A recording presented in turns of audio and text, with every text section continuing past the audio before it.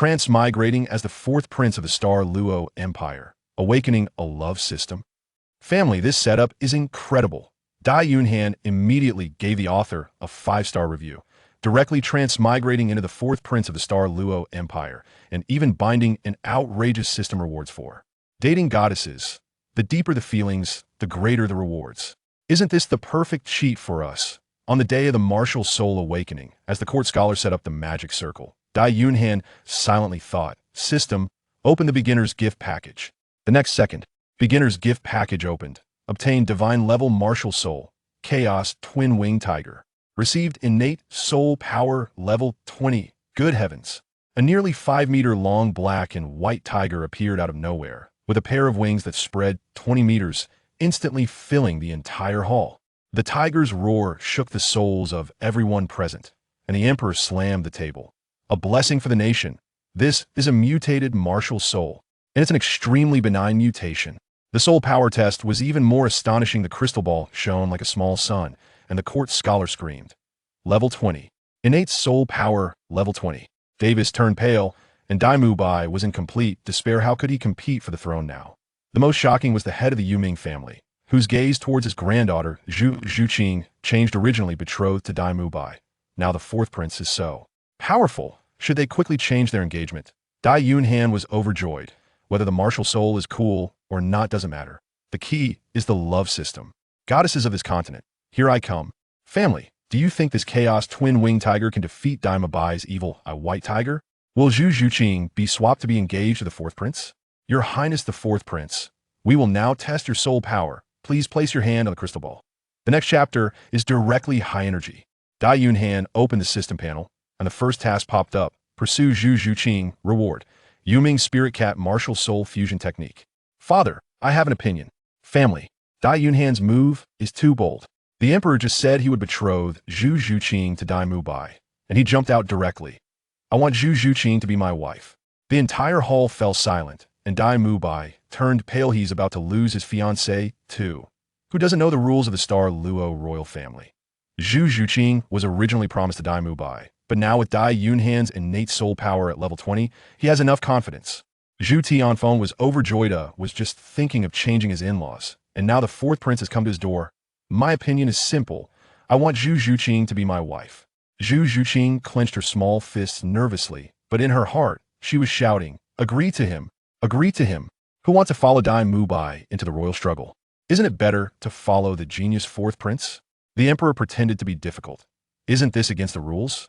Zhu Tianfeng immediately understood and quickly spoke formally. As long as the empire is strong, we all support. In translation, choose the fourth prince. Dai Mubai stood there like a big loser, had no hope for the throne, and now his fiancée was about to fly away. He couldn't stay in the palace. Davis was also dumbfounded. He originally thought Dai Mubai was the cannon fodder, but now with Dai Yunhan popping up, his position as crown prince might also be in jeopardy. And you? Do you have any thoughts? Family, what do you think Zhu Zhuqing will choose? Will the emperor smoothly push the boat and directly change the engagement? Will Dai Mubai run away to Shrek on the spot? The next chapter is directly high energy. Zhu Zhuqing raised her head, looked at Dai Yunhan with big eyes, and quietly but firmly said, I am willing. Dai Yunhan instantly smiled, and the system's prompt sounded. Successfully completed the first step in pursuing Zhu Zhuqing. Reward. 100,000-year soul ring.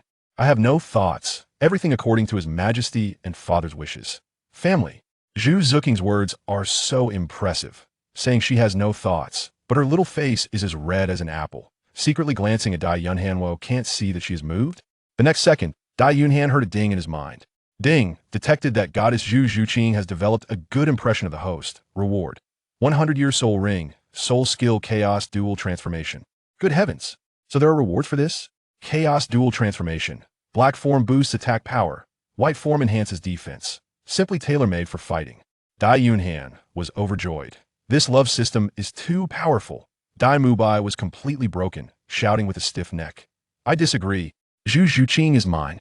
The king's word is unbreakable. The emperor's face darkened. You dare to retort me with that? Dai Yunhan directly threatened.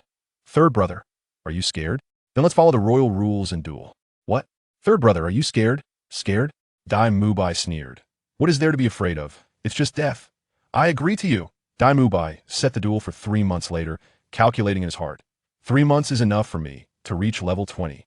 Dai Yunhan knew the score, but smiled and agreed, "Oh, you think level 20 can defeat me?" Too naive. After everyone dispersed, Zhu Zhuqing quietly followed Dai Yunhan, her small voice asking, "Why do you want to duel him for me?" She really didn't understand. With Dai Yunhan's talent, wouldn't it be easy to handle Dai Mubai in the future? Why take the risk now? Family, what do you think Dai Yunhan will answer? Will he directly say, "Because I like you"? Can Dai Mubai turn the tables in the duel 3 months later? Why do you want to duel him? Because of me. The next chapter is directly high energy. Dai Yunhan stopped, turned to look at Zhu Zhuqing, his gaze serious enough to melt. "Because I like you." Zhu Zhuqing was instantly petrified, and the system frantically prompted, affection skyrocketing. Reward: divine level movement technique, snow tracking steps. Very simple, because I like you. Family. Dai Yunhan's confession was too skillful, directly hitting Zhu Zhuqing. "The moment I saw you, I knew you were mine.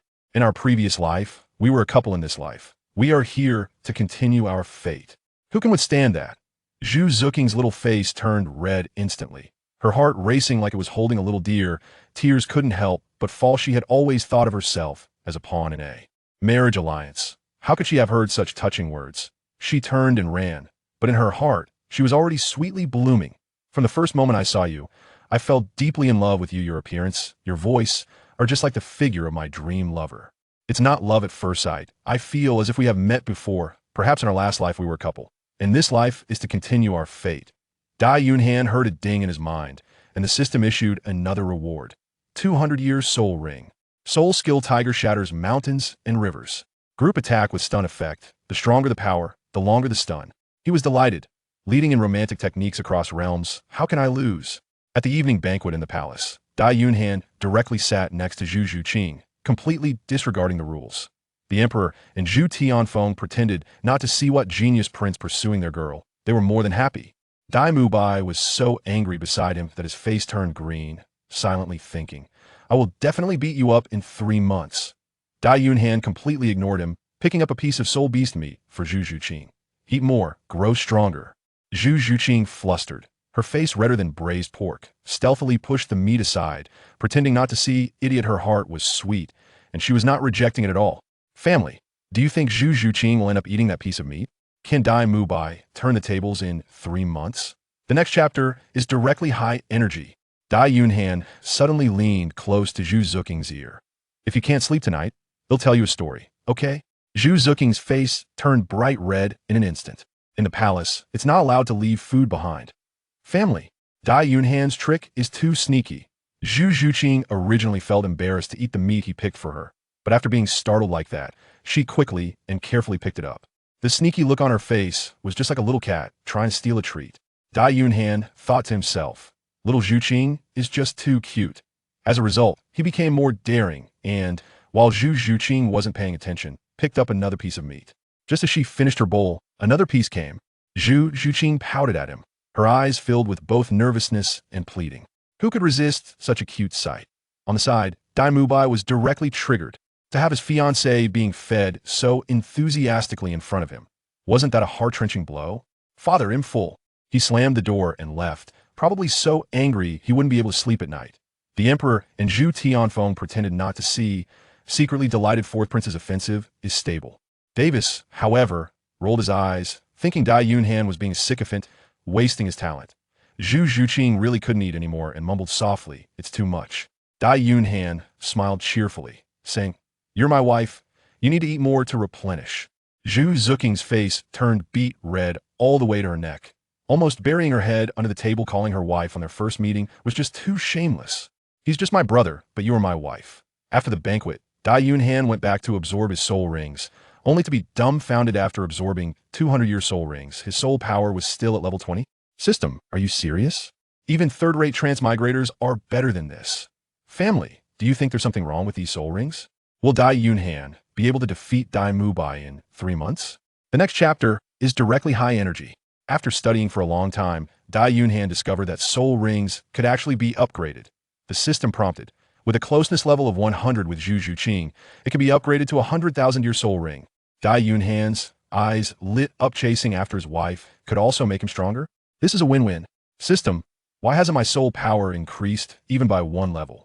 Family, Dai Yunhan's system is too much of a scam, absorbing 2 soul rings, and his soul power didn't increase at all. The system replied with confidence.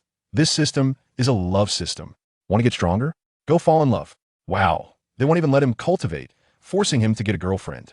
Dai Yunhan was also at a loss, but then thought, all right, no need to cultivate, just focus on dating, this is not a loss. The next day, he pretended to go hunt soul beasts to throw people off the scent, but in reality, he tossed the soul rings into the system warehouse after all. Absorbing them was pointless. On the 3rd day, Dai Yunhan went straight to Zhu Zhuqing's house. Little Zhu Zhuqing was practicing upon seeing him. She instinctively covered her little belly, probably traumatized for being stuffed with too much meat at the last banquet. Dai Yunhan took out a brocade box. Here, 1,000-year blood dragon ginseng from my father. Eat it to replenish, and reach level 10 soon. Zhu Zhuqing was startled and quickly waved her hands. It's too precious. I can't take it. What's wrong with accepting it? It was given to me by my father, so it's mine to do with as I please. Dai Yunhan's eyes turned, and he started to persuade her. I have plenty of these at home. We eat them like noodles. Help me digest some, or they'll go bad. Zhu Zhuqing's eyes widened. Really? Really eat them like noodles? The little girl believed him after all. He was a prince, and who knows, maybe royal meals are indeed that extravagant. Would I lie to you? I'm a prince, the future emperor. Do you think I would tell a lie? No. Dai Yunhan grabbed her hand and stuffed the brocade box into it. Zhu Zhuqing's little face turned red, holding the box, probably still pondering. Would noodles made from 1,000-year blood dragon ginseng taste good? Family, do you think Zhu Zhuqing could directly break through after eating this noodle? How much affection could Dai Yunhan gain from this trick? The next chapter is directly high energy. Just as Zhu Zhuqing accepted the ginseng, Dai Yunhan heard a ding in his mind. Detected the goddess moved feelings, reward. One opportunity to upgrade to a 10th ascend to your soul. Ring. Dai Yunhan was overjoyed this dating was worth it. Zhu Zhuqing's hands are small and delicate, a bit plump and fleshy, warm to the touch, as if there are no bones at all. Dai Yunhan really likes this feeling. Then, he took out many things, all of which were spiritual herbs helpful for cultivation. Although they couldn't compare to the celestial herbs in Dugu Bo's medicine garden, they were still valuable items that were hard to find on the market. Seeing so many good things, Zhu Zhuqing was stunned. You have to take all of these? So many? Zhu Zhuqing opened her small mouth wide. How many? Not many. There are several boxes of them. Dai Yunhan waved his hand and said, it's not much. It's just some chopped green onions. I usually have them when I eat noodles. You know what I mean? A big bowl like that is all noodles. But how much green onion is there? So, do you still think it's a lot? No, it's not a lot. Zhu Zhuqing initially wanted to say it was a lot because she really thought it was. But when she thought about the big bowl of noodles Dai Yunhan mentioned, she suddenly felt it really wasn't much. Because when she eats noodles, she likes to put a lot of chopped green onions. With such a big bowl of noodles, the green onions are just a little bit. Seeing how Zhu Zhuqing was momentarily dazed by his persuasion, Dai Yunhan couldn't help but smile. He suddenly realized that Zhu Zhuqing had such a cute and naive side. In his mind, he always thought of Zhu Zhuqing as a cold and aloof person. But now he understood that it wasn't that Zhu Zhuqing was cold, but rather that reality had made her that way. Dai Mubai has chosen to be weak. She can only become strong on her own. But now, when she has a strong support, her original little girl mentality gradually reveals itself. Therefore, Dai Yunhan can see her true self. Dai Yunhan felt an overwhelming sense of joy. Although he also liked cold and aloof women, he still preferred Zhu Zhuqing's most authentic self. After that, he chatted with Zhu Zhuqing for a while, simply getting to know a bit about her past. Then he left. On one hand, Zhu Zhuqing needed to cultivate, and on the other hand, he knew that haste makes waste. Although it was destined that Zhu Zhuqing would be with him for life, he still preferred a mutual pursuit, being forcibly tied together by the iron chains of rules. Even if they achieved a result, he wouldn't be happy. So this needed time. Shortly after Dai Yunhan left, Zhu Tianfeng walked in. Seeing the valuable items all over the courtyard, he was dumbfounded. What is this? Chapter 7. Dai Mubai and Davis unite. He picked up a brocade box and asked. This brocade box contained a Millennium Blood Dragon ginseng, which he naturally recognized, but he wanted to ask where it came from. This is a Millennium Blood Dragon ginseng, sent by the 4th Prince. Millennium Blood Dragon ginseng. Zhu Tianfeng was shocked. It really was sent by the 4th Prince. Zhuqing, how could you accept such a valuable thing? This is too disrespectful. This is a Millennium Blood Dragon ginseng, not some blood cat or blood dog. This thing is extremely valuable, priceless. And even the royal family only has 2 in total. He clearly remembered that Davis had always wanted to eat such a blood dragon ginseng since childhood, but had been ruthlessly rejected by the Starry Emperor. At this moment, he never expected that the Starry Emperor would actually give it to Dai Yunhan. One can imagine Dai Yunhan's current status. However, Dai Yunhan immediately gave it to Zhu Zhuqing without even warming it up. While feeling extremely shocked, he couldn't help but sigh. It seemed that this fourth prince really cared about Zhu Zhuqing. This is a good thing, but it is also a bad thing. Father, you don't need to worry. The fourth prince said he has plenty of these. He usually eats them like noodles. Seeing her father's expression darken, the caring Zhu Zhuqing quickly comforted him. Upon hearing this, Zhu Tianfeng's forehead darkened as he understood what was going on. Sigh, you silly child. He couldn't help but shake his head, thinking of Dai Yunhan. Both are 6 years old. How could their intelligence difference be so vast? Then what are these? Zhu Tianfeng pointed to those boxes. These are scallions. Scallions? Zhu Tianfeng nearly fainted. Dai Yunhan returned to the palace. He felt a bit disappointed because he did not receive any reward from Zhu Zhuqing today. He knew that not every interaction with Zhu Zhuqing would yield a reward. There must be a core point to this. Reflecting on the last 2 times he received rewards, Dai Yunhan began to understand that he needed to stir Zhu Zhuqing's emotions in order to receive a reward. If that's the case, he needed to be more diligent. He decided to go every day from now on. After all, he had nothing else to do. After a simple wash-up, Dai Yunhan went to bed.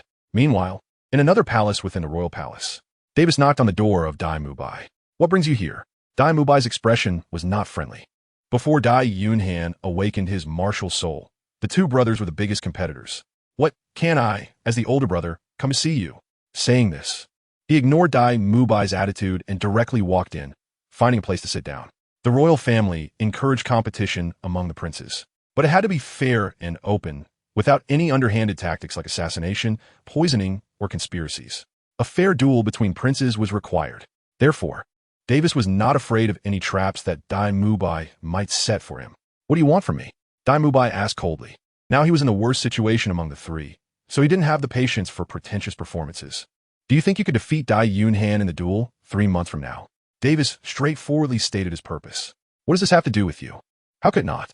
Davis retorted, then added, before Dai Yunhan awakened his martial soul, my only opponent was you, who hardly counted as a rival. But after he awakened, I now have a rival who doesn't count as a rival. His words were a bit convoluted, but simply put, it meant that the weak were too weak, and the strong were too strong. Dai Mubai is too weak to catch his eye, while Dai Yunhan is too strong to catch his eye. He is stuck in the middle, making it hard to be a person. Dai Mubai is not foolish. He has picked up on the meaning behind his words. If you have something to say, just say it directly. I don't have much, I just want you to win. I've said it before. Speak directly and don't beat around the bush. Dai Mubai snorted coldly. Davis pouted and then took out a brocade box. This is my treasured 500-year-old blood ginseng. Although it is not as valuable as the 1,000-year-old blood ginseng that my father gave to Dai Yunhan, it is still a very precious item. I know you are eager to break through to level 20, so I will give you this without any charge. Additionally, I will send you a batch of other auxiliary herbs as well. Dai Mubai looked at the fragrant blood dragon ginseng, but his eyes were filled with coldness. You said that Father Emperor gave him the 1,000-year blood dragon ginseng? Davis nodded. Dai Mubai let out a cold laugh again. It seems that in his father's eyes, he also hopes that Dai Yunhan can win. This is natural. If I were the emperor, I would also want Dai Yunhan to win. After all, his talent is evident. But don't be too imbalanced. When you awakened your martial soul, you were also given good things, just that their value wasn't as high. So what is your purpose in giving me the blood dragon ginseng? Davis stood up and looked out the window. In a way, we're both grasshoppers on the same line now. Although I hope you lose, I would rather see you lose at my hands. So you want to use me to get rid of Dai Yunhan? Dai Mubai understood. Davis was also afraid of Dai Yunhan's talent, so he wanted to take advantage of this dual opportunity to crush Dai Yunhan in the cradle. After all, once Dai Yunhan really grows up, they would definitely not be his match. Dai Mubai also intentionally provoked Dai Yunhan for this reason, urging him to duel with him, although he still wasn't fully confident. This was indeed the weakest time for Dai Yunhan. If he didn't choose to fight now, he didn't know when he would have the chance to do so. This isn't manipulation. It's called seeking warmth in numbers. Davis corrected Dai Mubai's wording, saying, right now, I'm genuinely helping you. No matter what happens in the future, at least in this moment, I am sincere. So you really believe I can win against him? Davis shook his head again, saying, it's not that I believe you can win against him, but I hope you can win against him. After all, besides you, who else can I hope for now? Every word was filled with irony. Dai Mubai's face was incredibly gloomy, yet he couldn't refute it. because the truth was that he was currently the weakest. He understood the reasoning behind this. Dai Yunhan was almost revealing his cards in battle, and both Davis and Dai Mubai could only rely on this fight to claim the throne. If they won, the pressure Dai Mubai faced would still be there, but it would definitely not be as desperate. For Davis, without the threat of Dai Yunhan, dealing with just Dai Mubai would be a piece of cake. Chapter 8. Your eyes are filled with me. How could I bear to let you lose? So at this moment, the two brothers rarely came together. Dai Mubai accepted the blood dragon ginseng. He wanted to defeat Dai Yunhan, and any increase in strength was a plus. Train hard, and if you need anything, just let me know. My only request is that you kill him in the arena. Davis's eyes flashed with murderous intent. Such a battle was one where lethal force could be used. Moreover, even the king could not intervene. This was the rule. The next day, Dai Yunhan once again arrived at the Prince of Netherworld's residence and found Zhu Zhuqing. When Zhu Zhuqing saw him coming again, she felt a bit shy. They hadn't even progressed much yet. So why did he come here every day? If this got out, how would she face others in the future? But Dai Yunhan didn't care about any of that. He walked up to her and asked, "So, how is the effect of the 1,000-year blood dragon ginseng?" Speaking of the blood dragon ginseng, Zhu Zhuqing quickly took out the brocade box. "My father said this thing is very precious, and I can't keep it. I need to return it to you." Return it? Once something is given away, how can it be taken back? Dai Yunhan firmly refused. Zhu Zhuqing was also in a difficult position. It was her father's wish, and she couldn't accept it, otherwise she would be reprimanded. "It's fine. I'm going to find him now. If it's just because of Zhu Tianfeng, then it'll be easy to handle." "Don't." Zhu Zhuqing quickly grabbed his sleeve. If Dai Yunhan want to find her father now, she would be caught in the middle, making things even more difficult. Dai Yunhan saw her expression and understood something in his heart. With a turn of his mind, he thought of a good idea. "How about this? Let's play a game. And these things will be the stakes. If I lose, you can take these items." "What if I lose?" Zhu Zhuqing seemed to think she wouldn't win. So she first asked what the conditions would be if she lost. "What do you have?" Dai Yunhan asked. Zhu Zhuqing thought for a moment. "I don't seem to have anything." "No, you have yourself." Zhu Zhuqing was puzzled and felt a bit confused. "If you lose, you give yourself to me. How about that? After all, you're just idle, so you might as well be my treasure." Zhu Zhuqing's face turned red. She realized that Dai Yunhan was deliberately teasing her. She thought Dai Yunhan was a big bad guy. She ignored him. Dai Yunhan smiled and made a joke. He glanced at Zhu Zhuqing's hair and said, "How about this? If you lose, you give me the little hair tie on your head." "Why?" "Don't ask. Just answer whether you agree or not. But I need to make it clear. If you don't agree, I'll throw all these things away to feed the fish." "Well, okay then." Zhu Zhuqing could only agree helplessly.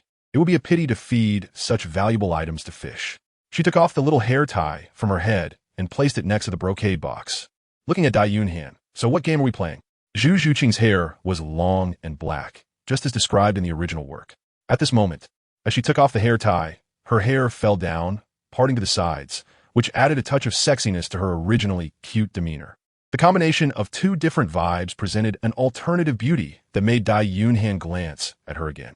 He withdrew his gaze and said, "It's a very simple game. We just stare at each other, and whoever blinks first loses. Can you accept that?" "Sure." Zhu Zhuqing didn't hesitate. She thought this game was quite simple. "All right, let's get started then." After saying that, Dai Yunhan began to prepare. Zhu Zhuqing also focused her attention. "Come a little closer to me." Dai Yunhan asked her to come a little closer. The two were about 20 centimeters apart, and the game officially began. "Start." With a command, Dai Yunhan fixed her gaze on Zhu Zhuqing's eyes. Zhu Zhuqing's eyes were truly large and bright, with a clear distinction between black and white, resembling washed water. As Dai Yunhan looked at her, she could even see her own reflection in Zhu Zhuqing's eyes. Moreover, her eyelashes were beautiful, each one exceptionally long, with a gentle curve. Looking into her eyes felt as if they were speaking, engaging in a silent conversation. Zhu Zhuqing, gazing into Dai Yunhan's eyes, also noticed that Dai Yunhan's eyes were particularly beautiful, lacking the cold heaviness she often saw in others. In Dai Yunhan's eyes, she saw ease, sunshine, and warmth. His eyes resembled a vast grassland, filled with lush green grass, high mountains, white clouds, a warm sun, and a gentle breeze, with two little figures holding hands, playing and having fun. Looking over, one little figure was Dai Yunhan, and the other was herself. Suddenly, she felt herself escape from Dai Yunhan's gaze. Her face turned a bit red. When she looked again, she found Dai Yunhan's gaze to be quite domineering. Looking at her felt like being examined, like a personal possession. Instantly, her heart raced, and her eyelids began to uncontrollably flutter down. Just then, Dai Yunhan blinked first. I lost. Dai Yunhan stood up. All these things are yours now. Zhu Zhuqing quickly stood up as well. Why? What do you mean why? You did it on purpose, Zhu Zhuqing asserted. She had clearly seen Dai Yunhan blink very hard just now. What else could that be if not intentional? Do you really want to know why? Zhu Zhuqing nodded. If she didn't want to know, she wouldn't have asked. Dai Yunhan smiled, staring in her eyes, and suddenly said with deep affection, Your eyes are all about me. How could I bear to let you lose? Zhu Zhuqing was somewhat stunned. This inexplicable and unheard of statement left her momentarily speechless. But then, she understood. This was a love confession. Her face instantly turned crimson. She dared not look at Dai Yunhan, but her heart was pounding like a drum. She had never heard a love confession before, and hearing it for the first time gave her an inexplicable feeling of excitement. It felt as if ice was shattering. A dam was bursting, an egg was cracking, and she was singing and dancing with a basketball going through the hoop. In short, her heart was racing rapidly at that moment. Ding! The system detected that the goddess Zhu Zhuqing's affection for the host had increased, rewarding the host with a level increase in soul power. As the system's voice fell, Dai Yunhan felt her strength enhance slightly. Dai Yunhan laughed heartily, not because the system had rewarded him, but because of Zhu Zhuqing's shy appearance. In his previous life, such cheesy pickup lines would have made others feel disgusted. However, in this world, it was a complete dimensionality reduction strike. Since you agreed to the bet, this is yours now, and to prevent you from going back on your word, I want to see you eat it. After Dai Yunhan smiled, she first put away her small hair tie and then took out the blood dragon ginseng, presenting it in front of her. Chapter 9. Because here, you are my most precious. Do you want to eat it now? Yes, let's eat it now. Dai Yunhan wouldn't give her a chance to avoid it, and directly placed it by her mouth. What if she didn't eat it?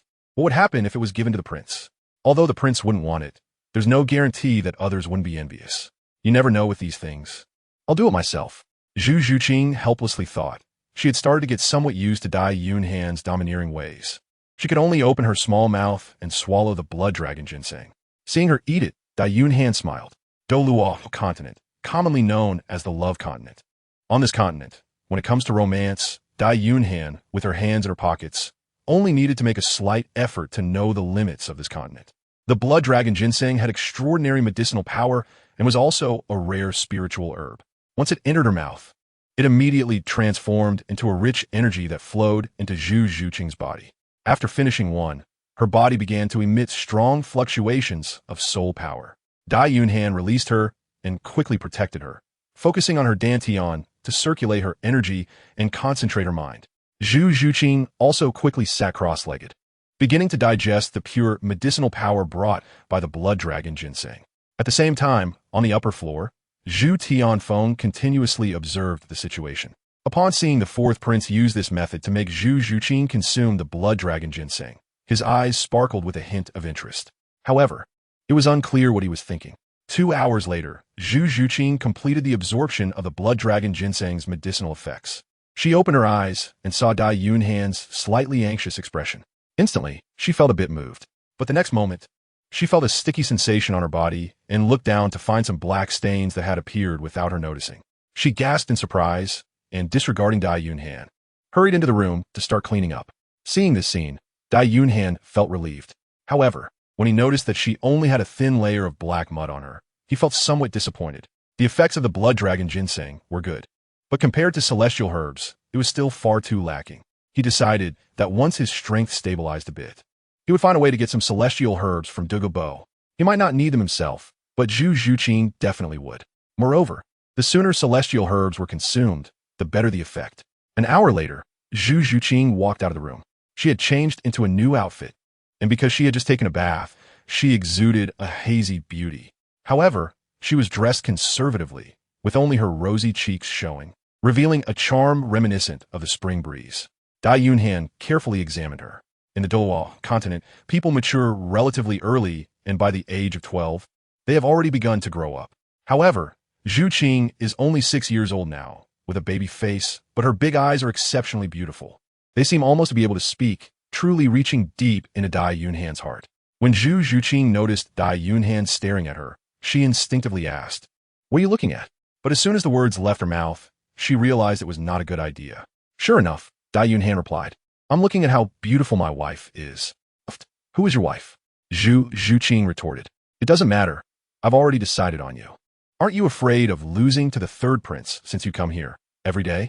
Zhu Zhuqing changed the subject. She knew that Dai Yunhan had a thick skin and wouldn't gain any advantage in a verbal spar. Oh, are you already worried about your husband so soon? Dai Yunhan teased with a sly smile. Zhu Zhuqing's face flushed red. How could this guy think of everything in such a way? Dai Yunhan confidently said, Don't say I would never lose to him. Even if I lose, so what? In my heart, you are the wife I've chosen. At worst, I'll just take you away. Dai Yunhan revealed the teeth of a villain. However, Zhu Zhuqing was not amused. Her eyes showed visible concern.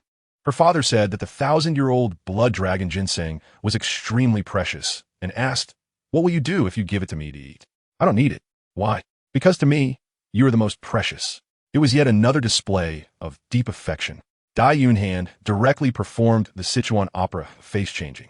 Zhu Zhuqing was suddenly flustered by his confession and turned her face away. However, her heart was racing. He really is quite skilled. When she first saw Dai Yunhan 2 days ago, she thought he was a very proud prince. But in just 2 days, that image was completely shattered. Now, calling him a rogue wouldn't be an exaggeration, but he is a rogue with culture, talent, and background. So what should someone like him be called? The rogue of rogues? A battle rogue? Or a noble among rogues? She didn't know. She just felt that interacting with such a prince was quite comfortable. It didn't make her feel constrained at all. So, after eating the blood dragon ginseng, has your soul power improved? Dai Yunhan asked again. Zhu Zhuqing nodded, saying it had improved by 2 levels. 2 levels? This was somewhat unexpected for Dai Yunhan. The 1,000-year blood dragon ginseng was just blood dragon ginseng, not crystal blood dragon ginseng, and there was a huge difference between the two. In Dai Yunhan's mind, being able to increase by 1 level of soul power would already be impressive, but he didn't expect to receive such a pleasant surprise. However, he soon realized that when Zhu Zhuqing consumed the immortal herb, her soul power had increased by 7 levels, but at that time, her own soul power was already over 30 levels. So that total increase of 7 levels was actually quite terrifying when calculated. It might be dozens or even hundreds of times greater than the 2 levels she had increased now. After the increase, Zhu Zhuqing was now at level 9, and according to her training talent, she should be able to break through to level 10 within 3 to 4 months. Where's my little hair tie? Zhu Zhuqing asked at this moment. She had just washed her hair and realized her little hair tie was missing. She suspected it had been taken by Dai Yunhan. What do you mean, your little hair tie? That's my little hair tie. That's clearly mine. Who is clearly? Zhu Zhuqing. You're bullying me. Zhu Zhuqing realized and immediately punched him in annoyance. However, it wasn't hard, and Dai Yunhan felt nothing at all. But after hitting him, Zhu Zhuqing suddenly realized that her actions had been too reckless. Hitting a prince is a serious crime. She felt a bit panicked, but seeing Dai Yunhan's happy expression, she was somewhat confused. Do you want me to help you tie your hair? No. Mom said that a girl's hair shouldn't be casually touched by boys. She took the little hair tie from Dai Yunhan's hand and tied her hair back up herself. After tying it up, she began to cultivate. The medicinal effect hadn't worn off yet, so cultivating now was twice as effective. However, Dai Yunhan didn't leave. Instead, he chose to stay and accompany her. After all, he really had nothing else to do. Soon, night began to fall, and Zhu Zhuqing finished her training. Chapter 10. 3 months. Duel with Dai Mubai. Aren't you going to cultivate while watching me? Zhu Zhuqing asked curiously. I am. I'm just secretly working hard where you can't see me. Zhu Zhuqing didn't believe it and said, You don't have to accompany me every day, as long as you defeat the 3rd prince, whether I want to or not. I will be yours. Don't worry, I like you, but I like it even more when you like me. Dai Yunhan said seriously. He liked to be possessive and then develop feelings over time, ultimately leading to mutual pursuit. However, among these 3 steps, he considered the 2nd step to be the most important. If the 2nd step was not successful, he would give up and not continue. He valued both the body and the heart. If he only had her body but not her heart, it would be better to let her go. However, it seemed that Dai Yunhan's 2nd step was already on the path to success. Your Highness, Miss, dinner is ready, said a maid beside them. Let's go, Dai Yunhan said. Are you leaving? Won't you stay and have a meal together? Zhu Zhuqing asked. As soon as Dai Yunhan heard this, he couldn't help but reach out to tap her on the head, but when he extended his hand, he realized that Zhu Zhuqing was actually a little taller than him. He was speechless. This was the weakness of males in the early stages. Immediately, he changed his posture and pinched Zhu Zhuqing's little face, saying, "What are you talking about? Of course, I'm going to eat before I leave. This will be my home in the future." The affectionate gesture made Zhu Zhuqing instinctively step back, escaping his grasp. Although she somewhat enjoyed being with Dai Yunhan, she felt it was necessary to maintain some distance from the prince until the duel was over. Yet in her heart, she had already decided that Dai Yunhan would win. Dai Yunhan didn't mind either. He knew what Zhu Zhuqing was worried about. If he wanted to change this, he just needed to defeat Dai Mubai in the arena competition 3 months later. After finishing dinner, Dai Yunhan returned to the palace. However, as soon as he got back, he was summoned by Emperor Xingluo. "Father, you called for me?" "Yunhan, I heard you've been visiting the prince of the underworld's residence these past few days." Emperor Xingluo's expression was displeased, clearly feeling that Dai Yunhan was a bit too arrogant. "Yes, father. Do you have confidence for the arena duel 3 months from now?" Emperor Xingluo asked the core question. He didn't want to interfere too much in the matters between the princes, but Dai Yunhan's talent was truly outstanding. For the future of the empire, he needed to show a little favoritism. Absolute fairness? That was impossible. "Yes." Dai Yunhan only answered with one word. "Okay, as long as you have confidence, that's fine. Go ahead." The Starry Empire waved his hand. "You must understand. Endure for 3 months, and everything afterwards will be yours." The Emperor of the Starry Empire considered this a reminder. Children and grandchildren have their own blessings. Do not work yourself to the bone for them. Whatever fate it is, that is all predestined by heaven, and the Emperor of the Starry Empire did not want to get too involved. Otherwise, it would be more likely to backfire. "Yes, father." Dai Yunhan retreated, knowing that his lack of focus had caused some concern for Emperor Xingluo. But what could he do? Due to system restrictions, it was useless for him to want to cultivate. Moreover, it wasn't that he was being unproductive. It was simply an alternative form of cultivation. So on the 3rd day, Dai Yunhan went to the prince of the underworld's residence, as usual. "You do your thing, and I'll do mine. As long as everyone understands each other, that's enough." After hearing this news, Emperor Xingluo only furrowed his brows slightly, but didn't say anything. Davis passed this news on to Dai Mubai. Dai Mubai's performance was not much different from that of the Starry Emperor. He showed little reaction and only cared about himself. After all, no matter how well Dai Yunhan performed, he was still just over level 20. However, Dai Mubai had only just broken through to level 19. He needed to reach level 20 in the next 3 months. To achieve this, he gathered all his resources, and Davis was generous enough to share his cultivation resources with him. Time slowly passed. A few days went by, and during this time, Dai Yunhan continued to visit the prince of the underworld's mansion every day. However, to his disappointment, he did not receive any rewards. This made him realize that although their relationship seemed to be good at the moment, the actual progress was slow and far from reaching the level that would warrant a reward from the system. Dai Yunhan thought for a moment and felt that it was very likely related to the duel between him and Dai Mubai, since a winner had not yet been determined. Zhu Zhuqing couldn't fully open her heart, and she was still bound by the rules. If that was the case, Dai Yunhan really had no other way but to wait for the duel to come. Time passed day by day. Finally, the 3-month period arrived. During these 3 months, Dai Yunhan had not gained any soul power levels and remained at level 21. This left him somewhat speechless. However, fortunately, the 3-month deadline had come, and he believed that after today, he would gain Zhu Zhuqing's true recognition. On the royal arena, Dai Mubai and Dai Yunhan stepped onto the duel platform. Today's audience was not large, consisting only of royal members and the family of the Prince of Yuming. The atmosphere was somewhat heavy. While they had anticipated this battle, they did not expect it to come so soon. They had long accepted the cruelty of the royal family, but when the day arrived, their hearts were still filled with great sorrow. Especially on the throne, the queen did not appear today. Dai Mubai and Dai Yunhan are both her biological sons. She cannot accept losing either of them. A mother must be strong, but in this moment, she cannot be. The Emperor Xingluo has a cold expression, but amidst that coldness, there's a hint of pain. Watching the scene before him, he cannot help but recall his own past, as he too ascended to the throne over the bodies of his brothers. Deep down, he despises this cruel competition, but it is a rule left by his ancestors, and he feels powerless to change it. Prince Yoming's face is equally serious. Although it is not his son fighting in front of him, he seems to see the future shadows of Zhu Zhuqing and Zhu Zhuqing in these two. Perhaps in a few years, it will be her 2 daughters standing on the duel stage again. He cannot help but sigh in his heart. He truly detests the royal family's bloody and cruel rules. Ding! It detects that the goddess Zhu Zhuqing's favorability towards the host has increased, rewarding him with 1 level of soul power. The sudden voice makes Dai Yunhan momentarily stunned. He looks towards Zhu Zhuqing and finds her nervously staring at him. When she sees that he is looking at her too, instead of avoiding him, she becomes even more anxious. Chapter 11. First Battle Success. Dai Yunhan felt a surge of joy in her heart, knowing that she had started to worry about him. This indicated that the past 3 months had not been in vain. He had already made an impression in her heart. As a result, his soul power level had reached level 22. Leveling up 2 levels in 3 months could be considered quite fast. In today's match, there were no referees. Everyone was a referee. After both of them released their martial souls, they could begin their duel. Dai Mubai was the first to release his martial soul, a white tiger that exuded a fierce presence behind him.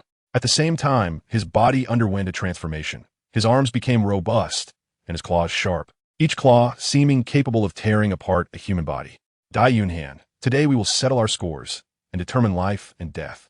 In the underworld, do not blame me. Upon hearing this, Dai Yunhan couldn't help but sigh, remaining silent as he quietly activated his martial soul. The chaos dual-winged tiger appeared behind him. With massive black and white wings, a fierce and imposing body, and an overwhelming aura that was simply incomparable to Dai Mubai's white tiger martial soul. To compare the two, one was a cat and the other a tiger. They were worlds apart. On Dai Yunhan, however, the signs of beastification were not so obvious. His hair was split down the middle, one side white and the other black, and a pair of black and white wings appeared on his back. Though they were not physical wings, nevertheless, they allowed him to fly. As soon as the chaos dual-winged tiger martial soul emerged, Dai Mubai's white tiger martial soul couldn't help but reveal a hint of fear. Even the soul power within him seemed to feel a slight suppression. Dai Mubai knew that this pressure came from the bloodline.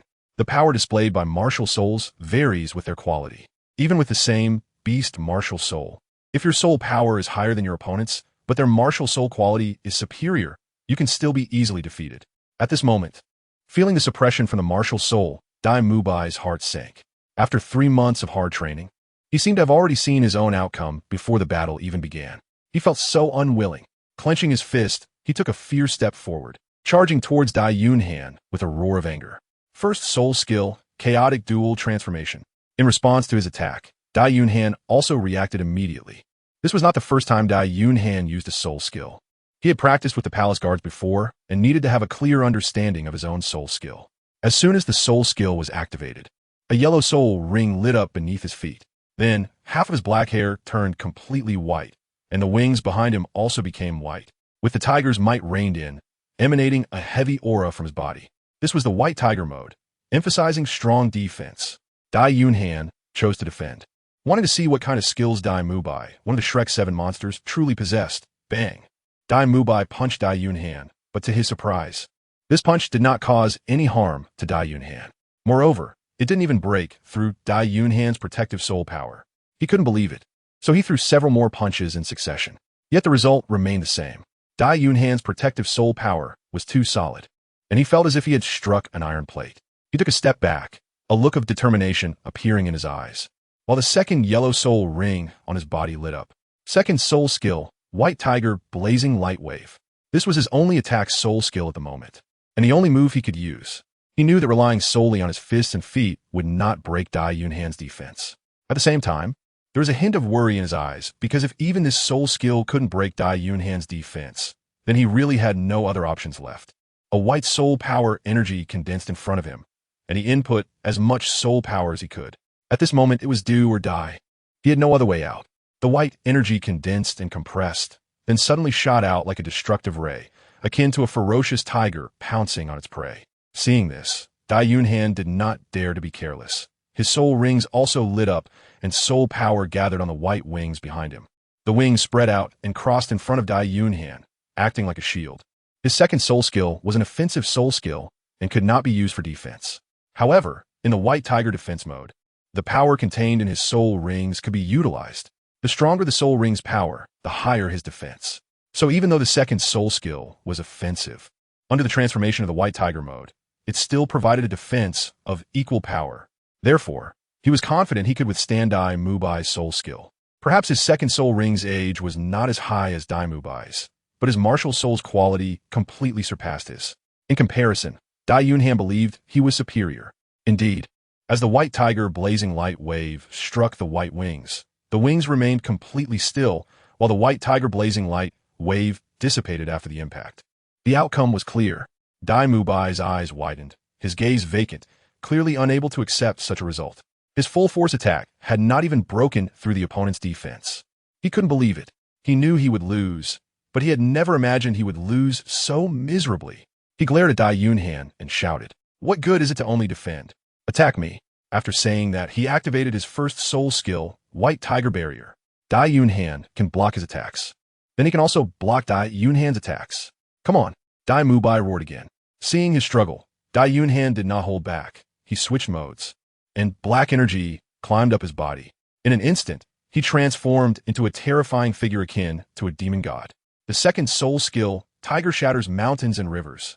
The second yellow soul ring glowed brightly on his body, and then he suddenly stepped forward. Immediately, a black, ferocious tiger descended from the sky, crashing down to the ground with an earth-shattering roar. Under this roar, Dai Mubai felt his head spinning and fainted.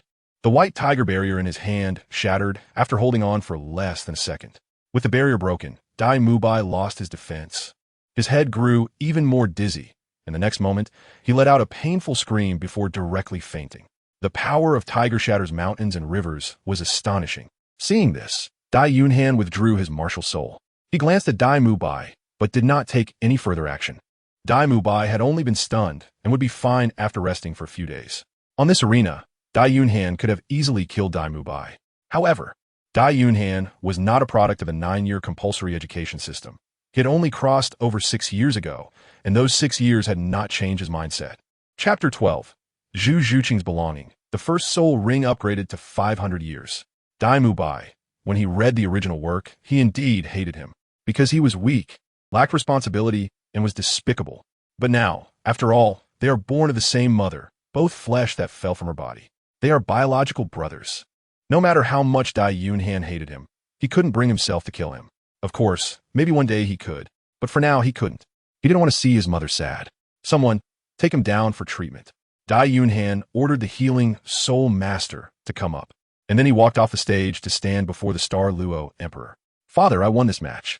The Star Luo Emperor looked at him, his expression still serious as at the beginning. He showed no sign of happiness or anger at Dai Yunhan's decision not to kill Dai Mubai, because his guiding principle was that everyone has their own fate. Whatever choice they make, he would not interfere too much. Only by experiencing it themselves can they understand the truth behind it. From today on, Zhu Zhuqing will be your fiancé. Thank you, father. No need for formalities. As the Star Luo Emperor stood up and prepared to leave, he glanced at Dai Yunhan again. "Go see your mother. She will be very happy." Yes, Dai Yunhan knows what this sentence means.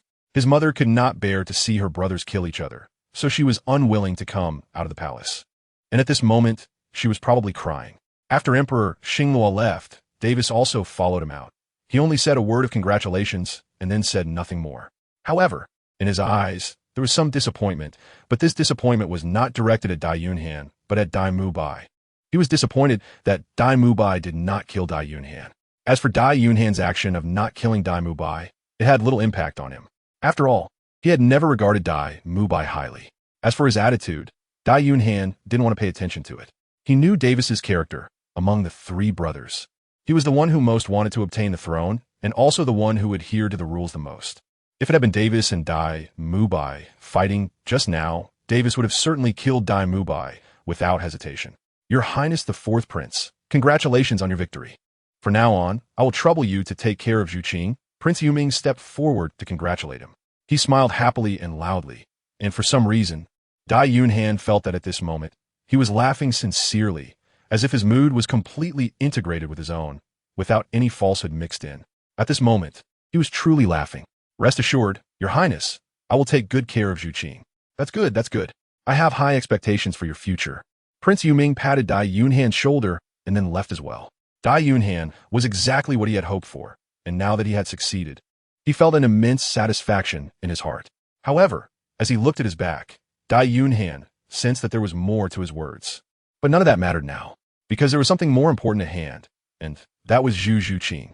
He walked up to Zhu Zhuqing, first revealing a victorious smile, then casually taking her hand. "Zhuqing, I told you, you are my wife, and no one can take you away." His tone was domineering, his actions assertive. Zhu Zhuqing's face immediately turned a bit flustered and shy. Seeing so many maids and guard around, she wanted to pull her hand away. But her strength was no match for Dai Yunhan's, and she couldn't pull it back at all.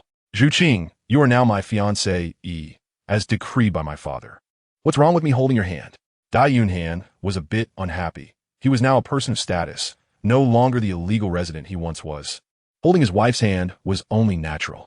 His expression was cheerful, knowing that Zhu Zhuqing was just shy and didn't actually dislike him. Sure enough, upon hearing Dai Yunhan's words, Zhu Zhuqing stopped struggling. Yes, she was now his fiancée, and soon everyone in the empire would know. So what if he held her hand? She let out a small sigh and chose to stop resisting. The current Dai Yunhan would be her lifelong belonging, and they could never be separated again. She looked around again. The maids and guards still stood in formation. But at this moment, her previous nervousness had faded significantly, replaced by a hint of sweetness in her heart. From now on, I will be Dai Yunhan's fiancé. For some reason, a feeling of happiness surged within her. Ding! It detected that the goddess Zhu Zhuqing's favorability towards the host had greatly increased, rewarding the first soul ring with a duration of 500 years. A 500-year soul ring. Dai Yunhan clearly felt that his body had become a bit stronger. He looked at Zhu Zhuqing, his face filled with even more happiness. Indeed, after gaining a title, the rewards he received were different. Next, Dai Yunhan, like a victorious general, held Zhu Zhuqing's hand and strolled through the palace. It seemed he wanted to announce to the world that Zhu Zhuqing was his fiancée. At this moment, Zhu Zhuqing had also changed from her previous calm demeanor towards Dai Yunhan, appearing like a gentle wife quietly following him. As they walked, they chatted. Eventually, they arrived at the imperial harem, the queen's palace, which was also Dai Yunhan's mother's residence. His mother was also from the Zhu family, but a branch of it, having a distant blood relation to Zhu Zhuqing, as it was several generations removed. The choice to marry into the Zhu family was not based on direct lineage, but primarily on talent. A strong alliance could give birth to an even stronger next generation. To avoid the issue of close kin, the Zhu family had historically expanded widely, and over time, they had already become the most prominent family in the Star Luo Empire. However, with this power came the sacrifice in the struggles of the princes. After all, every conflict represented the untimely demise of an outstanding talent from the Zhu family. Upon entering the palace, the queen was beaming with smiles, seemingly knowing that Dai Yunhan would come, and quickly rose to greet him. My son pays respects to mother, he said. The daughter pays respects to the queen. Zhu Zhuqing added. Dai Yunhan and Zhu Zhuqing knelt down and spoke in unison. Quickly get up. The queen helped the two of them up. Dai Yunhan saw that the empress's eyes were still red and swollen, which indicated that she had indeed cried. Mother, I'm sorry for making you sad, Dai Yunhan said. The rules of the royal family are so cruel.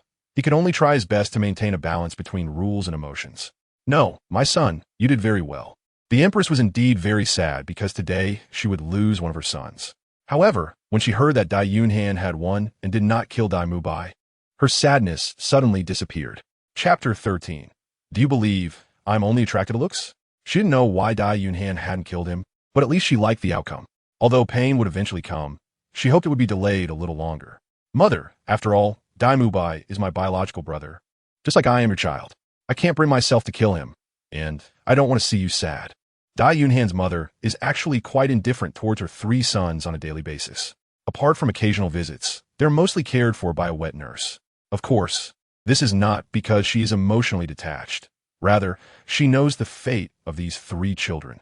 She doesn't want her own reasons to make the 3 children feel unfairness, thereby accelerating the arrival of that fate. In her heart, she loves her children more than anyone else. The saying, the heart of parents is filled with compassion. Not being a parent is the happiest was originally just a joke, but in this star-studded royal family, it is vividly manifested. Dai Yunhan's words brought a smile of relief to the queen's face. She knew the personalities of all 3 children before their martial souls awakened. She always thought that Dai Yunhan, being the youngest, would be at a disadvantage, and with his kind nature, he would probably have the worst outcome. However, after the martial soul awakened, his terrifying talent suddenly brought him from the depths of despair to the peak of the mountain. She began to worry instead. Fortunately, Dai Yunhan's performance did not disappoint her. Your Highness, your talent is the most outstanding. If nothing unexpected happens, you will definitely be the emperor of the Star Luo Empire in the future. Therefore, Mother has one thing I would like you to promise. Mother, please tell me what it is. Dai Yunhan already guessed a bit about what she would say. The queen said, I know you are a kind-hearted child. Before this, my greatest concern was actually you. But now, your strength has surpassed my imagination. Given time, your power will be even greater than your father's. Therefore, I hope that when you become strong in the future, you can leave a way out for your two brothers. Okay? Of course, this is not to force you to do so. I just hope you can let them go if it is within your capability. And this is under the premise of ensuring your absolute safety. In this world, strength speaks for everything, and I believe you can do it. Dai Yunhan guessed correctly in his heart, but he did not hesitate and replied, Mother, you can rest assured. I promise you. Deep down, Dai Yunhan actually didn't want to do this, because under the influence of peace and development in the 21st century, he simply couldn't commit acts of violence. Since he traveled to this world, he has not liked fighting and killing. He believes that enjoying life is the most important thing. Although he really dislikes the antagonist Tang San, he is not his target to eliminate. Of course, if Tang San insists on provoking him, he wouldn't mind sending him away. However, he also knows that this kind of thinking only exists in fantasy. Without strength, everything is meaningless. Only with absolute strength can one make the world revolve around them. Therefore, before that, he just wants to have a good relationship with Zhu Zhuqing to enhance his own strength. Of course, it would be even better if he could date other goddesses while improving his strength. After all, his biggest dream is to care for more homeless girls with a broad heart. Upon receiving Dai Yunhan's affirmative answer, the queen's face was filled with relief. If this matter had been brought up before, she would not have mentioned it, as it would only add pressure to Dai Yunhan. But now it is different. On one hand, Dai Yunhan truly has the strength to accomplish such things. On the other hand, his performance has shown her the kindness in his heart. Then, the queen took out a pair of similar pendants from a box behind her. These pendants are gifts I prepared for you. They're not particularly valuable, just a pair of soul guide devices. Wearing them can stabilize your spirit and help with cultivation. At the same time, they will allow you to connect with each other's hearts and love each other even more. Thank you, Mother. Thank you, Queen. Come, let me put them on for you. The queen smiled. Zhu Zhuqing is a beautiful girl with great talent, and standing next to Dai Yunhan, they truly are a match made in heaven. All right, you two go have fun. After putting on the pendant, the queen sent the two people away. Children, of course, are eager to play with other children. The son respectfully took his leave.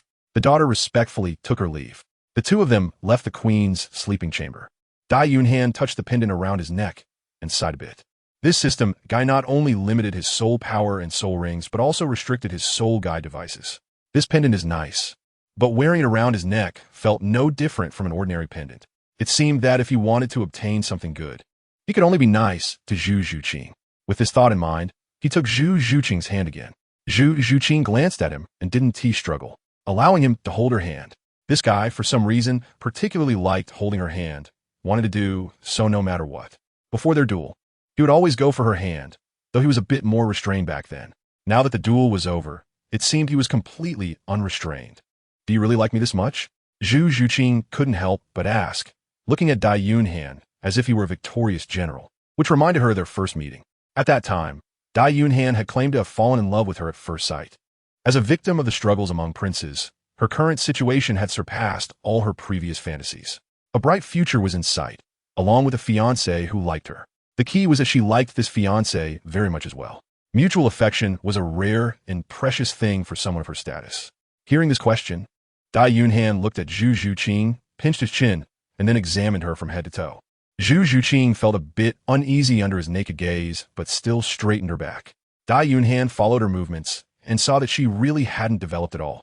He could hardly imagine that this airport would grow into an aircraft carrier in just a few short years. However, Dai Yunhan didn't mind her now. There is true love in the world. I love the flat peak. Dai Yunhan pretended to slurp, revealing a sour expression. If I said I was just purely attracted by looks, would you believe me? That look was like a hungry wolf's legend. I originally didn't believe it, but now I do. Chapter 14. Bull milk and cow milk. Zhu Zhuqing was taken aback for a moment, but then realized that Dai Yunhan was saying this intentionally. Immediately, she also showed a hint of disdain and indifference, breaking free from his hand and walking away unhappily. However, there was a smile at the corner of her mouth. She didn't ignore the performance she was supposed to cooperate with. Dai Yunhan quickly caught up with her, then grabbed her hand, saying, whether you believe it or not, my lady, you are now walking into the tiger's den, and there's no escaping this calamity. Zhu Zhuqing looked terrified. My lord, you are so frightening. I am trembling in fear. Oomph. Dai Yunhan felt his blood boiling. Zhu Zhuqing's soft demeanor of wanting to refuse, yet welcoming, was truly touching his heart. He really thought Zhuqing was so cute, even cuter than having eaten something adorable. Then I'll make you tremble so much you can't stand up. Dai Yunhan transformed into a hungry tiger, pouncing on a sheep, rushing toward Zhu Zhuqing. Zhu Zhuqing quickly shouted and then ran away playfully. For a moment, she ran while he chased, and she found it hard to escape. The patrolling guards, witnessing this scene, thought something significant had happened. Upon closer inspection, they realized it was just young people displaying their affection. However, starting to show affection at such a young age seemed a bit disrespectful to them, the single elders. The next day, the empire issued a notice regarding the engagement between the fourth prince Dai Yunhan and Zhu Zhuqing. Now, everyone in the empire knew about their relationship. To enhance their feelings for each other, Zhu Zhuqing also moved into the palace at this time, although not living with Dai Yunhan. Moreover, the two studied together at the Royal Academy. Meanwhile, on the second day after the announcement, Dai Mubai quietly left the palace alone, destination unknown. However, Dai Yunhan knew that he was likely about to embark on a Shrek journey. Time flowed slowly like this. A few months later, Zhu Zhuqing successfully broke through to level 10. She could finally obtain her first soul ring in life.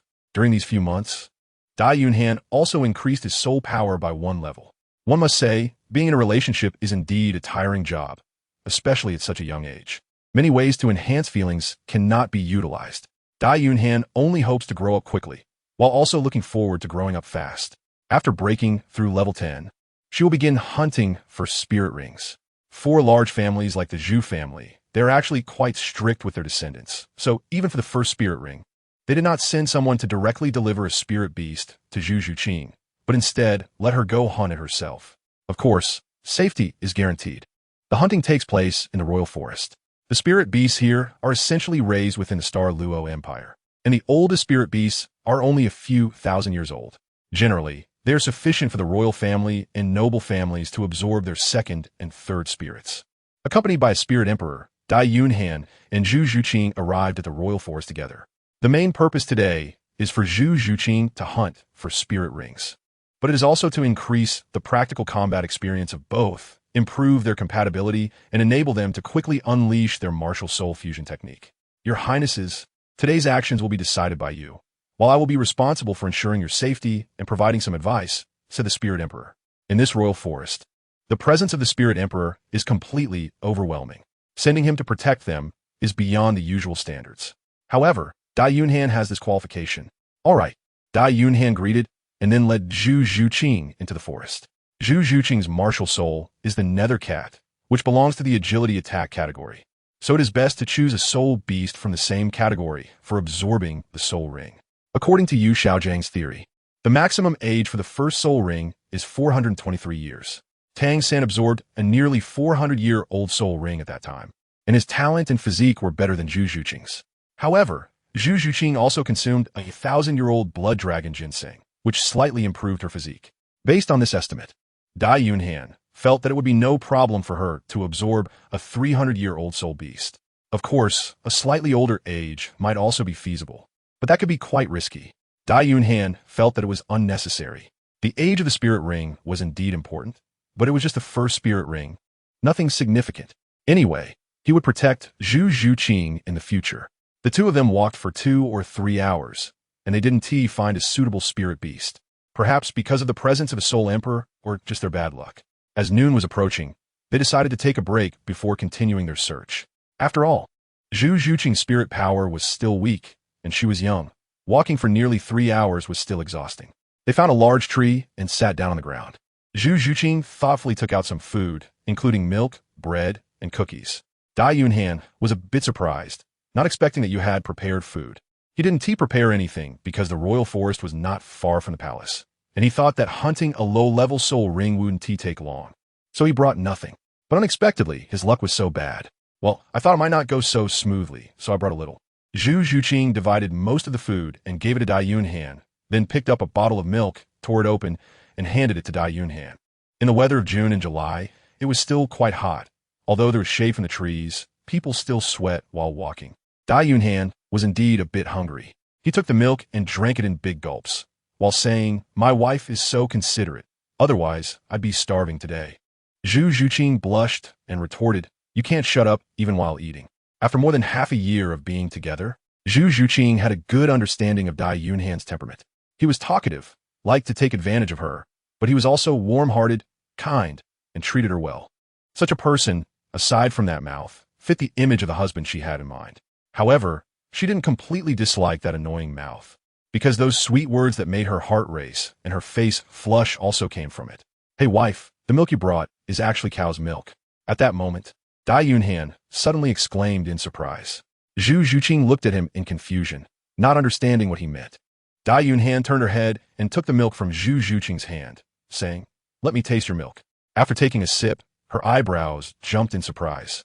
"Yours is also cow's milk." Zhu Zhuqing understood a bit. Dai Yunhan had tasted cow's milk. She took back the milk and also took a sip, but she didn't notice any difference. "How do you know this is cow's milk?" Zhu Zhuqing looked at Dai Yunhan with curious eyes. She had drank so much milk, but had never been able to distinguish between bull milk and cow milk. Chapter 15. Soul Beasts Every Day. Zhu Zhuqing only has one. "This is cow's milk," Dai Yunhan stated confidently and with righteous conviction. "Then how do you know?" Dai Yunhan said, "To distinguish milk, first you need to look at it. Check the color, whether it's white or not. Second, you rely on tasting to see if it has a strong fishy taste. The two bottles we have are both cow's milk, right?" Zhu Zhuqing was a bit skeptical, so she took another sip, but still felt nothing. "This is a probability issue. There's a 50 chance it's bull's milk and a 50 chance it's cow's milk." Zhu Zhuqing wanted to argue further, but Dai Yunhan insisted that it was cow's milk.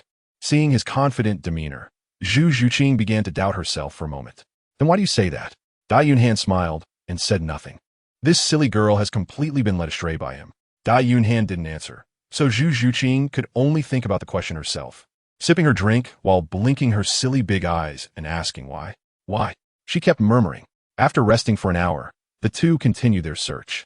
Although the weather was hot, the soul ring still needed to be hunted. Zhu Zhuqing, following behind her, said why? Dai Yunhan couldn't help but laugh.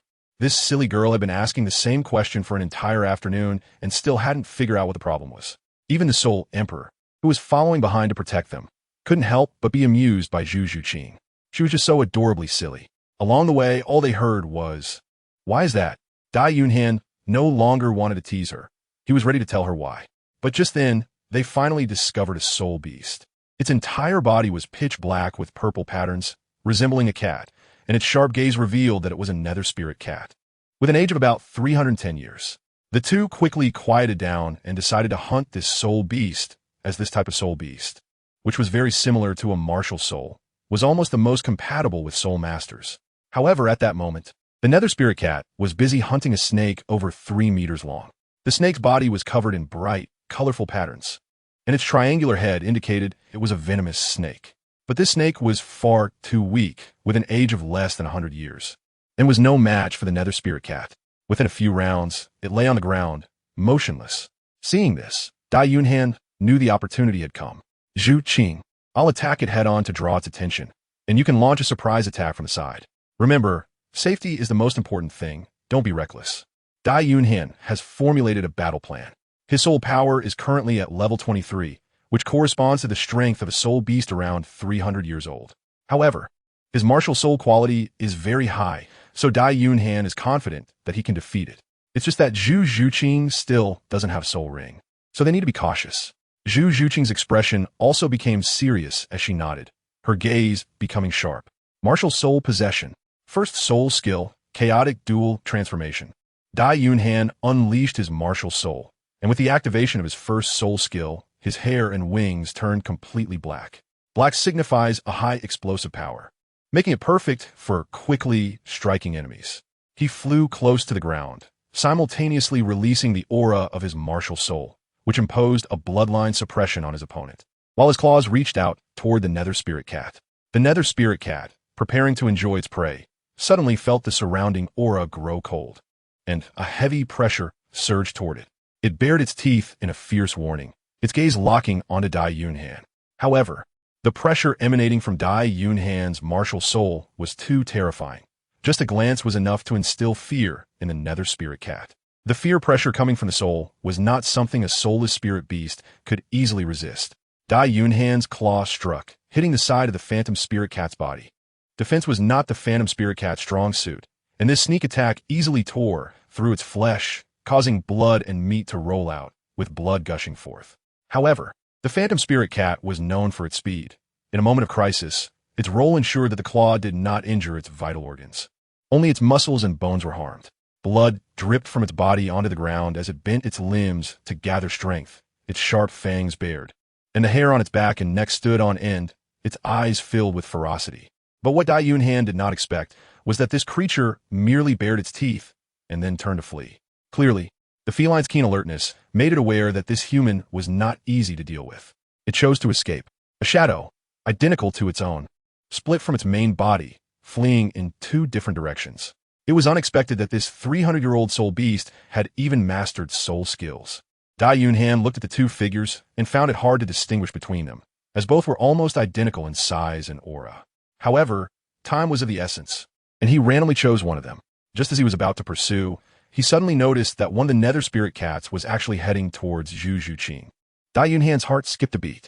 Without any hesitation, she gave up on pursuing the other one and quickly turned to fly towards Zhu Zhuqing. A 300-year-old soul beast was not something Zhu Zhuqing could handle. If the one she encountered was real, Dai Yunhan would regret it immensely. Soul beasts are encountered every day, but there is only one Zhuqing. Therefore, Dai Yunhan chose to protect Zhu Zhuqing without hesitation. At this moment, Zhu Zhuqing looked a bit panicked, clearly not expecting to come at her. However, she still chose to manifest her martial soul, transforming into a cute but fierce spirit cat. The nether spirit cat quickly approached her, swinging its sharp claws towards Zhu Zhuqing's forehead. Zhu Zhuqing, undaunted, also chose to respond with her claws.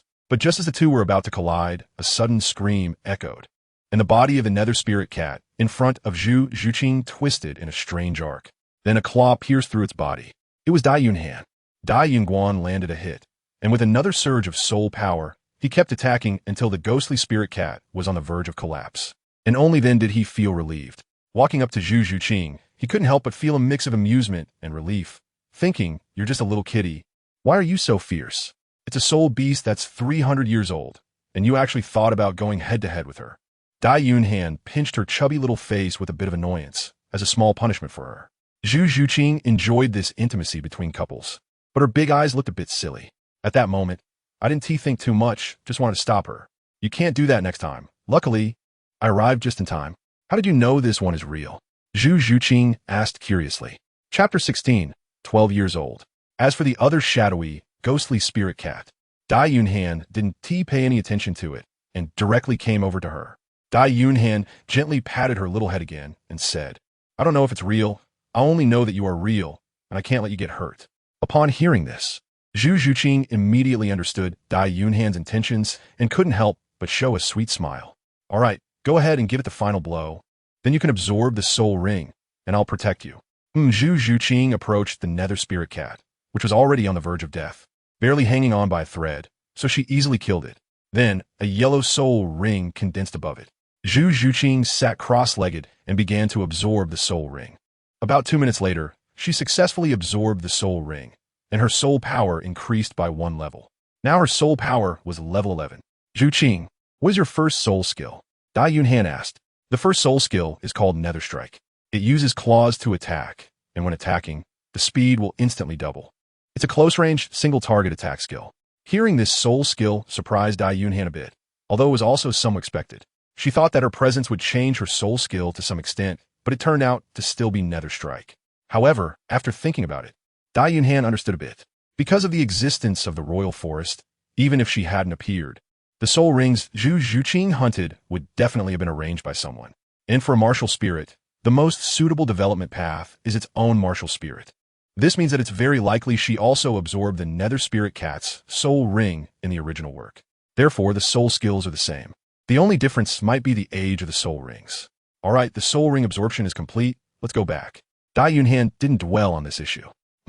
Dai Yunhan pulled Zhu Zhuqing's hand, ready to leave together. But at that moment, the snake that had been killed by the nether spirit cat suddenly moved, opening its cold eyes and bloodied mouth, and lunged at Zhu Zhuqing's calf. Zhu Zhuqing was caught off guard and was bitten right on the spot. A sharp pain surged through her, and she couldn't help but let out a cry of pain. "There's a snake. Dai Yunhan quickly turned his head and discovered that it was the dead snake, which had actually been playing dead. He had never paid attention to it. He grabbed the snake's body and, with a powerful surge of soul power, crushed it to pieces, separating its head from its body. Immediately afterward, he looked at Zhu Zhuqing's calf, gasping in shock. In such a short time, it had already turned purple. Your Highness the Fourth Prince, I have medicine here. The Soul Emperor, beside him, quickly took out a bottle of medicine. This poisonous snake was a common one, and whenever they came to the royal forest to hunt for soul rings, they always brought antidotes with them. Dai Yunhan took the medicine and gave it to Zhu Zhuqing, while using her soul power to force out some of the toxins from her calf. The effect of the medicine was very apparent. After Zhu Zhuqing took it, the purple area quickly faded, leaving only a swollen red patch. Dai Yunhan also let out a sigh of relief. This beast, I haven't even kissed you yet, and it gets to go first. Are you really jealous of Snake? Zhu Zhuqing couldn't help but laugh out loud. Just a moment ago, she had felt a bit anxious and scared, but after seeing the toxin dissipate, her mood gradually calmed down. Now, suddenly hearing Dai Yunhan say that, she burst out laughing. What's the big deal with the snake? My wife can only be kissed by me. Well, it already kissed me. What can you do about it? Why don't you go kiss its wife? Zhu Zhuqing joked. We don't even know if it's male or female, and even if it's male, it must still be a single snake. Your Highness, from my experience, this snake is a female. At this moment, the Soul Emperor said appropriately from his side. Zhu Zhuqing smiled and quickly added, if it's a female snake, then it's even simpler, you just need to kiss it back. Aren't you jealous? Dai Yunhan asked. Not at all. Okishi shakish. Dai Yunhan pretended to be angry, directly grabbing the flying head of the poisonous snake, turning it towards herself, and then extending her mouth. You're really going to kiss it? Zhu Zhuqing quickly grabbed her hand. How could you take a joke so seriously? Even if it's a dead snake, it's still poisonous. Dai Yunhan, however, was relentless. HMPFH, not only do I want to kiss it, but I want to be the kind that leaves my mouth full of grease. Full of grease? Zhu Zhuqing suddenly understood, let go of his hand, and said, you really are a stingy person. Otherwise, what do you expect? This is the price for bullying my wife. Dai Yunhan wrapped up the snake and decided to make snake soup tonight. After that, he squatted down in front of Zhu Zhuqing and said, come on, I'll carry you. Carry? Looking at his back, Zhu Zhuqing hesitated a bit. Although they were nominally husband and wife, they were still quite young. Such an intimate action could have negative effects. No need, I can walk. Get on, your leg is swollen. How can you walk? It will take 3 to 4 hours to get back. Zhu Zhuqing looked at her leg. Indeed, the poison had subsided, but the swelling was still there. She looked at the distance and realized it was quite far. Then you definitely shouldn't carry me. It's too far, and you'll get tired walking. What are you thinking? Dai Yunhan genuinely found Zhu Zhuqing adorably silly. Of course, we can fly back now. We've already hunted the soul rings, why walk? As he spoke, Dai Yunhan's black and white wings unfurled from his back. Zhu Zhuqing then understood and felt a bit embarrassed, but she didn't hesitate any longer and climbed onto Dai Yunhan's back. Lying on his back, her little face turned even redder, but the solid and broad feeling of Dai Yunhan's back inexplicably gave her a sense of security. All set, I'm going to take off. Dai Yunhan spread her wings and instantly soared into the sky, then flew towards the palace. Zhu Zhuqing held on tightly, enjoying the feeling of flying. Time passed quickly, and soon, half a year and 2.5 years had gone by. Dai Yunhan and Zhu Zhuqing have also turned 12. At 12 years old, Dai Yunhan is finally half a head taller than Zhu Zhuqing. Over the past 5.5 years, Zhu Zhuqing's figure has undergone a tremendous transformation. With an hourglass shape and a tall, slender physique, her impressive curves, while not yet reaching the level of an aircraft carrier, are certainly beyond what Dai Yunhan can handle with one hand. Moreover, what captivates Dai Yunhan the most are her long legs. They are incredibly long and straight, resembling the comic-style legs Dai Yunhan has seen in anime. Chapter 17, Decision. Leaving Star Luo City, the saying a dragon shows its head, but not its tail perfectly describes her legs, which seem to go on forever. As a result, Dai Yunhan has grown increasingly fond of Zhu Zhuqing, who has a mature figure but a cute heart, making her simply perfect in Dai Yunhan's eyes. And in these 5.5 years, Dai Yunhan gained a lot of rewards through his emotional interactions with Zhu Zhuqing. First, his soul power level rose to 35, but he was still somewhat dissatisfied with this speed. On average, he hadn't even reached the point of leveling up 3 levels in a year. This completely failed to reflect the advantage of his innate soul power level of 20. Even Zhu Zhuqing had already reached level 28, while she only had an innate soul power of 7. So, system, tell me, what use is this innate soul power of 20? Is it just a show-off? Or is it only for early-stage show-off? Of course, Dai Yunhan also understood the reason for this situation, which was that the damned system had imposed restrictions on him. The absorption of soul rings did not come with any soul power increase he couldn't cultivate by himself, and the innate talent of 20 was equivalent to 0, making it impossible to use pills, etc. A series of mysterious operations had caused his strength to increase so slowly. But even so, based on age alone, he was definitely the best. Besides soul power, his soul ring years had also increased, except for the first soul ring, which remained unchanged. The second and third soul rings were both in the 1,000-year range. The second soul ring had just reached 1,000 years, while the third soul ring was 3,000 years. The third soul skill was called Chaos Wing Annihilation Slash. By flapping his wings, he could create a chaotic mist that could disturb the enemy's senses and then, by using his wings again, deliver a fatal blow to the enemy. Even if they didn't die, the wounds left by the wings would be unable to heal, requiring several times the soul power to resist. This was one soul skill, but it could be divided into 2 parts and used separately, allowing for 2 soul skills to be used. However, the effect would not be as good. In addition, through the passage of time, Dai Yunhan and Zhu Zhuqing successfully mastered the martial soul fusion technique. However, their martial soul fusion technique was not the Infernal White Tiger, but rather called Chaos Infernal, which was several levels more powerful than the Infernal White Tiger. Moreover, in addition to these personal strength upgrades, Dai Yunhan also received a reward in the form of a soul guide device, a ring that could be used for storage. Aside from these, Dai Yunhan had nothing else.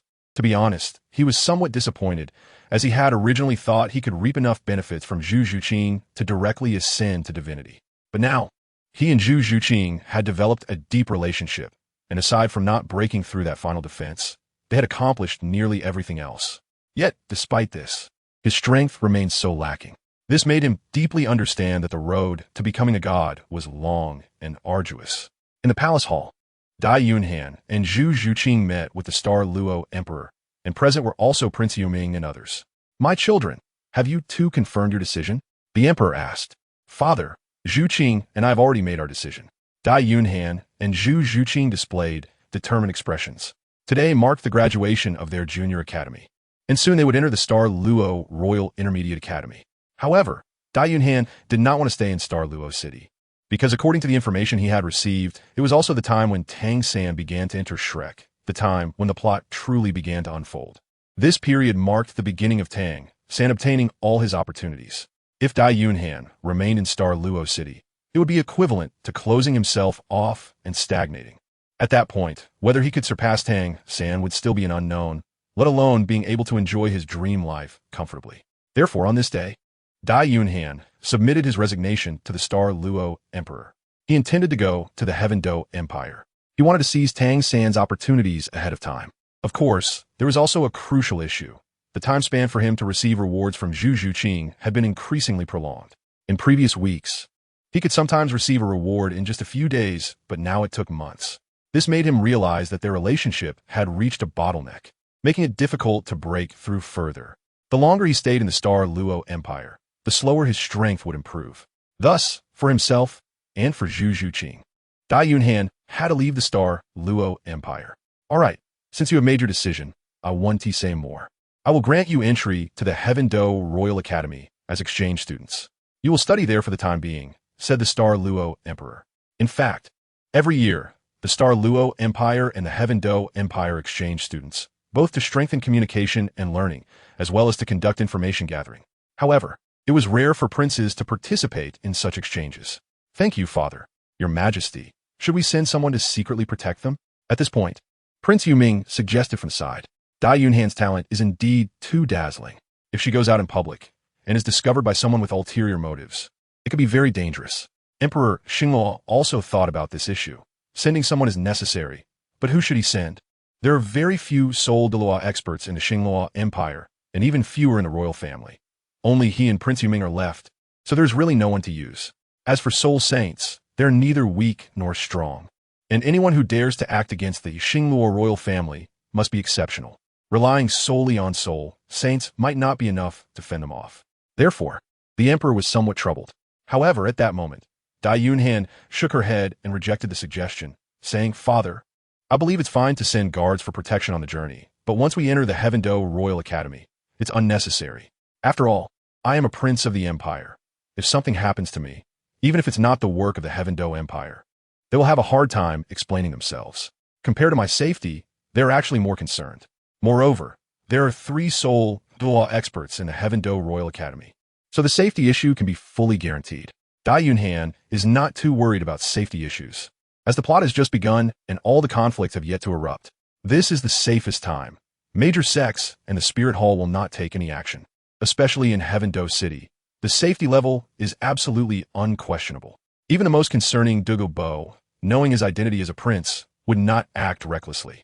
This is because Douluo's other identity is a guest elder of the Heaven-Do royal family, and his every move represents the royal family.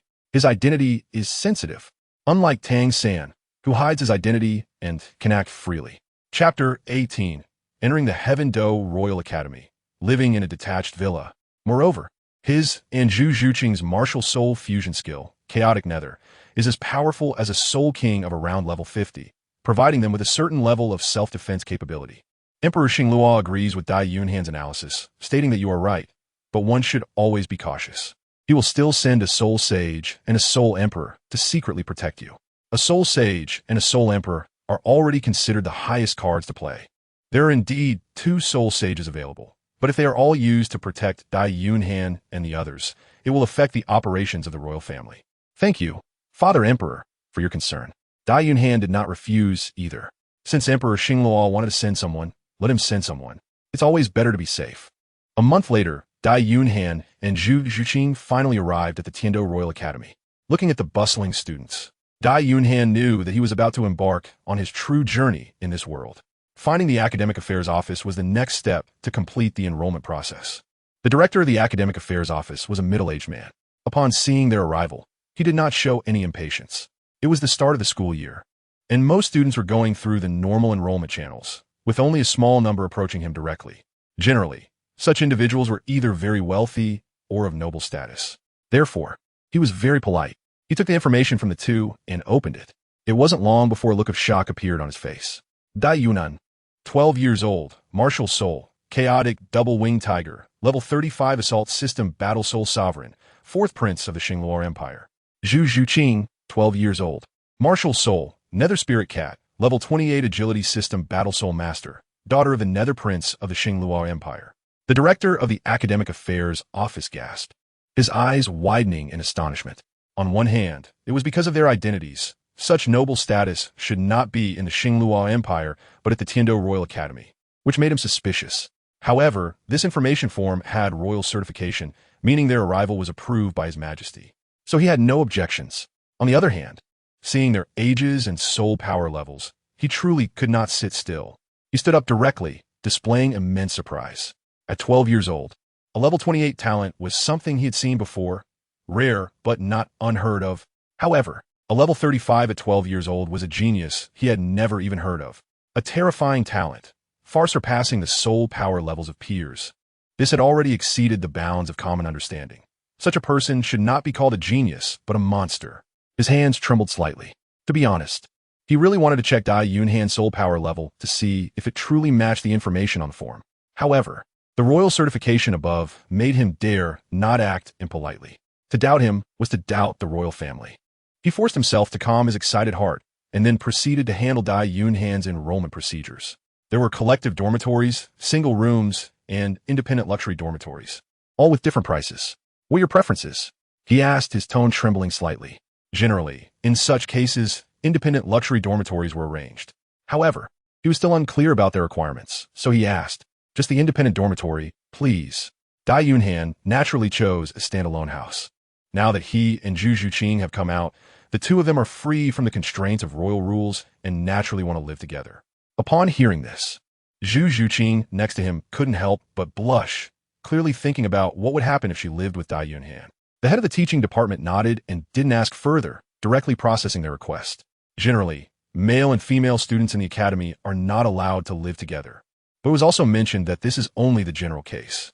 Dai Yunhan holds a special status as a prince.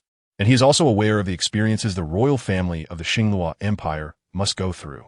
Therefore, this Zhu Zhuqing is most likely his fiancée. The two can live together, and, as long as they don't draw too much attention, they won't be criticized. The procedures have been completed, and the tuition fee totals 1,000 gold soul coins. Here are your dormitory keys. Thank you. Dai Yunhan paid the money and then received the key. The key was made of a special metal, with a swan pattern engraved on one side and the words Qing Feng on the other. Qing Feng should be the name of that luxurious, standalone dormitory. Following the directions, the two quickly arrived at the Qing Feng dormitory. The house was very luxurious, 2 stories high, with its own yard, resembling a villa from a previous life. Upon entering the room, the decor was also very elegant, but aside from some simple furniture, there wasn't much else. The entire house, while not as good as his own prince's bedroom, was still something that an average noble could not enjoy. No wonder the fees were so high. Probably more than half of the 1,000 gold soul coins were for accommodation.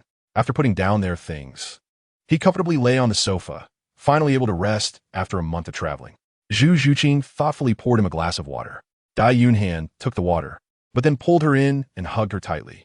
The warm and soft feeling filled the embrace, and Dai Yunhan felt extremely comfortable. "What are you doing?" Zhu Zhuqing said.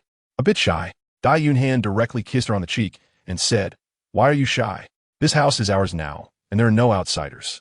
The 2 experts secretly protecting them cannot enter the academy, so they have been arranged to stay nearby."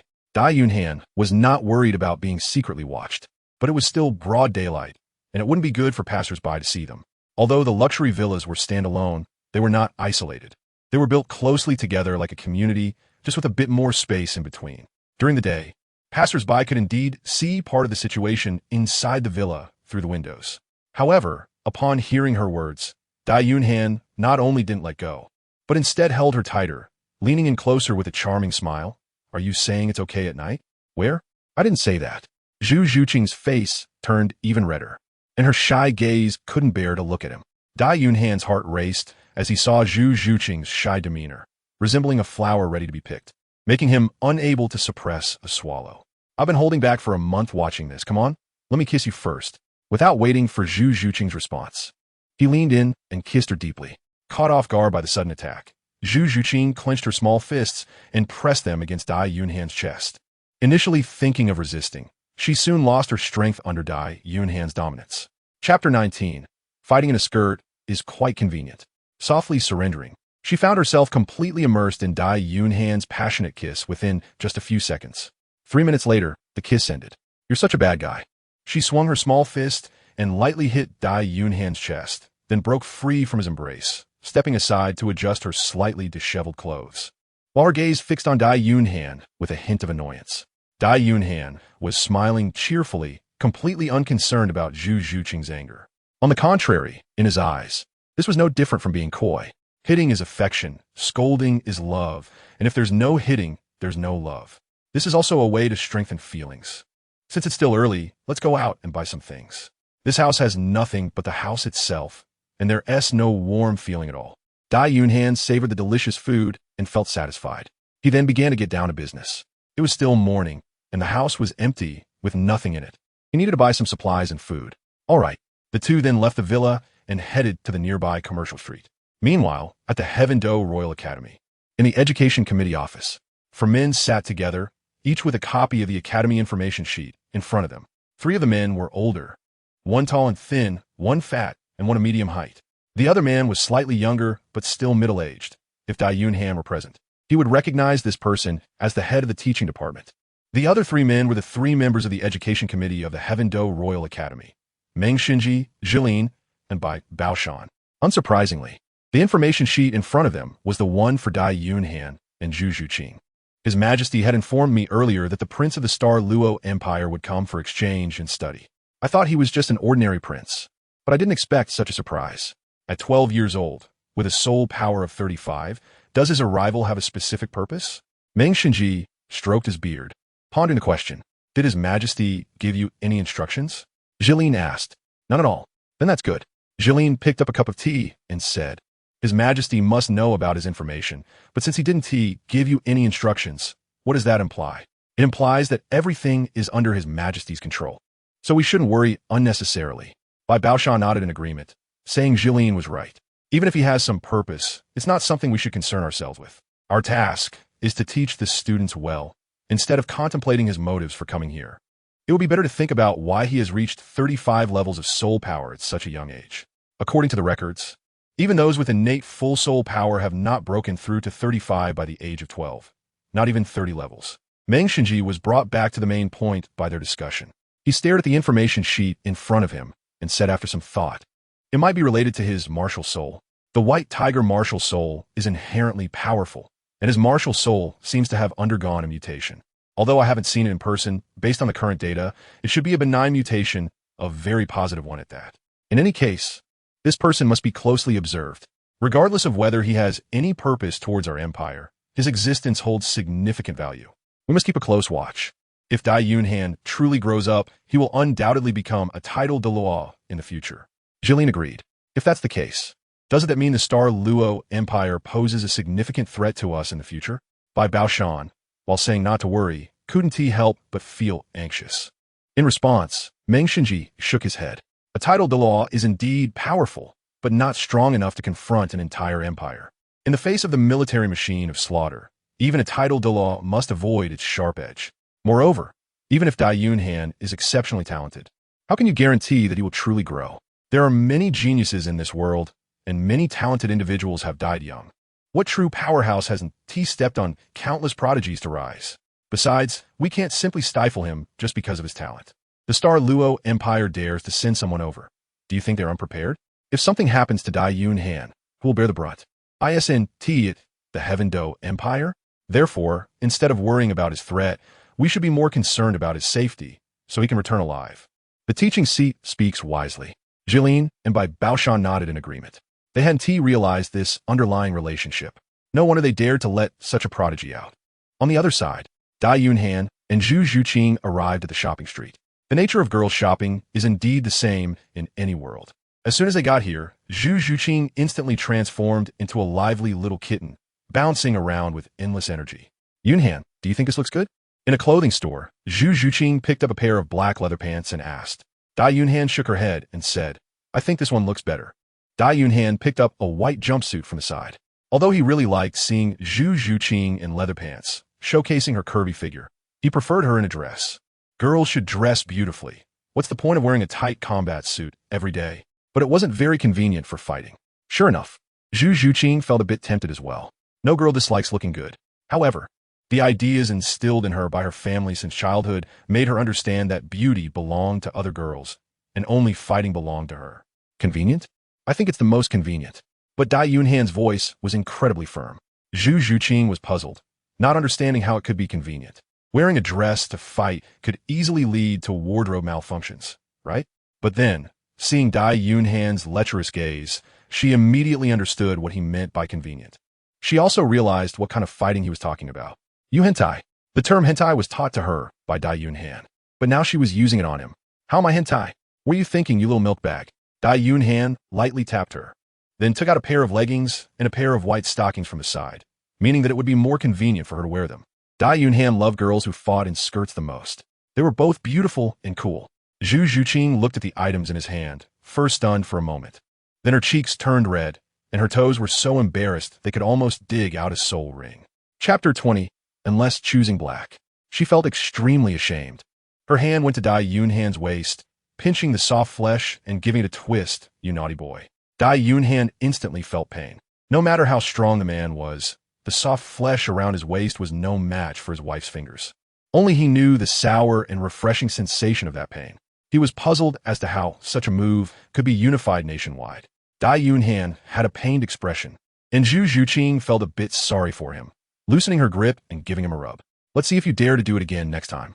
Dai Yunhan eased the pain, but then reached out her hand to gently stroke her head, softly saying, leave the fighting to the men.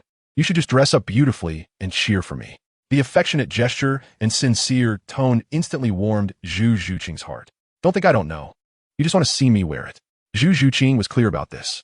She could be touched, but she had to see through the intentions of this old lecher. So, will you wear it for me? There was a hint of a spoiled tone. No, Zhu Zhuqing firmly refused, unless it's black. Dai Yunhan was instantly overjoyed. knowing that Zhu Qing's wife loved him the most. He threw the white item in his hand and kissed Zhu Zhuqing's face, then instructed the boss, wrap up the black skirt and stockings for me. All right, sir. Are you crazy? Why are you buying so much? Can you even wear it all? Zhu Zhuqing immediately grabbed Dai Yunhan. But Dai Yunhan replied, who told you stockings are meant to be worn? What are they for then? Of course, they're for tearing. Zhu Zhuqing's face darkened, and in the next moment, the soft flesh around Dai Yunhan's waist started to hurt again. After buying clothes, they also picked up some daily necessities. Then they bought some meat and vegetables, even though the two of them didn't really need to cook. But life, after all, requires some flair. So Dai Yunhan bought a few items to maintain his skills from back in the day. Having a wife is great, but one shouldn't lose their craftsmanship. After getting the meat and vegetables, they continued to have fun in the heavenly Dough City. The two had a great time, and before they knew it, it was already evening. They found a restaurant, finished their meal, and it was even later. It was time to head back. However, on the way back, suddenly, Dai Yunhan heard a faint voice pleading in pain. Dai Yunhan quickly stopped in his tracks, then held his breath and focused. Soon, the sound became clear in his ears. It seemed like someone was calling for help. Did you hear that? Dai Yunhan looked at Zhu Zhuqing. It sounded a bit like a girl. Zhu Zhuqing's ears were also very sensitive. Should we go take a look? Dai Yunhan didn't want to meddle in other people's affairs, as he knew very well that many troubles arose from being overly curious. Moreover, this was Douluo City, the imperial capital, and it felt even more strange when someone was asking for help. So he planned to take Zhu Zhuqing and leave. But just then, a figure crawled out from a dark alley nearby. She struggled to extend her hand, looking at Dai Yunhan and the others. Help me, I feel so unwell. Dai Yunhan recognized the voice immediately. It was clearly coming from that woman. Obviously, she had also seen Dai Yunhan stop, so she mustered her strength to crawl out. Yunhan, help her. Zhu Zhuqing nervously grabbed his hand. The person lying on the ground was also a woman, appearing to be slightly older than Zhu Zhuqing. She had short, deep purple hair, giving her a spirited look, but at that moment her face was twisted in pain. Her green eyes, already eerie, looked even more chilling due to the backlight, giving her an unsettling presence that was reminiscent of a venomous snake. Especially since she was currently crouched down, she resembled a snake even more. Upon seeing her, Dai Yunhan instantly recognized who she was, Duguyan. The reason was simple. It was mentioned in the original work that Duguyan's hair and eye color were not found in the Douluo Continent and were a special color resulting from poisoning. Additionally, this was Douluo City, and she had those snake-like eyes. Dai Yunhan was 90% sure that she was Dongguyan. He initially didn't want to save her, but upon thinking of her identity, he immediately decided to help her. Building a good relationship with her would make it much easier for him to obtain immortal herbs from Donggubo. His family wasn't from the Martial Soul Hall, so they couldn't just take by force.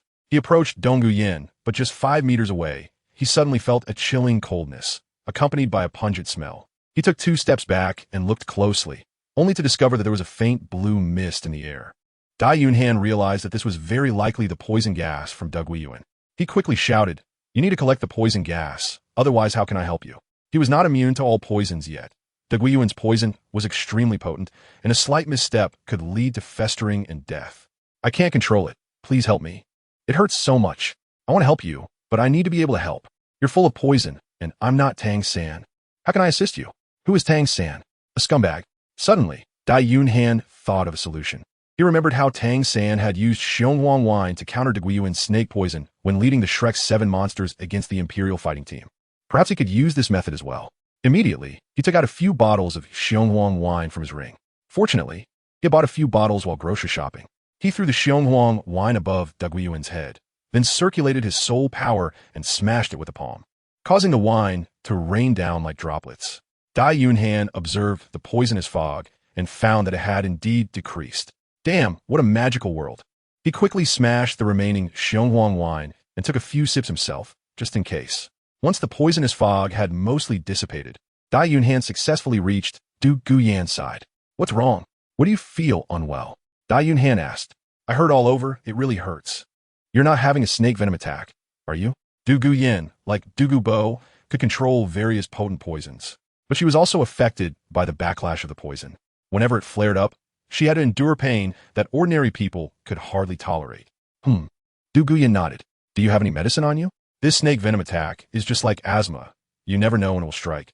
Although Donggubo couldn't detoxify her, he must have methods to suppress it. Otherwise, Du Guyan would just be a homebody and wouldn't be able to run around freely.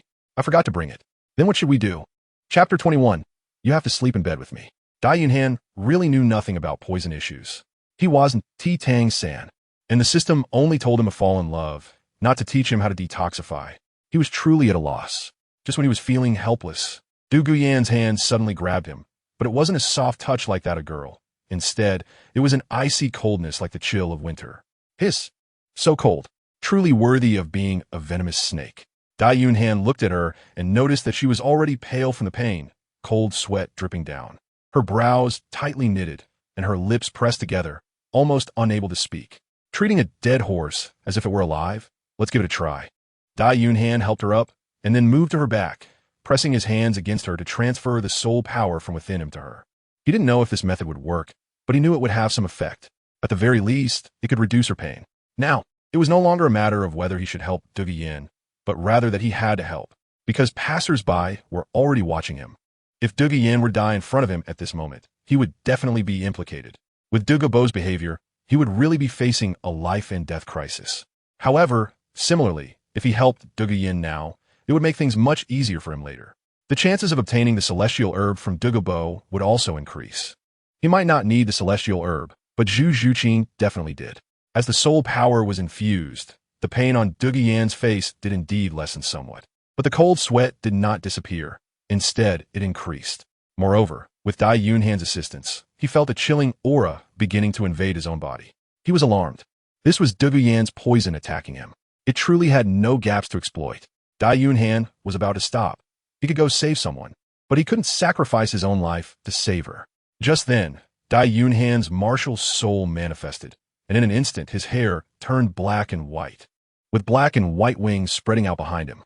At the moment his martial soul appeared, a trace of cold poison within him was immediately dispelled.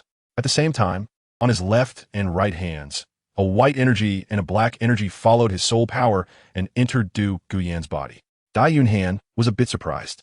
The martial soul could actually protect its master automatically. He didn't rush to let go, but continued to observe for a while. He noticed that the two clusters of black and white energy were entering Du Guyan's body, having a very strong restraining effect, and Du Guyan's poison was retreating steadily. Before long, Du Guyan's painful cries gradually disappeared, and she no longer broke out in cold sweat.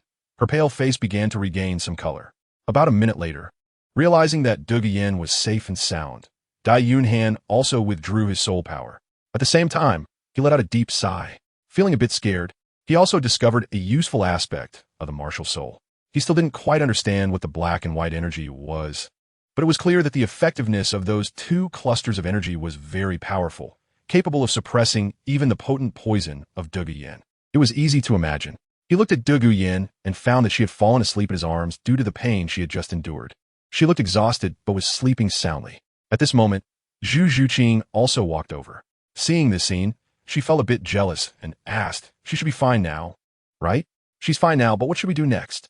Take her back. Take her back. What can we do about it? We can't just leave her here, can we?"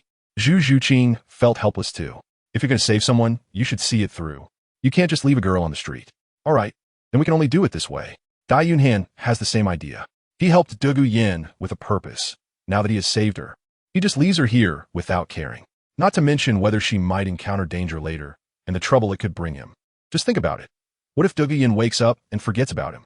After all, he still needs to rely on Du Guyan to obtain the celestial herbs. If she forgets him, wouldn't that really put him in the friend zone? So, Dai Yunhan puts Du Guyan on his back and heads towards Qingfeng Villa. Shortly after they leave, two anxious men run over, one of whom is dressed luxuriously and has an extraordinary demeanor, holding a bottle of medicine in his hand. "Yufeng, didn't you say Du Guyan was here?" Yufeng looked confused, "I was told by a classmate. They came back from outside and said they saw Du Guyan walking here." "Captain, are we too late?" "Du Guyan might have already gone back. The captain is Yu Qianheng. Since we are already here, let's look for her." Du Guyan forgot to bring her medicine. If the snake venom flares up, it could be very dangerous. "Captain, is it worth it to be so good to her? She doesn't even like you. Moreover, even if she likes you, what about her poison?" Hearing this, Yu Tian hesitates for a moment, but then shows a determined expression. "I believe we can find a way to detoxify her. As for her not liking me, mutual pursuit is never that simple. Girls are usually the ones who come after you. All right, enough talk. Let's hurry and look for her. It would be troublesome if her poison really flares up. Back at the villa, Dai Yunhan places Douluo in the bedroom and then closes the door behind him. It is almost 10 o'clock now, and it's time to rest. Tomorrow is also the first day of school, so they need to sleep early tonight. Soon, the two finish washing up. However, when it's time for bed, Zhu Zhuqing stands at the bedroom door, blushing and feeling shy. This villa only has 2 bedrooms, now that Douluo occupies one. There is only 1 bedroom left. This means Zhu Zhuqing has to sleep in the same room as Dai Yunhan tonight. Thinking about this makes her very nervous. Although they often hug and kiss, sleeping together is something they have never done before. She hadn't even dared to think about it until now. Moreover, once they sleep together, with Dai Yunhan's lecherous nature, he might make strange moves toward her. She feels that now is not the right time. How about I just sleep on the sofa? Zhu Zhuqing suggests. It's too embarrassing to sleep together. I'm not mentally prepared for it.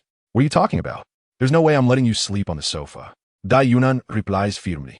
Zhu Zhuqing feels a bit touched, knowing that Dai Yunhan definitely doesn't want to force her. He should be the one to sleep on the sofa. She prepares to find a blanket for Dai Yunhan. But just then, she hears Dai Yunhan say, "You have to sleep on the bed with me." Chapter 22, What is muscle memory? Zhu Zhuqing's forehead darkens. Oh no, I was careless and didn't dodge. No, we're still young. I don't think you're young at all. And neither am I. Dai Yunhan, without saying a word, directly came in front of her and then picked her up in his arms. He immediately walked towards the bed. Zhu Zhuqing suddenly felt extremely shy, her face burning red, and her body involuntarily tensed up. However, she did not resist at all. She just buried her adorable little head in Dai Yunhan's chest. She was nervous about what was going to happen next, because she felt she wasn't fully prepared. But she also wouldn't refuse what was about to happen because she was Dai Yunhan's future wife, and whatever he did, she would not refuse. So, when Dai Yunhan placed her on the bed, she just tightly shut her eyes, her little hands nervously gripping the bedsheet. Seeing her like this, Dai Yunhan couldn't help but smile with satisfaction. He lay beside Zhu Zhuqing, his arms wrapped around her waist, gently holding her in his embrace without making any further moves. He loved Zhu Zhuqing, and he knew that if he were to proceed further, she would definitely not resist. However, he couldn't do that because loving someone is not just about loving their body. It's also about loving their spirit. There is a difference between being able to do something and doing it willingly. Dai Yunhan didn't want to cause Zhu Zhuqing any discomfort because of this.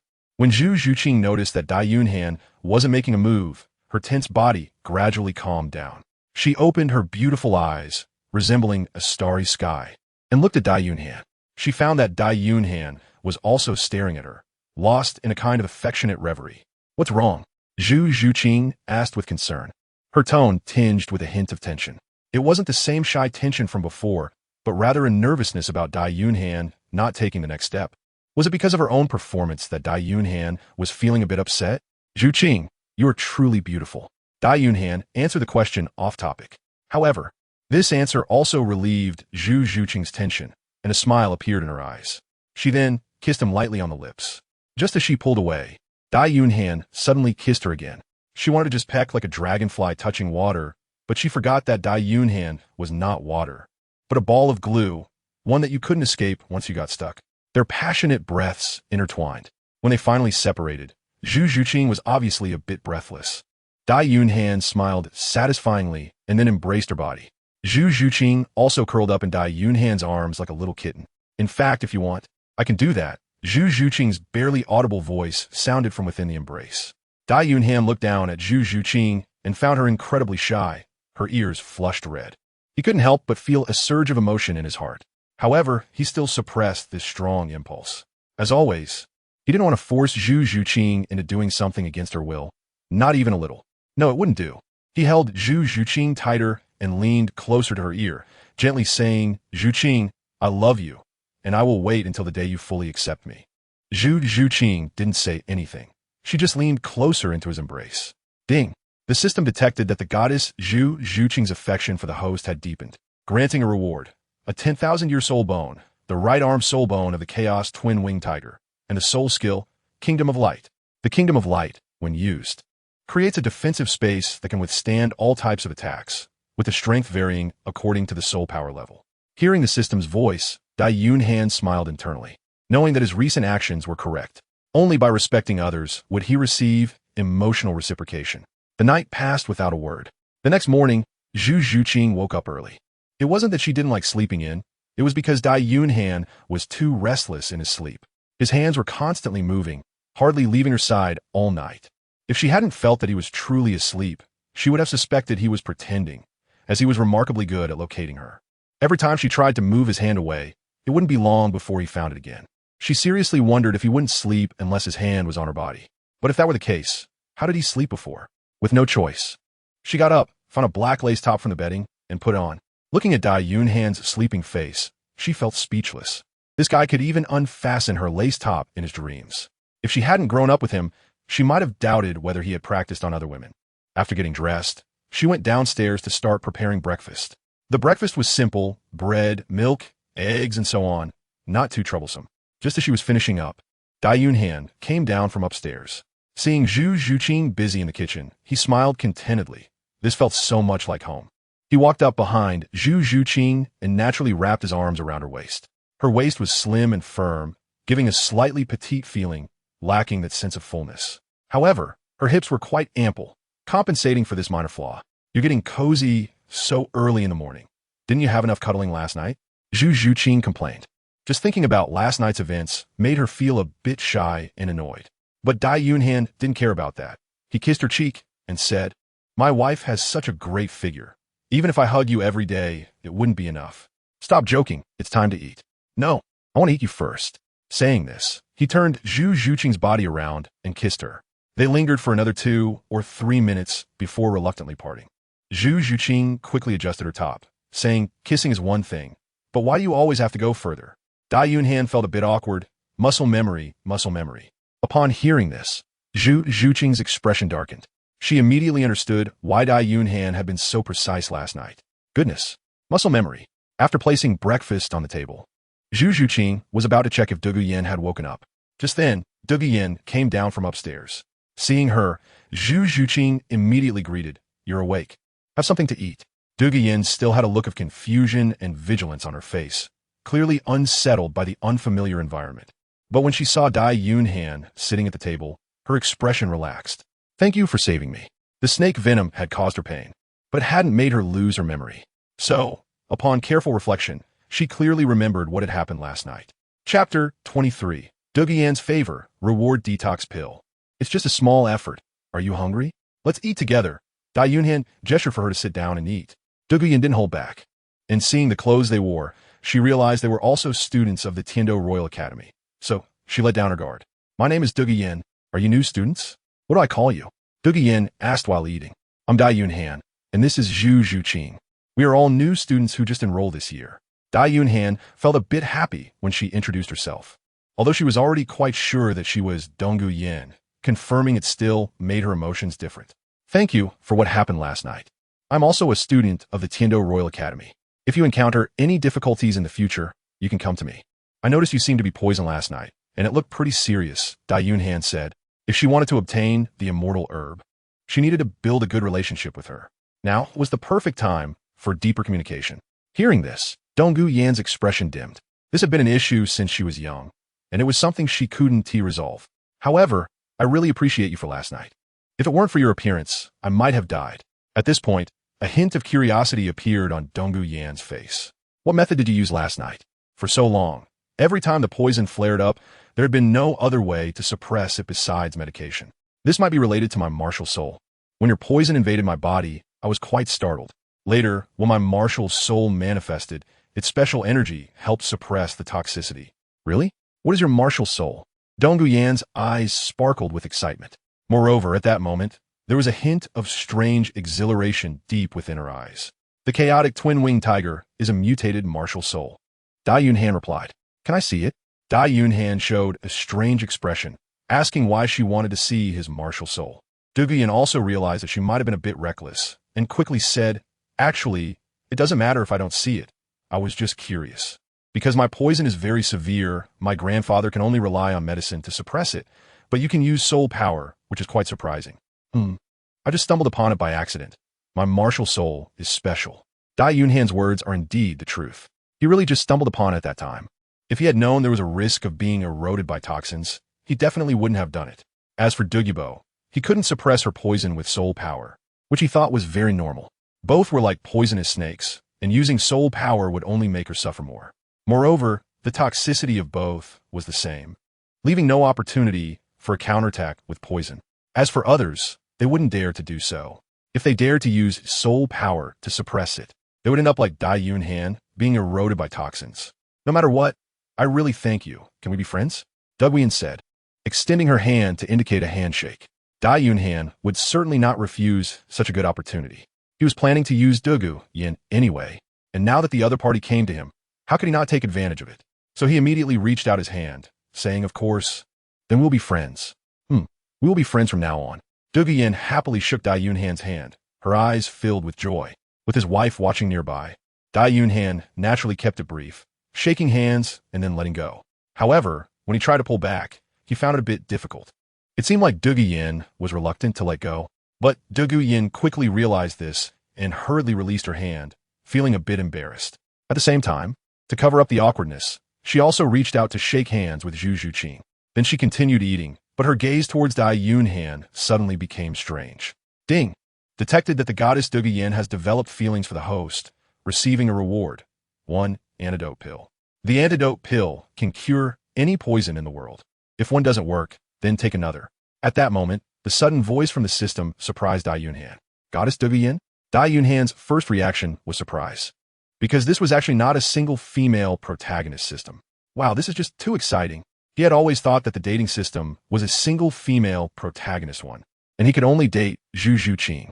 So when his own strength was improving more and more slowly later on, he became a bit anxious, which is why he took Zhu Zhuqing out to adventure. He didn't expect that it was actually a multi-female protagonist dating system. Besides Zhu Zhuqing, he could also date other people. Dai Yunhan felt a rush of happiness, exhilaration, and delight. But soon after, his second reaction kicked in. Dugu Yin has feelings for him? What the hell is this? Is this some kind of cheat? It doesn't make sense. He couldn't help but glance at Dugu Yin. She still had her short, deep purple hair and green eyes, but they no longer had the unsettling quality they had the night before. Now, she looked as clear as a green gemstone. Her figure was well-defined, curvy, and although not as good as Zhu Zhuqing's, she was still a rare gem. To be honest, when reading the original work, Dai Yunhan wasn't particularly fond of this woman. Perhaps it was because she had little screen time, or maybe it was due to her irrational behavior and overly venomous personality. In any case, Dai Yunhan didn't like her. However, as the saying goes, one's views often follow one's attractions. Dugu Yan's exotic beauty, reminiscent of the Western regions, did slightly change his impression of her when he saw her. But, to date her, Dai Yunhan was unwilling. For him, the values follow the appearance, and there is a premise that he does not possess a handsome figure. However, now, Dai Yunhan has Zhu Zhuqing, this well-behaved and obedient woman, with her unique and stunning beauty. Therefore, he's inherently unable to accept a woman like Dugu Yin, who is a bit toxic. Moreover, she is still with Yu Qianheng. So system, are you sick, asking me to snatch someone else's wife? But looking at the detox pill provided by the system, he felt a bit happy in his heart. He didn't expect the system to provide other things besides soul power. This is just right. He was worried about how to sneak into the herb garden. And now a solution has come. It's like a pillow coming when you want to take a nap. He was about to speak. At that moment, a commotion suddenly broke out outside the villa. Yin Yan, are you inside? Dai Yunhan looked out the window and saw a few people standing in front of the yard gate. Judging by their attire, they were also students of the Tiando Royal Academy. It seemed they were looking for you. Do you know them? Dai Yunhan glanced at Dugwian. Dugwian took a look, her eyes calm, and said she recognized them. With that, she walked out of the villa. Chapter 24, Love That Cannot Be Attained. Dai Yunhan and Zhu Zhuqing continued to eat. Since they knew each other, it had nothing to do with them. Outside, Yu Qianheng and Yu Feng appeared at the door of Dai Yunhan's dormitory. They had been looking for Dugu Yin for a long time last night, but couldn't find her. He was worried she had gotten into trouble. And it wasn't until dawn that someone mentioned seeing Dugu Yin being taken into a villa dormitory by a man and a woman. They analyzed and investigated, eventually pinpointing Qingfeng Villa. The reason was simple. There weren't many people who could afford to live in a villa dormitory. They were either rich or distinguished. And Yu Qianheng knew almost all of them. With a strange face, a man and a woman. It was easy to identify them once they checked the records at the Academic Affairs office, so they immediately came over after confirming. After calling out, Dugu Yin indeed walked out of the villa. Yu Qianheng's face immediately lit up with joy. Yin Yin, where did you go last night? We looked for you all night. I was so worried about you. Yu Qianheng hurriedly approached with concern. What do you want from me? Zhu Yin responded coldly. I came to find you because you forgot to take your medicine after last night's training. I wanted to bring it to you. Did the toxin act up last night? It did. Huh? Yu Qianheng became a bit anxious. Are you okay? If I had a problem, would I still be standing here talking to you? Zhu Yin replied somewhat harshly. That was her character. She couldn't be gentle with people she didn't like. Yin, don't be so cold. I'm just concerned about you. Yu Tianheng said with a hint of grievance on his face. He had searched for her all night, but she seemed to show no gratitude at all. Zhu Yin took the medicine from him, her expression indifferent. Thank you for your concern, but it's impossible for us. You don't need to be so nice to me in the future. Is it because of the toxin? Yu Tianheng asked nervously, then added, I don't mind. I do. Zhu Yin's gaze became firm. She was a girl. She also wanted to cuddle and be close to someone she loved, but she didn't dare. Because of her martial soul, her mother was poisoned to death the moment she was born, and she herself was filled with toxins. If it weren't for her grandfather being a titled Douluo and having research on medicine, she might have died long ago. Therefore, the toxins that could erupt at any moment made her too afraid to entertain any extravagant thoughts about love. For all these years, she had been all alone. She longed for sweet love, but she had to keep her distance. So, she had always rejected Yu Tianheng's advances. Yin, believe me, I can find a permanent antidote. Yu Tianheng still wouldn't give up. But Zhu Yin shook her head, rejecting him, while deep down, there was a glimpse of unobservable joy. Thank you for your kindness. But I already... Before she could finish her sentence, Dai Yunhan and Zhu Zhuqing walked out. Sorry, I didn't mean to interrupt you. But class is about to start, and I need to go to the classroom. Dai Yunhan could somewhat hear the conversation between the two in the room.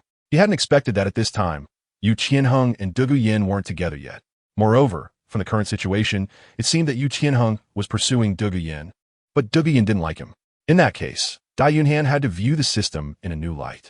At least it hadn't made him into the kind of villain who steals someone else's partner. In Dai Yunhan's mind, a woman who can be stolen from someone else is not a good woman. Because if you can take her away today, then she can be taken away by someone else tomorrow. Therefore, he genuinely didn't like to steal someone else's woman. Of course, situations like Zhu Zhuqing and the current one, where they weren't together, didn't count. After all, if there are no feelings involved, how could it be considered stealing? As for whether or not to develop feelings for Zhu Yin, Dai Yunhan wasn't sure yet. At the moment, he didn't have much desire in that regard, mainly due to her personality. Dai Yunhan wanted to go out, but it seemed that Yu Tianheng and the others didn't want to clear the way, especially Yu Tianheng, who looked at Dai Yunhan as if he had marked Zhu Yin. Did you bring Yin back last night? Yu Tianheng asked. Yes. Did you save her? Yes. Upon hearing the answers, Yu Tianheng began to ponder. Dai Yunhan didn't know what he was planning to do. However, no matter what he intended, Dai Yunhan wouldn't back down. A few seconds later, Yu Tianheng glanced at Yu Feng and the others, signaling them to clear the way. Thank you for saving Yin last night. Yu Tianheng expressed his gratitude. Dai Yunhan was a bit surprised, but she casually replied, You're welcome. We are classmates. It's only natural. Saying this, Dai Yunhan led Zhu Zhuqing towards the teaching building. After Dai Yunhan left, Yu Tianheng's expression became tense again. Yin, he didn't do anything to you, did he? Upon hearing this, Zhu Yin frowned immediately. Yu Tianheng, are you being overly concerned? He saved me last night. Do you think he would do anything to me? If he had done something to me, do you think I would still be standing here? After saying that, Zhu Yin turned and walked away, seemingly unwilling to stay with him. Feeling Zhu Yin's anger, Yu Tianheng suddenly looked very frustrated. Caring only complicates things. After Dai Yunhan and Zhu Zhuqing arrived at the teaching building, they found that their classrooms were not together, but separated, seemingly divided by strength. Both of them were freshmen and should have been in the same class, but due to their higher soul power levels, they were ultimately assigned to classes for older students. However, both of them didn't mind too much. They felt a bit reluctant not to be in the same class. Fortunately, their classrooms were not far apart, one on the upper floor and the other on the lower floor, so they could still meet any time. If you miss me, just come find me. Dai Yunhan slapped Zhu Zhuqing's perky bottom, instantly creating a wave. Zhu Zhuqing shot him an annoyed glance and then walked into the classroom. Dai Yunhan then went upstairs. His classroom was on the 3rd floor. Upon entering, the class had not yet started, and the students were still chatting and laughing. When they saw a stranger walk in, they all turned their attention to him in unison. Hey, little brother, did you walk into the wrong classroom? This is the Soul Master class, teased a boy with a face covered in pimples. As soon as he spoke, many others burst into laughter. Dai Yunhan ignored him and walked straight to the back of the classroom, finding an empty seat to sit down. Chapter 25. Lonely and Desolate Yi Lingling. However, the man with the pockmarked face felt that Dai Yunhan's actions were embarrassing for him, as if everyone around was laughing at him.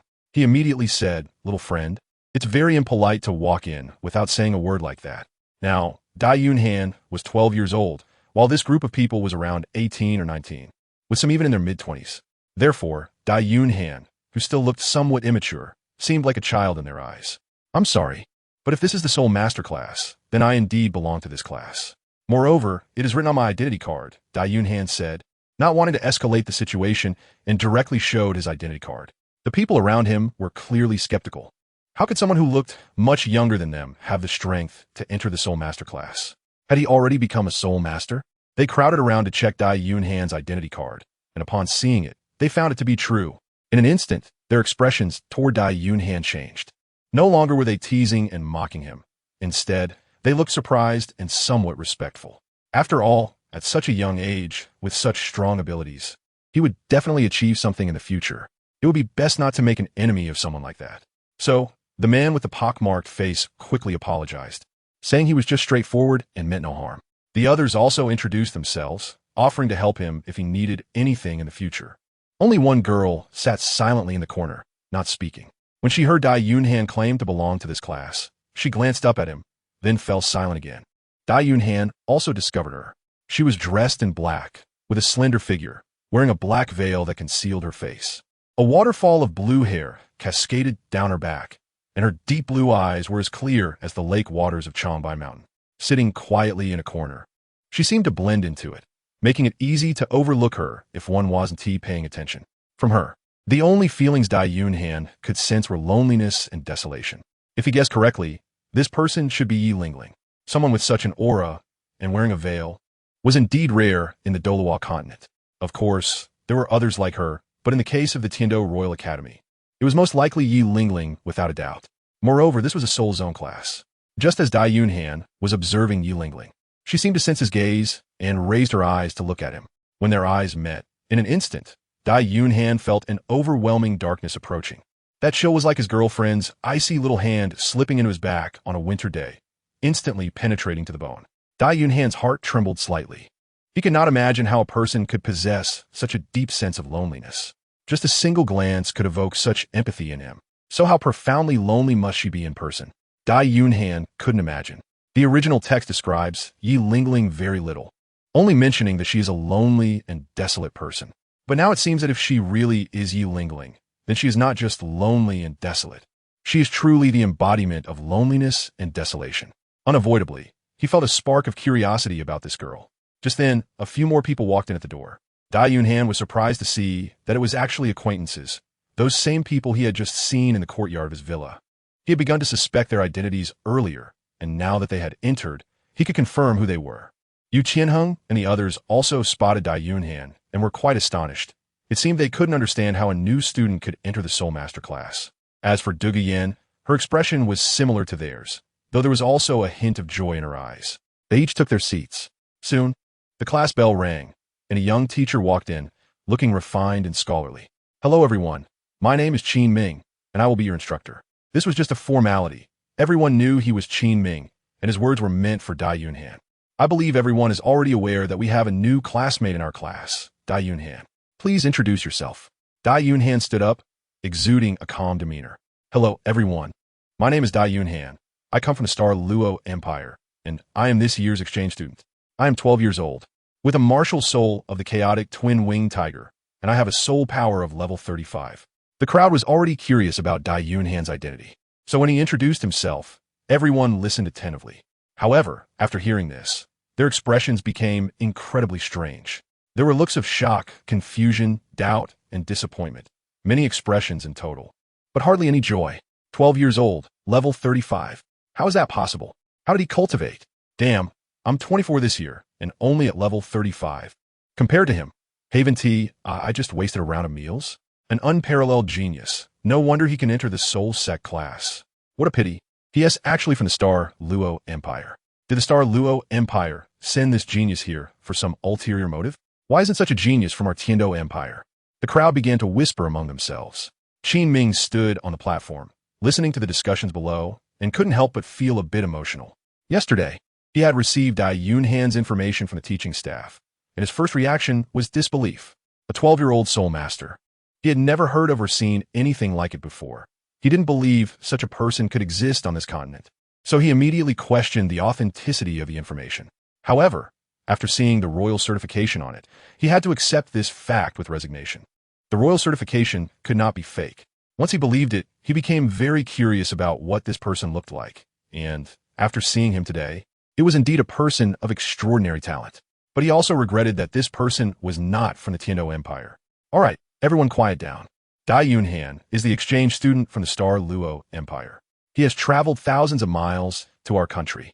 So everyone should show the etiquette of our nation and help him as much as possible. Understood? Understood.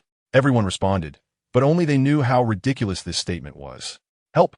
Let's not even mention that he might be an enemy in the future. Just looking at his current level 35 strength at 12 years old. How can we help? Level 31 or 32, helping someone at level 35. Isn't that a joke?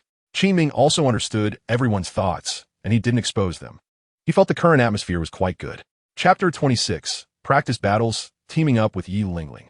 Only with pressure comes motivation. Previously, they had always thought they were the most outstanding students in the academy, but now seeing someone even more outstanding, their competitive spirit naturally emerged. This would lead to even greater progress. All right, let's start class now. Today's content is about whether different martial souls combined can give birth to a third type of martial soul, blah blah blah. The morning class was theoretical, and after it ended, they had lunch and a short break before starting the afternoon class. The afternoon class was practical, mainly involving battle practice among the students. They could practice one-on-one or two-on-two, and of course, if they wanted, they could also do one against multiple opponents. As the battle practice officially began, some students with closer relationships quickly found opponents and started their battles. Due to Dai Yunhan's special identity in being a newcomer, not many people are willing to challenge him in battle. Dai Yunhan didn't care much. No one was looking for him, and he was rather happy to be idle. After all, he understood well that in the face of absolute strength, all techniques were just fancy tricks. Looking around, he found that besides him, there were a few others who hadn't T-formed teams. One was Yi Lingling, who seemed to be somewhat rejected, standing alone in a corner and ignored just like Dai Yunhan. There were also two other people he didn't know. Zhang Kuan, you team up with Yi Lingling. Dai Yunhan, you team up with Zhang Wen. You two teams will practice against each other. Qin Ming began assigning teams as he noticed a few individuals who were still solo. If no one was teaming up, what was the point of this lesson? Teacher Qin, I don't want to team up with Yi Lingling. I want to switch to someone else, Zhang Kuan said somewhat reluctantly. Who do you want to switch with? I'll team up with Zhang Ling. Let Dai Yunhan and Yi Lingling be a team. Why? Qin Ming asked with a frown. He certainly knew what Zhang Kuan was thinking. Yi Lingling's martial soul was the Nine-Heart Sea Begonia, and she only had one soul skill, which was healing.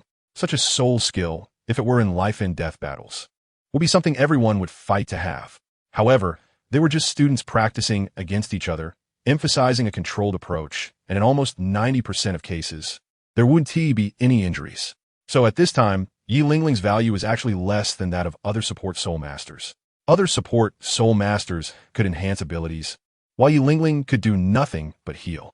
This was also why everyone was somewhat dismissive of Yi Lingling.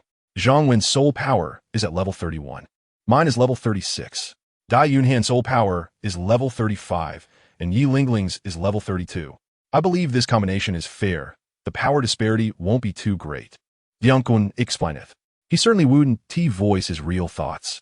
He glanced at Yi Lingling. Even though she wore a veil, he could tell from her eyes that she was beautiful. But what good was beauty if she didn't talk and was cold and distant, completely a shut-in? Teaming up with her would not only be useless, but also utterly joyless. He didn't want that. Teacher Qin, how about I practice one-on-one with Dai Yunhan? Let Yi Lingling team up with you Tianheng to practice against Zhang Kuan and them. At that moment, Du Yin proactively walked over. Qin Ming was somewhat surprised and glanced at Yu Qianheng. In the past, Du Yin always practiced against Yu Qianheng. Why was she not teaming up with him today? Were they having a conflict? After thinking for a moment, he said, "You are members of the Imperial Combat Team, so I have a different training plan for you later, so you don't need to team up." Upon hearing this, Du Yin looked a bit unhappy. However, she didn't say anything, just glanced at Dai Yunhan with some reluctance before leaving. Yu Qianheng observed Du Yan's expression and, for a moment, sensed a hint of threat from Dai Yunhan. It was a threat from a rival in love. Meanwhile, Dai Yunhan received a piece of information. Yi Lingling had not yet joined a combat team. Dai Yunhan, Yi Lingling. What do you two think? Qin Ming still had some reservations about this combination in his heart. Although in terms of levels, pairing the highest level Zhang Kuan with the weakest Zhang one was not a problem. The key was that Yi Lingling's martial soul was the 9-heart sea begonia. Her martial soul only had one function: healing. Besides healing, she could do nothing else, not even provide any enhancement. In other words, Yi Lingling was a burden until her teammates were injured.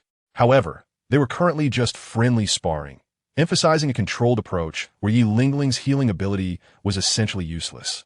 Rather than saying this was a 2v2 battle, it would be more appropriate to say it was a 1 against 2.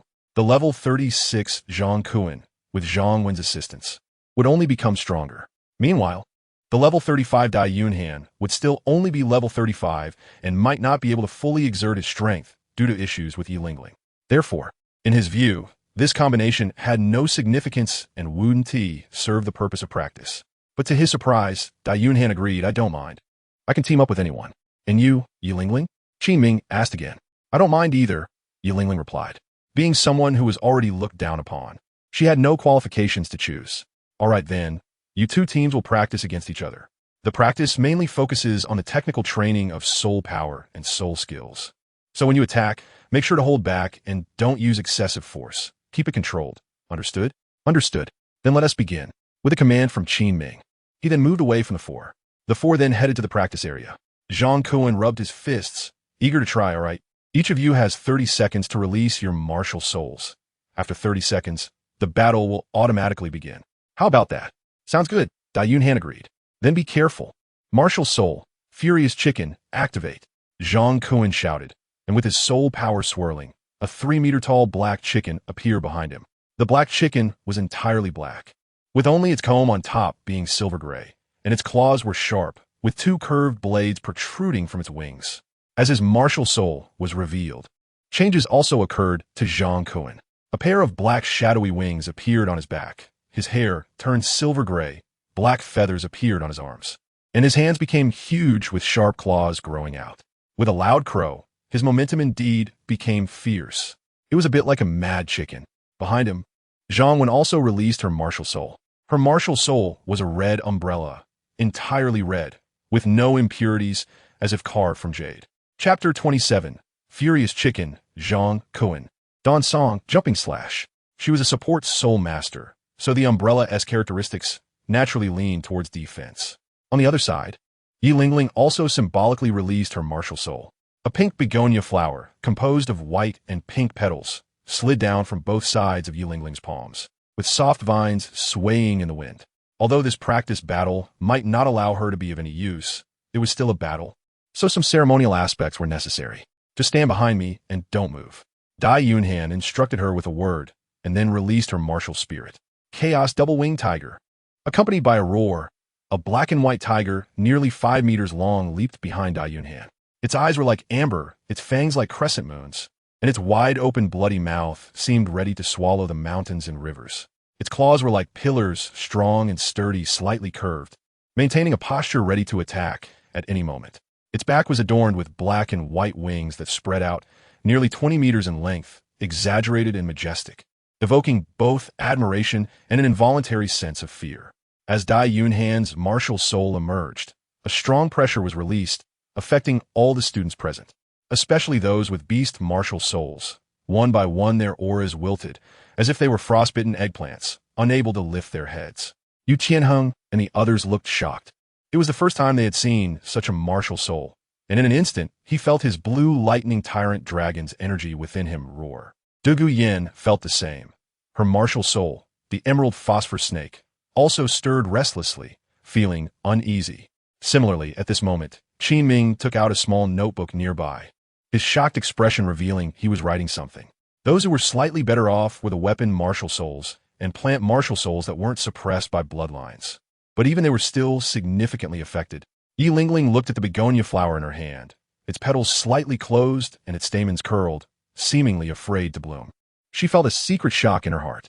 Dai Yunhan's martial soul was too powerful, even in front of Yu Tianheng's blue lightning tyrant dragon. Her 9-heart begonia had never shown such a wilted state. Among everyone, the one most affected was Zhang Kuan, who was at the center of the storm. The sound of a raucous chicken echoed, clearly frightened, as it was also suppressed by the bloodline pressure of the chaotic dual-winged tiger. Right now, it looked anything but ferocious. However, it was still a bit aggressive. After all, a martial soul is only one factor that affects strength. The real decisive factor lies with the martial soul's owner. A strong martial soul must first take the initiative. Zhang Kuan had already made up his mind. He glanced back at Zhang Wen, thinking that he might not be able to protect her, so she should also prepare her own defense. He wouldn't attack her. After saying that, Zhang Kuan charged towards Dai Yunhan. Upon hearing this, Zhang Wen frowned. Zhang Kuan's words made her feel completely disregarded. It felt like a betrayal of a partner. And in an instant, she developed a sense of disgust towards Zhang Kuan. As a support soul master, and a female support soul master at that, Zhang Kuan's actions felt utterly degrading. But she still cast a shield on Zhang Kuan, using her first soul skill, Guardian Light. At the same time, she also applied her second amplification soul skill to Zhang Kuan, using her second soul skill, Red Enhancement. Feeling his defense and strength boosted, Zhang Kuan's previously tense heart suddenly regained confidence. His gaze sharpened as he focused on Dai Yunhan's martial soul, and he opened his mouth to emit a sharp, piercing crowing sound. His first soul skill, Dawn Song. It was as if a trumpet had been attached to the crowing attack, with sound waves resonating in the air, creating waves of sound that advanced forward. Not only was it sharp and piercing, but also filled his head with a buzzing sound. Dai Yunhan felt a restlessness in his ears and involuntarily sealed off his auditory senses with his soul power. He found the sound somewhat unbearable. However, this kind of sound wave attack was still a bit childish play. With his soul power in operation, he didn't even need to use a soul skill. Taking a deep breath, Dai Yunhan suddenly roared loudly. Instantly, a roar of a tiger, more powerful and brighter, erupted from his mouth. The sound waves surged forth in waves. But this time, the tiger's roar was much more imposing, directly shattering Zhang Kuan's crowing sound and further attacking his eardrum. The next second, Zhang Kuan let out a miserable scream, his face turning pale. The protective light around him shattered, and he held his head, kneeling on the ground, wailing in pain. Seeing this, Qi Ming immediately wanted to step forward, but Zhang Kuan, enduring the excruciating pain, stretched out a hand to stop Qi Ming from coming closer. Dai Yunhan did not continue to attack. The previous tiger roar was entirely the innate soul skill of his martial soul. It could even be said that it wasn't really a soul skill because a tiger would roar. The reason why his roar was so powerful just now was also due to the formidable nature of the chaos double-winged tiger martial soul. In front of some weaker martial souls, even an ordinary roar becomes a soul skill. Zhang Kuan held his head, and it took him a full minute to stand up with great difficulty. Looking at Dai Yunhan, his eyes were filled with blood, and his face was flushed, as if blood were about to seep out from his pores. Continue. Zhang Kuan was unwilling to admit defeat. He did not want to believe that his level 36 soul power, along with an auxiliary boost, would lose to someone who was not as strong as he was. He once again circulated his soul power, leaping up to a height of 20 meters. At the same time, a yellow soul ring lit up, and his body flipped in the air before extending a leg to strike at Dai Yunhan. Second soul skill, Jump Slash. His leg took on a black, hard appearance, resembling a chicken leg or a piece of steel. The momentum was cold and fierce, coming straight down towards Dai Yunhan's head. Dai Yunhan smiled confidently, and the first soul ring lit up. His entire being turned white, his hair white, his wings white. He crossed his arms above his head to block this attack. Overestimating himself, Zhang Kuan looked disdainful. Thinking he could block his attack with just his body was simply underestimating him. He let out a loud roar, vowing to teach Dai Yunhan a lesson. Boom! His chicken leg struck down on Dai Yunhan's arm, creating a heavy force that kicked up a circular cloud of dust from the ground. However, Dai Yunhan remained as still as a mountain. His arms were like steel, unmoving and firmly receiving the blow. Zhang Kuan's eyes widened in shock. He really took it? Dai Yunhan's eyes peeked out from the gap in his arm, revealing an eerie sight. The next moment, his hand grasped Zhang Kuan's leg. Chapter 28. Form is emptiness. Emptiness is form. How come you elude when you have free time? Then, in the terrified gaze of Zhang Kuan, Dai Yunhan's body color transformed from white to black, accompanied by a spin, and Zhang Kuan was thrown out like a discus. He was thrown nearly 100 meters away before crashing to the ground, unable to get back up. The sound of the violent chicken's beak flapping echoed. But after a few cries of despair, the violent chicken spirit returned to Zhang Kuan's body. Qi Ming hurried over to check Zhang Kuen's injuries. Relieved to find only some shock injuries, nothing broken. It was clear that Dai Yunhan had indeed held back just now. Otherwise, Zhang Kuen wouldn't have simply been thrown out like that. Yi Lingling, please help Zhang Kuen with his treatment, Qi Ming said to Yi Lingling. Upon hearing this, a cold glint flashed in Yi Lingling's eyes, but she remained silent. She walked up to Zhang Kuen and cast a healing spell on him.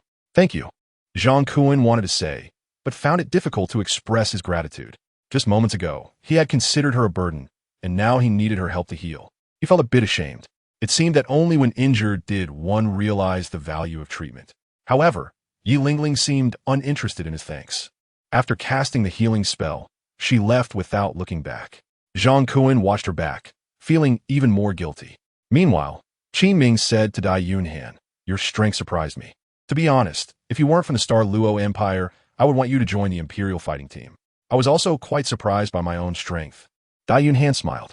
Although he was only at level 35, relying on the power of his martial soul and the advantages of his soul ringsage, he could easily handle soul masters at levels 41 or 42. Haha, confidence is a good thing. Qi Ming chuckled, not expecting Dai Yunhan to be so unpretentious. All right, you all take a break. I'll go check on the other students. Qi Ming said, then went to see other students. His duties weren't just to Dai Yunhan. He also needed to record the progress of others. After he left, Yi Lingling returned, still looking the same. I thought you wouldn't treat him. He was so dismissive of you, Dai Yunhan teased. If it were up to him, he definitely wouldn't have treated Zhang Kuen. A typical case of praising the food when eating, but scolding the dishes when washing. Yi Lingling shot him a glance. We're classmates, not enemies. Some classmates may not deserve to be called classmates. Dai Yunhan clearly understood Zhang Kuen's behavior. It was supposed to be a practice battle, emphasizing teamwork and tactical understanding. Yet, Zhang Kuen abandoned Zhang Wan, relying on the fact that this was just practice, certain that Dai Yunhan wouldn't attack Zhang Wan, and rushed in to play the hero. Such a person, once accustomed to this combat style, would be more terrifying than the enemy. Unlike Dai Yunhan, who had consistently stood in front of Yi Lingling. If Zhang Kuen wanted to take the initiative and take down Yi Lingling, he would have to go through Dai Yunhan first. Yi Lingling, however, did not respond to Dai Yunhan's words, standing quietly to the side, her eyelashes lowered, lost in thought. Dai Yunhan looked at him, curious about what had happened to her that made a girl become so cold and lonely. Soon, the day's classes came to an end. Dai Yunhan and Zhu Zhuqing walked back to the dormitory together. Duguyan initially wanted to find Dai Yunhan to chat, but when she saw him being intimate with Zhu Zhuqing, her mood instantly soured. Behind Duguyan, Yu Qianheng watched her desolate expression, and his heart ached even more. He also began to feel hostility towards Dai Yunhan. Now, he was sure that something must have happened between Dai Yunhan and Duguyan last night. Otherwise, Duguyan's attitude towards him couldn't have changed so drastically in just one day. With this thought, he felt even more troubled and couldn't help but clench his fists. Dai Yunhan and Zhu Zhuqing returned to the villa. After entering, Dai Yunhan gave her a deep kiss. Zhu Zhuqing blushed and punched him in the chest, saying irritably, "You often say form is emptiness. Emptiness is form. How come you only seek pleasure when you're free? Because that's the nature of a man. So that's how you interpret idioms?" Zhu Zhuqing rolled her eyes at him. Then her little hand reached to his waist and twisted again. "If I hadn't grown up with you, I would suspect you're a scumbag who has deceived countless young girls. Do you want to know why I've deceived so many young girls? Why? Because none of them are you. I've always been waiting for your arrival." Dai Yunhan's flirtatious words made Zhu Zhuqing's heart flutter, even though her face showed no expression. She felt sweet inside. Although she knew it was just Dai Yunhan's playful banter, for some reason, every time she heard such words, it made her heart feel warm. She really liked hearing them. She lightly kissed Dai Yunhan's lips as a reward. "You take a break. I'll go cook. What do you want to eat tonight?" But she forgot that Dai Yunhan was never someone who owed favors. So, he wrapped his arms around her waist, pressed his forehead against hers, and shared a long kiss that lasted 2 minutes. After breaking apart, Dai Yunhan was still not satisfied. "I think just eating your cat tongue is enough to fill me up." Zhu Zhuqing blushed again. "You naughty guy. Do you dare call me bad? Do you believe I can be even worse?" As he spoke, Dai Yunhan raised both hands, his fingers dancing up and down. Zhu Zhuqing immediately understood the gesture, her face showing a hint of panic. She hurriedly ran away, knowing Dai Yunhan wouldn't take it to the next level, but he was bold enough in other ways. If he continued, she might end up suffering again. Watching her panic and run away, Dai Yunhan couldn't help but laugh. Indeed, Having a relationship from a different dimension was incredibly powerful. Dai Yunhan only needed to make a slight move to know the limit of this segment. An hour later, Zhu Zhuqing had prepared a delicious meal. 2 meat dishes, 1 vegetable dish, and 1 soup. Boiled pork slices, braised ribs, spicy and sour shredded potatoes, and egg soup. All of which were dishes that Dai Yunhan liked. It must be said that the food in this world is very delicious. But Dai Yunhan often misses the flavors of his hometown. Therefore, during the 6 years he spent with Zhu Zhuqing, he also cooked quite a few dishes for her. Zhu Zhuqing really enjoyed these unusual dishes, and after 6 years of getting along, she successfully learned the true essence from Dai Yunhan. Chapter 29, just to clarify, they would only sleep together for 1 night today. Now, their cooking skills were on par. The dishes were served on the table. Dai Yunhan first served a bowl of soup to Zhu Qing's wife. As the saying goes, drink soup before meals, and the wife is beautiful. Drinking soup first not only benefits the digestion and absorption of food by the gastrointestinal tract, reducing irritation to it, but also helps to replenish moisture, achieving a beautifying effect. Therefore, the first thing every day at mealtime is to ladle a bowl of soup for his wife. Zhu Zhuqing naturally did not believe this, but after all these years, she has developed this habit due to Dai Yunhan. She feels a bit uncomfortable if she doesn't drink soup. After taking a sip, the rich aroma of eggs was both fresh and delicious. Dai Yunhan took a sip and said, not bad, it tastes great. After a round of compliments, he added a piece of crispy rib to Zhu Zhuqing's plate before finally starting to eat. How do you feel in this new environment? Are you adapting? Dai Yunhan asked while eating. It's fine, just fine. Dai Yunhan pretended to be unhappy. What do you mean, just fine? Don't you miss me at all? Can you really be at ease without me? Do you miss me? Of course I do. A day without seeing you feels like 3 autumns. Dai Yunhan guaranteed. So you really think of me like that? Zhu Zhuqing looked at Dai Yunhan's earnest expression and couldn't help but smile foolishly. Rice was stuck to her white teeth. Playful and cute. Of course. You're my little treasure. Who else would I want you to think about? Dai Yunhan said confidently. Then, with a playful glint in his eye, he suddenly sang, my little treasure, we are a pair, come on, give me a kiss. So cheesy. Zhu Zhuqing turned her head away, not wanting to kiss him. Dai Yunhan didn't care, picking up a piece of boiled meat and chewing on it, but puzzled, asked, isn't this meat supposed to be spicy? Is it the piece you ate that was spicy? As she spoke, she took advantage of Zhu Zhuqing's moment of inattention and sneakily kissed her. However, this time, it was just a light peck. Then, as if savoring an exquisite delicacy, she smacked her lips, still not feeling any spiciness. Let me try again. Hey, what are you doing? Zhu Zhuqing quickly pushed Dai Yunhan away, truly exasperated with this lecherous guy. No matter the situation, he always seemed to be thinking about taking advantage of her. Whenever he found an opportunity, he would seize it. She genuinely wondered if this guy was a reincarnated pervert. If you say he lacks ambition and is full of love and romance, he just happens to have such great talent and strength. But if you say he is solely focused on becoming stronger and is aloof from the world, every day he is just thinking about taking advantage of her. She couldn't understand how such 2 contrasting personalities could exist in the same person. Looking at Dai Yunhan's lecherous smile, she sighed inwardly, knowing that she would never escape from Dai Yunhan's clutches in this lifetime. Because Dai Yunhan's behavior, which combined lewdness with a touch of culture, was not only something Dai Yunhan liked, but she herself also enjoyed it very much. Ah, how embarrassing. I seem to be getting bad too. Whimpering. Soon, the meal came to an end. Dai Yunhan tidied up the table and cleaned the house, while Zhu Zhuqing washed the dishes. The 2 worked together, really resembling a family. After washing the dishes, they chatted for a while, and then Zhu Zhuqing began her training. She practiced for 2 hours every night. Dai Yunhan told her not to work so hard. After all, he would lead her to victory. However, Zhu Zhuqing didn't want to put all the pressure on Dai Yunhan, so she continued to train every day. As for whether Dai Yunhan trained or not, she didn't care much.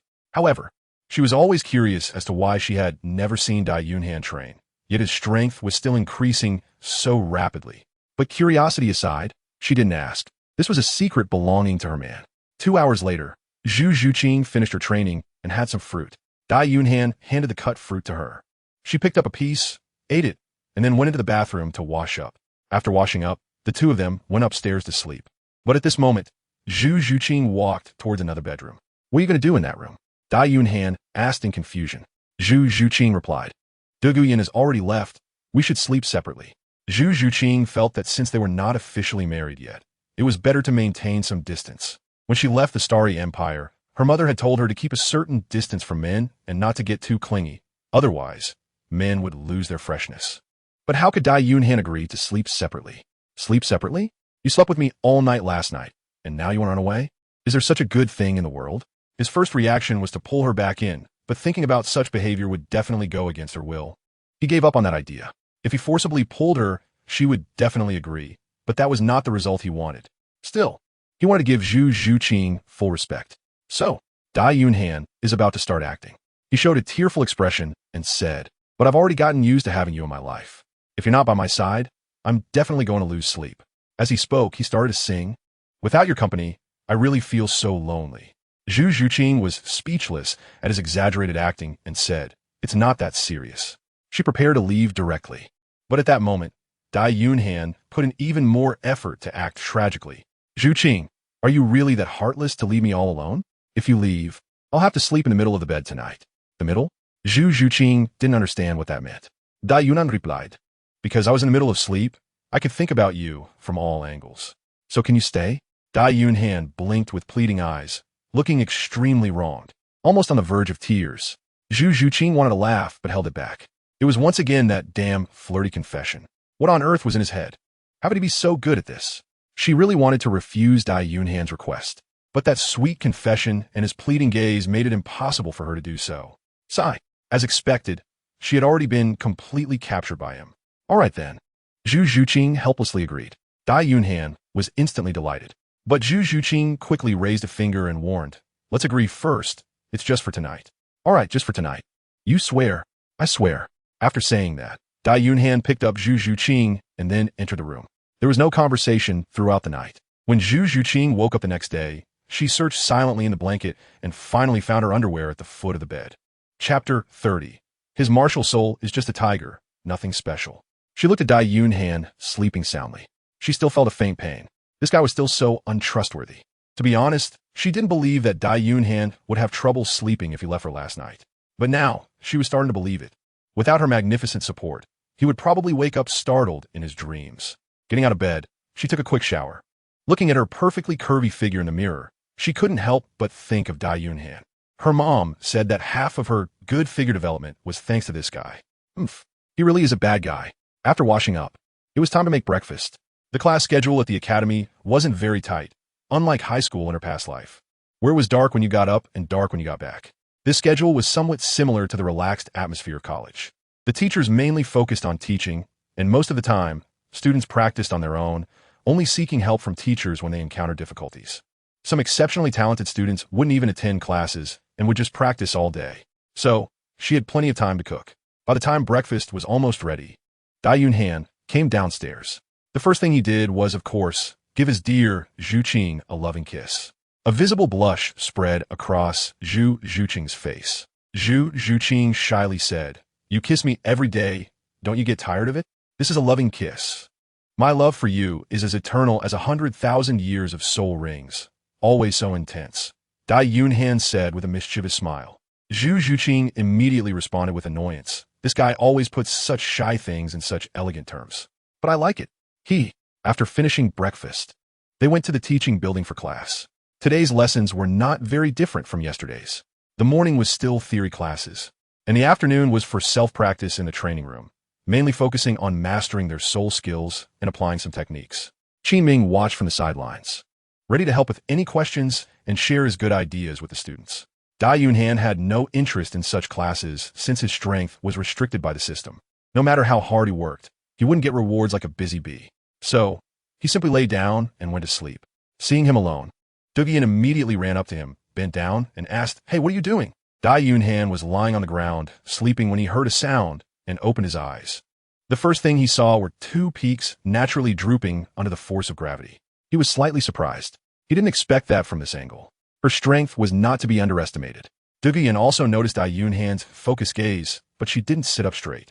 Instead, she continued to bend over and asked mischievously, "What are you looking at?" "Looking at a beauty." "Is that beauty pretty?" "I don't know. The beauty is wearing too many clothes." Upon hearing this, a hint of shyness appeared on Douluo's face. She didn't expect this little guy to be so flirtatious. She stood up and said, "You seem bored alone. Why don't we practice together?" No, Dai Yunhan refused. "Why not? Because there is someone behind you staring at me. Zhu Zhuqing turned around and saw Yu Tianheng glaring at them with a dark face. She felt a bit unhappy. When Yu Tianheng noticed that Zhu Zhuqing had spotted him, he quickly approached, his expression changing rapidly to a sunny smile. Yin, if you want to find a sparring partner, come to me. Why bother with him? He looks like he was too tired last night and didn't sleep well. Let him rest properly. This statement was actually a reminder to Zhu Zhuqing that Dai Yunhan already had a woman and that they had definitely developed a relationship that would be considered taboo. So, Yin, you might as well not look for him. Otherwise, people might think you're mistress. However, Zhu Zhuqing either genuinely didn't hear it or pretended not to hear it, completely ignoring Yu Tianheng, and said, your strength is just average. We've already familiarized ourselves with it. What else is there to practice? Dai Yunhan, your martial soul is very special. Let's have a match. Dai Yunhan didn't say anything, just silently looked at Yu Tianheng. He knew Yu Tianheng would definitely speak first. Sure enough, Yu Tianheng got anxious. Yin, my martial soul is just a tiger, nothing special. No matter how much I practice, it's all the same. My martial soul is a dragon, and your martial soul is a snake. Teacher Qin said our martial souls have similarities. Maybe we could try to practice a martial soul fusion technique together. Are you interested? No. Zhu Zhuqing rejected him very decisively. She never had a good impression of Yu Tianheng. She only practiced with him because she couldn't find an opponent when Dai Yunhan wasn't around. Now that Dai Yunhan had appeared, she naturally wouldn't go back to him. Dai Yunhan, do you want to practice with me? Zhu Zhuqing, not wanting to pay attention to Dai Yunhan, directly asked him. His decision was the determining factor. Dai Yunhan glanced at her, then at Yu Tianheng, only to find that Yu Tianheng had a face full of warnings. He instantly felt disdainful. He hadn't intended to agree, but since you're doing this, I'll just have to agree. Practice, but let me make it clear first, this whole afternoon, you can only practice with me. I'm not used to switching partners constantly. If you can't handle it, then forget it. Dai Yunhan looked at Yu Tianheng with a provocative gaze. Fine, just as I don't like being interrupted either. Zhu Zhuqing immediately agreed, looking quite excited. Meanwhile, Yu Tianheng's face had turned extremely dark, but he seemed to know he couldn't change the outcome. He forced a smile and said, Dai Yunhan, your martial soul is very special. I do like to practice with you as well. How about the two of us practice first? My martial soul is just a tiger, nothing special, let us forget it. Dai Yunhan rejected him with his words, sneering inwardly. You little rascal, do I not know what tricks you have up your sleeve? After being rejected, Yu Tianheng's face darkened again, but he still didn't want to give up. How about the three of us together? Yin, if you get tired, I can take your place and practice with him for a while. No need, if I get tired, he will definitely get tired too. And it would be awkward for you to be left out. Zhu Zhuqing didn't want Yu Tianheng to interrupt her. No, I would feel awkward. Yu Tianheng quickly smiled. I still have a chance. I mean, I would feel awkward. Zhu Zhuqing coldly splashed water on him. Not caring about Yu Tianheng's chaotic emotions anymore, she directly took Dai Yunhan to a martial arts practice field. Chapter 31. Zhu Zhuqing's favorability increased. Soul power level 36. Dai Yunhan shrugged his shoulders, indicating that he was also quite helpless. Yu Tianheng did not expect that Zhu Zhuqing had become so heartless. She wasn't like this before. She used to be very gentle. So how could this be? He stared at Dai Yunhan's smug back, his gaze growing more and more fierce. All of this is because of you. He suddenly turned around and left the training room. Over here, Dai Yunhan was actually deliberately trying to provoke Yu Tianheng. The reason was that he couldn't stand Yu Tianheng's attitude. Matters between men and women should be based on fair competition. If one lacks ability, threatening others is something he cannot tolerate. It should be noted that when he initially did not know that Zhu Zhuqing and Yu Tianheng were not together, and when the system indicated that Zhu Zhuqing had feelings for him, Dai Yunhan had already decided to keep his distance from Zhu Zhuqing. He felt that doing so would be undermining others, which was very unethical. Now, agreeing to practice with Zhu Zhuqing was because he knew they were not together, so he felt no sense of guilt and didn't care anymore. As for the second reason, this guy's surname is Yu, and he is from the same family as Yu Xiaojiang. Dai Yunhan hates Yu Xiaojiang, and even the entire blue electric Tyrannosaurus family is included in that hatred. Hey, what are you thinking about? Let's get started. Once on the training ground, Zhu Zhuqing immediately summoned the phosphorus snake and urged. Beneath her feet, 3 soul rings, 2 yellow and 1 purple, floated up and down. Good. Dai Yunhan immediately revealed his martial soul. However, he did not show his soul rings. Like yesterday, he didn't want to draw too much attention to himself because of his dazzling soul rings. He was already impressive enough. If his soul rings exceeded everyone's understanding, there was a high chance he would be captured for research. Fortunately, soul rings can be controlled. They only need to be shown when soul skills are activated. Not showing the soul rings has its drawbacks, though, as it weakens the aura of the martial soul. At the same time, Dai Yunhan understood why it was important to shout out the names of soul skills during a fight. The names of the soul skills are somewhat similar to incantations in cultivation. They need to be spoken to be effective. In the Douluo Continent, the names of soul skills are engraved in the Sea of Spirit after absorbing the soul rings. When activating a soul skill, saying the name out loud serves as a way to connect and guide through mental energy. This allows the soul skill to be unleashed more smoothly and maximizes its power. Dai Yunhan had previously found this behavior puzzling, but now he understood. In summary, hiding soul rings has its pros and cons. Let us start with the good. I want to hold back. Zhu Zhuqing raised an eyebrow and reminded him, "Don't worry, I can be ruthless with beautiful women too." "Then let us see what you've got." Zhu Zhuqing smiled, her gaze turning sharp. Third soul skill, phosphorescent purple poison. A cloud of purple mist was expelled from the mouth of the phosphorescent snake, moving quickly and rolling towards Dai Yunhan to envelop him. "Damn, you're going all out right from the start." Dai Yunhan was speechless. Was she afraid that the poison wouldn't kill her? "I already said that I wouldn't hold back." Zhu Zhuqing said this, but her eyes were fixed on Dai Yunhan, ready to retract the poisonous mist at the slightest hint of something unusual. Faced with this poisonous mist, Dai Yunhan did not dare to be careless. But after the events of the day before yesterday, he already had a plan in mind. He activated his first soul skill, and while mobilizing the soul power within him, 2 balls of energy, one black and one white, appeared in his hands. Last time, his chaotic energy was able to suppress her poison, so this time, it should work as well. The black and white energy intertwined in his hands, forming a grayish mist that spread out, first creating a protective barrier around Dai Yunhan before moving towards the purple poisonous mist to counter it. Upon contact, the two instantly clashed together.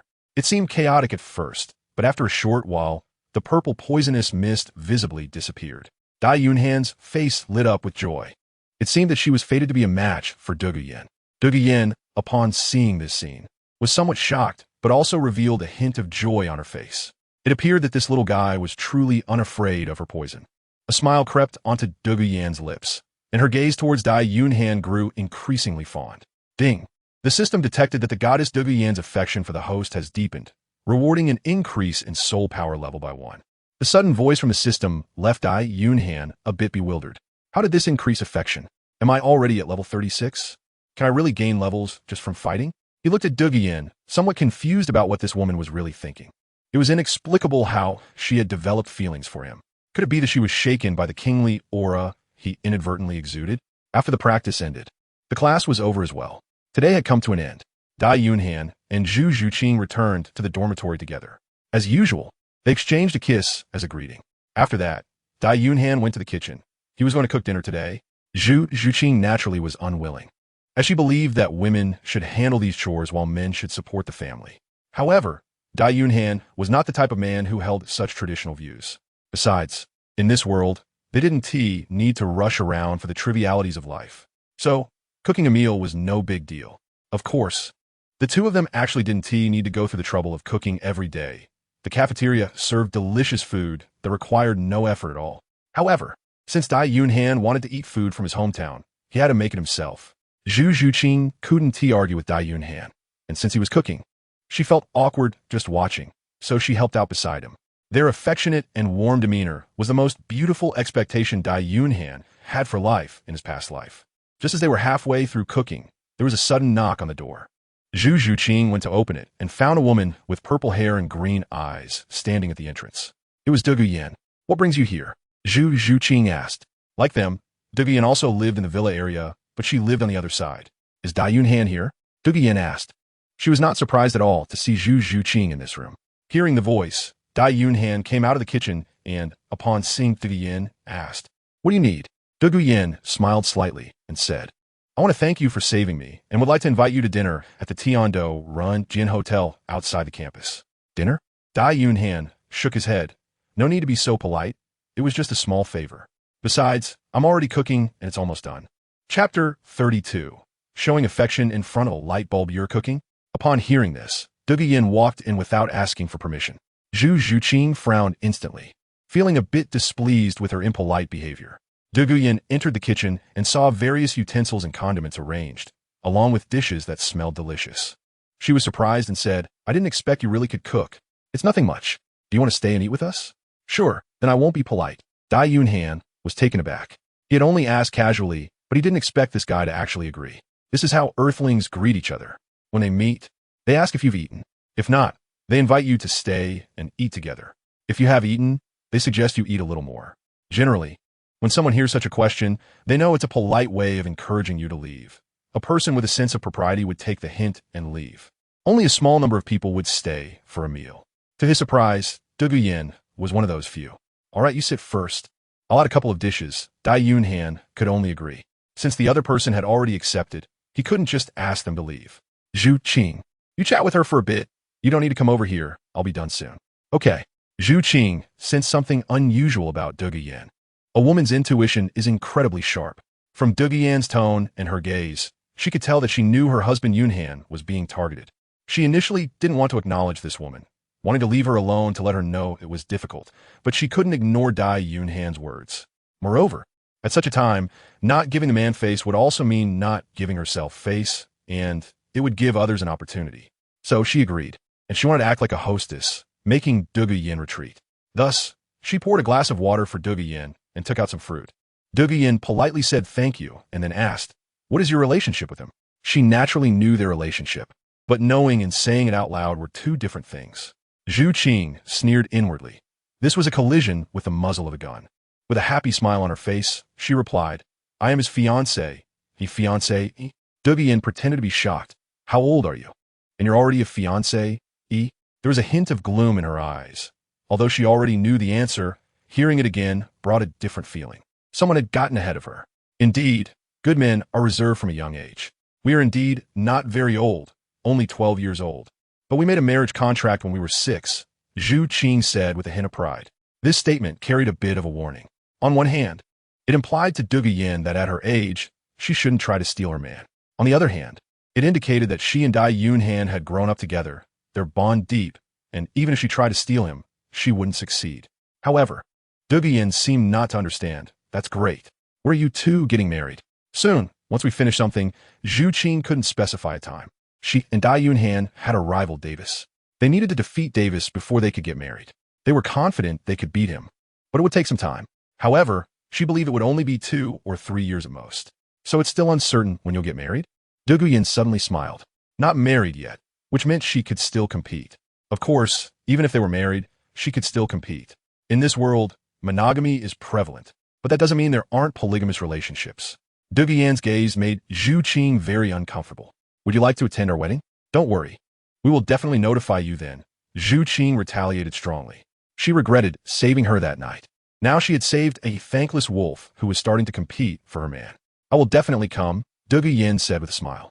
Her grandfather was a titled Douluo, and her talent was also remarkable, so her personality had developed to be domineering and unyielding since childhood. Whatever she set her sights on, she would go after without hesitation, including men. The two looked at each other, both sensing a hint of gunpowder in the air. However, the tension was not heavy. After all, Zhu Zhuqing was still being polite. From an outsider's perspective, her words and actions seemed like those of ordinary friends. Only Zhu Zhuqing, the person involved, knew that the meaning behind each of her words was different. "The food's ready. We can eat now." At that moment, Dai Yunhan's voice broke the deadlock between the two. "I'll help you serve the dishes." Zhu Zhuqing stood up to help. But Zhu Zhuqing was quicker. "Honey, I'll help you." And she pronounced the word honey particularly emphatically, as if afraid Zhu Zhuqing wouldn't hear it. She stood up, casting a triumphant glance at her. "See, I can call him honey. Can you? Still want to steal my man?" "No way." Indeed, upon hearing this term of endearment, Zhu Zhuqing's face looked a bit ugly, and her feet came to a stop. She was bold in love and hate, but she was also a girl who had never been in a relationship. Although her character was daring, she still retained the shyness of a young girl. She couldn't bring herself to compete for affection in front of others. Moreover, she had no relationship with Dai Yunhan at all. So, when Zhu Zhuqing openly called out honey, she felt uncomfortable but couldn't take any action. Coincidentally, Dai Yunhan also responded in time, "Wife, you get the bowls and chopsticks. The dishes are hot. I'll serve them." Zhu Zhuqing felt even more frustrated. "Okay, honey." Zhu Zhuqing smiled sweetly, revealing a proud look. "See, 6 years of love is not something you could take away in just a day or two." Dai Yunhan was holding the dishes and almost forgot that Zhu Zhuqing was still nearby when he thought about the intimate moments he just had with Zhu Zhuqing. It felt a bit awkward. The presence of this third wheel was indeed a bit glaring. While the two were busy, Zhu Zhuqing stood alone, feeling quite uncomfortable. Moreover, Zhu Zhuqing occasionally made a point to engage in intimate interactions with Dai Yunhan, flaunting in front of her. This made Zhu Zhuqing feel even more uneasy inside, but she could only endure it. Soon, the food was served on the table. Zhu Zhuqing and Dai Yunhan sat together, while Zhu Zhuqing sat across from them, as usual. They started with soup, but this time it was Zhu Zhuqing serving soup for Dai Yunhan instead of the other way around. Chapter 33. Is it sweet? She was deliberately showing off their affection. Come on, darling, have some soup first. Then, in a hostess-like manner, she served a bowl of soup for Zhu Zhuqing and said, I didn't know you were coming, so I didn't prepare much, just some home-cooked dishes, please don't mind. This was a line that needed translation. It meant, what are you doing here? I didn't prepare anything for you. At this moment, Zhu Zhuqing already realized that Dai Yunhan and Zhu Zhuqing had a good relationship. But she didn't want to give up on Dai Yunhan, as he was the only person who could overlook her toxicity. She had been searching for someone like him for many years and had never encountered anyone like that. Therefore, for her future happiness, she had to be with Dai Yunhan. However, given the current situation, she also knew that haste makes waste. She needed to pry open the wall, but she had to strike slowly. She took the bowl of soup, politely saying, don't say that. I'm the one disturbing you, so there is no reason for me to complain. You saved me, and I haven't properly thanked you yet. I actually planned to treat you to a meal today, but instead, I ended up mooching off your food and drinks. I feel embarrassed. It's nothing. It's just a small favor, just a meal. Eating anywhere is still eating. Zhu Zhuqing waved her hand. This was another line that needed translation. It meant, it's just a meal. We can afford it. Hurry up and eat, so you can leave quickly and not be a bother here. Zhu Zhuqing smiled. She could tell the implication behind those words, but she could only pretend not to understand. She couldn't show any sign of dissatisfaction. Firstly, she felt guilty for stealing someone else's man, even if he was only engaged. Secondly, even if she tried to compete now, she wouldn't have Dai Yunhan's support and would only make Zhu Zhuqing more favored. She was like a snake, knowing how to use her greatest advantage. She quietly ate her meal, looking at the dishes in front of her. She felt a bit curious because these were all dishes she had never seen before. She picked up one of the dishes and took a bite. The taste was surprisingly good and very unique, something she had never tasted before. Did you make all these dishes? They taste amazing, Zhu Zhuqing said to Dai Yunhan. This was a sincere compliment, not a false pretense. Similarly, this was also her changing strategy. All she wanted was Dai Yunhan. What did it matter to her about Zhu Zhuqing? As long as she could win Dai Yunhan's favor, everything else was unimportant. Well, if it's good, eat more. There is plenty of food, Dai Yunhan said. He is quite confident in his cooking skills. Over the years, his father and mother have praised his dishes endlessly. Such delicious food. Even if you don't let me eat it, I still want to have a bit more. Zhu Zhuqing's beautiful eyes sparkled. Every sentence she spoke did not hide her admiration for Dai Yunhan. Of course, these dishes truly suited her taste. She was increasingly satisfied with Dai Yunhan. At first, she may have been drawn by his abilities, but now she found that Dai Yunhan was indeed a good person. Meanwhile, Zhu Zhuqing, who saw her expression, felt quite unhappy. Although her conversation with Dai Yunhan was normal, she just felt uncomfortable. It was as if she was not eating food, but her own possession. This was completely green tea behavior. However, she couldn't make her feelings too obvious. Otherwise, it would upset Dai Yunhan and create opportunities for her. The atmosphere during this meal was strangely awkward. Zhu Zhuqing was very guarded and sharp, every word revealing her deep feelings with Dai Yunhan, filled with subtle exclusion. Zhu Zhuqing acted like a soft yet solid shield, absorbing all of Zhu Zhuqing's attacks, the sharp points landing on the shield but not bouncing back. This left Zhu Zhuqing feeling helpless. She knew this woman was a master. Just like her soul, she was undoubtedly a hidden venomous snake. As for Dai Yunhan, who was at the center of the storm, he remained calm. But could he not see the war between women? No, he certainly could see it. However, he couldn't express anything. After all, Zhu Zhuqing had not shown her feelings for him yet. She was just having a meal.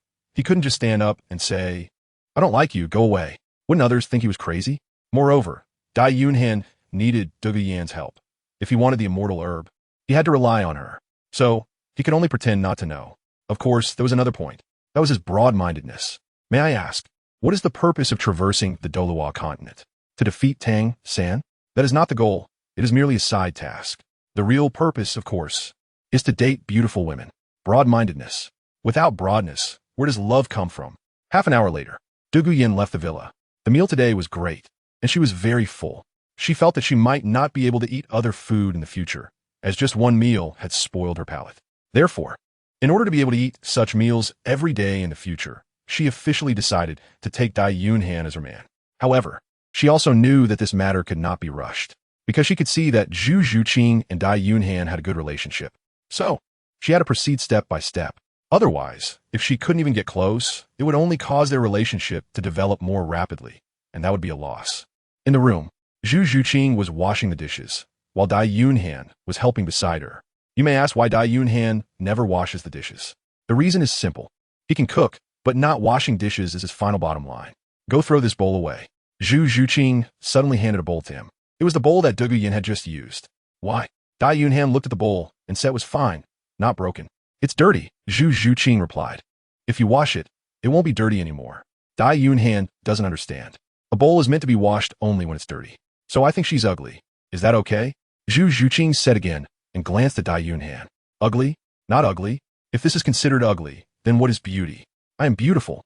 Dai Yunhan suddenly understood that she was not talking about a bowl, but about a person. Dai Yunhan suddenly bent down, getting close to Zhu Zhuqing's face, looking at her with a smile. Are you jealous? No. Then why do I smell a sourness? I said no. I can see that you're jealous. I'm not. A soft gasp escaped her lips as Dai Yunhan kissed Zhu Zhuqing's lips. 1 minute later, Dai Yunhan pulled away from Zhu Zhuqing's lips. Was it sweet? Not sweet at all. Quite sour, actually. Zhu Zhuqing snorted. But her little mouth was still pouting. That attitude was self-evident. Dai Yunhan picked up a candy next to her and put it in her mouth, then kissed again. Chapter 34 Zhu Zhuqing, Level 30. 2 minutes later. Is it sweet now? Still not sweet. Zhu Zhuqing was a bit out of breath and licked her lips. She said so, but her eyes were smiling. Dai Yunhan kissed again without saying a word, and this time, he used his hands. Zhu Zhuqing began to struggle shyly and nervously, but in Dai Yunhan's hands, her struggles were naturally futile. It lasted for a full 3 minutes. Dai Yunhan smiled mischievously as she let her go. Are you sweet now?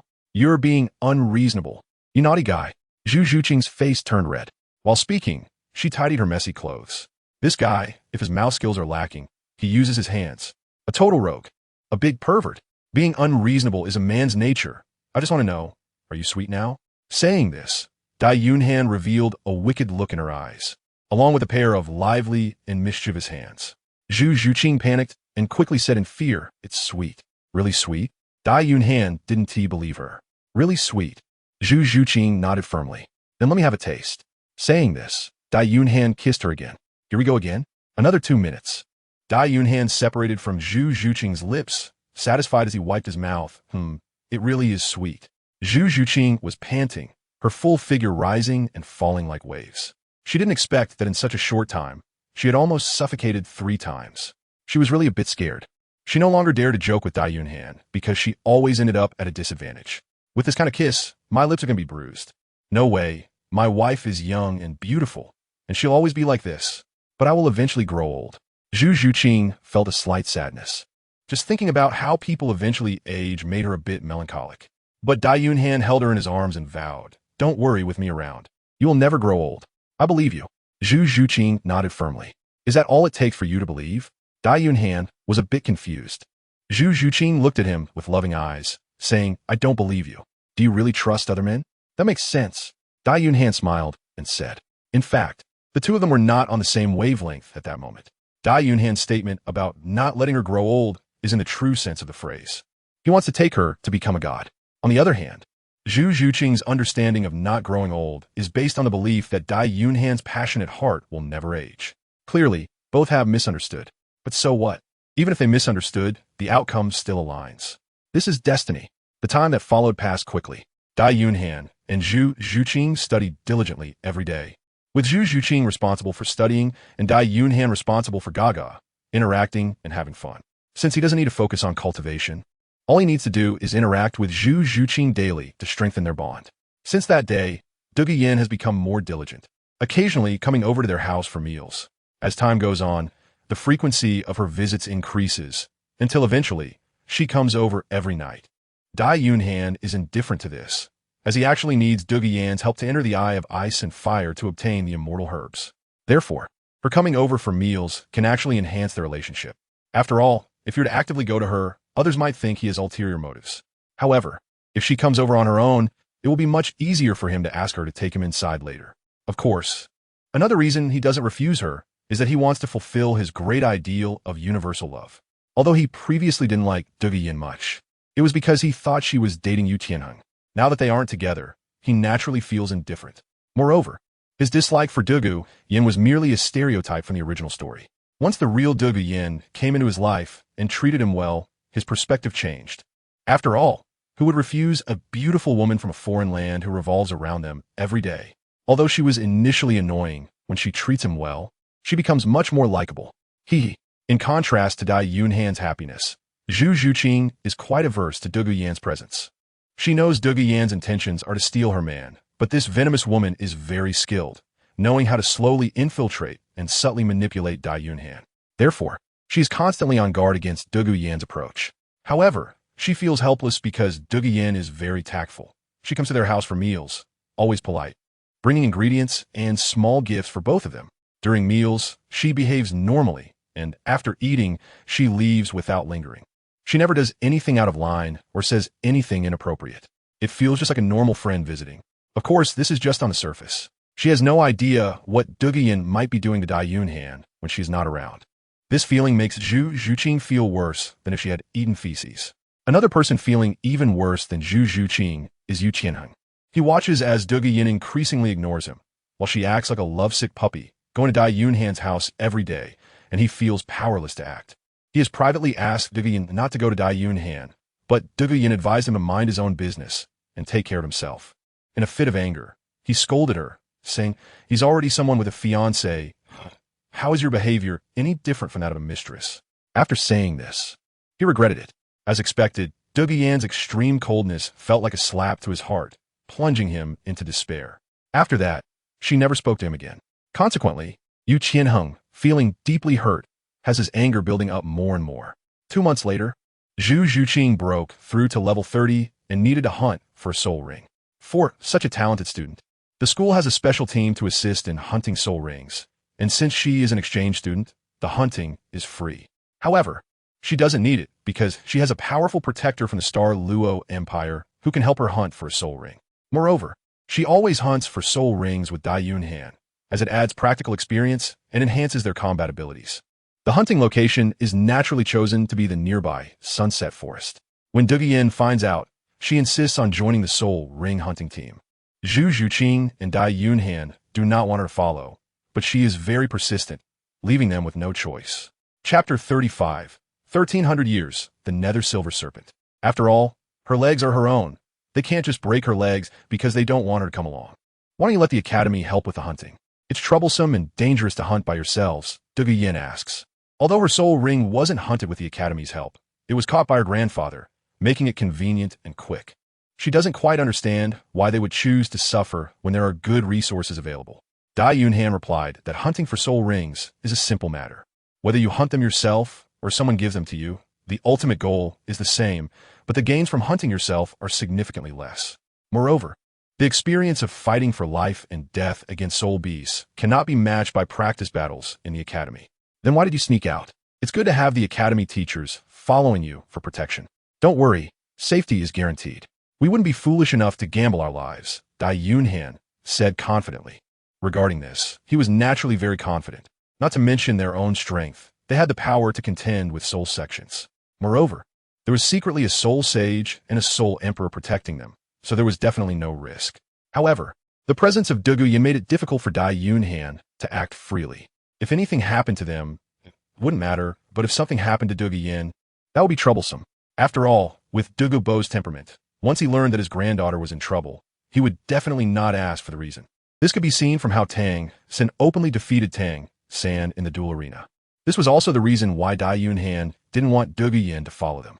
He not only had to protect Zhu Zhuqing, but also Zhu Yan. The three of them walked together. Soon, they discovered a suitable soul beast. It was a nether silver snake, nearly 5 meters long, with a body as thick as a bowl, entirely black, and its eyes were a ghostly blue, looking like ghost fire. There was also a silver line running from its head to its tail on its back. This feature was the source of the snake's name. Seeing this snake, Dai Yunhan estimated its age to be around 300 years based on its size, which was quite suitable for Zhu Zhuqing. Without hesitation, he instructed Douluo Yin and prepared to launch an attack with Zhu Zhuqing. "I'll help you," Douluo Yin said. She came intending to help, and now that the battle was about to begin, how could she possibly just stand by and watch? Dai Yunhan glanced at her and still refused, saying, "It's okay. This snake can be dealt with by me and Zhu Zhuqing. You just need to protect yourselves." After saying that, she charged forward with Zhu Zhuqing. Douluo Yin's expression was somewhat unhappy. Dai Yunhan's rejection indicated that she still didn't have her in her heart. She didn't care about that and released her martial soul, the Bailin snake, as she rushed towards the Ying silver snake. At that moment, the Ying silver snake was also running towards Dai Yunhan's direction, and it was moving very quickly, like a shadow darting through the forest. Moreover, as it ran, it would occasionally glance back, as if sensing some danger behind it. This caused it to not pay much attention to Dai Yunhan and the others ahead. By the time it noticed the few people, Dai Yunhan and Zhu Zhuqing's attacks had already reached it. Dai Yunhan chose a frontal attack and unleashed his first soul skill, causing his entire body, including his hair and wings, to turn black. He then swung his fist, smashing it towards the head of the nether silver snake. At that moment, the nether silver snake's attention was focused behind it, so it was caught off guard by this punch and had no time to react. When the punch landed, its swiftly charging body came to an abrupt stop, as if it had hit a sudden break, crumpling together. It let out a painful sound. However, its head was very hard, and Dai Yunhan could feel that the damage dealt was not significant. It merely halted its speed. Indeed, its azure pupils flickered with a hint of flame, and then its body unexpectedly coiled towards Dai Yunhan. Dai Yunhan was taken aback. This guy's strength was somewhat unexpected. Fortunately, at that moment, Zhu Zhuqing's voice rang out. First soul skill, Netherworld Stab. A shining blade shot out from the shadow, piercing directly towards the body of the Netherworld silver snake. Striking at the snake's weak point, Zhu Zhuqing was well aware of this vulnerability. However, the defense of the Netherworld silver snake was evidently quite high. The silver lines behind it shimmered brightly as Zhu Zhuqing's sharp blade struck its body, as if hitting iron armor. It only sparked a few scattered sparks, but Zhu Zhuqing was undeterred. Her sharp claws directly pierced into the gaps between the scales and then yanked fiercely. Although there wasn't the expected splatter of flesh and blood, several scales were torn off, revealing the unprotected flesh beneath. Zhu Zhuqing waved her hand again, preparing to inflict heavier damage at this breakthrough point. But the Netherworld silver snake retaliated with a sweeping tail attack, creating a howling wind. Zhu Zhuqing could only retreat to dodge this attack. Taking this opportunity, Dai Yunhan also gained some breathing room, spreading his wings and quickly distancing himself. Zhuqing, be careful, this guy is a bit stubborn. Dai Yunhan reminded with a word, then continued to launch an attack. At that moment, a cloud of purple mist suddenly spread, enveloping the ghostly silver snake in an instant.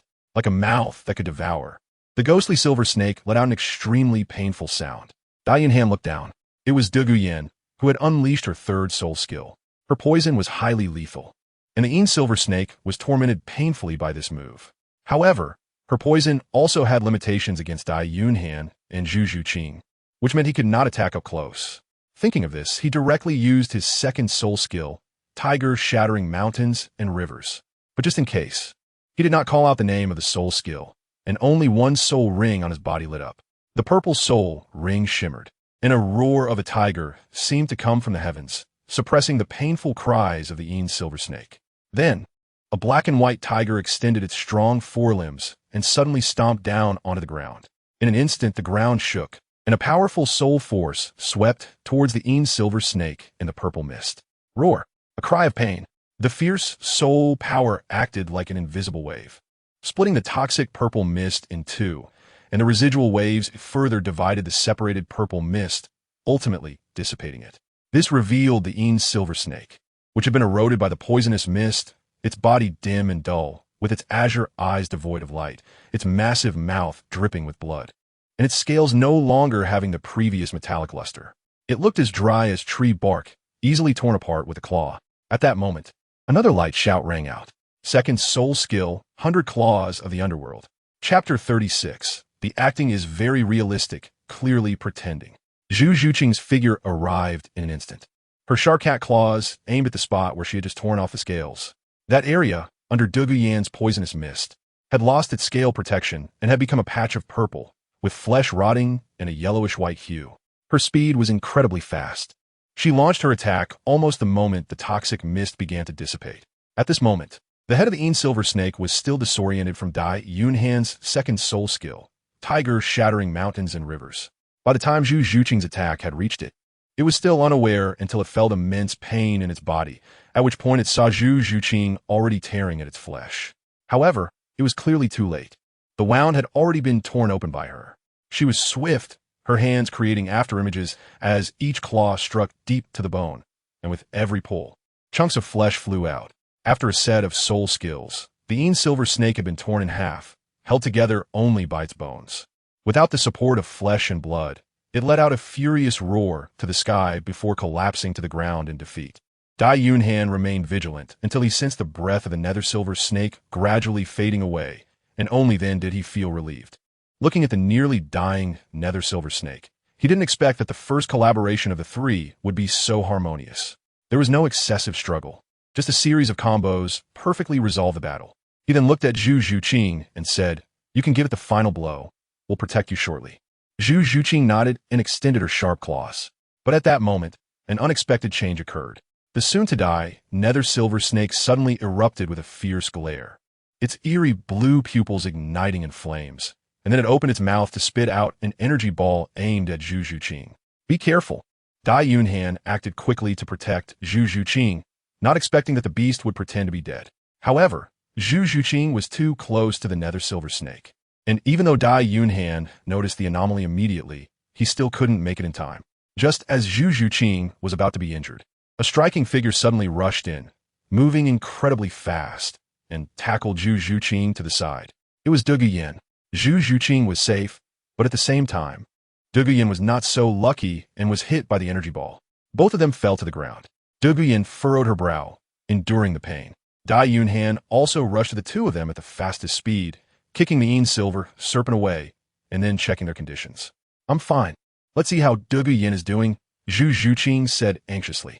Dai Yunhan looked at Douluo Yan again, and, finding that her injuries were not too severe, let out a slight sigh of relief. Although the silver snake had launched a sneak attack, it was ultimately at the end of its strength, and its attacking power was insufficient. Moreover, Douluo Yan's soul power automatically protected her, so although she sustained injuries, her life was not in danger. Dai Yunhan took out a bottle of healing potion for her to take, and then used her soul power to help her heal. Her complexion gradually improved. "Is there any discomfort?" Dai Yunhan asked with concern. Douluo Yan's face looked slightly unpleasant, but she shook her head. "I'm fine." Then she turned to Zhu Zhuqing and said, "Hurry up and absorb the soul ring, or it will be troublesome if something unexpected happens again."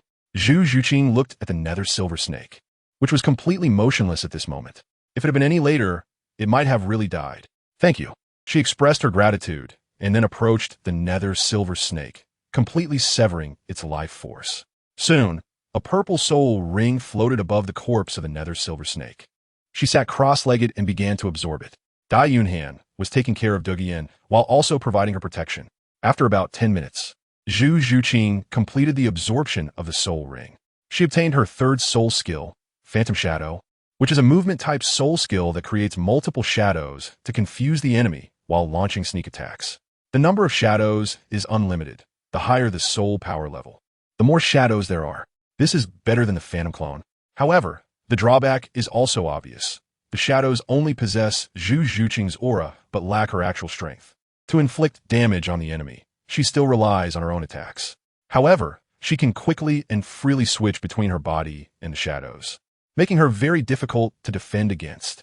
After absorbing the soul ring, her soul power level also increased by 1 level, reaching level 31. At just over 12 years old, having a soul power level of 31 is significantly faster than her cultivation at Shrek Academy. After absorbing the soul ring, Zhu Zhuqing's height increased slightly, and her aura became even more aloof and mature. However, none of this was the most important thing. For Dai Yunhan, what mattered was that Zhu Zhuqing's long legs became even longer, and her impressive figure appeared even more exaggerated. Dai Yunhan was very confident. If things continued to develop at this rate, Zhu Zhuqing would definitely grow into an aircraft carrier. He couldn't help but recall a poem from his past life. She was the beauty of the world, harboring grand ideals. True wisdom sparkled in her heart, and the vast world would not disappoint her. He looked forward to the arrival of that day.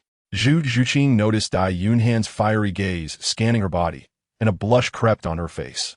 She liked being looked at by Dai Yunhan with such eyes, but with outsiders present, she felt a bit shy. Meanwhile, Duguyen, witnessing the scene, felt a pang of unhappiness in her heart. Especially seeing Dai Yunhan's infatuated expression made her feel even lower. She glanced down at her own little mountain and felt a sense of failure. She was nearly 6 years older than Zhu Zhuqing, yet still fell short in terms of figure. No wonder Dai Yunhan was so deeply attracted to her. Suddenly, she understood. From now on, she would drink milk and eat papaya every day. All right, since we're done, let us head back, Dai Yunhan said. Zhu Zhuqing nodded. Oh no. At that moment, Duguyen suddenly cried out in pain. What's wrong? Dai Yunhan thought her injury had worsened and quickly asked. Duguyen rubbed her leg and said pitifully, It seems like my leg is injured. I can't stand up. Leg? Dai Yunhan looked at her legs, round and smooth, straight and proportionate, still wearing black stockings. They were a pair of excellent legs. However, the recent attack from an silver serpent hadn't actually hurt her legs, had it? What pain could there possibly be? Seemingly sensing Dai Yunhan's doubt, Duguyen acted even more pained. Oh, it hurts so much, oh dear. The acting was very convincing. It was obvious she was pretending. At least Zhu Zhuqing noticed it immediately and could also smell the hint of green tea. Chapter 37. Boiling a frog in warm water with a 9-square grid. Does it really hurt? Let me check for you. Dai Yunhan squatted down, still a bit worried. What if her leg was really injured? She used her soul power to check, but as expected, she found no issues. No problem at all, but it really hurts. Duguyen looked at Dai Yunhan, showing a weak expression that needed care. Zhu Zhuqing felt disgusted in her heart. What a scheming person. Although Duguyen had just saved her, she would remember this favor and repay it when she had the chance. But stealing her man was another matter. Those two things should not be confused. Then I'll help you walk, Zhu Zhuqing said, unable to tolerate her behavior any longer. Duguyen glanced at her. Both my feet hurt. Then I'll carry you, Zhu Zhuqing gritted her teeth. But Duguyen refused again. You just absorbed a soul ring. Your soul power is still unstable. It's not suitable for you to exert too much effort. Let's forget it. It's okay. I can do it. Your injury is more important. Saying this, Zhu Zhuqing squatted down, indicating for Duguyen to get on her back. But Duguyen said again, You're too skinny. It's all bones on your back. It will hurt my wound. Zhu Zhuqing got angry. You're too much, woman. I would carry you. And now you're complaining that I'm all bones? My chest is twice as big as yours. How dare you say I'm all bones? To put it bluntly, she just wanted Dai Yunhan to carry her. Zhu Zhuqing's anger was building up. If Duguyen hadn't genuinely saved her, she wouldn't have been able to hold back her outburst. At this moment, Dai Yunhan was watching from the side, not daring to say a word. This world allows for polygamy. However, monogamy is also quite prevalent. If he wanted to take them all, he couldn't show that he was too anxious. He had to take it slow, like boiling a frog, and use a grid approach. Only after they were all familiar could he remove the grid. Otherwise, even with the system's help, he could easily end up with nothing. Thus, at this moment, he didn't dare to intervene in the confrontation between the two women.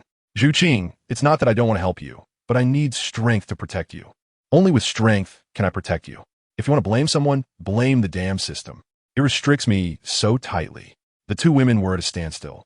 But in the end, Zhu Zhuqing chose to compromise. After all, Duguyen had really saved her.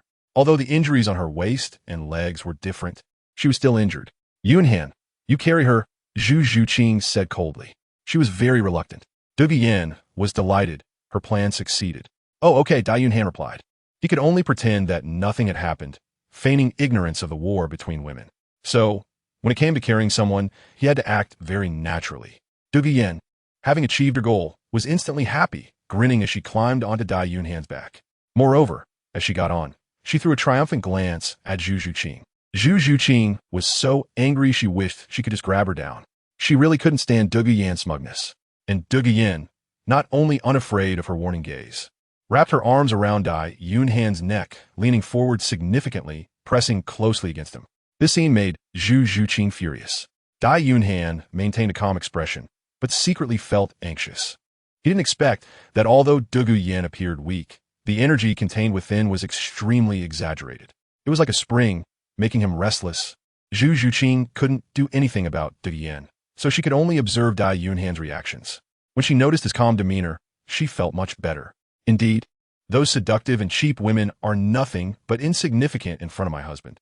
Upon returning to the academy, due to Douluo Yan's leg issues, Dai Yunhan could only leave her at the villa. Douluo Yan was naturally willing to stay at his villa, because even if he didn't want her to, she had to stay. This was the only way to increase their chances together. It was already quite late when they returned, so they bought some food at the school cafeteria and had it for dinner. After dinner, Douluo Yan went to sleep in the previous bedroom.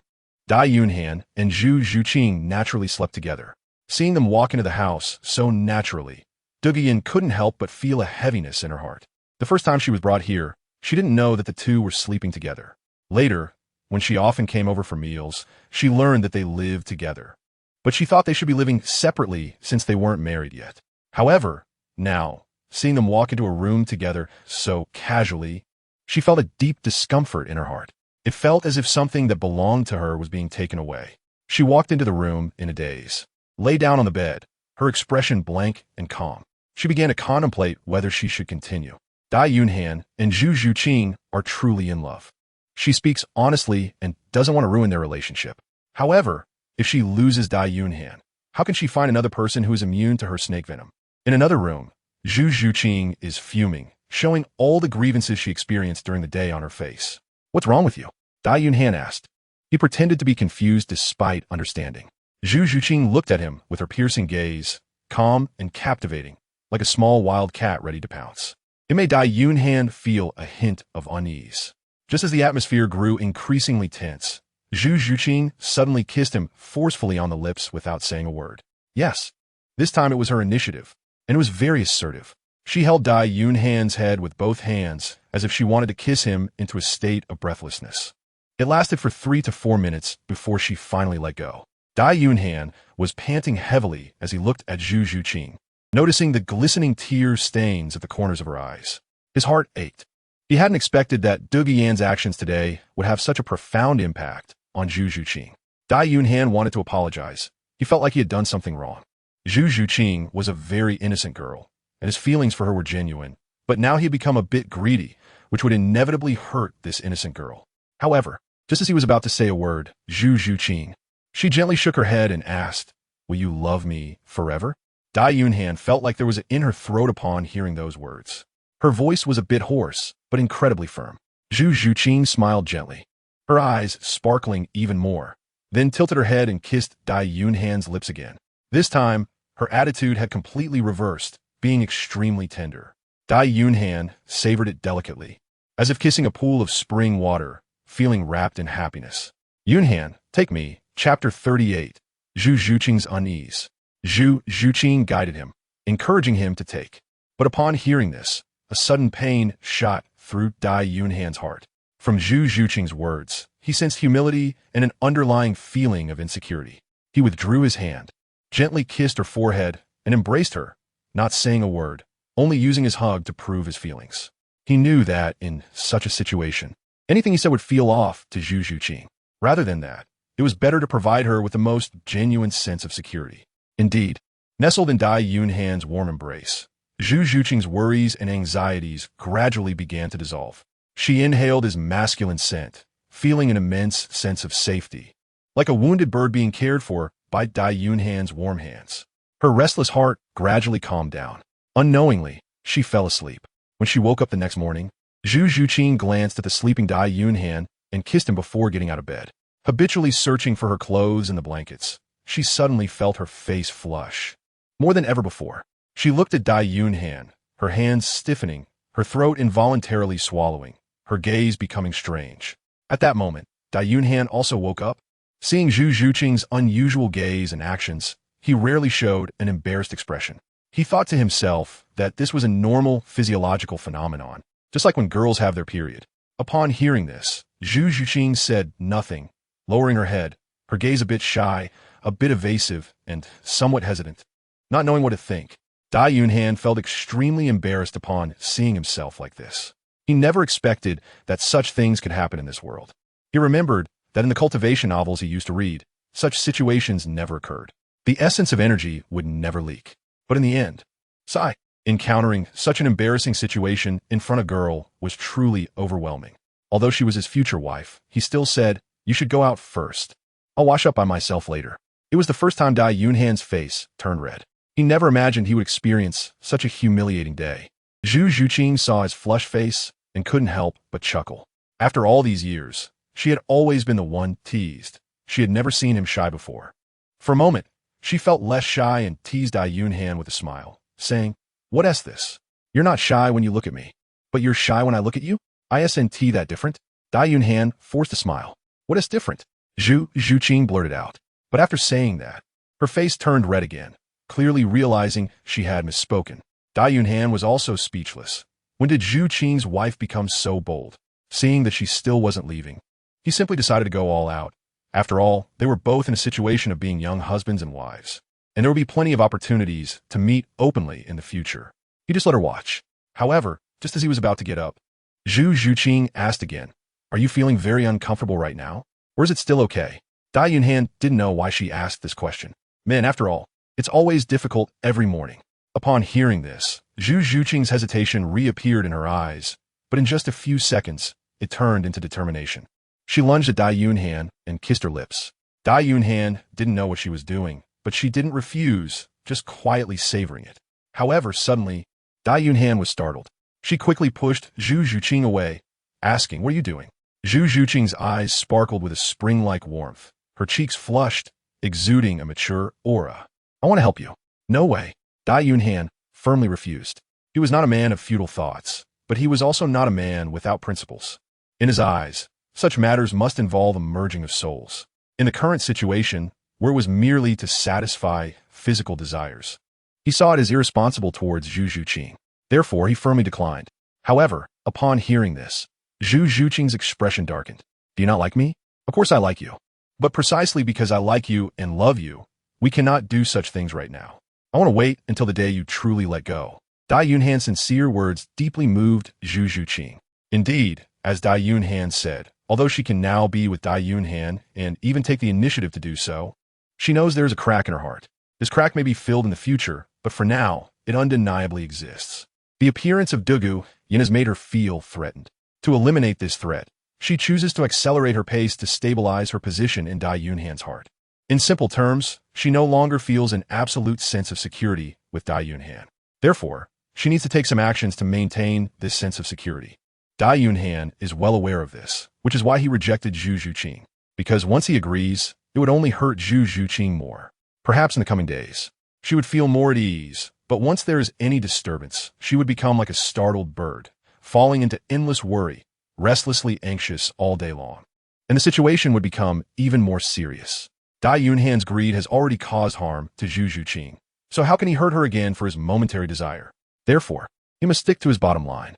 Feeling Dai Yunhan's intentions, Zhu Zhuqing's heart is filled with warmth, and her eyes are moved. In fact, deep down, she also does not wish for things to develop so quickly. She is just afraid of losing Dai Yunhan. She fears returning to the dark loneliness of 6 years ago, a time when there was no sign of life. Dai Yunhan had finally given her hope, and all she wanted was to hold on tightly to it. So, even though Douluo Yin had not yet made any actual progress with Dai Yunhan, she still felt a sensitive danger. However, Dai Yunhan truly understood her and was attentive enough to notice her little thoughts. This made her feel immensely at ease, knowing that Dai Yunhan was not after her body, but genuinely loved her in a true sense. Zhu Zhuqing relaxed a bit, but as she looked at Dai Yunhan's expression, a cunning light suddenly flashed in her eyes. Dai Yunhan didn't see it, just shook her head. "It's okay. Such things happen every day. It will be fine after a while."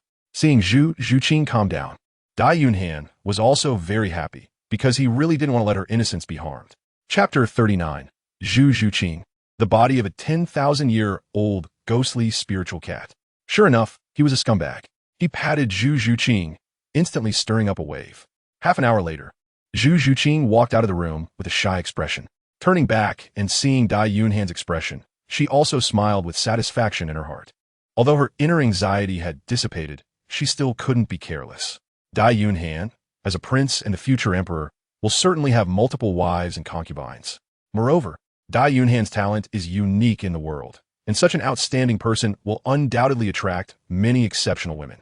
Therefore, deep down, she has already accepted the fact that Dai Yunhan will have many women in the future. After all, even the current Star Luo Emperor has more than just one wife from the Zhu family.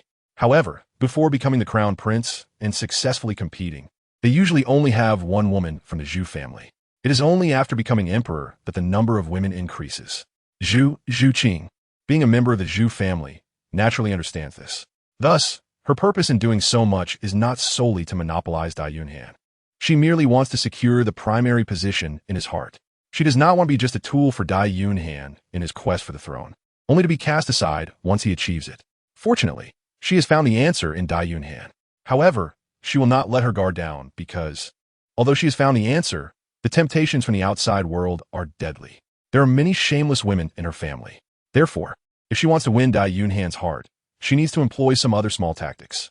This is what her mother taught her. Simply painting a grand picture for a man will not keep him. She must give him a taste of something sweet. After Zhu Zhuqing left in the room, Dai Yunhan's mind echoed with the system's voice. Ding! Reward. 1 piece of a 10,000-year soul bone. The body bone of the nether spirit cat, upgradable, exclusive soul bone for Zhu Zhuqing, with no backlash effects, and can be easily absorbed without obstacles. Upon seeing this reward, Dai Yunhan was momentarily stunned, then filled with immense joy. Although this reward belonged to Zhu Zhuqing, he was happier than if he had received a soul bone himself. Deep down, he was more concerned about how to enhance Zhu Zhuqing's strength than his own. He had the system, and although his power increased slowly, he would eventually break through to level 100 and become a deity. However, Zhu Zhuqing was different. She didn't have a system, and her advancement required not only hard work, but also opportunities. He had always worried that his presence might disrupt Zhu Zhuqing's original path, making it impossible for her to become a deity. Dai Yunhan didn't want to be a lonely god. Therefore, he had always worried about such matters. However, now, the sudden reward from the system shattered all his worries. He originally thought the reward was only for himself, but unexpectedly, it was also useful for Zhu Zhuqing. Now he no longer had to worry about his wife going hungry. System, although you are stingy, you're not too stingy. Dai Yunhan praised, feeling very happy, and then got dressed and prepared to give this soul bone to Zhu Zhuqing. However, when she went downstairs, she found that Dai Yunhan had already made breakfast. This woman is quite interesting. Seeing Dai Yunhan's radiant expression, Dai Yunhan's eyes darkened, but she began to greet her on the surface. I've already made breakfast. Come eat quickly. Okay, aren't you supposed to be injured? It's much better than last night. I can stand for a little while without any problem. Acting the whole part. Now, all 3 people in the room know they are acting, but they have to keep the act going. That is very kind of you, Dai Yunhan said. Dai Yunhan smiled. Come eat quickly. It's been ready for a while. If you don't eat soon, it will get cold. My cooking skills aren't very good, and I don't know if it suits your taste. Dai Yunhan then saw that the breakfast on the table was not milk and bread, but rather the porridge she had cooked herself, along with 2 or 3 exquisite side dishes. This did surprise Dai Yunhan. She didn't expect that Dai Yunhan could also cook. Having something to eat was already great, and being picky would just be ungrateful. Dai Yunhan sat down, picked up his bowl and chopsticks, and started eating. He was never particularly picky, although he had some dietary restrictions that he wouldn't mention. If the dishes on the table were tasty, he would eat a bit more. If they weren't, he would eat a bit less. In short, he wouldn't comment on how others cooked. Of course, if something was delicious, he wouldn't hesitate to praise it. Zhu Zhuqing was quietly eating beside him. Her expression was calm, but Dai Yunhan could sense that she wasn't very happy. He sighed inwardly, thinking that sharing a bed was a heavy responsibility. After finishing their meal, Dai Yunhan and Zhu Zhuqing went to class, while Dai Yunhan stayed at home. After all, she still needed to pretend to be sick. Once they arrived in class, he helped Dai Yunhan request a few days of sick leave, and then they began the lesson. Today's class was nothing special, just a theory class in the morning. In the afternoon, they had mimicry training, which was a free training opportunity that occurred once a week. If they wanted to use it at other times, they would have to pay a large fee. Dai Yunhan didn't need to practice, so he was just sleeping bored outside. At this moment, he heard 2 people talking nearby. It was Qin Ming and Yi Lingling. Lingling in 2 months. The Tiando Royal Academy will hold a simple inter-academy exchange competition to prepare for the upcoming Elite Soul Master competition. All the major academies in Tiando City will participate. Therefore, I want to invite you to join the Imperial Do team to bring glory and honor to our Tiando Royal Academy, Qin Ming said. So this was the time he made the invitation. He handed a registration form to Yi Lingling, saying, I've already spoken to the academy about this, and they agreed to your joining. Now you just need to fill out your information on this form, and you can join the team. He looked confidently at Yi Lingling. The last auxiliary member of this team was someone he had thought about for a long time before deciding on Yi Lingling. Because of the nature of Yi Lingling's martial soul, her presence posed a significant disadvantage for a team. Most auxiliary soul masters typically have enhancement effects that allow team members to perform beyond their normal capabilities, achieving a 1+1 greater than 2 effect. However, Yi Lingling was different. She only had a healing effect without any enhancement, which meant that a team with her would always have only 6 members capable of fighting, resulting in a 1+1 being less than 2 in some cases. Facing a team of similar strength, there was already a shortcoming before the match even began. However, having Yi Lingling also had great advantages. The team would not be unable to continue fighting due to injuries. The rules of the Soul Master competition prohibit intentional death, which requires participants to usually hold back when attacking and not go all out. For Yi Lingling, this rule was like a fish in water. As long as she didn't die, she could keep fighting. Therefore, based on this rule, he decisively chose the weaker Yi Lingling. Otherwise, he would have chosen Zhang Wan, who had the Red Umbrella martial soul and a higher soul power level than Yi Lingling. He was very confident that Yi Lingling would agree. After all, the Imperial Do team was one that all students desperately wanted to join. Therefore, he spoke to the school committee in advance before getting Yi Lingling's answer. However, to his surprise, Yi Lingling did not seem very excited upon hearing the news.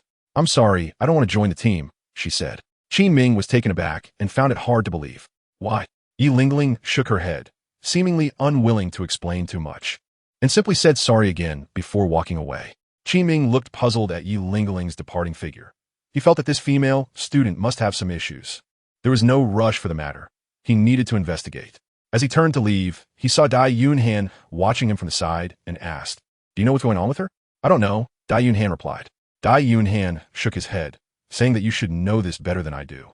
Qin Ming looked slightly disappointed and then asked, "Why aren't you practicing?" "I've already finished my practice and came out." "So soon?"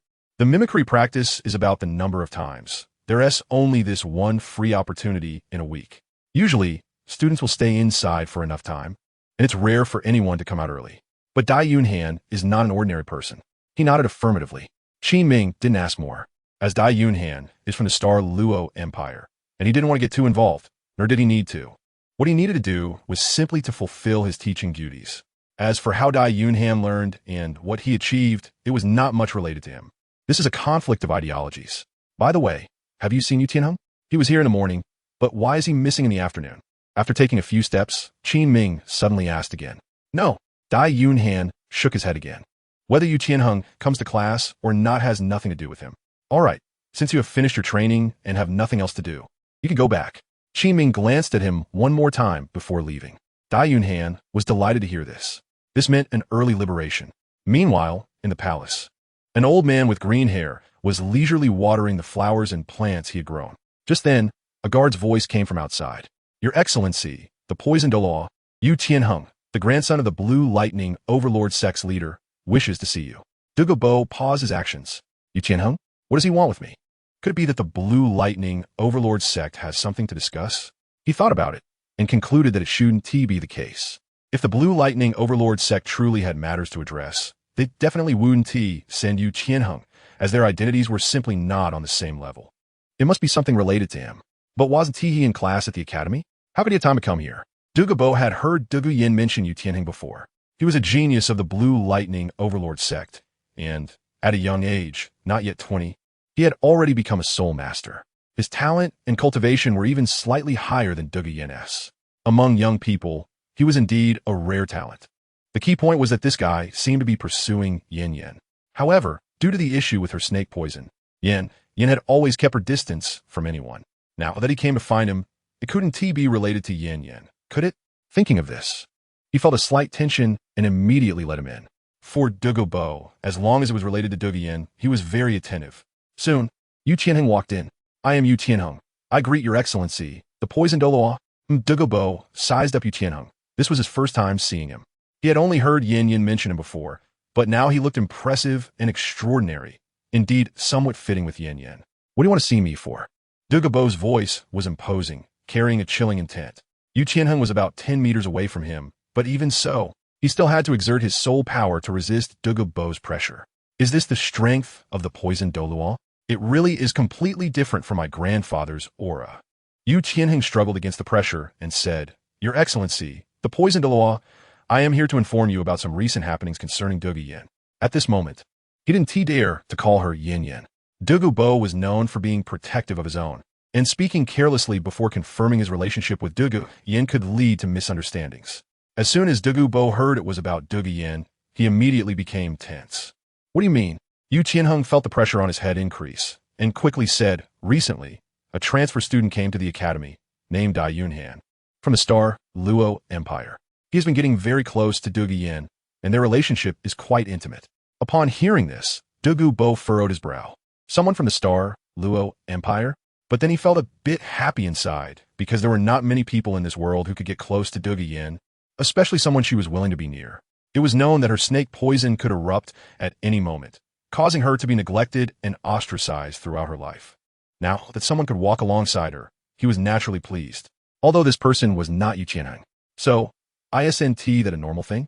Dugu Bo asked. Your Excellency, the poisoned Luo, please let me finish. Then speak. Dugu Bo's voice turned cold. If you have something to say, just say it quickly. What is this nonsense? Yu Qianheng was yelled at and immediately broke out in a cold sweat. Not daring to pause for emotional emphasis, he quickly said, that Dai Yunhan. I suspect he has ulterior motives for deliberately getting close to Dugu Yin. A month ago, when Dugu Yin's snake poison acted up, Dai Yunhan helped her stop the poison without any medicine. Chapter 41. Dugu Bo, Dai Yunhan has taken down my granddaughter. At that time, I suspected he must have used some strange method, but he didn't say. After that day, Dugu Yin seemed to become a different person, very close to him. Going to find him every day, eating together, playfully teasing each other, and it has continued until today. Hearing this, Dugu Bo's expression showed a hint of shock. He was very clear about Dugu Yin's snake poison. It was extremely toxic, comparable to all poisons in the world. It was something she had since birth. And because of the snake poison, her mother was affected and passed away shortly after giving birth to her. This snake poison came from her martial soul and was almost untreatable. Dugu Bo had spent many years researching medicine just to find a cure for this snake poison. Unfortunately, his abilities were limited, and all these years, he had only managed to barely suppress the snake poison. He could not slow down its erosion, let alone eradicate it. Now hearing that someone could suppress the Yan snake poison without relying on medicine, he was shocked, and, in a daze, a small hope began to emerge in his heart. If possible, could this person? He didn't dare to expect too much, as the greater the expectation, the greater the disappointment. Yu Qianheng's later words about Dugu Yin becoming very close to Dai Yunhan were not hard for him to understand. After all, throughout her life, no one dared to approach her, or those who did could not withstand her poison. Therefore, meeting someone who could suppress her snake poison made her naturally happy. She longed for love, and now, encountering someone who could extend a hand to her, she would definitely grasp onto him blindly. Dugu Bo understood this situation very well. Yu Qianheng noticed Dugu Bo's reaction and frowned. Dugu Bo's response seemed to be beyond his expectations.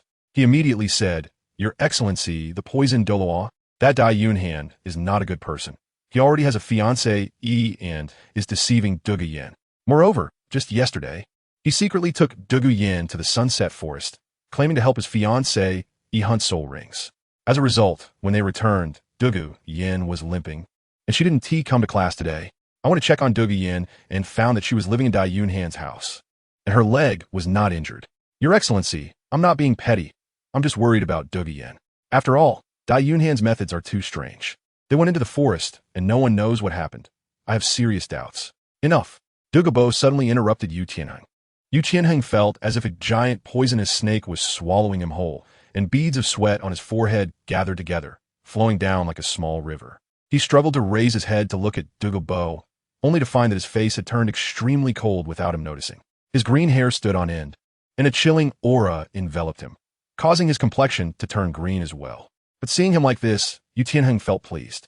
This meant his goal was about to be achieved. Dugu Bo's face was cold, and his voice was extremely icy. What you said is true. I swear, not a word of it is false. The students in our class can testify. Yu Qianheng guaranteed. Dugu Bo's expression darkened even more, and the cold, toxic gas uncontrollably spread out.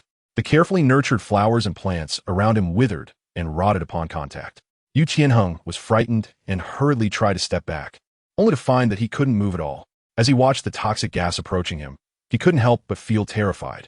Fortunately, in the next moment, Dugu Bo noticed him and retracted the toxic gas. But did he have a portrait of Dai Yunhan? Yes. Yu Tianheng was naturally prepared and immediately took out the portrait. Douluo Bo took a glance, then transformed into a shadow and headed towards the Heaven-Do Royal Academy. Kid, if you dare to deceive me, I will make sure you can't escape. Douluo Bo left behind a harsh remark. Yu Tianheng didn't care about his threat. He only coldly smiled inside. So what if he was a prince of the Star Luo Empire? If he provoked Douluo Bo, he would still die. Did Yu Tianheng just lie? He did not. Everything he said was the truth. However, half of his truth was imagined, and the other half was selectively stated, coupled with his subjective malice. These words gave Douluo Bo room for imagination, and then Dai Yunhan was sentenced to death in his mind. If someone else had said the same words, it would definitely not be the same situation. What do we call this? This is the art of language. Mastering language and expressing suitable words is often more effective than brutal violence. So kids, don't ever say that studying is useless. On the other side, Douluo Bo hurried towards the academy. Deep down, he believed 88 of Yu Tianheng's words. Why? Because Yu Tianheng had a clear motive.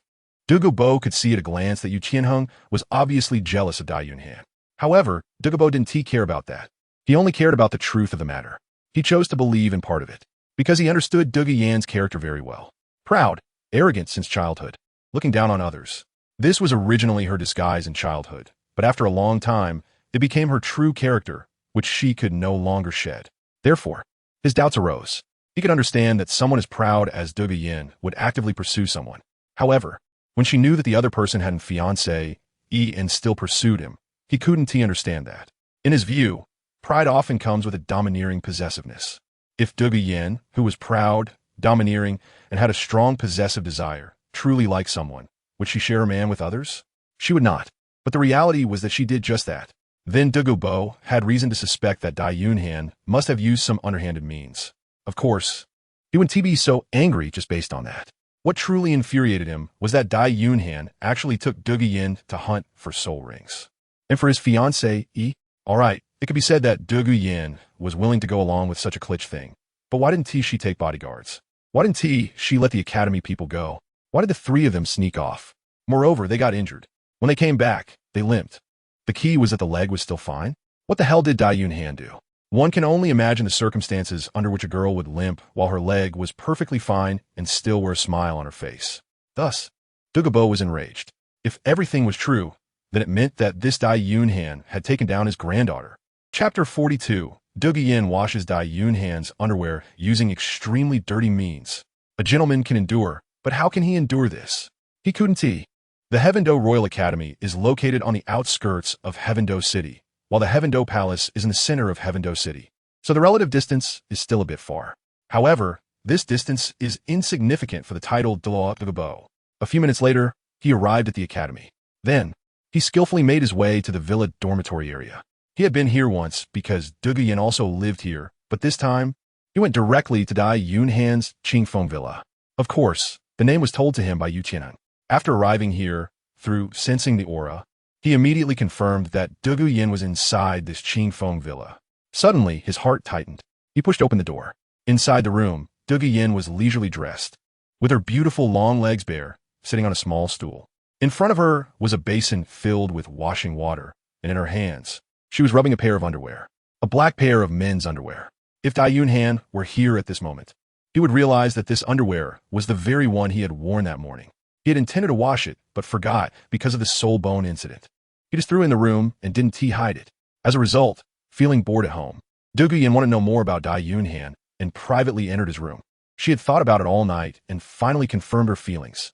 She could not miss Dai Yunhan because, after a month of interaction, she realized that she had genuinely developed feelings for Dai Yunhan, not just because he was unafraid of her poison. Initially, she had approached him because of his uniqueness. However, after calming down and thinking carefully last night, she realized that she had unknowingly fallen for Dai Yunhan as a person. Thus, after careful consideration, she decided to truly launch an attack on Dai Yunhan, because she believed that men must be seized, especially excellent men. Waiting for men to come to her would generally only attract scumbags. Upon entering Dai Yunhan's room, there was a refreshing fragrance. This scent was familiar. It was the fragrance of Zhu Zhuqing. Seeing the unmade bed and the wrinkles on the two pillows, she knew that Zhu Zhuqing and Dai Yunhan had indeed slept together. Not on a pretense where one slept on the floor while the other slept on the bed. She felt a pang in her heart. However, she quickly composed herself.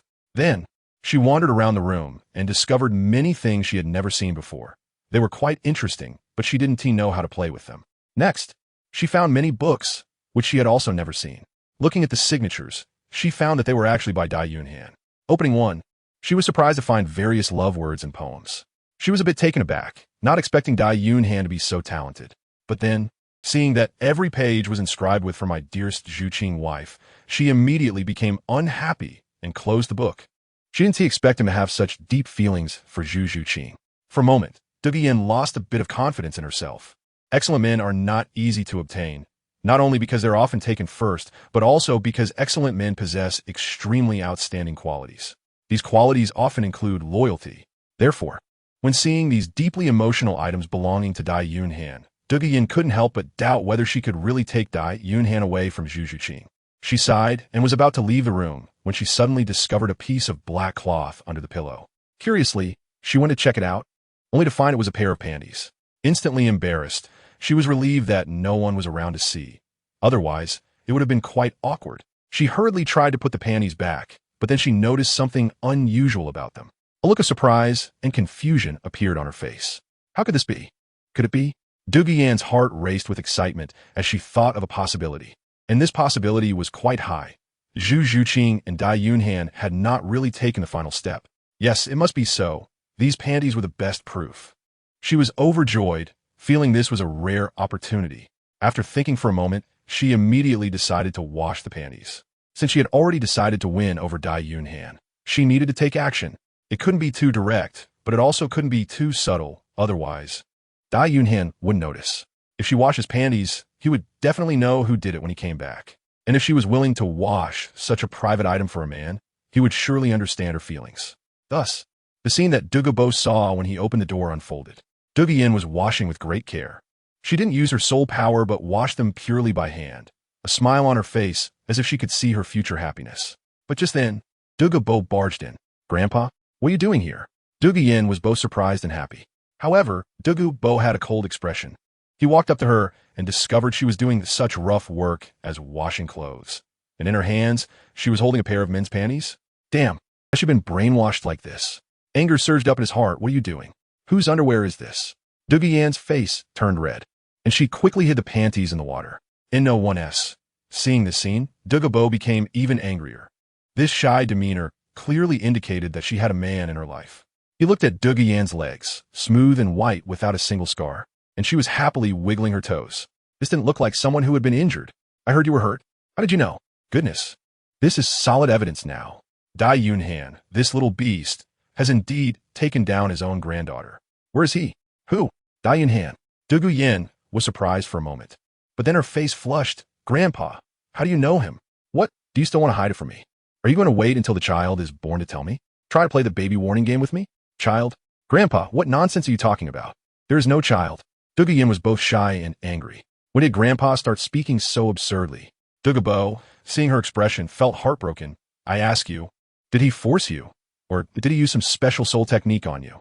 You don't have to be afraid. Just tell me the truth. Grandpa is here for you." "Force?" Douluo was confused. "What are you talking about, Grandpa?" Chapter 43. Definitely brainwashed. You still pretend to be confused. Yu Qianheng has already told me everything. Dai Yunhan took you to the small grove, and when you came back, you were limping. Douluo sighed in frustration. "Yin, how could you be so foolish?" Douluo widened her eyes in confusion. "What does any of this mean? I can't understand anything. What exactly did Yu Qianheng say to you? Also, that was the setting sun forest, not some small grove. What does a small grove have to do with limping? What are you thinking?" Her face flushed. Just as she was about to clarify, Dai Yunhan's voice came from outside the door. "I'm back. I had an early class today, and I'm preparing to make Buddha jumps over the wall for you." Dai Yunhan walked into the villa happily, but suddenly saw an old man dressed in green. "You little ghost, dare to bully Yin Yin? I'll make sure you die a terrible death." Douluo recognized him immediately and, without wasting words, unleashed his long simmering anger, transforming his palm into a claw as he reached for Dai Yunhan. Dai Yunhan was bewildered. How dare he break into a private residence and even attempt to kill? He immediately wanted to resist, but found himself unable to move an inch. The pressure from Douluo, the title Douluo, was too overwhelming. Even channeling his soul power was incredibly difficult, let alone releasing his soul skills. In a moment of desperation, he activated the right arm soul bone skill of the Chaos Twin-Winged Tiger. Holy Kingdom. A white light shield enveloped Dai Yunhan, blocking the poisonous gas that Douluo had unleashed. Not a single drop could seep through. Inside the shield, he felt somewhat better. Huh? Douluo let out a small sound of surprise. A mere small soul master could actually block his poison gas. It seems he has some skills. Just a little trick. But it's just a little trick. Douluo snorted coldly, and then unleashed his soul power, summoning a massive green poisonous snake that bound Dai Yunhan, along with his soul ring. Shortly after, Dai Yunhan was grabbed by the throat by Douluo Grandpa. Let him go. All of this happened in the blink of an eye. By the time Douluo reacted, Dai Yunhan was already firmly in Douluo's grip. A sharp pain gripped her heart, and her eyes were filled with fear and panic, afraid that Douluo would kill Dai Yunhan in an instant. Grandpa, please let him go. She grabbed Douluo's arm and shook it, her voice already tinged with tears, and tears quickly welling up in her eyes. Douluo glanced at Douluo and said coldly, Yin, don't worry.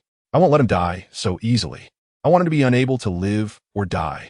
After saying that, he prepared to take Dai Yunhan away. But at that moment, two figures flew in from the distance. Boldly, let go of our young master. They were two experts hiding in the shadows to protect Dai Yunhan. But Douluo merely glanced at them, not taking them seriously at all. A soul sage and a soul emperor actually dared to be reckless in front of me. With that, he raised his hand, and a wave of poisonous mist surged toward them. The soul sage and soul emperor panicked. This chilling poison gas made them tremble even before it got close. Quick, get away. The two immediately retreated. Douluo let out a cold laugh, then grabbed Douluo and transformed into a shadow, disappearing from the Qingfeng Villa. In the Sunset Forest, Douluo's medicinal garden stronghold, Dai Yunhan was bound in a dark small room. His face was pale and black, his lips were purple, and his whole body trembled, showing signs of poisoning. Fortunately, a faint gray aura emanated from him, which seemed to have the effect of devouring toxins, helping him clear the poison from his body. His pale and black complexion gradually returned to normal. On the other side, Douluo was pressed down on a chair by Douluo Yin. Don't move for now, let me check you. But Douluo didn't listen to him at all. Struggling to stand up, her face filled with anxiety, and her eyes were already stained with tears, clearly having cried before. Grandpa, why are you grabbing him? Let it go quickly. If this goes on, he'll die. Better if he dies. Who told him to bully you? I was going to kill him anyway, just letting him survive for a while. When did he bully me? Grandpa, can you let him go first? Let's calm down and talk it through. Douluo was stomping her feet in anxiety. Douluo knew her poison well. It was hundreds of times stronger than hers. Even if Dai Yunhan had a peculiar martial soul, he definitely wouldn't be able to endure it. Douluo frowned. He has treated you like that. How can you still speak for him? I think Yu Tianhing is right. He must have used some secret method on you. Yin, don't move. I will remove the secret method for you right now. Douluo slapped his hand away, angrily saying, What secret method? What are you talking about? Do you also believe Yu Tianhing's words? You don't believe me? Hurry up and let him go. If he dies, I won't live either. Saying this, Douluo ran towards the door, wanting to save Dai Yunhan. But she was pulled back by Douluo. Stop right there. I won't. Douluo's face also showed anger as he forcibly suppressed her with soul power. Humph. Look at what you've become. You weren't like this before. In just a month, you've become infatuated, willingly washing his underwear. And you say you haven't been controlled mentally? Now I will make you wake up. Douluo released his mental sensing to find a special secret method that Dai Yunhan had used on Douluo. But at that moment, Douluo's face turned pale, and she suddenly began to suffer in pain. Yin, what's wrong? Douluo panicked and quickly stopped his actions. Douluo lay on the ground, suddenly drenched in cold sweat, in immense pain, trembling all over, and her body was extremely cold, emitting a green poisonous gas. It's the snake venom acting up. Yin, quickly take this medicine. Douluo hurriedly took out a medicine bottle, poured out a few pills, and placed them by Douluo's mouth. But Douluo tightly closed her mouth and refused to eat. Let him go first. Even at this moment, she was still worried about Dai Yunhan. Oh, Yin, just take the medicine first, then we can talk. Douluo was anxious, directly stuffing the medicine into her mouth. But Douluo still wouldn't swallow it. Even when it was in her mouth, she spat it out and said, If you don't let him go, I won't eat. Douluo was both angry and frustrated. Even at this point, Douluo was still thinking about Dai Yunhan. He was almost certain that Dai Yunhan had used a soul technique on Douluo. He had never seen Douluo like this before. However, for Douluo's life, he could only compromise now. Fine, I'll let him go. You take the medicine first. Let him go. Du Guiyan was already in so much pain that she had no strength to speak. Chapter 44. Reward for Poison Immunity, Physique Damned Horse. Douluo cursed in exasperation. Then in a flash, he appeared in front of Dai Yunhan. Without saying a word, he released his bindings and brought him before Du Guiyan. I've released him. Hurry and take the medicine. What's wrong with you? Dai Yunhan asked anxiously. Hearing his voice, Du Guiyan struggled to open her eyes. And upon seeing that Dai Yunhan was fine, she finally opened her mouth and took the medicine. However, after taking the medicine, she did not improve. Instead, her condition became more serious. What's going on? Why isn't it working? Douluo became anxious and immediately checked Du Guiyan's condition. He discovered that due to the previous delay, the poison in her body had worsened, and the medicine he had prepared was no longer effective. If this continued, she would undoubtedly die. Douluo felt regret in his heart. Had he known this would happen, he would have agreed to her request from the beginning. He circulated the soul power within him to suppress her toxins. Even if there was no hope, he could not give up. However, his soul power itself carried poison attributes. While pure soul power could indeed suppress Du Guiyan's poison, it was different for him. He was Douluo, and the poison in his soul power would merge with the poison in Du Guiyan's body, causing greater harm. With this reduction and increase, Du Guiyan showed no signs of improvement. Instead, her condition worsened. Frightened, Douluo quickly withdrew his hand, not daring to continue. He watched as Du Guiyan's breath grew weaker. At that moment, he suddenly thought of Dai Yunhan. Hadn't Dai Yunhan suppressed Du Guiyan's toxins before? He quickly said, "Little ghost, you can suppress Yin Yan's toxins. Hurry and cure her. If you cure her, I'll let you go. If you can't, you will stay here with her today." Dai Yunhan heard this and first shot him a disgusted glance. Douluo, this old poisoner, was not a good person in the original novel. Because of Du Guiyan, she thought his attitude might be a bit better. But unexpectedly, he was still the same, indiscriminately grabbing people without distinguishing right from wrong. Indeed, he was venomous. Both the snake and the person were toxic. Today, she had seen this for herself. However, considering Du Guiyan's current condition, Dai Yunhan did not dare to delay and quickly took out the detox pill given by the system, feeding her one. After thinking for a moment, she decided to give her another one. After all, this thing wasn't worth much. Moreover, the system had also said that one wasn't enough, so another one was needed.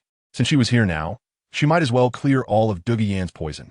After she finished eating, for safety's sake, Dai Yunhan went behind Du Guiyan, summoned her Chaos Dual Wings Tiger Martial Soul, and began to channel chaotic energy into her body. Douluo watched anxiously, somewhat dismissive of the detox pill that Dai Yunhan had produced, as he believed that no one in this world could surpass him in pharmacological research. However, he didn't say anything, as he had no way to help Du Guiyan in her current situation. When he saw Dai Yunhan's martial soul and the chaotic energy being released from her hands, his expression improved slightly. He could clearly feel that the chaotic energy had a restraining effect on his poison. At this moment, he finally realized that Dai Yunhan's condition was actually no different from that of a normal person. He was somewhat surprised. It was important to note that when Dai Yunhan had just been captured, he had already poisoned her. The dosage was not very large. It wouldn't kill her immediately. But even soul masters with healing abilities would definitely be mentally eroded by the toxin, like a malevolent ghost. Yet this guy was completely unharmed. It seemed that Dai Yunhan indeed had some skills. With the ingestion of the detox pill, in just a few seconds, Du Guiyan's breath gradually stabilized. The poison emanating from her body began to recede, and her pained expression started to ease. Before long, she was breathing evenly. Seeing this scene, Douluo finally revealed a look of joy. He looked at Dai Yunhan, not expecting that this kid could really suppress the snake poison. A minute later, Du Guiyan opened her eyes, her complexion rosy and her demeanor restored, now appearing just like an ordinary person. The first thing she did after opening her eyes was to search for Dai Yunhan's figure. Upon discovering him behind her, she immediately blocked him and fiercely warned Douluo, "Grandpa, you're not allowed to lay a hand on him. If you do, I will die with him right in front of you." Dai Yunhan was somewhat surprised, not expecting her to care about him so much that she could say something like that. Ding! Detected that the goddess Du Guiyan has increased her favorability towards the host. Reward: immunity to poison. The system voice sounded. Dai Yunhan was somewhat surprised. This reward turned out to be a poison immunity constitution. This was quite interesting. It was simply the perfect counter to Douluo. Douluo was initially filled with joy, but when he saw Du Guiyan open her eyes, his first instinct was to protect this man, which made him feel quite uneasy. The little girl who used to revolve around him was now starting to care about another man. He sighed and tried to calm himself down to avoid a repeat of what happened earlier. He looked coldly at Dai Yunhan and said, "Kid, what secret method did you use on Yin Yin? If you eat now, I can let you go. You can eat your fill, but don't talk nonsense." "What do you mean I used a secret method on her? Which of your eyes saw that? Show me the evidence. If you just want to kill me, there's no need to find a reason," Dai Yunhan retorted without holding back. As for Douluo, he wasn't worried now, because Douluo loved his granddaughter very much. As long as Douluo protected him, even if Douluo hated him, he wouldn't make a move. Just now was the best proof of that.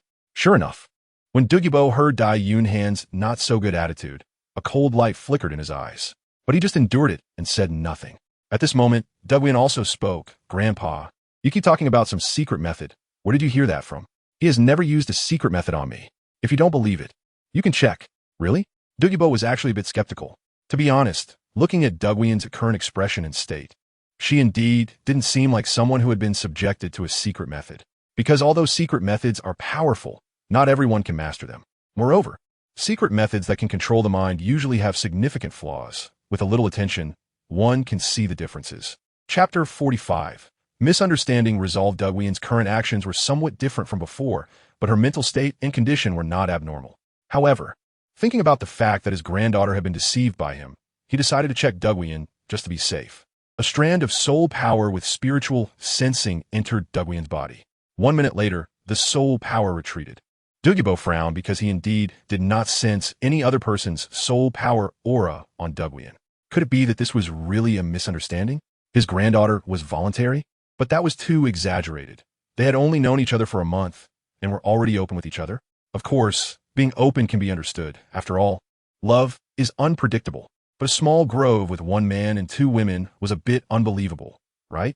After thinking for a moment, Douluo still asked his lingering doubts. "Did you with him? That? Which?" Douluo momentarily didn't react. That one. Douluo still didn't quite understand. But when she saw her grandfather's ambiguous and gossiping expression, she suddenly understood. "Grandpa, what nonsense are you talking about? How could that be possible?" Douluo exclaimed in a low voice, her face turning red, fearful that Dai Yunhan would overhear. "How could this happen?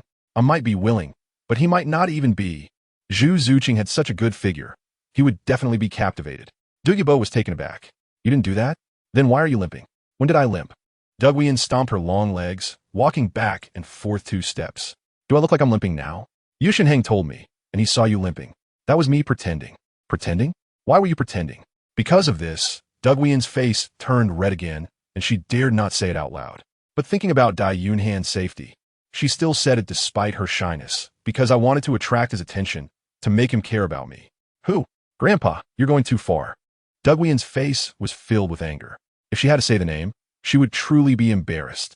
"I think she should be talking about me at this moment." Dai Yunhan suddenly leaned in and said with a grin. Hearing this voice and seeing Dai Yunhan's cheeky expression, Douluo was instantly frozen. Her body stiffening like a block of iron, and her face was burning red as if it were about to smoke. "Dai Yunhan, you're too much." Seeing the scene, Douluo couldn't help but feel embarrassed. He began to understand. It turned out that his granddaughter liked someone else, but that person didn't seem to like her much. So she played a few tricks. However, unexpectedly, Yushinheng found out and deliberately misinterpreted the facts with him. It turned out that this was all a misunderstanding. At once, Douluo felt a bit embarrassed.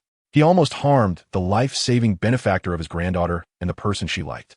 Fortunately, it was a good thing Dai Yunhan had some skills. Otherwise, Douluo would have to hate him for life. "Kid, you go out for a moment. I have something to discuss with Yin Yin," Douluo said to Dai Yunhan at this time.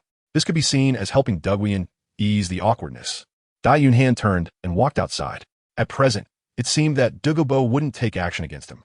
Although the poison immunity constitution was a natural counter to Douluo, his soul power was still there. Relying solely on the power of soul power could lead to several deaths and injuries. "By the way, kid, don't mess with the flowers and plants outside. Some are highly toxic, many of which I don't even know about. If you get poisoned and die, don't blame it on me," Douluo said. He wasn't really afraid that Dai Yunhan would die. He was more worried that Douluo would be heartbroken. Once Dai Yunhan went outside, Douluo's expression suddenly turned tender. "Yin Yin, do you really like that guy?" But it seems he doesn't really like you. That's why I'm pursuing him. With you causing the scene, he must hate me now. What should I do?" Douluo said, her eyes welling up with tears. Dai Yunhan already had deep feelings for Zhu Zhuqing. It would be very difficult for her to take him away, and now her grandfather had increased the difficulty for her. She felt speechless. Douluo also felt a bit awkward. How could he know that love could change a person so much? He comforted her. Yin, don't worry. I can tell that the kid has some feelings for you. Really? Douluo suddenly lifted her head. Douluo confirmed, just think about it. When he suppressed the poison for you just now, the anxious look in his eyes was genuine. If he didn't have feelings for you, would he have saved you? Even if I forced him to save you, would he be anxious? He would probably look reluctant, right? Your analysis makes some sense, so that means I have hope? Douluo saw her happy expression, but felt worried inside. Yin, actually, I don't really approve of you two. Why? Douluo sighed. Although you two are indeed a good match, he has a fiancée, and as far as I know, he's a prince of the Star Luo Empire. That Zhu Zhuqing is from the Yuming family. They have been tied together since birth and will definitely not separate. Do you understand what I'm saying? Douluo's face darkened upon hearing this. Of course, I understand what you're saying, but what do you want me to do? I finally met someone. Are you asking me to just watch him slip away? This was another difficult problem.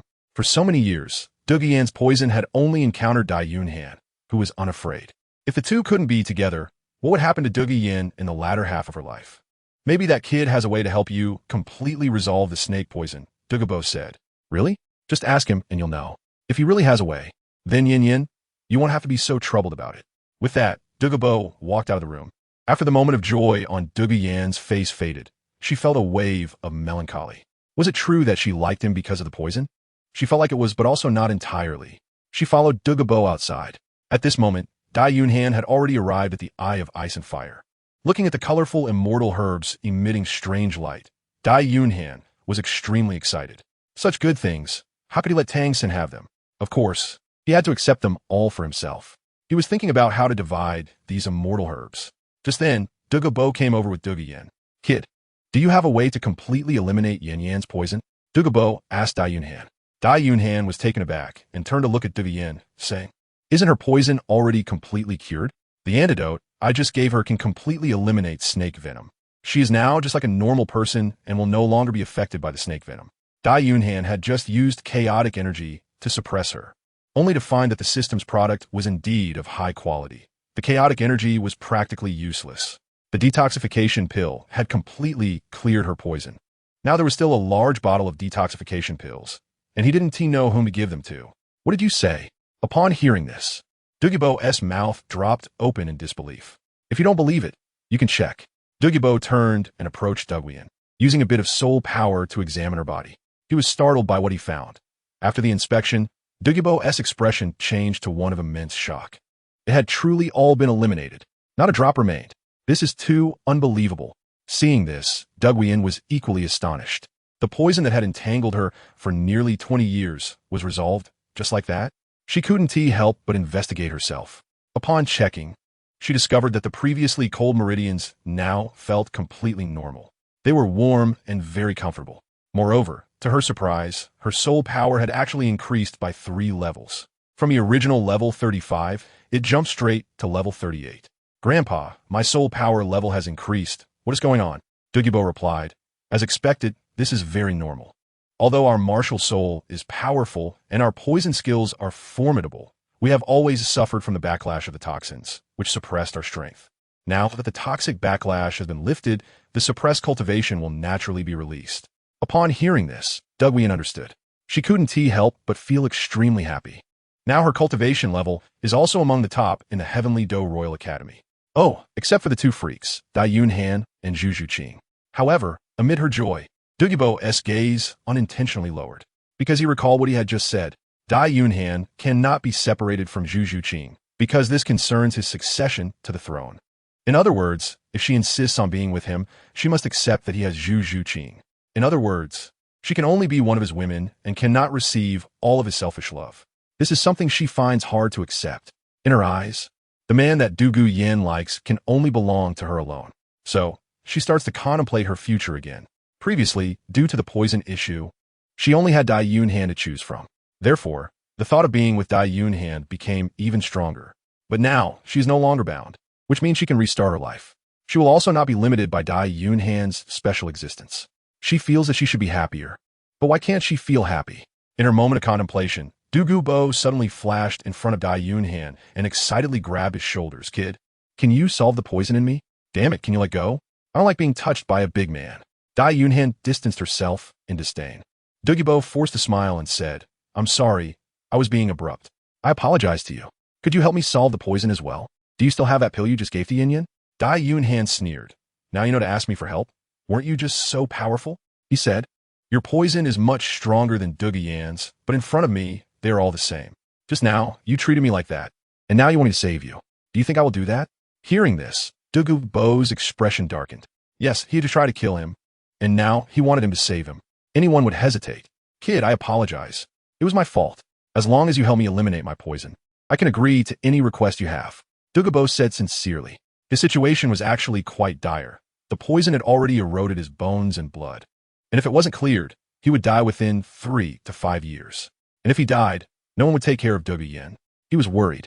Behind him, Yin also pleaded, Yunhan, please help my grandfather. He was just deceived by Yu Tianheng, which is why he acted so impulsively. I also apologize for my grandfather. I'm really sorry. Dai Yunhan wants the conditions set by Bo so that he can obtain these celestial herbs. Therefore, he said, all right, I agree to treat you, but you have to agree to my conditions. Just say it. Bo answered without hesitation. The first condition is that all the celestial herbs in this place must be given to me. Dai Yunhan is not afraid that Bo will know that these are immortal herbs, because even if Bo knows, it doesn't matter. He doesn't recognize them. A treasure in someone else's hands is a treasure. In his own hands, it's just waste. So what's the point of snatching them? These are all immortal herbs? Upon hearing this term, Bo's face showed shock. After guarding this place for so many years, he didn't even know these were immortal herbs. He had certainly heard of the name of immortal herbs. They are rare and hard to come by. That's right. Are you regretting it? Bo regained his composure and smiled, saying, so what if I know they are immortal herbs? I don't understand them at all. It's useless to occupy them. I might as well give them all to you. Dai Yunhan smiled as well. When Bo was not bad, he was still not bad. What about the second condition? Bo asked again. Dai Yunhan scratched his head, realizing that he didn't seem to have any other requirements. I haven't thought of the second condition yet. I'll tell you when I do. Okay, let me know whenever you're ready, Bo replied very seriously. All right, once I pick this medicinal herb, I'll make you the detox pill. It contains the herbs I need. Dai Yunhan fabricated a reason to prevent Bo from changing his mind. He then took out the tools he had prepared 6 years ago to gather these celestial herbs. Fortunately, he had researched quite a bit about celestial herbs back then. Otherwise, he wouldn't have known how to handle them.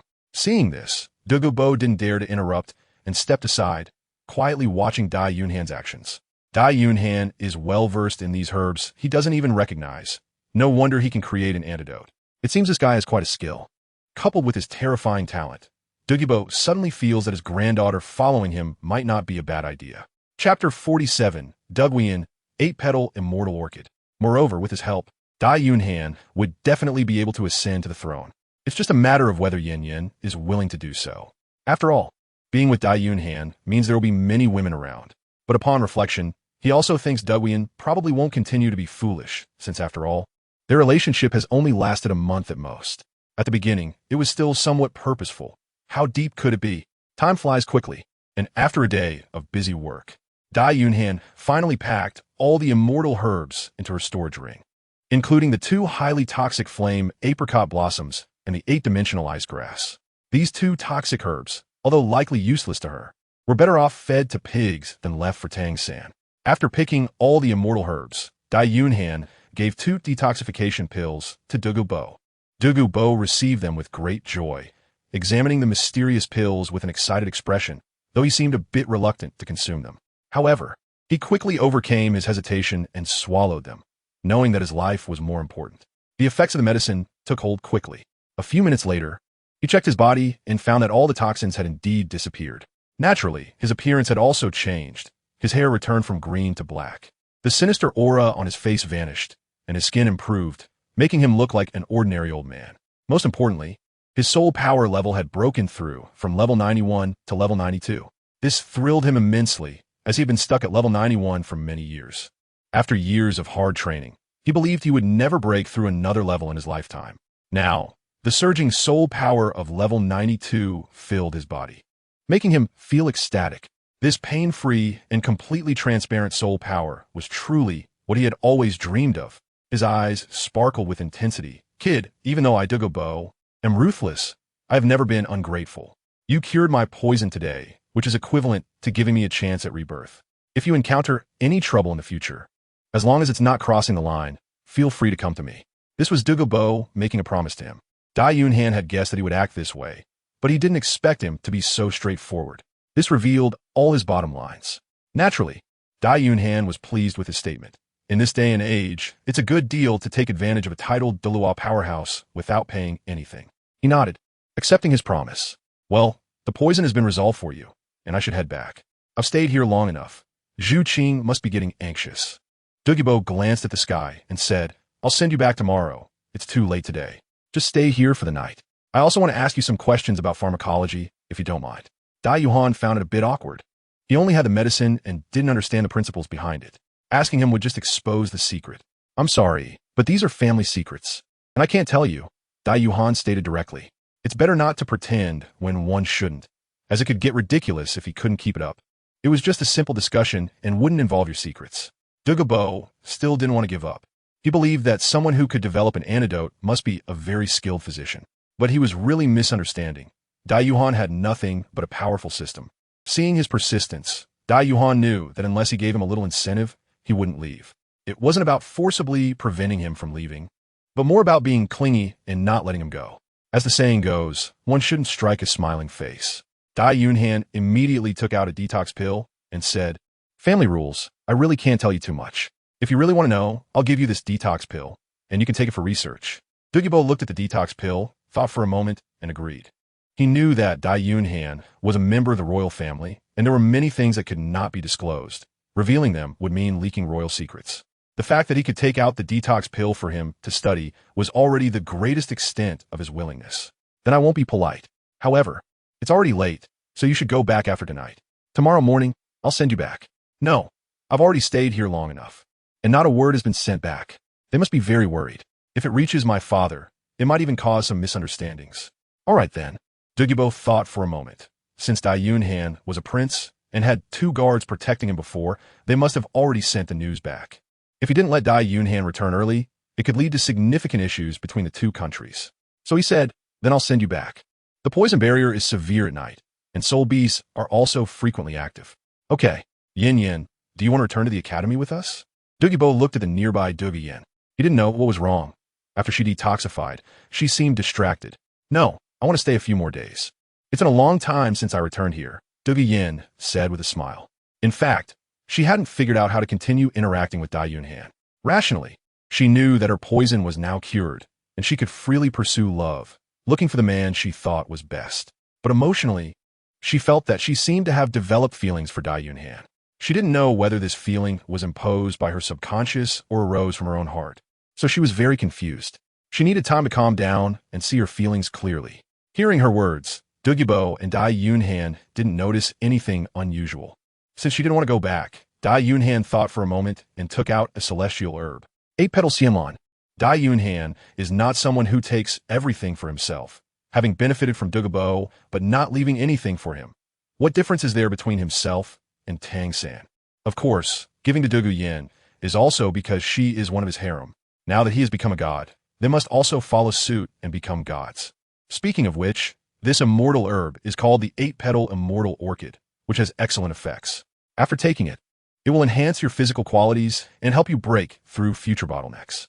Douluo was still lost in thought when she suddenly saw a blooming flower appear in front of her, and then she heard Dai Yunhan's voice, leaving her momentarily stunned. For me? Of course, there are other people here, right? Douluo's forehead darkened. Isn't my grandfather a person too? Dai Yunhan awkwardly shook his head. What I mean is that there are other girls here, you know? Flowers are definitely meant for beautiful women. Chapter 48. Martial Soul Evolution, Queen Medusa. Hearing this, Douluo's face turned red. Making such a bold joke, she couldn't help but wonder how he dared to do that. Was Zhu Zhuqing tricked by him in the same way back then? Douluo, who was nearby, couldn't help but turn dark-faced upon hearing this conversation. Coughing, kid. Isn't it a bit excessive to flirt with my granddaughter in front of me? Dai Yunhan had an awkward expression, which was a bit excessive. Why don't you turn your back, Douluo? Hey, you little brat, I didn't realize you had such a thick skin. So, do you want that celestial herb or not? Yes, I must have it. Douluo certainly couldn't refuse. What a joke. This is a celestial herb. It's rarer than soul bones. The essence gathered from heaven and earth. If he took it out, others would probably fight over it.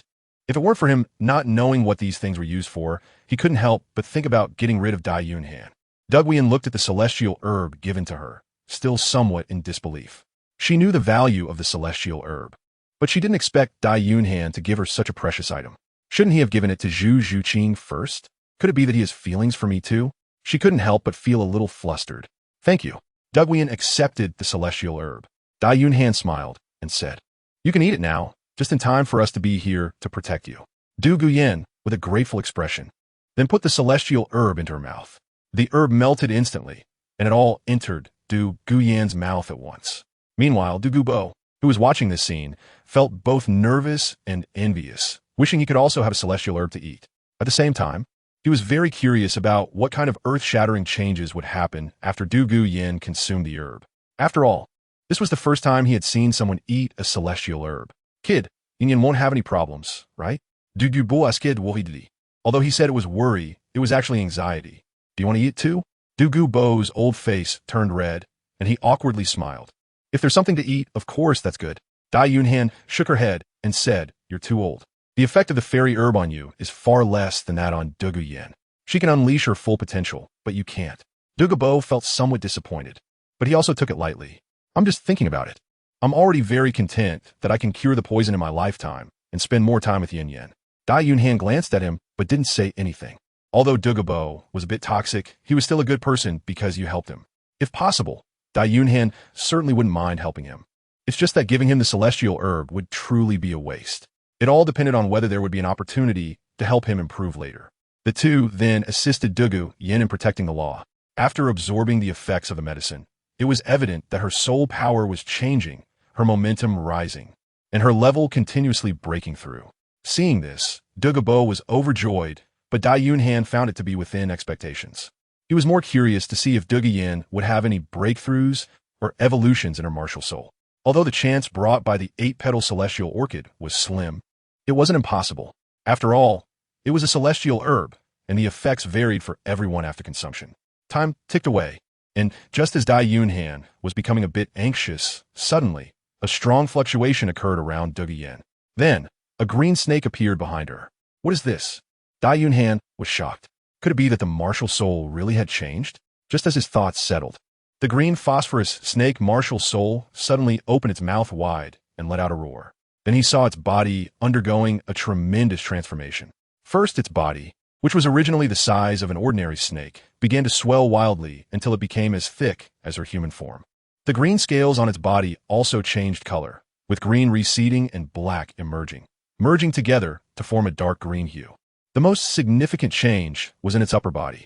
Its upper body was no longer that of a snake, but rather that of a human. It had 2 arms, a graceful figure, a full chest, and a beautiful face. And this face was none other than that of Zhu Zhuqing. Moreover, her eyes were now radiating bright golden light. The only difference from Zhu Zhuqing was that her hair was made up of snakes, writhing and moving about, which looked somewhat terrifying. Seeing this transformation, Dai Yunhan's mind flashed with the word Medusa Queen. Her martial soul had actually evolved, transforming from the green phosphorus snake into the Medusa Queen. Wow, this is amazing. The water of autumn was indeed wasted on Tang's sand. Next to him, Douluo saw the mutated, evolved martial soul, and his eyes trembled as if an earthquake had occurred, breathing heavily with excitement. This was the Medusa Queen martial soul, a legendary martial soul. Douluo's voice trembled. His green phosphorus snake emperor was already a top-tier existence among beast martial souls, but this Medusa Queen martial soul was surely superior to the green phosphorus snake emperor.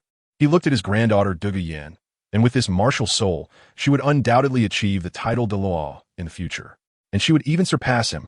Advancing to that unparalleled Douluo would not be a problem. Ha ha ha ha. He couldn't help but laugh with excitement. It was truly a blessing from heaven. What he thought was just an ordinary warning incident turned out to have brought back a treasure. Not only were the snake poisons of the grandfather and granddaughter resolved, but his granddaughter also obtained a celestial herb, and her martial soul underwent a tremendous change. Such an encounter, Douluo asked himself, who else in the world could have such fortune? Amidst his laughter, he turned his gaze to Dai Yunhan. All these changes were due to this man before him. He then scrutinized Dai Yunhan closely. At 12 years old, with a soul power of 36, possessing a mutated martial soul that was not inferior to the Medusa Queen, and an extraordinary knowledge reserve, he was also the next generation of the Star Luo Emperor. He was 100 capable of becoming a title de law, and might even catch a glimpse of the mysterious existence beyond level 99. He came to his senses and realized that this child before him was the true son of the future of the Douluo Continent. Previously, he hadn't paid attention due to anger, but now he suddenly understood. At such a young age, with such talent, this kid's future was limitless. No wonder his granddaughter was so infatuated with him. Earlier, he thought the two were not quite suitable, but now it seemed they were incredibly matched. As for his many women, that actually didn't matter. Behind every strong man who isn't surrounded by beauties. For example, Ning Fengxi had a whole horde of women at home, and he still enjoyed going to auction houses to buy some special women to play with. Therefore, he decided not to interfere in the matters between Zhu Zhuqing and Dai Yunhan. Let them entangle with each other as fate would have it. After a while, Zhu Zhuqing completed the absorption of the celestial herb, retracted her martial soul, and opened her eyes. Her first reaction was to notice something sticky on her body. Looking at herself, she was as black as a coal child. Ah, what is this? This is the impurities that were invisible in the body, and now they've been expelled. You will find that your future cultivation will be much more effective, Dai Yunhan explained. Zhu Zhuqing felt very embarrassed. This stuff was too dirty and completely ruined her image. She quickly got up to wash herself. However, as she ran, she left behind a series of dark footprints on the ground, which looked quite funny. Ha. Zhu Zhuqing and Dai Yunhan laughed in unison. Hearing their laughter, Zhu Zhuqing felt even more embarrassed. It took a full hour before Zhu Zhuqing came out again. At this moment, she exuded a mature aura, her originally fair skin now tinged with a rosy glow resembling a ripe peach, making one unable to resist wanting to take a bite. Her hair had also returned to black, and her pupils had returned to normal. Compared to before, she lost some exotic beauty, but became even more refreshing and charming. Seeing her fresh appearance, Dai Yunhan couldn't help but stare in awe. Zhu Zhuqing happened to catch Dai Yunhan's infatuated gaze, and for some reason, her heart felt sweet, enjoying the feeling of being looked at by him. Yin, what level are you at now? How does your martial soul feel? Zhu Zhuqing asked eagerly, as he was more concerned about the change in strength. He clearly didn't understand the beauty of girls.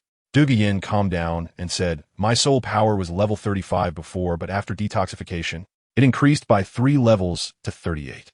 Then I just consumed the celestial herb, and my soul power increased by 2 more levels, so now I'm exactly at level 40. My martial soul has evolved into the Medusa Queen. I used to follow the poison route, but now I have many more options. Power, defense, speed, and even illusion techniques can be developed. In addition, I also gained a talent soul skill, Medusa's Gaze. What? Medusa's Gaze? Upon hearing this soul skill, Zhu Zhuqing jumped up in surprise. He was very familiar with this soul skill, and he had such a soul skill himself. However, his was a soul bone skill. Back then, he nearly paid with his life to obtain that soul bone. And Zhu Zhuqing actually had such a soul skill by default. He suddenly didn't know how to express the emotions of his heart. The soul skill he had fought so hard to obtain was now something others had by default. It really confirmed that saying, people can die from comparing themselves to others. And Dai Yunhan, upon hearing that she had not only evolved her martial soul, but also increased her soul power by 2 levels, couldn't help but sigh. Just look at her. How amazing is that? All right, it's really getting late now. I must head back. Dai Yunhan finished what he needed to do, and there was no point in staying here any longer. Okay, I'll send you back. Zhu Zhuqing responded, feeling very happy today. He originally intended to cause some trouble, but unexpectedly, he stumbled upon a treasure.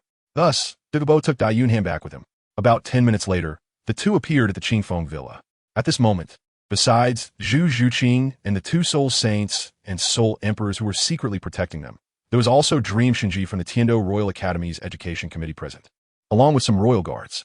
Clearly, the news of Dai Yunhan being taken by Zhu Zhuqing had already reached the palace. When everyone saw Zhu Zhuqing returning with Dai Yunhan, they couldn't help but breathe a sigh of relief. Zhu Zhuqing, with tears in her eyes, rushed into Dai Yunhan's arms. Yunhan, you're back. You scared me to death. I thought you would never return. Zhu Zhuqing cried loudly, completely unconcerned about the opinions of those around her. Her hot tears struck against Dai Yunhan's chest, and he could feel that Zhu Zhuqing was very sad at that moment. Dai Yunhan gently stroked her smooth long hair and said softly, it's okay. Senior Zhu Zhuqing is looking for me to help him with something. He asked me to help him with detoxification.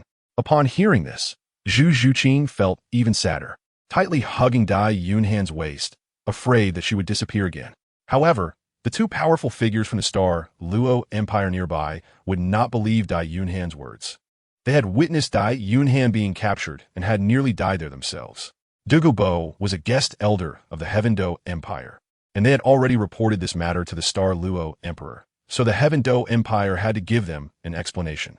Seeing that Dai Yunhan was safe, Meng Xinji couldn't help but breathe a sigh of relief. Your Highness the Fourth Prince, it's really great to see you safe. If Dai Yunhan had really died in their Douluo Empire, the Star Luo Emperor would definitely fly into a rage, which would mean that a war was about to break out. Thank you for your concern. I'm fine. Meng Xinji nodded, then said to Douluo, Your Majesty poisoned Douluo, His Majesty Shui Yi requests your presence. Douluo smiled, knowing that Emperor Shui Yi was looking for him because of Dai Yunhan, and said to Dai Yunhan, Kid, your family moves pretty quickly. What, are you scared? Dai Yunhan teased back. Douluo laughed heartily. Am I scared? If I dare to take action against you, I wouldn't be afraid. You're a titled Douluo, of course, you don't need to be afraid.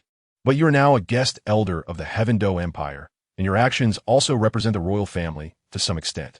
Now go back and explain it well, and I will also appease the emperor. All right, then I'll leave first.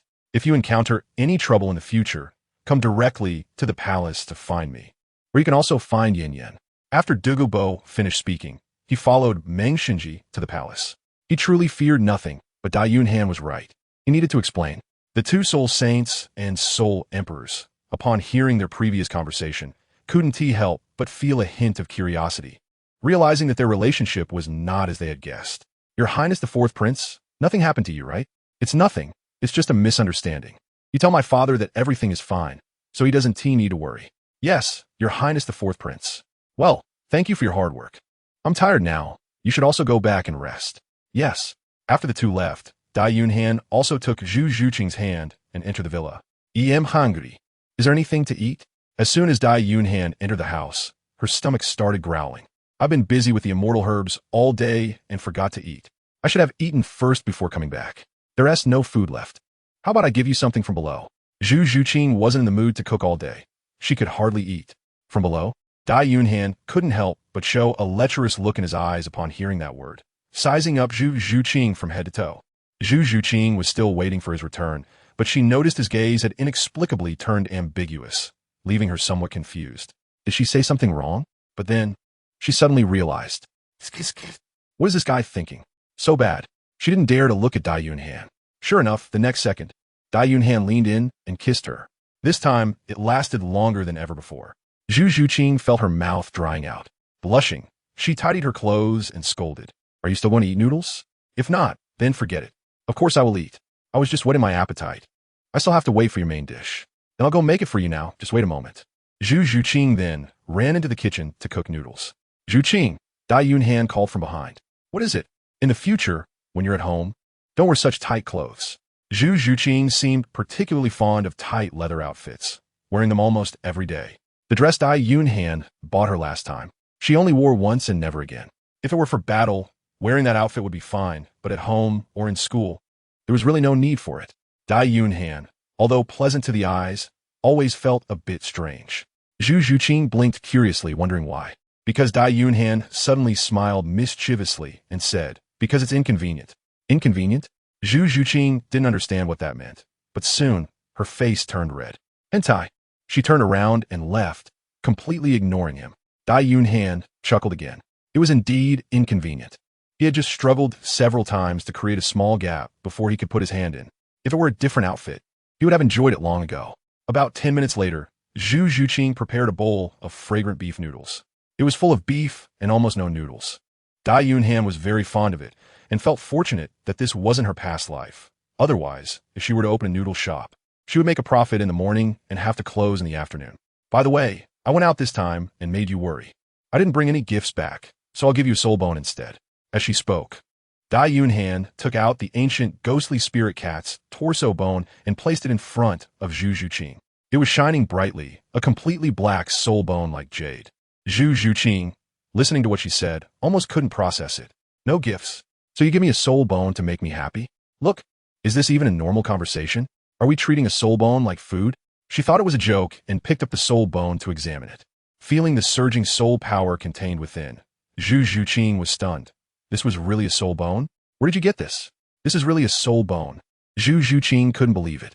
After being captured, not only was she fine, but she even brought back a soul bone? Is there such good luck? Then I also want to be captured. Do you think I bought you a toy? Dai Yunhan chuckled, then said, how about it? Do you like it? I like it. Zhu Zhuqing nodded, but she was hesitant. This thing is too precious. I can't accept it. You should absorb it. She pushed the soul bone back. Dai Yunhan shook his head and said, this old bone is the torso bone of the nether spirit cat. It's 10,000 years old. I specifically got it for you. Only you can absorb it to get the best effect. I don't need it. What soul bone would be useless? Zhu Zhuqing naturally didn't believe his words. However, when she heard that it was the torso bone of the nether spirit cat, she couldn't help but feel tempted. Because in this world, soul bones are rare, and finding one that matches your martial soul is even rarer. Having a soul bone that is exactly the same as your martial soul is almost a 1 in 10,000 chance. But she still forced herself to suppress her feelings and refuse the soul bone. To her, Dai Yunhan's improvement was the most important. Between the two of them, he had to come first. However, this soul bone was originally prepared for her. So how could he want it?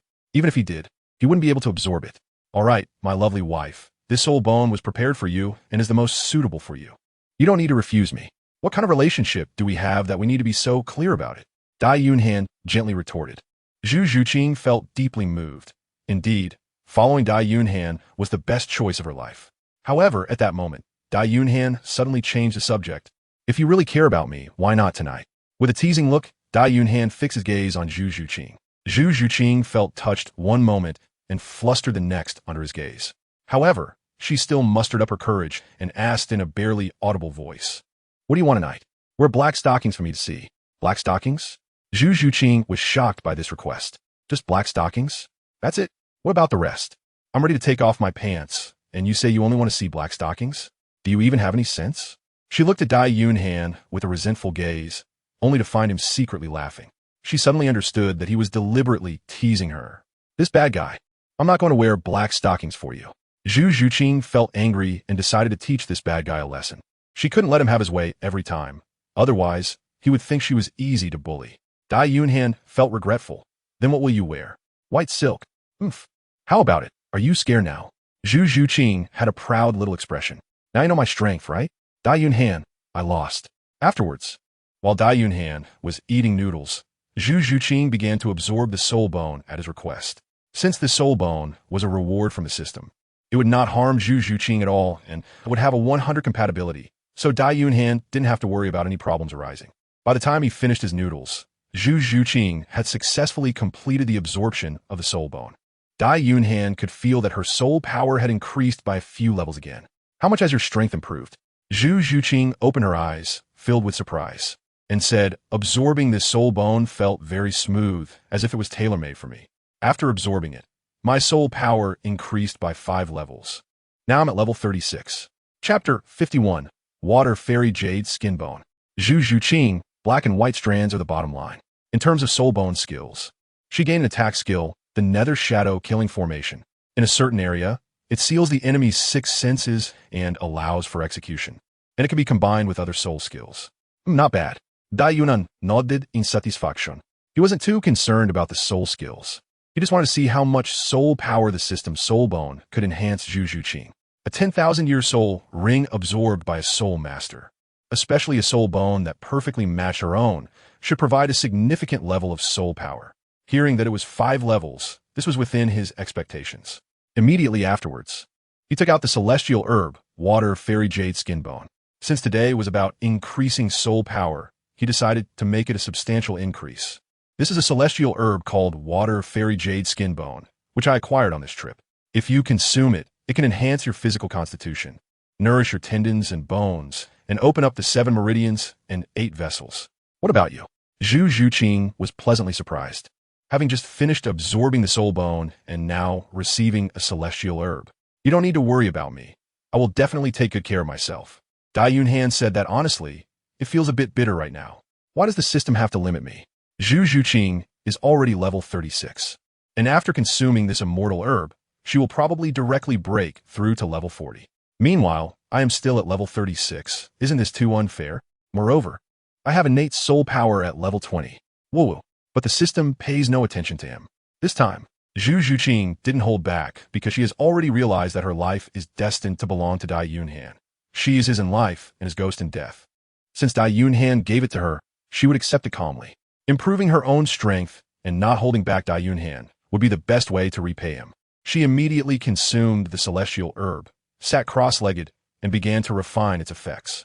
Dai Yunhan was standing beside her, providing protection. An hour later, Zhu Zhuqing turned into a muddy figure. She opened her eyes in surprise, wanting to share her joy, but found herself sticky all over and a terrible stench wafting from her. The pungent smell almost made her gag. Go wash up quickly, you smell terrible all over, and you're not allowed to get into my bed tonight, Dai Yunhan said disdainfully. Zhu Zhuqing rolled her eyes at him and quickly went into the bathroom. It took her 2 hours to come out. By that time, Dai Yunhan had already gone upstairs. Zhu Zhuqing was also preparing to go upstairs. But after thinking for a moment, she hesitated and took out 2 pairs of stockings from a nearby cabinet, slipping them onto her long, fair thighs before heading upstairs. In the bedroom upstairs, Zhu Zhuqing, dressed in loose clothing and wearing stockings, shyly walked into the room. Dai Yunhan, who was almost dozing off, turned to look when he heard the sound of the door opening. Upon seeing her, his breath immediately caught in his throat. Zhu Zhuqing's outfit was simply too alluring. Her loose white top concealed her beautiful upper body but could not hide her proud peaks, which were full and round, a sight to behold. As for her lower body, she wore the stockings he had longed for, and the oversized top made it look like she wasn't wearing any pants at all. Moreover, she was indeed barefoot, her cute and delicate feet pressing against the carpet, making one unable to resist the urge to play with them. What truly made Dai Yunhan's breath quicken was that although she was wearing stockings, one was white and the other was black. The ultimate dream of a man. Oof. What are you staring at? I'm only wearing one black stocking. That's my biggest bottom line. Zhu Zhuqing pouted and huffed. Next time you dare to tease me, I'll wear 2 white stockings, and that will drive you crazy, she thought to herself, considering it a punishment for Dai Yunhan. However, looking at Dai Yunhan's lecherous expression, she felt both shy and delighted. Zhuqing, come here quickly, let me smell if you're clean. Dai Yunhan felt extremely parched, unable to hold back any longer. Hearing this, Zhu Zhuqing didn't walk over. Instead, she instinctively raised her arm to smell her own underarm. I've been washing for 2 hours. It must smell great, she said to Dai Yunhan, only to find his gaze suddenly fixated on a spot below her dantian. Confused, she looked down. Instantly, she let out a soft ah, hurriedly lowering her hand and bringing her legs together. Only then did she realize that her earlier action of raising her hand had lifted her clothing along with it. As a result, the beautiful scenery below had been clearly revealed to him. She felt extremely shy, her face turning as red as a sunset, with even her ears, neck, and collarbone blushing. Seeing this scene, Dai Yunhan's heart raced, and a surge of heat erupted. He could no longer hold back. With a leap, he was in front of Zhu Zhuqing, grabbing her and throwing her onto the bed. Instantly, their heated breaths mingled. Suddenly, Dai Yunhan was surprised. Why aren't you wearing anything? Zhu Zhuqing, with her eyes tightly closed and barely audible, replied, Didn't you say it was inconvenient? I really love you, my darling, he exclaimed. Dai Yunhan covered her mouth. The next morning, Dai Yunhan was awakened by a gentle movement. Looking at Zhu Zhuqing's efforts in the quilt, Dai Yunhan felt both happy and surprised. What are you doing? Zhu Zhuqing blushed, her voice unclear. You must have been too tired these past 2 days. Last night you held me and fell asleep in no time, so I'm helping you relieve some stress in the morning. Saying this, she continued her efforts. Dai Yunhan suddenly recalled that he hadn't slept for almost 2 days. Last night, he was so tired that he just wanted to have a moment with Zhu Zhuqing while holding her. As a result, he merely held her, and that warm feeling made him fall asleep. He didn't accomplish anything. At that time, Zhu Zhuqing also didn't disturb him. Now, seeing how considerate Zhu Zhuqing was, he felt a bit touched. Half an hour later, Zhu Zhuqing finally finished. After taking a shower, she put on clothes and prepared to make breakfast. However, Dai Yunhan suddenly snatched her clothes away. Zhu Zhuqing didn't understand what he was trying to do, and with a flick of her beautiful eyes, she asked, What? Do you want more? Dai Yunhan shook her head, saying that breakfast was good, but one shouldn't indulge too much.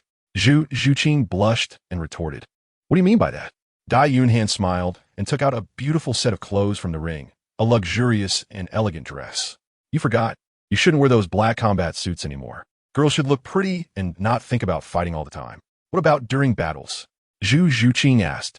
Dai Yunhan thought for a moment and replied, you can't wear it when fighting against me either. Chapter 52, Level 43. Zhu Zhuqing understood this statement, rolled her eyes at him in annoyance, but did not refuse. Girls naturally like beautiful things, and she had been wearing tight combat clothes before because the pressure she faced forced her to do so. Now, with her rapidly increasing strength, her mood had lightened up as well. So, she didn't refuse and put on the beautiful outfit. Then, in front of Dai Yunhan, she twirled around. How about it? Does it look good? Dai Yunhan pouted and shook her head. Zhu Zhuqing's little face immediately turned cold. What do you mean? Dai Yunhan said, my dear wife, I think you should wear your battle outfit. Why? Zhu Zhuqing gritted her teeth, her small fists clenched, ready to make it clear that if she didn't get an explanation today, she wouldn't let him get out of bed. Dai Yunhan said, since you are already so beautiful, now you become like this, how can other women live? Zhu Zhuqing couldn't help but laugh. The chill from before completely dissipated. You're such a bad guy with your sweet talk. She walked up to him and rewarded him with a kiss, then cheerfully headed downstairs. Dai Yunhan then took a shower and went downstairs. While having breakfast, she suddenly remembered that she had absorbed the immortal grass last night and still didn't know her level. So she asked, what level is your soul power now? Guess. Zhu Zhuqing replied with a smile. Has your martial soul evolved? Dai Yunhan asked this question first. No. Zhu Zhuqing shook her head. Oh. Dai Yunhan felt a bit disappointed. Although he already knew that it was highly unlikely for his martial soul to evolve, he still felt a little down. After all, the surprise that Douluo brought him was quite significant. It seems that each type of immortal herb has different effects on different people.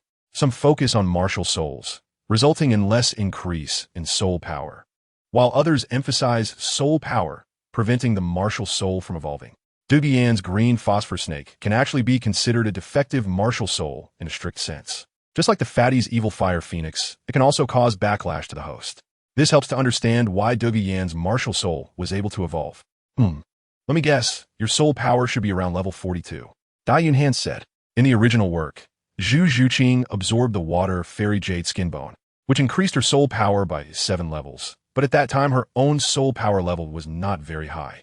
She absorbed the immortal herb at the 36th level. So under the same total soul power, an increase of 6 levels is about right. Zhu Zhuqing was slightly surprised. How did you guess so accurately? But unfortunately, it's still a little bit off. I am now at level 43. 43? Dai Yunhan was somewhat surprised to find that her soul power had actually increased by 7 levels. However, upon reflection, she soon understood. Although her soul power level was already higher than before when she absorbed it, she had improved her physique by consuming blood dragon ginseng when she was younger. Moreover, she was now younger than when she absorbed the celestial herb in the original story. The younger the age when absorbing the celestial herb, the more impurities could be expelled from the body. Therefore, a 7-level increase was also within expectations. My wife is so amazing. She used to be my little follower, and now she has surpassed me in the blink of an eye. How am I, with my innate soul power of level 20, supposed to live with this? Dai Yunhan said with self-deprecating humor. Zhu Zhuqing also praised. I think your wife is really impressive. Why? Because she found a good husband. Haha. Dai Yunhan suddenly burst into laughter, not expecting that Zhu Qing's wife had also learned this cheesy pickup line. She leaned in close to her, and the two of them prepared to hunt for soul rings. Just then, a few people suddenly appeared at the door. At the forefront was a handsome young man with golden hair, dressed in luxurious court attire. Behind him were Meng Xinji and Douluo, along with a group of court guards. They were holding some exquisite items in their hands. Hello, fourth prince. I am Hahaha, the crown prince of the Tiando Empire. Hahaha said very politely. Dai Yunhan was a bit confused, not knowing what he was there for. Given the situation, could it be that he was here to apologize? Hello, your highness. May I ask what this is about? Aren't you going to invite me in to sit for a while? It seems I was rude. Dai Yunhan hurriedly invited everyone into the house, and then asked Zhu Zhuqing to pour them a cup of tea. When everyone was seated, Dai Yunhan said, "This is a type of tea I have been researching. You can try it and see how it tastes." Hahaha looked at the drink in the cup, which resembled yellowish milk, and hesitated to take a sip. You say this is tea? Well, it's milk tea. Milk tea? A novel term that Hahaha had never heard before. You can give it a try. It tastes really good, and you might find yourself unable to put it down. Dai Yunhan looked at Hahaha, and he knew that the current Hahaha was actually Qianren Xue. He was thinking about how to get closer to Qianren Xue and initiate a romantic connection. In his previous life, his favorite character was Qianren Xue, beautiful, elegant, and pure. Such a person, in the end, was forced to be made less intelligent to highlight Tang San's prowess, and her combat power was weakened as well. Ultimately, she did not meet a good ending. If Dai Yunhan weren't the identity of the Star Luo prince, he would have joined the spirit hall long ago and gone to find Qianren Xue. However, now he feels it's not bad. At least he can use his identity as a prince to have unobstructed contact with Qianren Xue. Shuqing took a sip of this so-called milk tea, which looked a bit yellowish. To be honest, if it weren't for the strange roasted aroma it emitted, she wouldn't have been willing to taste it. After a gentle sip, the delicate texture indeed contained milk. A faint tea fragrance, mixed with a slight roasted aroma, filled her mouth and teeth, unconsciously stimulating her appetite. After taking one sip, she couldn't help but take a second sip. It was a novel flavor, not bad. Shuqing gave her evaluation. Holding a high position, she had eaten all kinds of delicacies from all over the world, and to give a not bad comment is already a very good evaluation. Dai Yunhan also smiled and took a sip of milk tea. Compared to Shuqing's elegance, he appeared much more rugged. After finishing the milk tea, Shuqing said, "This time I am here on behalf of the Douluo Empire to apologize to the fourth prince. I am very sorry for not ensuring your safety, which led to some unfortunate incidents. I sincerely apologize to you here."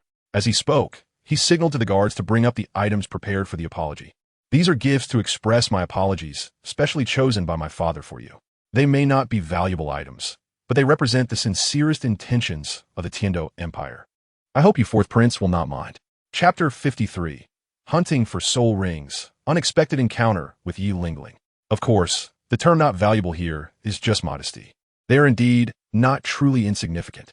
Then, Shuqing turned to Meng Xinji, and Dugu, Bo Meng Xinji, also expressed his regret, saying, "The occurrence of such incidents in the academy is an oversight on my part. I ask for your forgiveness, your highness." Dugubo also spoke up to apologize, but he did not appear apologetic at all. Instead, he chuckled and said, "Kid, do I really need to apologize?" Dai Yunhan smiled wryly and waved his hand. "A title Douluo? Who would dare to make you apologize?" Dugubo, a title Douluo, to be honest, as long as he didn't kill him. Even the Star Luo Emperor wouldn't dare to take action. After all, opposing a title Douluo comes with a hefty price. Moreover, the key point is that this title Douluo is a poisoned Douluo capable of destroying city. Regarding the conversation between the two, which was similar to that of friends, Shuqing didn't say anything. Before coming, he already knew what had happened between them. He came merely to go through the motions. After all, Dai Yunhan was, in a way, a prince of an empire. The necessary etiquette for an apology should not be overlooked. All right, if the fourth prince has no further demands, then I won't disturb you any longer. Shuqing stood up, preparing to leave. However, at that moment, Dai Yunhan grabbed him. "Wait a moment." When Dai Yunhan held his hand, Shuqing's brow furrowed slightly. Then he discreetly pulled his hand away. "Does the fourth prince have something else to discuss? A guest comes from afar. Are you just here to apologize? What else could it be? An apology must come with a meal, right?" Shuqing looked into Dai Yunhan's eyes, unsure of what he wanted, but since he had made such a request, Shuqing wouldn't refuse. "All right then. Tonight at the Tianshang Run Jian Hotel, I'll host a banquet. How does that sound?" "No problem. It's settled then." Saying this, Dai Yunhan took the initiative to open the door for him. Shuqing was taken aback, a bit unaccustomed to his sudden change in attitude. He smiled in surprise and then walked out the door. This Dai Yunhan is quite interesting. When everyone had left, Zhu Zhuqing asked in confusion, "Why we need to have a meal with him?" To apologize, inviting someone to dinner has been a principle since ancient times. Of course it has to be this way. Dai Yunhan certainly wouldn't express his inner thoughts. Eating is just an excuse. The real intention is to use the opportunity to get closer to Qianren Xue. The drunken man's intention is not in the wine, but in the mountains and waters. It's the same principle. "Let's go. I'll help you hunt for a soul ring." Then the two of them left the academy once again and arrived at the Sunset Forest. The fourth soul ring is around 5,000 years old. But Zhu Zhuqing's physical fitness has greatly improved, so surpassing 5,000 years is not a problem. However, absorbing a 10,000-year soul ring is still quite difficult. But Dai Yunhan doesn't care about that. He just needs Zhu Zhuqing to be safe. With the system by their side, as long as they have time, they can both become gods. A 5,000-year soul beast already belongs to a relatively dangerous category. However, Dai Yunhan's strength cannot be assessed by common logic. Therefore, For this soul ring, Dai Yunhan decided that he and Zhu Zhuqing would take action together, not allowing the two hidden protectors, the Soul Emperor and Soul Sage, to intervene. The two quickly delved deeper into the sunset forest, encountering many soul beasts along the way, but none of them were what they needed. Either the attributes were unsuitable, or the age was inappropriate. After a hard time, they finally encountered a suitable extreme shadow leopard, but this creature was very sharp before they could get close. It ran away. They chased it for a while, but couldn't catch up, so they simply gave up. Soon after searching for about 2 more hours with no results, they chose to take a break. Here, have a cup of milk tea to rest a bit. Zhu Zhuqing handed him a cup of milk tea. This was what she hadn't finished drinking just now. Dai Yunhan took a sip, smacked her lips, and said that just having milk tea isn't enough. Next time, she should add some fruits and boba. What is boba? Adding fruit pieces is understandable, but she doesn't quite get boba. Boba is that chewy, slightly sticky stuff that you eat. I don't know. Dai Yunhan knew that it was hard to explain. She had to experience it to understand. However, suddenly, a hint of a smile flashed in his eyes. Then he leaned in and kissed her lips. This kiss was different from the usual. He slightly puckered his lips, and when he pulled away, there was a bit of suction, followed by a pop sound. Do you understand? Zhu Zhuqing was perplexed. Why are you kissing me instead of explaining the pop? She still looked confused. Dai Yunhan kissed twice again, and this time it was faster, with a clearer sound that turned into boer. Now do you understand? Zhu Zhuqing understood that boer is just an onomatopoeia for kissing, right? She immediately pouted and playfully punched his chest. Is this what you call boa? Your excuse for taking advantage is really poor, isn't it? You're wrong to say that. How am I wrong? Zhu Zhuqing was unconvinced. Dai Yunhan muked, then reached out to wrap his arms around her waist, leaning his body toward her. Do I need a reason to take advantage of you? Without waiting for her to respond, he gave her a deep kiss. After they parted, Zhu Zhuqing blushed and pouted. They're still watching us secretly. So what if they are? Is it illegal for me to kiss my wife? Dai Yunhan said nonchalantly. However, even though he said that, he didn't continue. After taking a short break, the two resumed their search. Finding a suitable soul ring wasn't an easy task. With a bit of luck, it could be done in a day, but with bad luck, it could take 10 days or even half a month. Dai Yunhan didn't want to delay for too long. He still had to finish his work and wait to go home for dinner. So, he needed to be proactive and work hard. He wanted to improve every day. Just then, they suddenly heard a commotion not far away. The two immediately became alert, exchanged glances, and decided to go check out what was happening. They quietly approached behind a tree and saw a group of 5 people being attacked by 2 soul beasts. This group consisted of both men and women, with varying levels of strength. The strongest was a soul king over level 50, and the weakest was a soul zune in their 30s, while most of the others were soul sect members in their 40s. To Dai Yunhan's surprise, one of them was familiar, Yi Lingling. The soul beasts they were facing were none other than the extreme shadow leopards. However, their luck wasn't great, as there were 2 of these extreme shadow leopards. Chapter 54. Martial Soul Fusion Skill, Chaotic Netherworld. One of them was the same leopard that Dai Yunhan and the others had just lost track of, with a wound on its shoulder. It seemed like they were a pair of husband or brother leopards. At this moment, the 5-person team was clearly struggling against the 2 extreme shadow leopards, which were around 5,000 years old. As the strongest soul king, he already had numerous wounds on him. The other 3 fighters also had varying degrees of injuries. Moreover, their fighting morale was low, and despair was evident in their eyes. However, despite the situation, their tactics were still well arranged, with the most important Yi Lingling protected in the center while the other 4 guarded the 4 directions. This way, as long as Yi Lingling wasn't injured, they would have the ability to deal with the extreme shadow leopards. But Dai Yunhan could also see that this was not a long-term strategy. After all, the gap in strength was apparent. Injuries could be treated, but the consumed soul power could not be replenished. So if the battle dragged on, they would eventually fall into a deadlock. Seeing this, Dai Yunhan immediately instructed the 2 soul saints and the soul emperor protecting them to guard the escape route of the extreme shadow leopard and not let it escape again. Then he and Zhu Zhuqing summoned their martial souls and launched a sneak attack on one of the extreme shadow leopards. The extreme shadow leopard had keen senses and detected the danger the moment he launched his attack, immediately dodging out of the way. Unfortunately, it did not realize that Zhu Zhuqing was also launching a sneak attack on it. The sharp cat claws struck the leopard's skin, but to Zhu Zhuqing's surprise, its skin seemed to be like a void. The claw strike felt as if it had grabbed onto air, causing no damage at all. Failing to land a hit, Zhu Zhuqing quickly dodged and stood beside Dai Yunhan. Dai Yunhan explained that the extreme shadow leopard is as fast as its name suggests, and what you just caught was actually its afterimage. To deal with it, you can't rely too much on your eyesight. I understand. Zhu Zhuqing nodded seriously. With her martial soul activated, her cat ears stood straight up, occasionally twitching quickly like a radar, locating the position of the extreme shadow leopard. At this moment, when the 5 people saw Dai Yunhan and Zhu Zhuqing appear, they all showed expressions of surprise. However, Yi Lingling's expression was more complex, filled with not just surprise, but also astonishment and confusion. Brothers, thank you for coming to our rescue. These 2 soul beasts have caused us a lot of trouble. If you 2 can help us hold one down, we can quickly take care of the other, said the leader of the Soul Kings. Dai Yunhan didn't look at him. His attention was focused on the extreme shadow leopard, but he still replied, just to be clear, I want one of these 2 soul beasts. No problem. I only need one as well. That's the best then. As Dai Yunhan's voice fell, she looked towards Zhu Zhuqing. Zhu Zhuqing understood Dai Yunhan's meaning. At that moment, the martial souls behind the 2 roared, and then charged towards each other. Martial soul fusion skill, Chaotic Nether.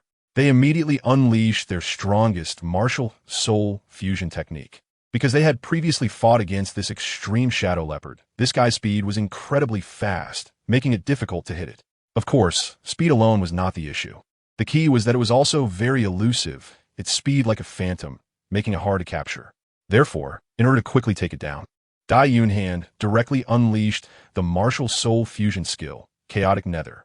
This is not like the Nether White Tiger, which is purely an aggressive soul skill without any self-awareness, only charging forward recklessly. Their Chaotic Nether is more like the fusion skill Demonic Charm of Hulayina and Xiaoyu, possessing a self-combat consciousness. 2 martial souls fused in a burst of dazzling light. Subsequently, a black, white, and purple striped tiger appeared, still with a pair of wings, which were black and white, without any purple. The entire tiger's body had also shrunk significantly, about the same size as the original Nether Spirit Cat martial soul. However, in terms of momentum, Chaotic Nether was evidently much stronger and more imposing. The 5 people beside Yi Lingling were all astonished at this explosive scene, each displaying a look of incredible surprise. Wow, is this really a martial soul fusion skill? I've never seen one in my life, and today I feel like I've been caught off guard. Yi Lingling's beautiful eyes also trembled. The martial soul fusion skill is said to be something that can only be performed by those who share a deep connection. She knew Dai Yunhan's age, only 12 years old. Yet at 12, he could perform a martial soul fusion skill, and with a girl.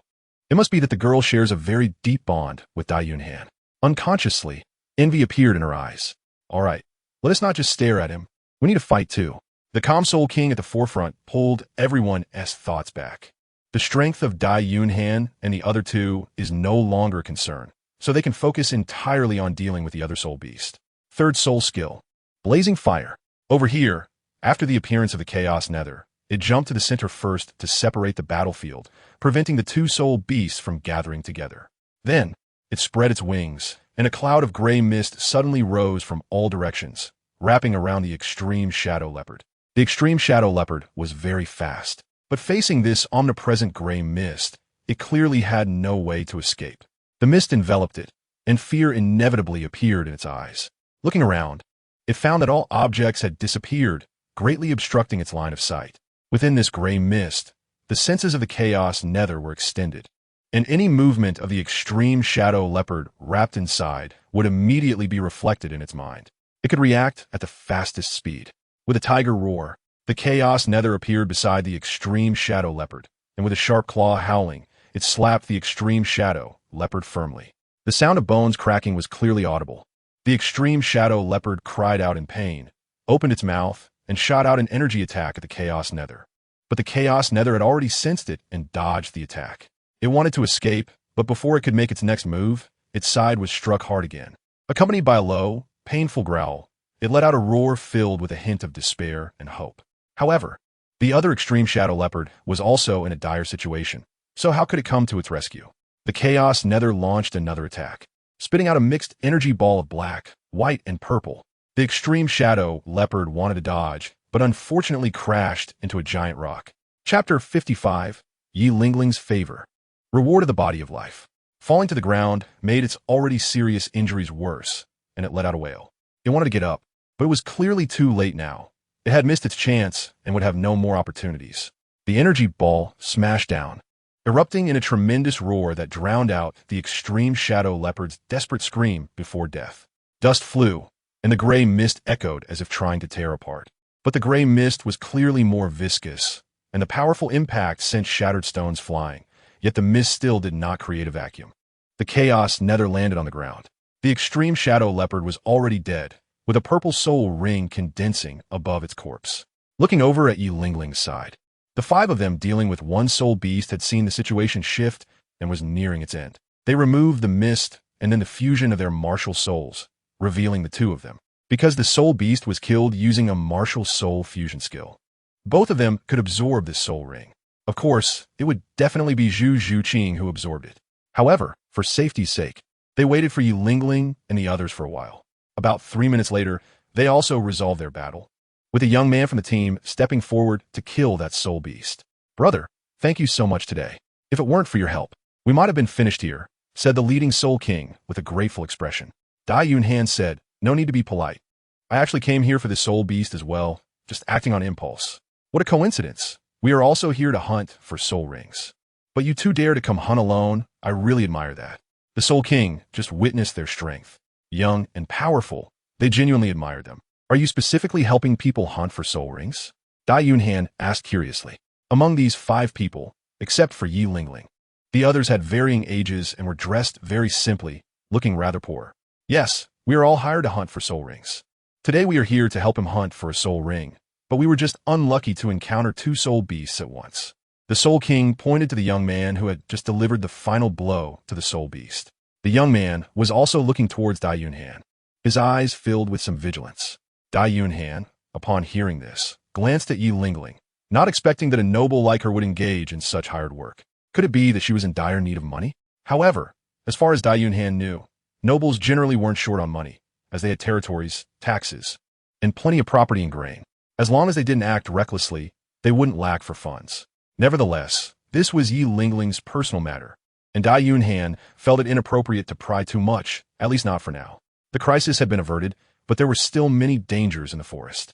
It would be better to wait until they absorbed their spirit rings and then leave together. At that moment, the Spirit King extended an invitation to Dai Yunhan. The dangers in the forest were unpredictable. Having one more person would mean one more chance of survival, although the way back was much safer. Dai Yunhan thought for a moment and agreed, "All right." Then she turned to Zhu Zhuqing and said, "Zhuqing, go absorb the soul ring. I'll keep an eye on you." The soul king also nodded and looked at the young man. "Xiao Wu, you should absorb the soul ring too." Then he turned back to Dai Yunhan and said, "I'm Hua Fei, and you?" "Dai Yunhan, you all look so young. Are you still students?" "Yes. That's impressive, to be out here hunting soul rings alone as students. When I was in school, the teachers helped us hunt." "Really? That sounds nice." After that, the two chatted for a while, and Dai Yunhan found this person quite straightforward, and it was interesting to talk to him. He took out some food and fruit wine to treat Dai Yunhan, and she didn't hold back, joining them to eat and chat. "Thank you." At that moment, Yi Lingling, who was sitting next to Dai Yunhan, also expressed her gratitude to him. Dai Yunhan was stunned for a moment. Seeing Yi Lingling's indifferent expression, he thought she would remain silent and pretend not to know him. It was only right to help those in need. However, after Yi Lingling said that, she fell silent again. Dai Yunhan touched his nose and suddenly felt a bit awkward.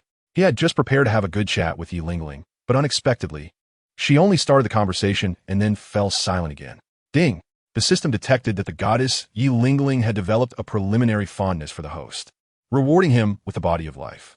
As the name suggests, the body of life means that life does not end, and one is immortal. Any damage the host receives will automatically heal. The sudden voice from the system left Dai Yunhan a bit confused. He had already gained Yi Lingling's fondness? He looked at Yi Lingling and found her with her head down, seemingly lost in thought. What was once a lively atmosphere was now torn apart by her solitary presence.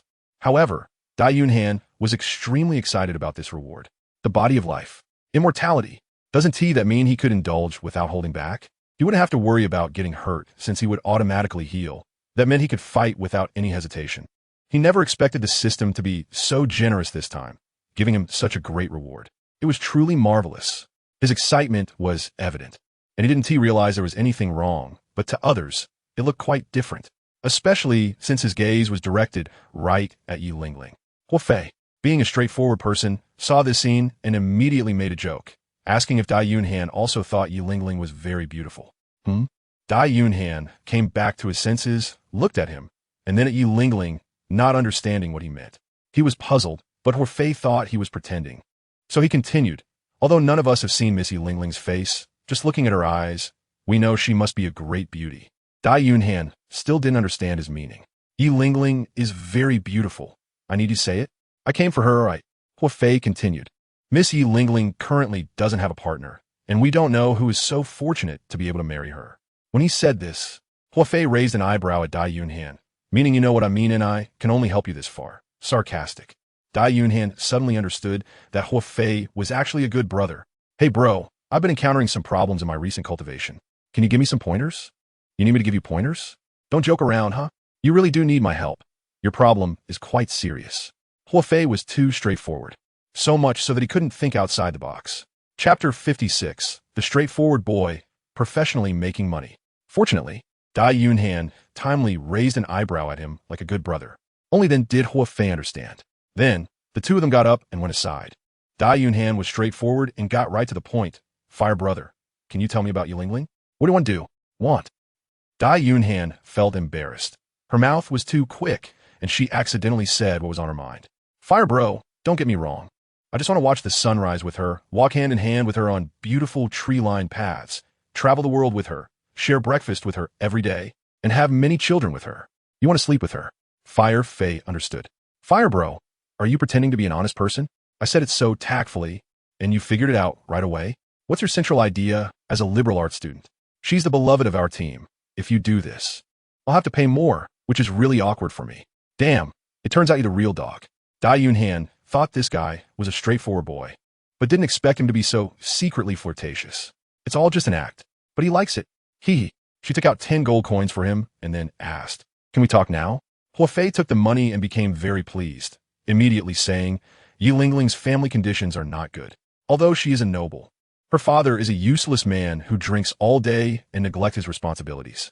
He has squandered their vast fortune and is now borrowing money, accumulating a mountain of debt. As for Yi Lingling, she has no choice but to earn money to pay off the debts.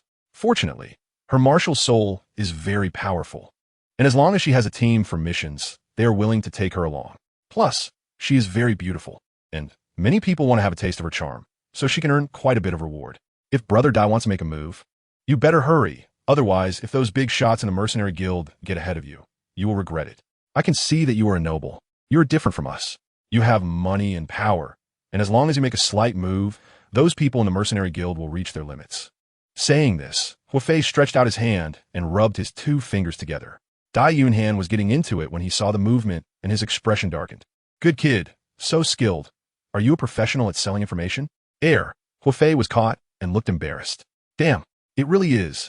Huafei chuckled and said, since you saved me, I'll let this meal slide and give you the information for free. According to my friend's friend, the leader of the Mercenary Guild's Demon Wolf team has already set his sights on Yi Lingling.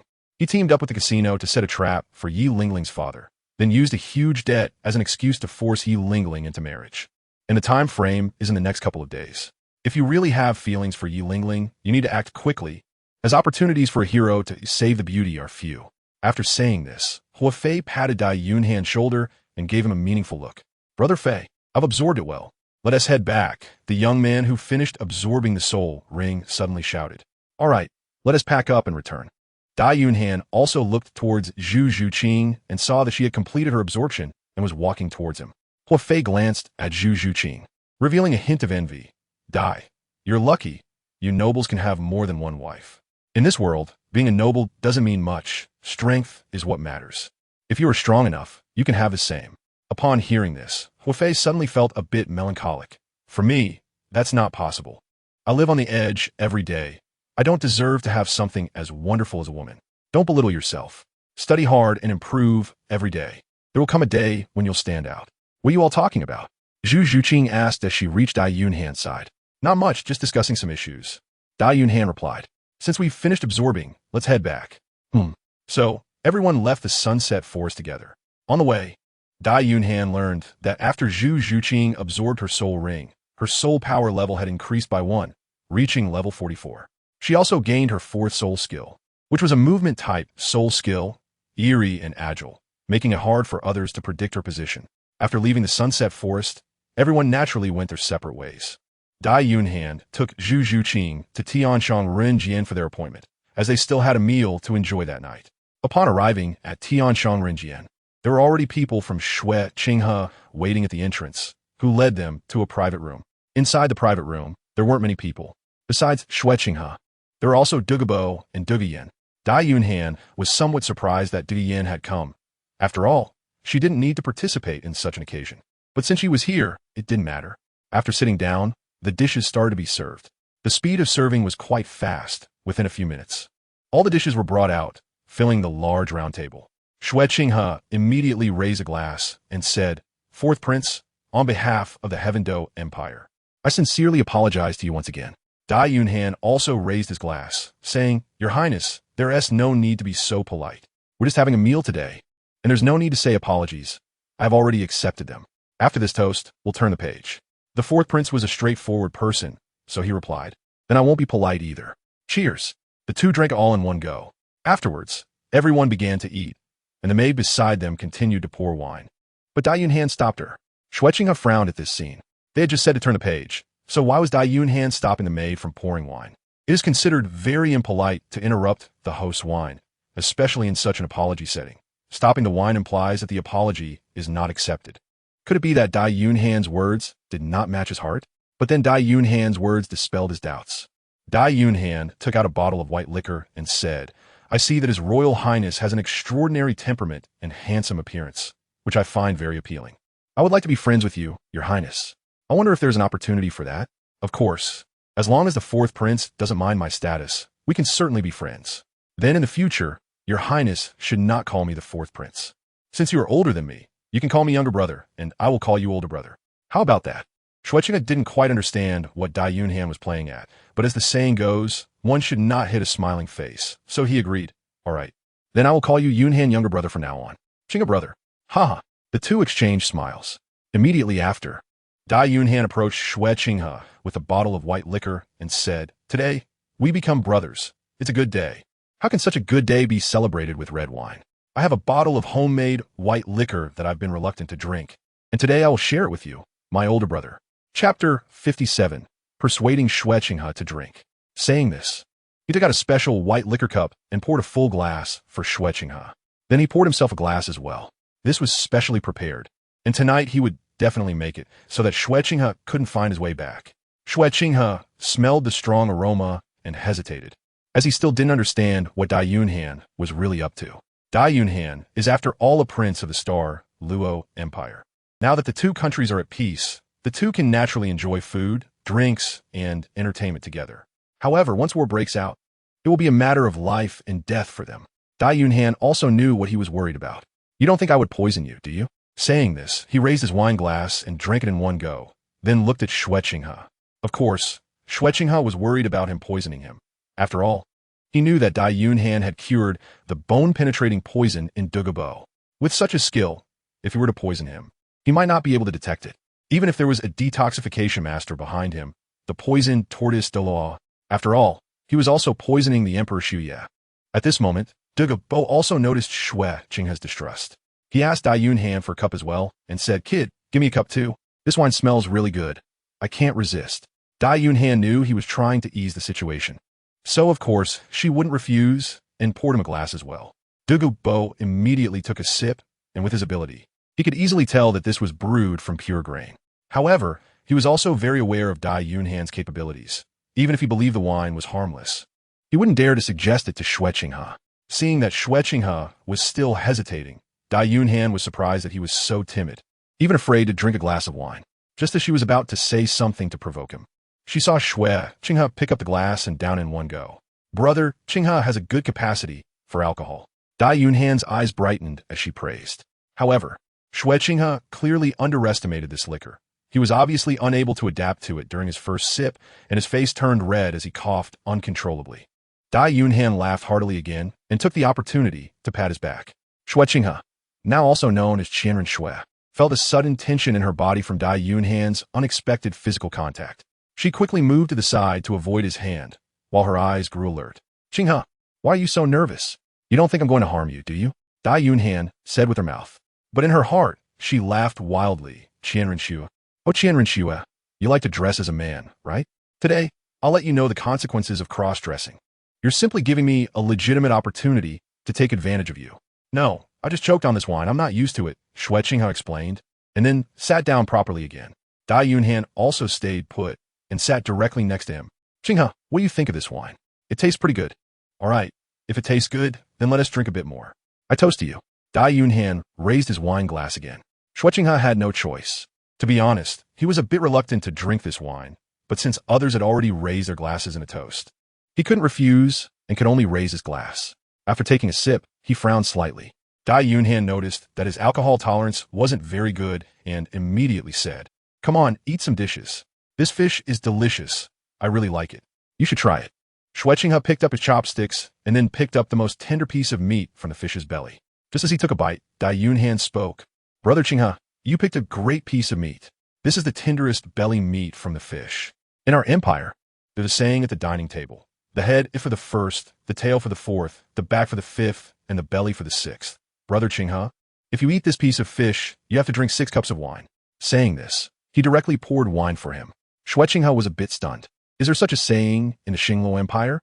But unable to refuse the warm hospitality, Dai Yunhan personally brought the wine to his lips, and he could only brace himself and drink it down. After 6 cups, Shui Qinghe felt a bit dizzy. He hurriedly picked up some dishes, and just as he took a bite, Dai Yunhan giggled and said again, "Brother Qinghe, I can see you're craving wine. This wine is good, but you shouldn't drink it like this. However, since we are brothers, you can drink as much as you want a day." Watching Dai Yunhan pour wine for himself again, Shui Qinghe felt a bit bewildered. What is going on? The piece of meat you just ate isn't just any meat. It's the part where the bone and meat are connected, which symbolizes a bond between them, meaning good things come in pairs, so you have to drink 2 cups. Drink again? Shui Qinghe had just had 6 cups and hadn't recovered yet, and now he was being asked to drink again? Of course, he had to drink. This was auspicious and propitious. Eating and drinking together brings double blessings, and everything goes smoothly. Dai Yunhan raised her wine glass while speaking to him. Shui Qinghe wanted to refuse, but after thinking for a moment, he still endured his discomfort and drank it down. After drinking, Dai Yunhan urged him to eat something. However, this time, he hesitated to eat. Beside them, Douluo also realized that Dai Yunhan was trying to get Shui Qinghe drunk, so he quickly stepped in to speak up. But Dai Yunhan wouldn't let him have it his way. A cup for feelings, a cup for intentions. Senior Poison Douluo, we've met without a fight. I toast to you. Douluo frowned, realizing he had gotten himself into trouble. After drinking a cup, he immediately felt he couldn't speak. As long as he stayed sober, Dai Yunhan wouldn't be able to do anything to Shui Qinghe. Brother Qinghe, aren't we good brothers? Yes. Then for deep feelings, let us finish this cup. I toast to you. Shui Qinghe. Brother Qinghe, 1 or 2 liang isn't wine, 3 or 4 liang is just rinsing the mouth. For our bright tomorrow, cheers. The bright moonlight before the bed, resembling frost on the ground. Let us raise our cups to our neighbors. Let us drink double. And cheers again. The fragrant wine floats for thousands of miles. How can we let the cup see the bottom empty? Refill it. 1 cup to the sunrise. 1 cup to the moonlight. 1 cup to our hometown. 1 cup to the distance. Cheers. Cheers. Cheers. Shui Qinghe gradually lost himself in Dai Yunhan's drinking game. After 5,000 years of wine culture, how could he possibly handle it? Dai Yunhan also drank quite a bit, but he was still somewhat clear-headed because he hadn't forgotten his own matters. He looked at Shui Qinghe's flushed face, a strange smile appearing at the corners of his mouth, and then unceremoniously draped his arm around his shoulder. With a tipsy tone, he said, "Good brother, it's a shame we met so late. Drinking with you is truly enjoyable. No one dislikes being praised, and Dai Yunhan's continuous compliments since they started drinking had already made Shui Qinghe feel a bit lightheaded. He could have refused to drink, but this banquet was meant for an apology. If he didn't drink, it would surely upset Dai Yunhan. In that case, the apology would lack sincerity. Therefore, he had to drink tonight. However, as the night went on, he also began to feel the effects of the alcohol. Chapter 58, together with Shui Qinghe, however. When it came to Dai Yunhan's intimate contact, he instinctively wanted to dodge, but Dai Yunhan held on tightly, and he couldn't escape. Coupled with the haze of alcohol, he decided to let it be. Dai Yunhan was even more pleased. Grabbing Shui Qinghe's hand, he said, "Brother Qinghe, you're drunk." "I'm not drunk. Shui Qinghe replied with a giggle. No one admits to being drunk. If you're not drunk, then keep drinking. All right, let's drink. Shui Qinghe was now completely led by Dai Yunhan. Once alcohol takes effect, it becomes uncontrollable. Brother Qinghe, you can't keep up. You haven't drunk as much as I have. Dai Yunhan continued to provoke him. Who says I haven't drunk as much as you? Pour me another drink. Shui Qinghe huffed defiantly and then raised his glass, drinking all in one go. At that moment, his gaze was unfocused and his mind was muddled. He was clearly already drunk. Dai Yunhan also got drunk, but since he dared to bring out the liquor, he naturally believed in his own drinking capacity. So, he had to be a little more sober than Shui Qinghe. He also needed Shui Qinghe to be sober. After a while, he said, Brother Qinghe, what should we do when this liquor is finished? There's no more liquor, and I haven't had enough fun yet. Dai Yunhan shook the bottle, but there wasn't a drop left. If there's no liquor, then go buy some. Someone go buy liquor. Dai Yunhan didn't drink enough to feel satisfied, so his apology lacked sincerity, and he needs to continue drinking. Dai Yunhan stopped the maid from going to buy wine and said, Qinghe, their wine doesn't taste good. It's more interesting to drink my wine. I have some good wine stored in my dormitory. Let's continue our party. Are you brave enough? What is there to be afraid of? I'm a prince. How could I fear you? He replied, Come on, let's go to your dormitory now. Hearing this, Dai Yunhan knew that Shui Qinghe was completely drunk, because according to his character, he would never say such arrogant things. Now that he did, it indicated that his thinking had become disordered. This was exactly what Dai Yunhan wanted. All right, let's go now. Dai Yunhan immediately stood up, putting his arm around Shui Qinghe's shoulder and walking away. Douluo hesitated for a moment, feeling that it was too late and not quite appropriate. He stepped forward and said, Kid, it's too late to drink. The crown prince should return to the palace as well. Dai Yunhan pretended to be slightly annoyed due to the alcohol, saying, I meet with His Highness the Crown Prince as if we are old friends. We are good brothers. What's wrong with having a drink? It's not like I can't accommodate him. If you think I will harm him, then you can come along. With that, he took Shui Qinghe and left. Zhu Zhuqing thoughtfully stepped forward to support Dai Yunhan. However, since Dai Yunhan still needed to support Shui Qinghe, it wasn't necessary. Douluo watched the three of them leave, ultimately letting out a sigh and following after them. After all, this incident was ultimately caused by him. He could see now that Dai Yunhan was a petty person. Although he accepted the apology on the surface, he still held some resentment towards him. But he couldn't express his anger, so he directed his frustration towards Shui Qinghe instead. His goal was to get Shui Qinghe so drunk that he wouldn't remember anything, leaving a deep impression on him. Douluo could only shake his head helplessly. This little brat, why is he so petty?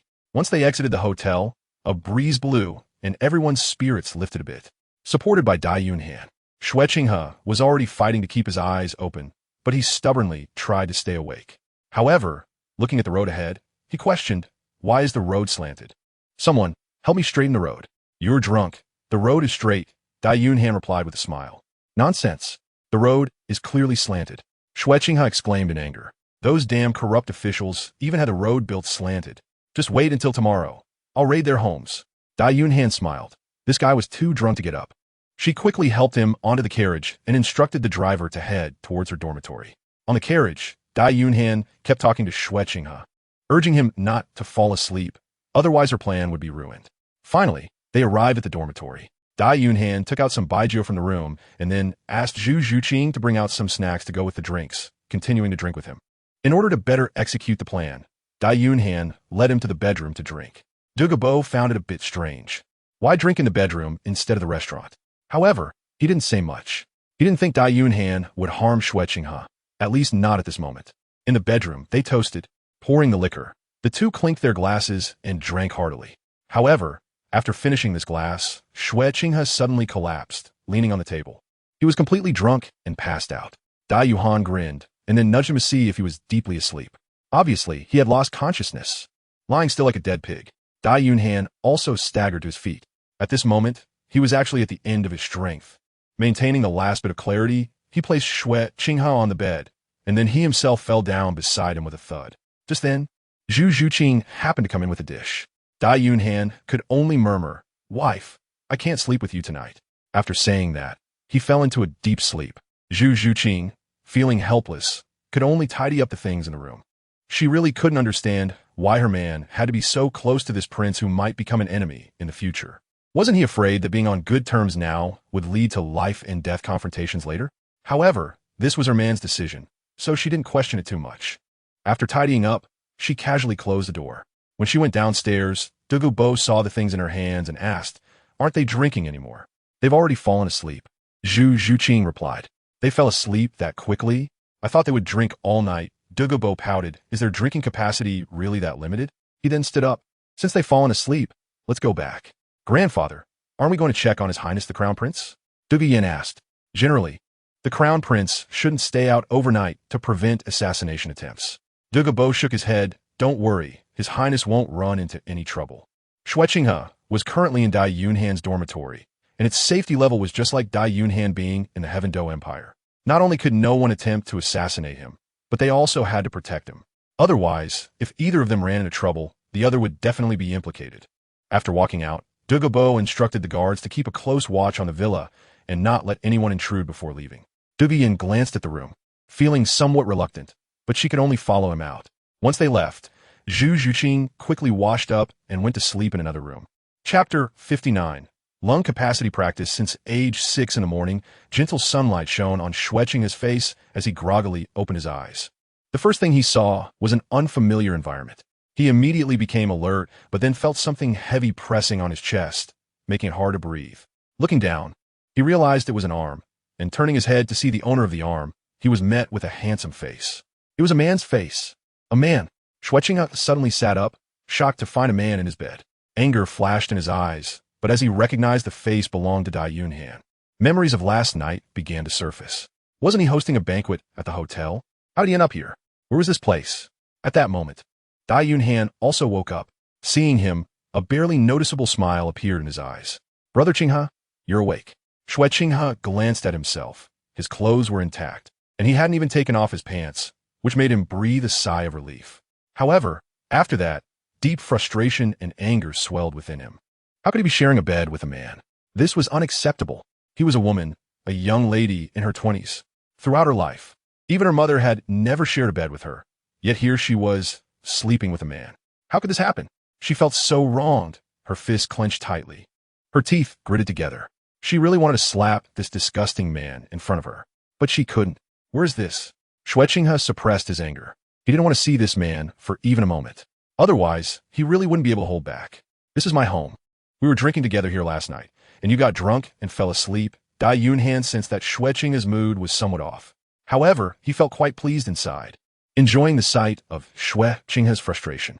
It felt exhilarating, like teasing a girl who clearly hates you but has no choice but to endure it. "All right, I admit I'm a bit of a pervert," Dai Yunhan thought. "Then why did you sleep next to me?" Shuqing asked. "I don't know, I was drunk too," Dai Yunhan replied, then smiled again. "Are you still dizzy? Do you want to drink a bit more? We can fight poison with poison. Drinking more will make you feel better." "I'm fine now," Shuqing said, then walked toward the outside. Dai Yunhan felt even happier seeing him so angry. He didn't chase after him because he knew Shuqing was very upset right now and needed some time to calm down. If he approached her at that moment, although she might tolerate it due to her temperament, there was no telling what she might do. So after getting up, he went straight to take a shower. He needed to get rid of the smell of alcohol. After showering, he went downstairs, and Zhu Zhuqing had already prepared breakfast. Upon seeing Dai Yunhan, she said, "The prince has already left. I asked him to stay for breakfast, but he didn't eat. If he doesn't want to eat, then I'll eat by myself." Then she walked in front of Zhu Zhuqing, wrapped his arms around her waist, and gave her a deep kiss. After pulling away, Zhu Zhuqing frowned in disgust. "Your breath reeks of alcohol. I'm almost getting drunk from your kiss." "You're not drunk from the alcohol, but from me," he teased. "TCH, so narcissistic." "I'm not narcissistic. You're the one in love." Smooth talker, Zhu Zhuqing rolled her eyes at him. Dai Yunhan paused her movements, her lips curling up at a 15-degree angle. "Don't you know how slippery I can be?"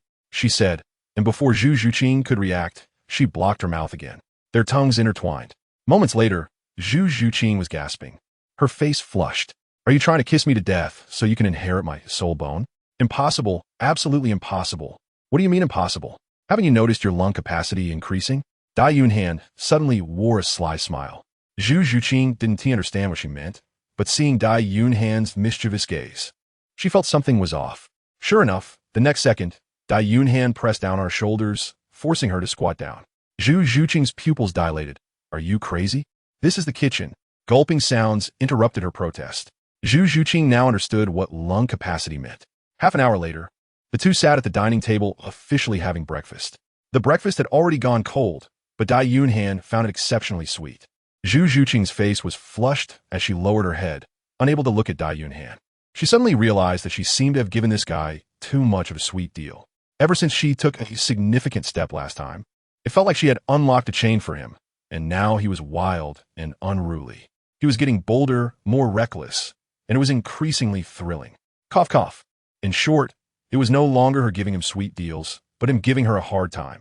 This was a bad habit that needed to be corrected, absolutely unacceptable. She glared at the grinning Dai Yunhan and thought about what he had just said about lung capacity. Suddenly, she understood something. This guy had been subtly extending the kissing time since the first day they kissed.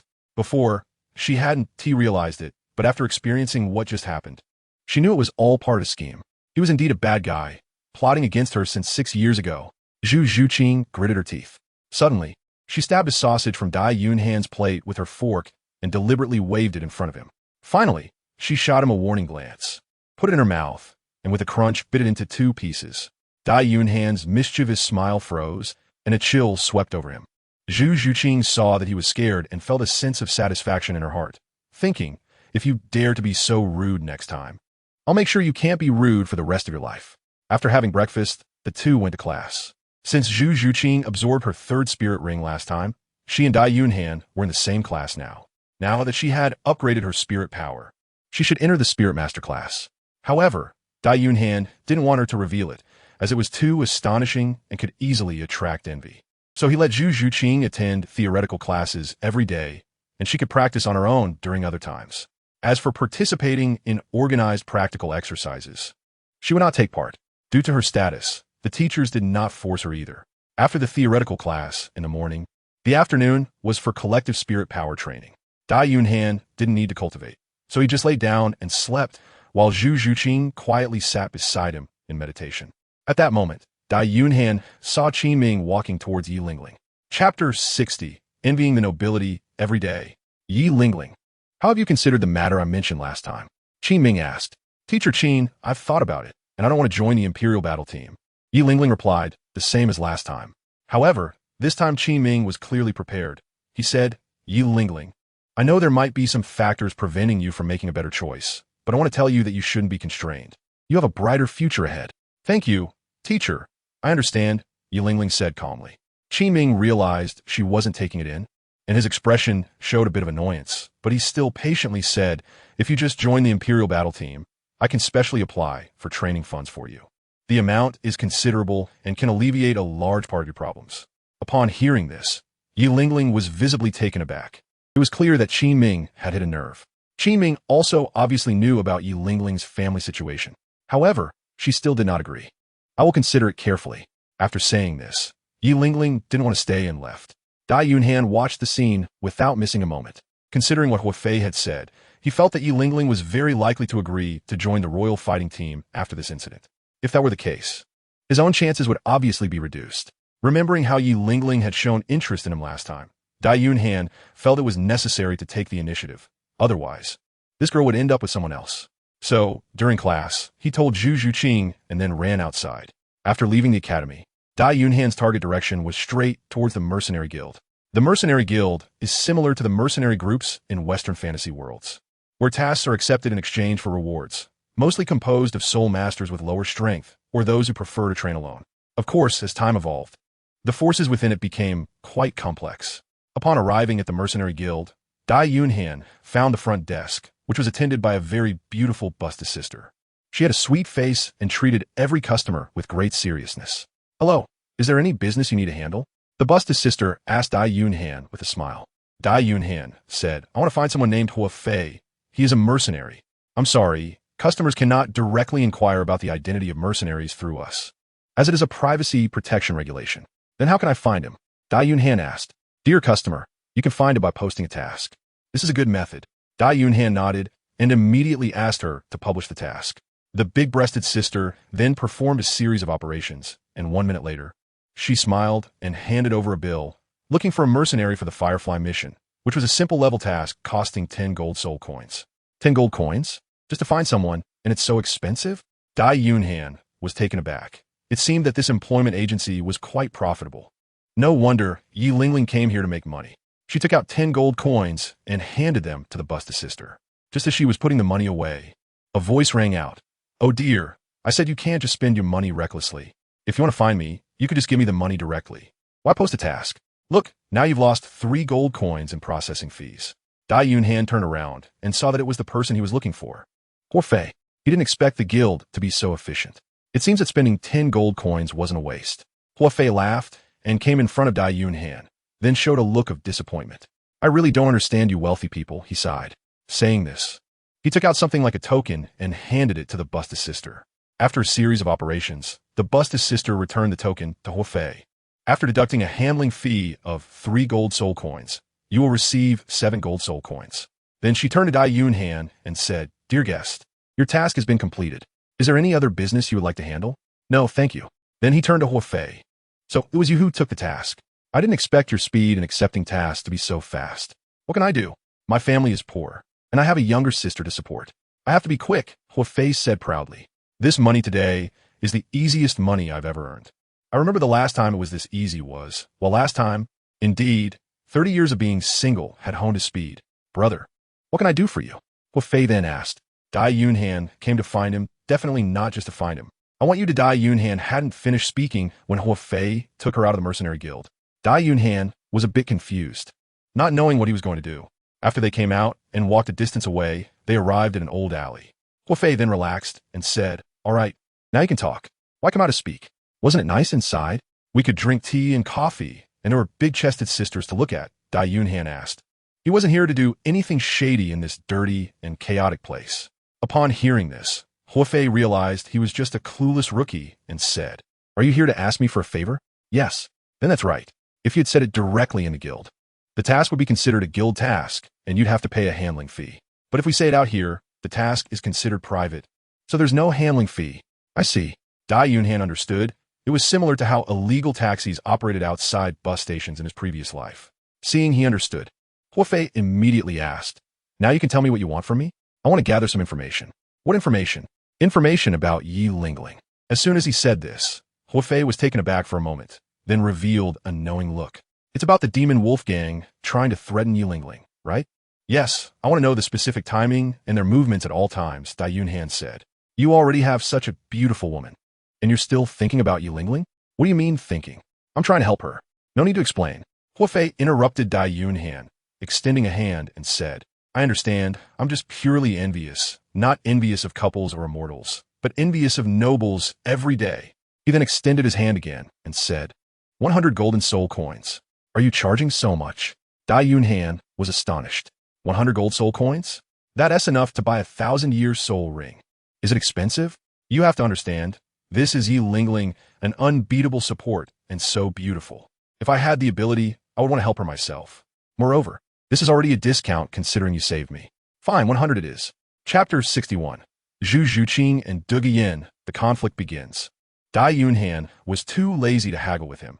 Anyway, he wasn't sure of money. He immediately took out 100 gold soul coins from his soul guide ring. Hua Fei, seeing his ability to conjure items out of thin air, felt a wave of envy. This was a very rare storage soul guide, and there was a market for it, but hardly any available. "I suddenly feel like I'm missing out. Can we add a little more? What do you think?" Never mind. A gentleman's word is hard to take back, especially since we were brothers who would risk our lives for each other, right? Hua Fei knew that one shouldn't be greedy. Some nobles seem harmonious on the surface, but in reality, they could be very dark-hearted. He was just a lone mercenary, and offending someone like Dai Yunhan, who was wealthy and powerful, could be life-threatening. "All right, I'll head back first. Notify me immediately if there's any movement. I'll be at the Tiando Royal Academy." With that, Dai Yunhan turned to leave. After Dai Yunhan had walked far away, Hua Fei took the money and whistled. Suddenly, 4 or 5 figures sprang out from the surroundings. "Boss, did you hear what was just said? Act immediately and monitor them 24/7. "Yes." On the other side, when Dai Yunhan returned to the academy, classes had already ended. He went straight back to his dormitory. As soon as he arrived at the dorm, he found someone sitting in the yard waiting. It was Dai Yunhan. However, she looked solitary, sitting on a chair, seemingly isolated from the vibrant flowers and plants around her. "Is Zhu Zhuqing not home? Why are you sitting here?" Dai Yunhan asked as he walked up to her. She looked up, her dim gaze merging with the surrounding colors. Then why don't you go inside? I. At that moment, the door opened, and it was Zhu Zhuqing. Seeing Dai Yunhan, she broke into a joyful smile. Husband, you're back. I've already made dinner. Then she jumped into Dai Yunhan's arms, giving him a welcome home kiss, completely oblivious to Douluo Yin's presence beside them. Dai Yunhan patted her back and then looked at Douluo Yin. Have you eaten? Shall we go together? I'd better pass. I'm going back first.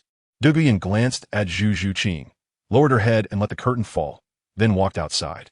Dai Yunhan did not stop her, but felt that she seemed a bit strange today.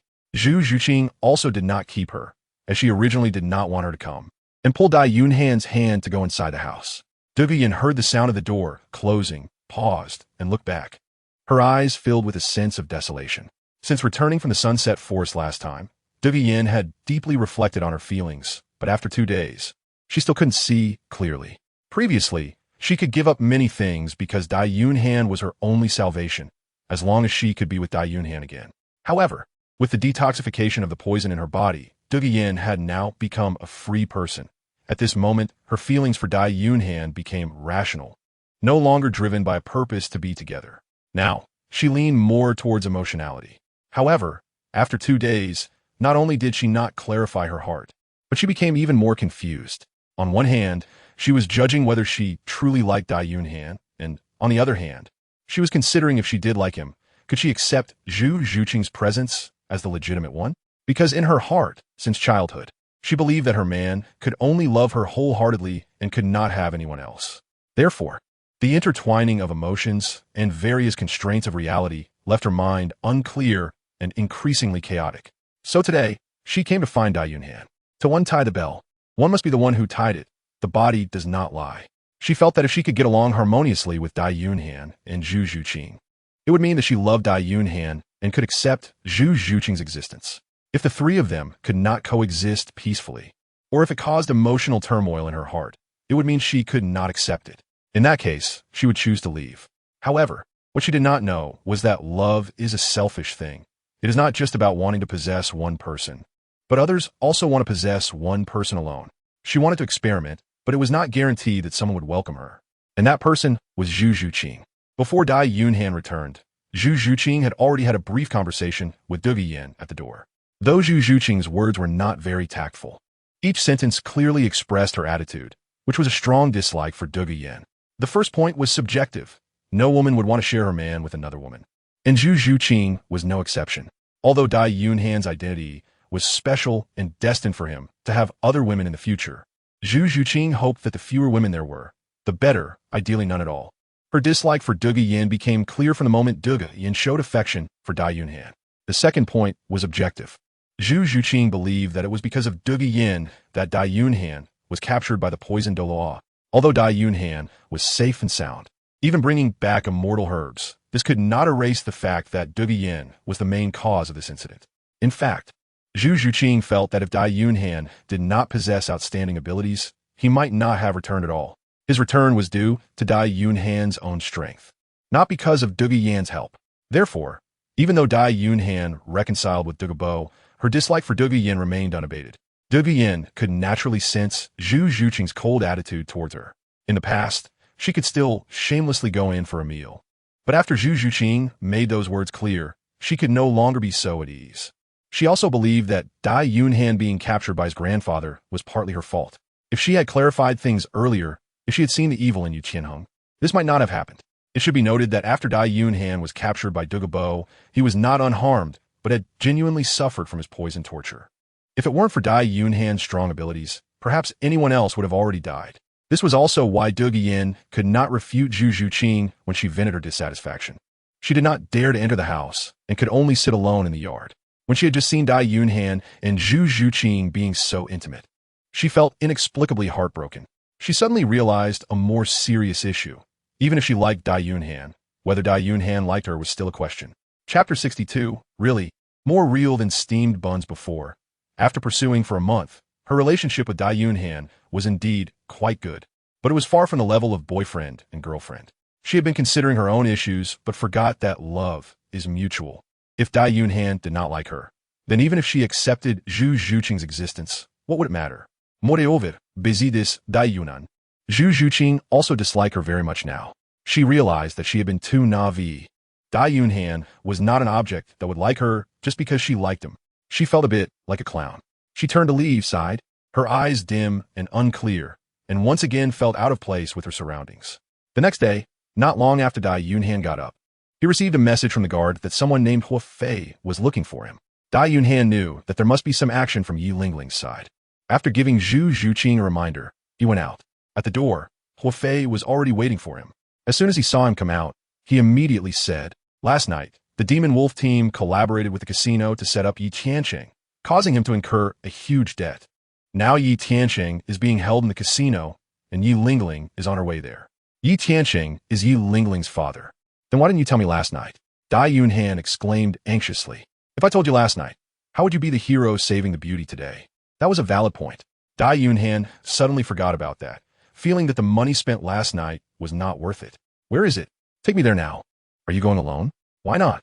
Should I bring my wife along?" "You can't take your main partner when trying to pick up girls, right? How could she cover for you?" However, it might not just be Zhu Zhuqing's words. It was probably necessary to have a deeper conversation with her and do some ideological work. Hua Fei waved his hand. "That's not what I meant. I meant, won't it be too dangerous for you to go alone? The leader of the Demon Wolf team is a sole emperor over level 60, and there are dozens of people under him." Dai Yunhan glanced at Hua Fei and suddenly said, "You're a soul king after all. It shouldn't be possible for you to have no influence at all, right? Do you want me to help you deal with the Demon Wolf group?" Dai Yunhan didn't say it directly, but mentioned that if you want to make this money, it's not impossible. However, to her surprise, Hua Fei shook his head and said, "I do have a few people, but I personally prefer to work alone, so I haven't formed a mercenary group. I'm afraid I can't help you." "Then forget it." Dai Yunhan was just saying it casually. He didn't really need Hua Fei's help. The two soul emperors and soul saints behind him were not to be underestimated. Moreover, in this Heaven-Do city, he had plenty of ways to save people. But at that moment, Hua Fei suddenly spoke up, his eyes sparkling with excitement. "Although I can't help you deal with the Magic Wolf team, if you get into danger, I can rescue you." "You?" Dai Yunhan was surprised. "Aren't you afraid? He's a soul emperor." "So what if he's a soul emperor?" Hua Fei said disdainfully. "I may not be able to beat him, but can I run away from him? Anyway, putting everything else aside, I can guarantee to save your life 100%. "Forget it. I don't need it." Dai Yunhan waved his hand. "You really don't need it?" Hua Fei seemed a bit incredulous. "Really, more genuine than steam buns." "Well, suit yourself, but you can need it any time." Soon, the two arrived at the Heaven-Do Grand Casino. This casino was the largest in Heaven-Do City, making a fortune effortlessly every day. The most important thing was that it was owned by the same boss as the Heaven-Do City Soul Arena. Not only was it wealthy, but it was also very powerful. Dai Yunhan walked in and immediately felt like she was stepping into the game room of a small alleyway from her childhood. At first, there was a sense of unfamiliarity and incongruity, but soon she blended into the lively environment. "Where are they?" "They're in the private room upstairs, but don't rush. Yi Lingling is still on her way. If you want to impress the girl, first let her feel despair, then at a critical moment, give her hope," said Hua Fei. Dai Yunhan looked at him in surprise. "Bro, your mind is so clear. How can your hands be that fast?" Cough, cough. Hua Fei glanced at him disdainfully and corrected. "Clear thinking and fast hands have no causal relationship. Please don't confuse them. Come on, repeat after me. You can't still be a virgin, can you?" Who's a virgin?" Hua Fei's face instantly turned red as he defended. "I write like crazy every night, doing my assignments." "Really? More real than steaming buns." "Beauty. Arrange a VIP service for him. I'll cover the cost." Dai Yunhan immediately walked to the front desk and said to the front desk girl. The front desk girl was dressed in a cute bunny girl outfit, with most of her round chest exposed and black fishnet stockings wrapped around her plump thighs, making it hard to look away. "Sir, what kind of waitress do you prefer?" The front desk girl smiled sweetly, not at all bothered by Dai Yunhan's gaze. After all, she dressed like this to be looked at. Just a bunny girl like you is fine, but no fishnet stockings. I want black silk. Real men all like black silk. What's with fishnet stockings? That's lame. Okay, how many do you need? Of course, one for each, but it needs to be the kind that can be a little wild. Dai Yunhan added some conditions. "Sir, please rest assured, the VIP service staff are very understanding and shy, and they don't know how to refuse people." The front desk lady also seemed a bit flirty, talking in a very suggestive manner. "How about you, sir?" Dai Yunhan said, "Just keep it simple for me. Besides the bunny girl outfit and black stockings, I want her to be around 7 meters tall, beautiful, with long legs, a slim waist, a sweet voice, expressive eyes, and smooth, fair skin. She should be able to call me brother effortlessly and cheer me on. For now, that's all I need. The receptionist at the front desk looked a bit confused. Sir, what you're asking for is indeed simple. However, the receptionist was very efficient, and it didn't take long for her to complete the registration. At that moment, Huafei finally reacted. Wait, are you serious? He couldn't help but be startled, a look of panic appearing in his eyes, with his legs almost wanting to flee. Of course it's serious, even more so than steaming buns. As they spoke, two beautiful women walked over, both dressed in bunny girl outfits. They were both sweet and cute in appearance, but with long figures. One was of average height. The average height woman gently took Huafei's arm and said, Hello, sir. I'm Tutu, your exclusive VIP service attendant. The other woman also approached, but Dai Yunhan preemptively stopped her from getting too close. She didn't mind, though, and said, Hello, sir. I'm Duo. Huafei was instantly electrified by the gentle touch and turned stiffly to see a sweet and lovely face. True to her name, she was indeed very much like a bunny. Moreover, in front of her, she looked very bunny-like as well. Extremely beautiful. He wanted to pull his hand away, but Tutu seemed to understand his intentions and hugged him even tighter. Huafei's face turned red, and he looked to Dai Yunhan for help. Dai Yunhan ignored him, saying, Aren't you supposed to be working on the construction and mining operations every night? Why are you backing down now? Anyway, I've already spent my money, so do whatever you want.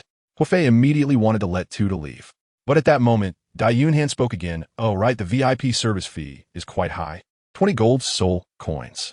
After saying that, Dai Yunhan left with his companion. Upon hearing this, Huafei's hand, which was about to withdraw, suddenly paused. 20 gold soul coins. Damn it, you can't waste money like this. 20 gold soul coins. This is even more than what he earns from a single task. It's simply outrageous, utterly inhumane. Master, come play with Tutu. At this moment, Tutu's delicate voice rang out, and she clung to his arm in a very affectionate manner. Huafei couldn't withstand such a test. He was just an ordinary person, not a high-ranking official. Swallowing hard, he found it hard to resist. Tutu clearly understood people well. Seeing the desire rising in Huafei's eyes, she pulled him towards the VIP lounge. Huafei wanted to struggle, but when he thought of those 20 gold soul coins, he gave up. I just don't want to waste money. On the other side, Dai Yunhan and the bunny girl Duo went directly to the second floor. The second floor was the VIP casino, where ordinary people had no right to enter. Only those who were particularly wealthy could come up. Newcomers had two ways to gain access. One was to show their proof of assets at the front desk, needing at least 10,000 gold soul coins to qualify. The other way was much more lenient. They just needed to call a VIP attendant. This method was mainly for those who had some money, but not a lot, aimed at stimulating their desires, increasing their ambitions, and the presence of beautiful women could disturb their minds, allowing the casino to maximize its profits. Therefore, the presence of everyone in the casino was very meaningful. However, their ultimate goal was to drain your wallet. Dai Yunhan was too lazy to provide proof of assets, so he ordered a bunny girl instead. With the bunny girl's company, he easily walked up, found a spot with a wide view, and sat down, gambling while waiting for Yi Lingling to arrive at the entrance. He didn't like to gamble, but in a casino, no one refrains from it. Not gambling would be considered unusual, so he had Duo exchange for chips and started betting at the table. He didn't bet much, starting with 10 gold soul coins, and he only placed 10 gold soul coins on each bet, guessing high or low. However, his luck seemed to be quite good.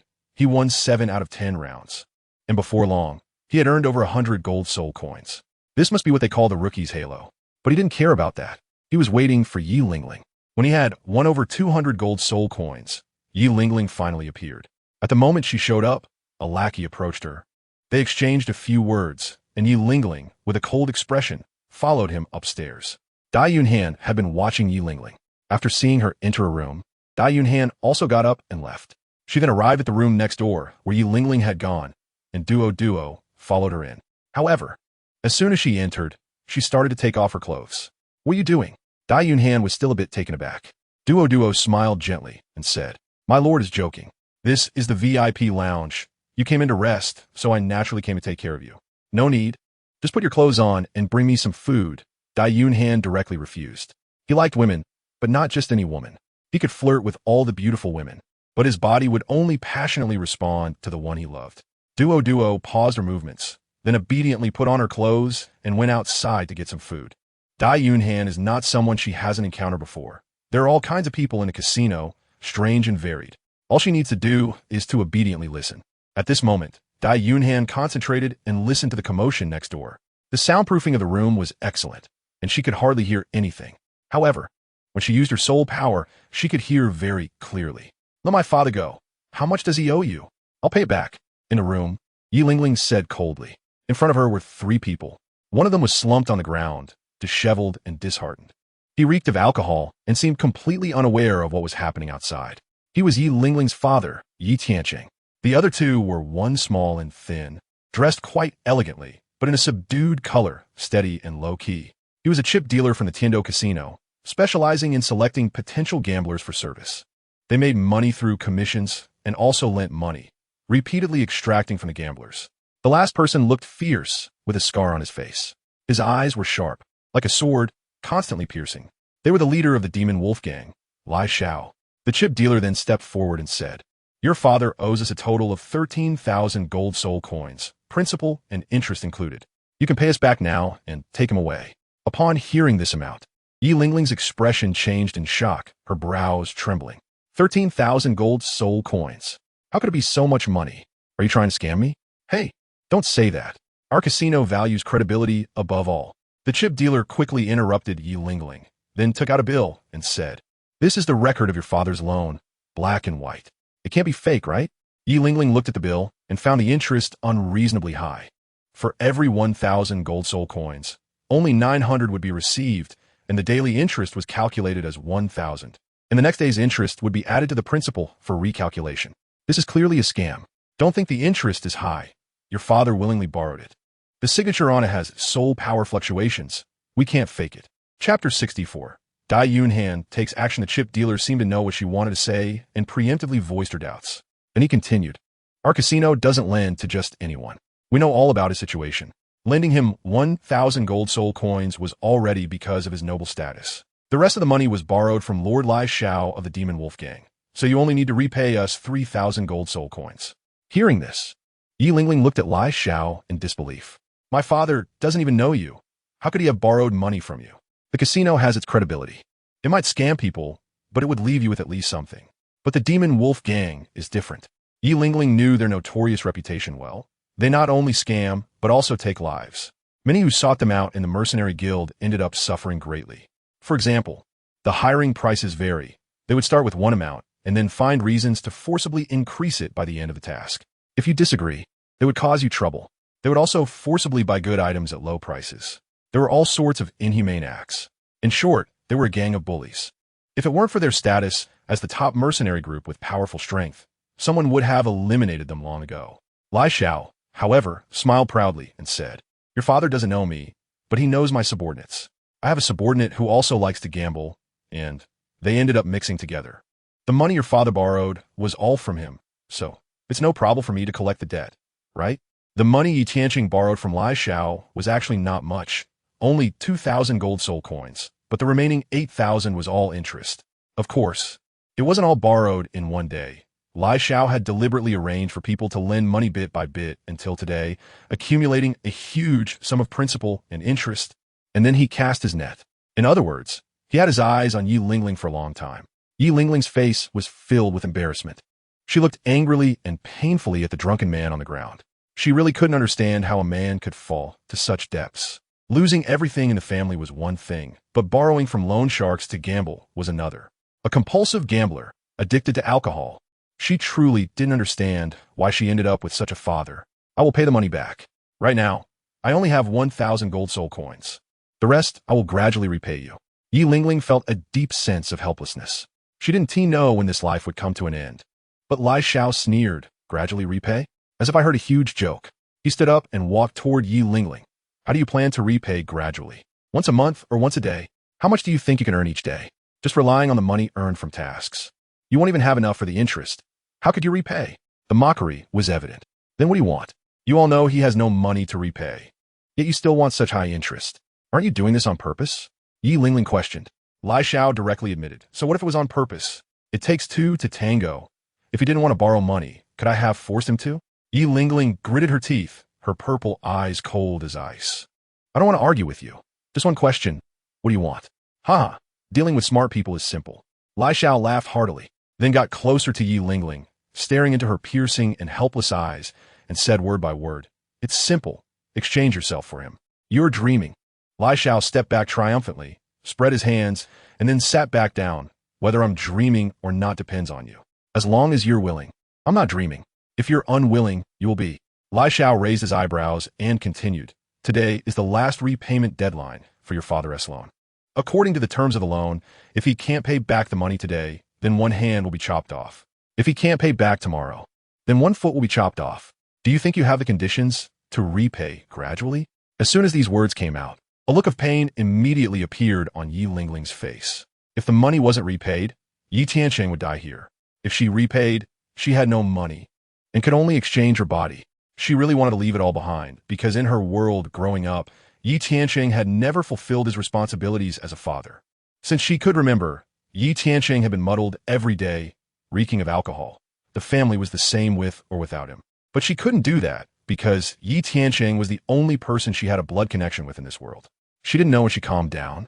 Looking at the man, slumped like a pile of mud, she took a deep breath, her eyes filled with a blade of despair. "I can agree to your terms, but you must agree to one of my requests." Yi Lingling took a deep breath. "What request?"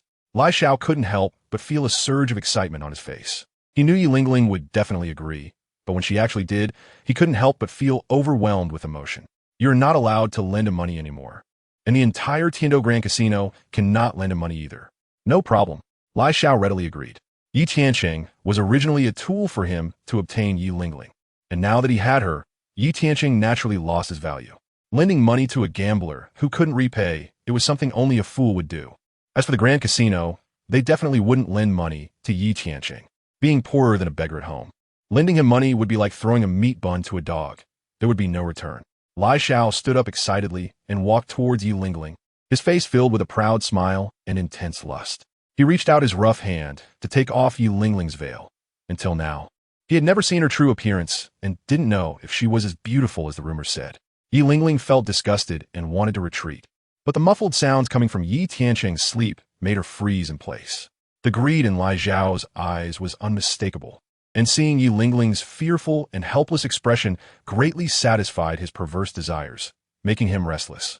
Yi Lingling was in utter despair. Just as his hand was about to touch Yi Lingling's veil, a sharp sound of something cutting through the air rang out, and a golden object struck Lai Zhao's hand, causing his movement to stop abruptly. Lai Zhao's face turned angry as he saw a gold soul coin fall to the ground, then looked at the man walking in from the doorway. He coldly asked, "Who are you?" Chapter 65. "The princes order me?" "Of course. I'm here to interrupt your good deeds." Dai Yunhan's voice rang out. Yi Lingling was stunned to hear the familiar voice and looked at Dai Yunhan in disbelief. "How did you end up here?" Lai Shao frowned, his aura erupting. He was very displeased with someone interrupting his good fortune. "Get the hell out of here, you little brat." "What? You don't want the money I gave you for repaying your debts?" Dai Yunhan remained unafraid of his aura, calm and composed. Was Lai Shao after money at this moment? No, he wanted a person. He wanted a woman. Therefore, his aura gradually intensified, and a fierce demon wolf appeared behind him. "Do I need you to repay my money, you little brat?" "I'll say it again, get the hell out." Dai Yunhan calmly took out a gold card and said, "This card contains exactly 13,000 gold soul coins. I paid off her debt." As she spoke, she tossed the card onto the table. Then, she looked at the furious Lai Shao and asked, "Are you planning to make a move? You haven't forgotten the rules of the big casino, have you?" Upon hearing this, Lai Zhao's violent aura paused, and his expression wavered in hesitation, showing no further intention to escalate. The rule of the big casino is that fighting is absolutely prohibited. Anyone who dares to violate this rule knows what awaits them. This serves as a protection for weaker gamblers. However, this rule loses its power once you leave the big casino. Lai Shao clearly feared the people behind the casino. He retracted his martial soul, but his gaze became even more sinister. "Kid, who exactly are you, and why are you here to ruin my good plans?" Dai Yunhan chuckled softly. "Is it a good thing for you, but not for me? Look at you, such a big person, still seeking out such a young girl. Do you think you deserve her?" As he spoke, he glanced at Yi Lingling, whose cold eyes now showed a glimmer of hope, looking much better than before. "A beautiful and young girl like Yi Lingling should be with someone like me. You, old man, shouldn't indulge in young grass. There's a saying you might have heard, an old cow grazing on young grass, eating but never full, might as well eat old grass, which is hearty and satisfying." "I'm full, you bastard." Lai Shao cursed loudly. What grass I want to eat is none of your business. I'll tell you if you have the guts. Stay hidden here for the rest of your life. Otherwise, just step out of this big casino, and I'll have your legs broken immediately. Oh, is that so? I'm so scared. Dai Yunhan shivered, and then waved his hand, revealing a token that appeared in his grasp. It was a golden token engraved with the characters Prince. This was the prince's token that Dai Yunhan had deceived from Hahaha. He had originally intended to use this token for easier access to the prince's palace, to get closer to Hahaha. But he didn't expect to use it in this situation for the first time. As soon as Lai Xiao saw the token, his face turned a deep shade of purple, looking extremely ugly. You're from the prince's residence? The prince, second only to one in the Douluo Empire, holds terrifying power. Although he is as strong as the sole emperor, he is just the leader of a mercenary guild, and even the greatest background can't compare to the prince. Do you want to check its authenticity? Dai Yunhan coldly asked. Lai Xiao showed a troubled expression. He certainly wanted to check it out, but he didn't dare to. The soul power fluctuations coming from the token were clearly not fake. Of course, it couldn't be fake. In Douluo City, who would dare to use the prince's token to act tough? That would be seeking death, right? Moreover, the actual controller behind the Douluo Casino was rumored to be the prince's mansion. To show the prince's token here made it even more impossible for it to be fake. Seeing he was silent, Dai Yunhan put away the token and said, "The money is here. Give me the IOU." Lai Xiao hesitated for a moment, seemingly struggling. But in the end, he chose to compromise. No matter what Dai Yunhan's identity was, as long as she was backed by the prince's mansion, she could easily annihilate his entire Demon Wolf squad. Therefore, even if he felt unwilling inside, he didn't dare to defy Dai Yunhan now and respectfully handed over the IOU in front of her. Dai Yunhan took it over, glanced at it, and put it into the ring. Then she collected the golden card from the table. 2,000 gold soul coins as capital, and in just a month, you actually dared to charge 8,000 in interest. Truly lawless and audacious. After saying that, she took out 5,000 gold soul coins from the ring again, with 3,000 gold soul coins to be returned to the casino, and the remaining 2,000 to be returned to you. Do you have any objections? The interest rates at casinos are generally higher, but they're nowhere near as ruthless as Lai Xiao. With royal holdings, casinos usually won't go too far. Lai Xiao's face turned awkward, but he didn't dare to have any objections, let alone getting back 2,000 gold soul coins. He wouldn't dare to say a word, even if he got nothing back. He quickly shook his head, saying he had no objections, no objections. Oof. Dai Yunhan snorted coldly and then picked up Yi Tianqing, walking towards the outside. There was a reason why he chose to return 2,000 gold soul coins to Lai Xiao. First, if he didn't exchange any money, he couldn't guarantee that Lai Xiao wouldn't resort to some underhanded tactics out of desperation. Second, if he returned everything, Dai Yunhan felt that it would not only be a loss, but would also give Lai Xiao the illusion that Dai Yunhan was acting like a tyrant. After all, if he really had the backing of the crown prince's residence, how could he be so kind as to return all the money without keeping a single coin? Therefore, Dai Yunhan chose to exchange only 2,000, which both demonstrated his dominance to Lai Xiao and provided a reason for not pushing him into a corner. After all, some people have a strong masochistic tendency. If you don't give them a bit of a hard time, they might think you're easy to bully. After exiting the big casino, that guy, Hu Fei, still hadn't come out. Dai Yunhan ignored him and left directly. Yi Tianqing reeked of alcohol, making Dai Yunhan feel nauseous. She really couldn't understand how a father could fall so low, being able to sleep soundly even after his daughter was traded. Thank you. Yi Lingling walked beside Dai Yunhan, truly grateful for his timely intervention. I will pay you back. As she spoke, Yi Lingling took out a bag containing 1,000 gold soul coins. You take this first, and I will slowly pay you back the rest. Dai Yunhan took the bag and looked inside. It contained large denomination bills, scattered gold soul coins, and even very noticeable copper soul coins. He also handed it to Yi Lingling, saying, "You can use it for now and return it to me whenever you've saved enough." Yi Lingling accepted the money bag without any formalities to give it back to Dai Yunhan. She knew that this money was a trivial matter for him. She said a simple thank you, but this thank you did not carry the joy of surviving a disaster. Instead, it was filled with endless loneliness. Chapter 66. From now on, you are my woman. Dai Yunhan knew that she was worried about the days to come. Where to now? Should I take you home? Dai Yunhan changed the subject and asked. Yi Lingling glanced at Yi Tianqing and nodded silently. Led by Yi Lingling, Dai Yunhan arrived at her home. Her home was the kind of noble mansion, but at that moment, the entrance was withering, leaves scattered all over the ground, and no one had cleaned it up. Not to mention, there wasn't even a guard at the door. Upon entering the gate, the inside was empty and desolate, with the flowers and grass in the courtyard untended, and wild grass growing everywhere, even sprouting through the cracks in the blue bricks. Walking through the courtyard, they entered the main house, which was just as empty and desolate as the outside. There was no decorated furniture, and aside from a few dust-covered chairs, there was nothing else. However, in the middle of the wall, there hung a landscape painting that Dai Yunhan could not understand. After carrying Yi Tiancheng into the bedroom, Dai Yunhan was surprised to find that this bedroom was unusually well furnished. The table and chairs were all there, without any dust, and compared to the dirt and chaos outside, it was like night and day. However, what surprised Dai Yunhan was that there were quite a few items in here that belonged to a woman, and there was even a portrait of a beautiful woman hanging on the wall. Looking at the woman's appearance, she bore some resemblance to Yi Lingling. Of course, this was only in terms of temperament and expression, as Dai Yunhan had never seen Yi Lingling's face. Besides that, the most eye-catching item in the room was a potted begonia flower. It was placed near the window, where it was exceptionally clean, and the begonia had been well trimmed and cared for. At that moment, the begonia was in full bloom, emitting a refreshing fragrance that calmed the mind. After placing Yi Tiancheng on the bed, Dai Yunhan and Yi Lingling walked out of the room. Can you tell me why your father has become like this?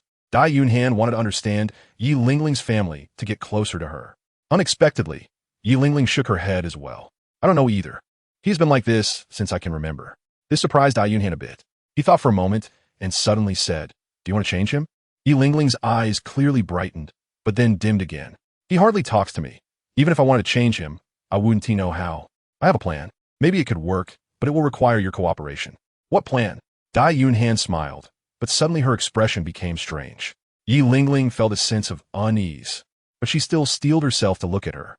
Dai Yunhan took out the IOU she had just received from Lai Xiao and looked at Yi Lingling with a half-smile. The plan was to execute Lai Xiao's plan just now. What do you mean? A hint of fear appeared in Yi Lingling's eyes. Lai Xiao's plan just now? Didn't it just mean wanting her body? So that means Dai Yunhan wants it too. Dai Yunhan saw the helpless look reappearing in her eyes and knew that she was scared. He immediately explained, Don't misunderstand. I mean, we should pretend to carry out this plan. Perhaps after your father learns about your situation, he will make a change and have a sudden realization. Upon hearing this, Yi Lingling's tense little heart calmed down a bit. She had just thought that she had escaped from the wolf's den only to enter the tiger's mouth again. Dai Yunhan is truly a fierce tiger. But what if this stimulates my father and leads to extreme behavior?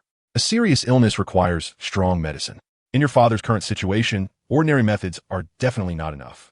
As long as we break his inherent shackles and make him realize what is truly important around him, he will change. As for extreme behavior, don't worry. I will keep a close watch on his condition, and if there is any abnormality, I will immediately halt the action. Yi Lingling looked worried, still feeling uneasy about this plan. However, thinking about Yi Tiancheng's current fallen state, she decided to give it a try. All right, I agree to you. So what should I do first? The first step is very simple. Dai Yunhan suddenly smiled. Yi Lingling looked at his smile, and that unsettling premonition returned. Sure enough, Dai Yunhan reached out, aiming directly at her veil. The first step, of course, is to confuse the real with the fake. So let me see your appearance first. After saying that, he took advantage of Yi Lingling's moment of inattention to pull her veil down. Instantly, an exquisitely beautiful face appeared before him.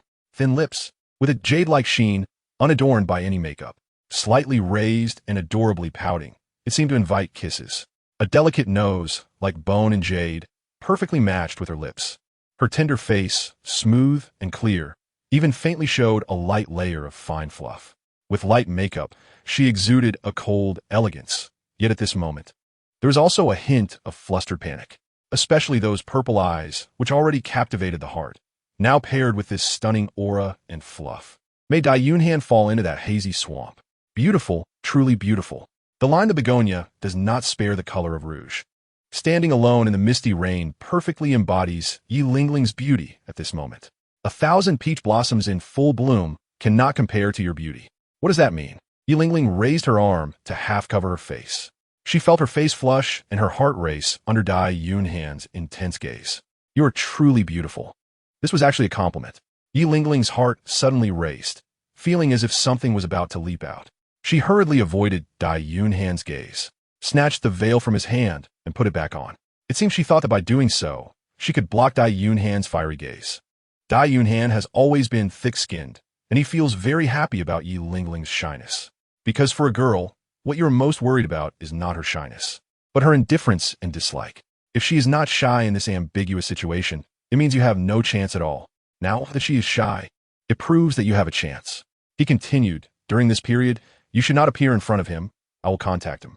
If the plan goes smoothly, I should be able to change him in a short time. I understand.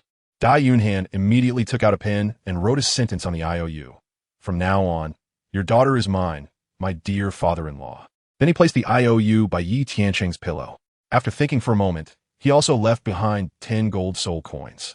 These 10 gold soul coins were just enough to see Yi Tianqing's reaction, to see if he would continue gambling after waking up or care about his daughter. Upon seeing the blunt statement, Yi Lingling's face turned even redder.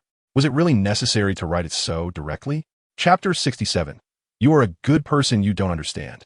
The more straightforward it is, the more it stimulates him, and he will realize how serious his mistakes are.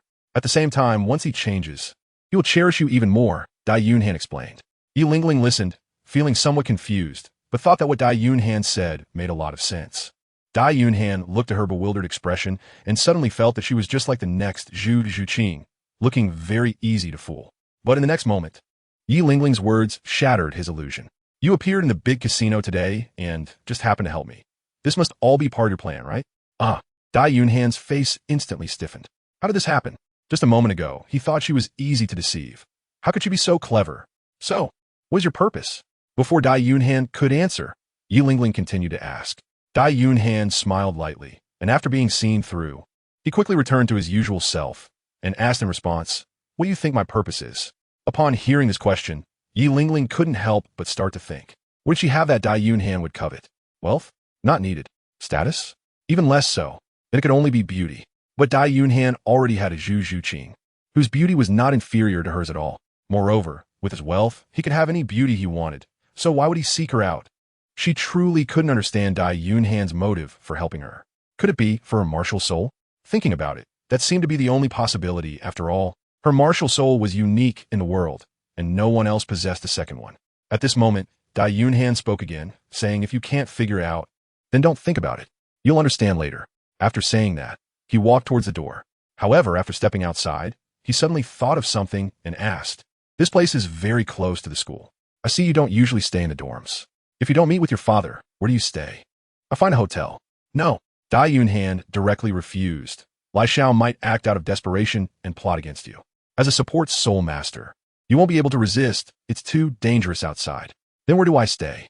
Stay with me, Dai Yunhan said. With you? How can that be? Yi Lingling's brows twitched. As a young lady, how could she live with a man? But Dai Yunhan replied, what's wrong? Are you afraid I'll eat you? Yes. Dai Yunhan, with you admitting it so openly, how can I bring myself to take action? It seems I can only resort to it now. Don't be afraid. Your contract is with me. To be honest, if I really wanted to eat you, you wouldn't be able to resist, right? I can resist. Why is that? Dai Yunhan shouted. If Lai Xiao wants to eat you, you don't resist, but you resist me? Am I not more handsome than him? Besides, I treat you so well.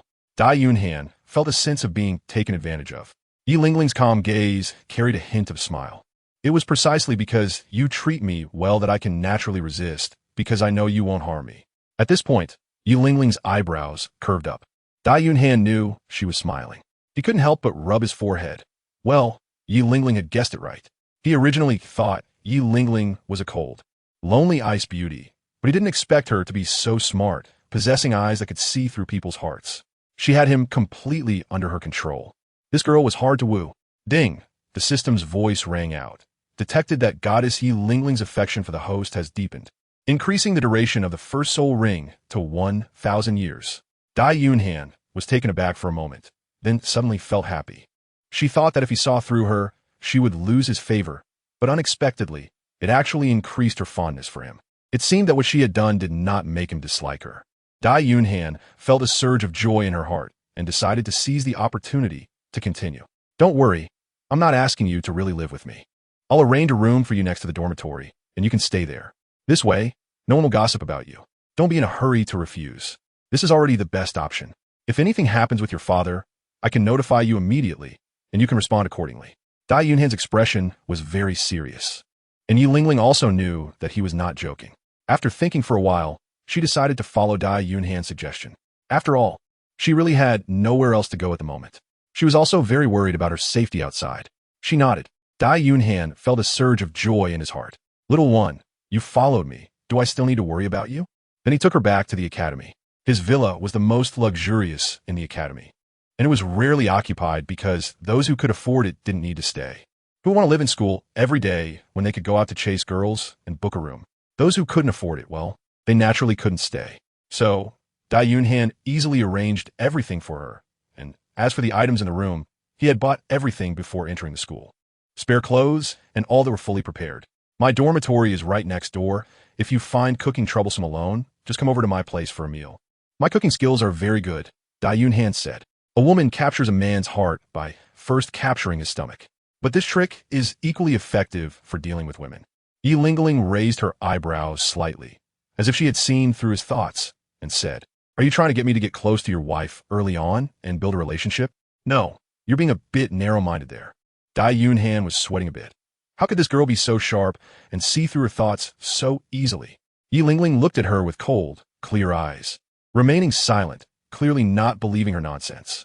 Dai Yunhan felt awkward staying here and thought it was better to leave, so he walked out. At that moment, Yi Lingling suddenly said behind him, You were just like Lai Xiao. Huh? Dai Yunhan was confused. Why was he the same? Both want my body. Dai Yunhan, well, you're not wrong. I am tempted by your body. But you're different from Lai Xiao. Dai Yunhan smiled. I'm definitely different from him. You are truly good to me. You are a good person. Nonsense. Of course I'm a good person. I have principles too, you know. However, I won't accept your compliment. You are the good person. Your whole family are good people. Come to my house for dinner tonight. Dai Yunhan finished speaking and walked outside without looking back. Give her a chance to choose. If she doesn't come, it means she still has some resistance in her heart. If she comes, it means she has started to accept herself. It's still class time, and Zhu Zhuqing is also in class, so Dai Yunhan doesn't need to return to the dormitory. Besides, he has one more thing to do. Chapter 68. Establishing a mercenary group after leaving the academy, he returned to the mercenary guild. The same beautiful receptionist was there. Post a task, I want to find Huafei. 10 gold soul coins were placed down, and as soon as the task was posted, Huafei appeared in front of him the next second. Wow, are you some kind of summoning beast? Zofast? Compared to this morning, Huafei now looked furious, gritting his teeth, especially the way he looked at Dai Yunhan, as if she owed him several million. Why didn't you tell me that VIP service costs extra? Huafei asked angrily. Huh, it costs extra? Dai Yunhan looked confused. So 20 gold soul coins only lets you look but not touch. Stop acting dumb. Anyway, I'm telling you, you have to reimburse me. Huafei looked pained. Rabbit's skills were exceptional. Once he entered the room and tasted the experience, he couldn't help but indulge. Thinking it was all on Dai Yunhan's dime, he went through all the services, only to find out that each one charged separately. Goodness, he ended up spending 200 gold soul coins. This is pure gold. He stared at Dai Yunhan as if he could eat her, tears streaming down his face. You must give me those 200 gold soul coins. It's what you said you'd treat me to. ISNT at just 200 gold soul coins? Look at how anxious you are. Dai Yunhan waved his hand and threw him a paper note worth 200 gold soul coins. Huafei caught it and immediately broke into a smile. However, he still mumbled, 200 gold soul coins is nothing for you. But this is my savings for half a year. Savings for half a year? Dai Yunhan was a bit surprised. I thought your commission was pretty high. Does it really take half a year to save up 200 gold soul coins? Huafei rolled his eyes at Dai Yunhan.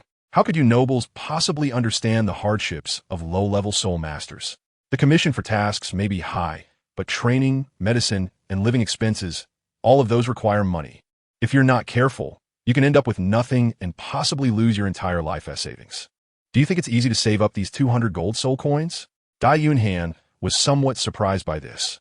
It seems that the underprivileged remain underprivileged no matter the world.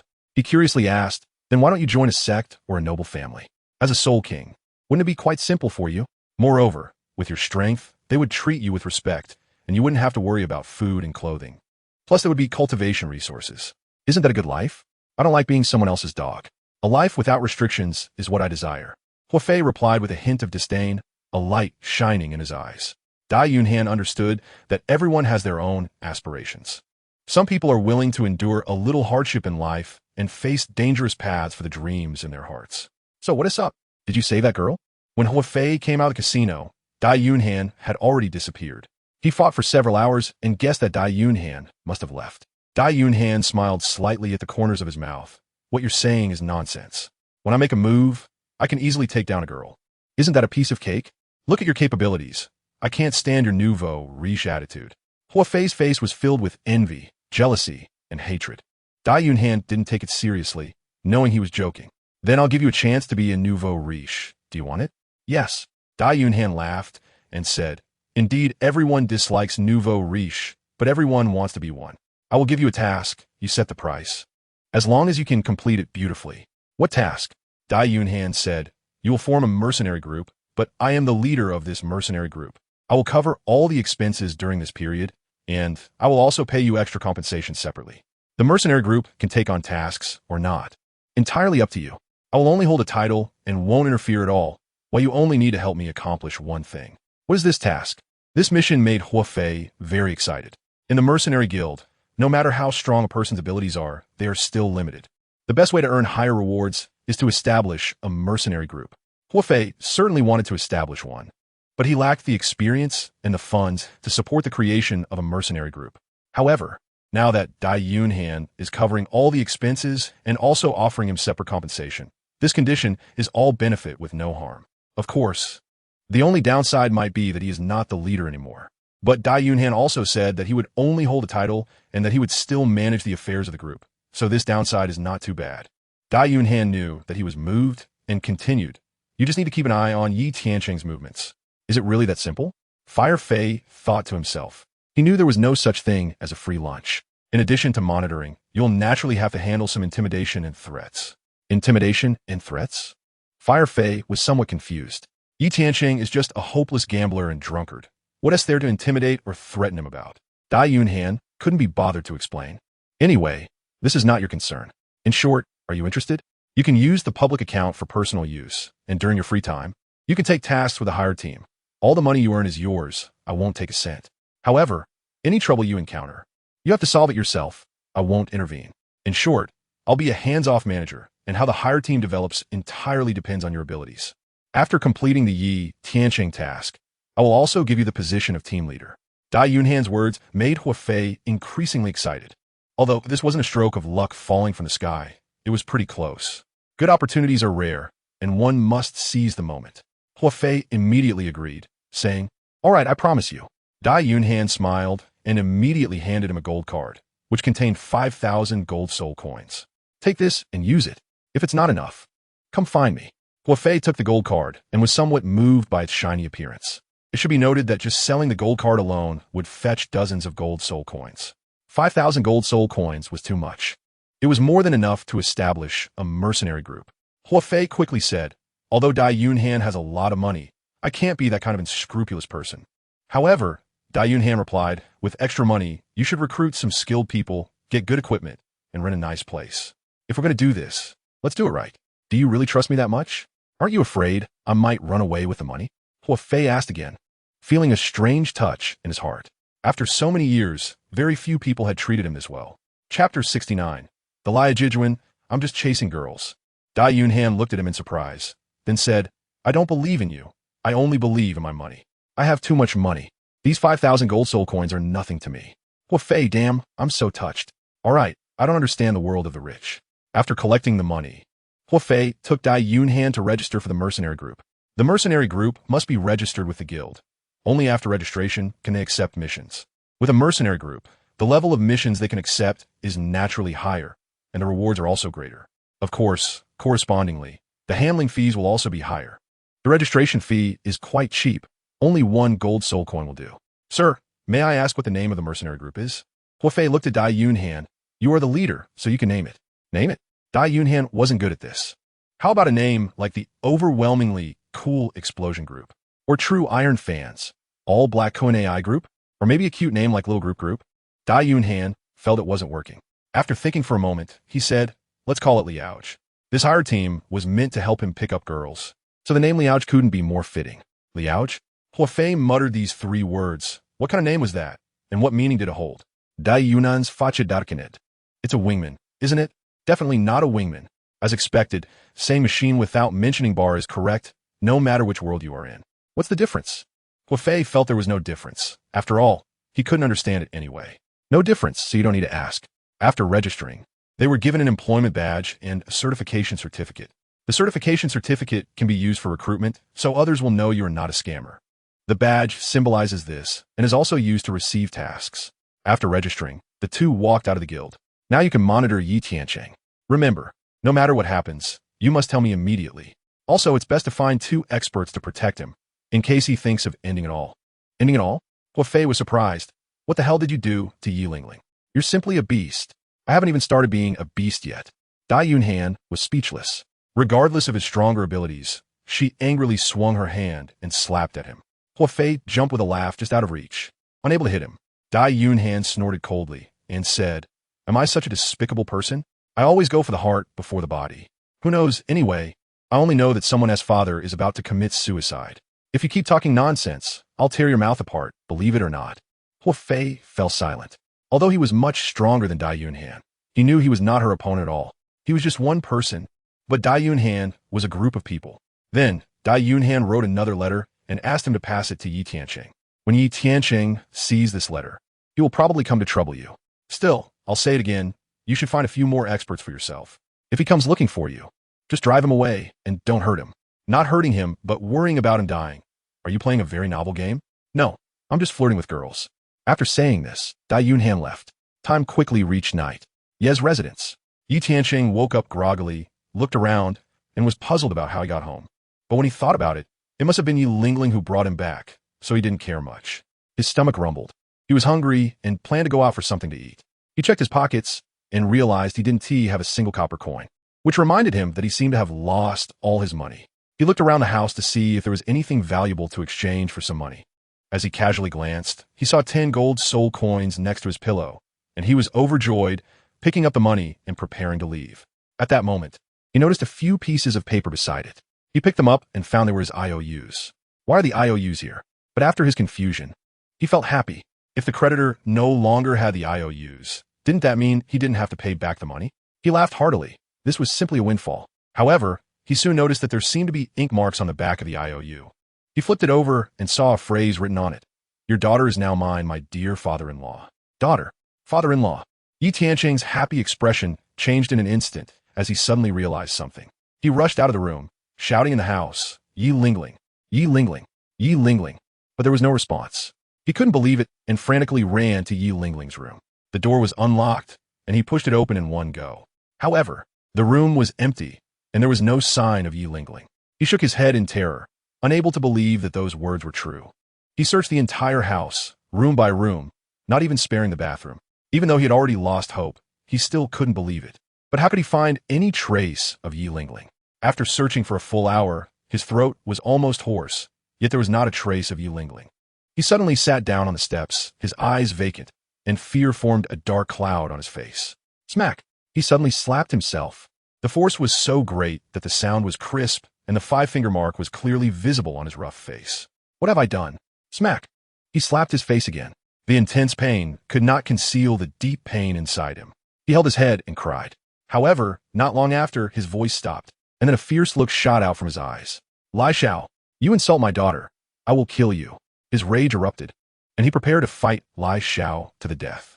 But just then, a sound of something cutting through the air suddenly shot towards him. A cold light flashed in his eyes, and he caught the object. It was a letter. He frowned and opened it.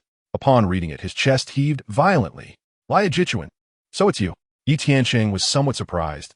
It was not Lai Xiao, but this damn Lai Jichuan.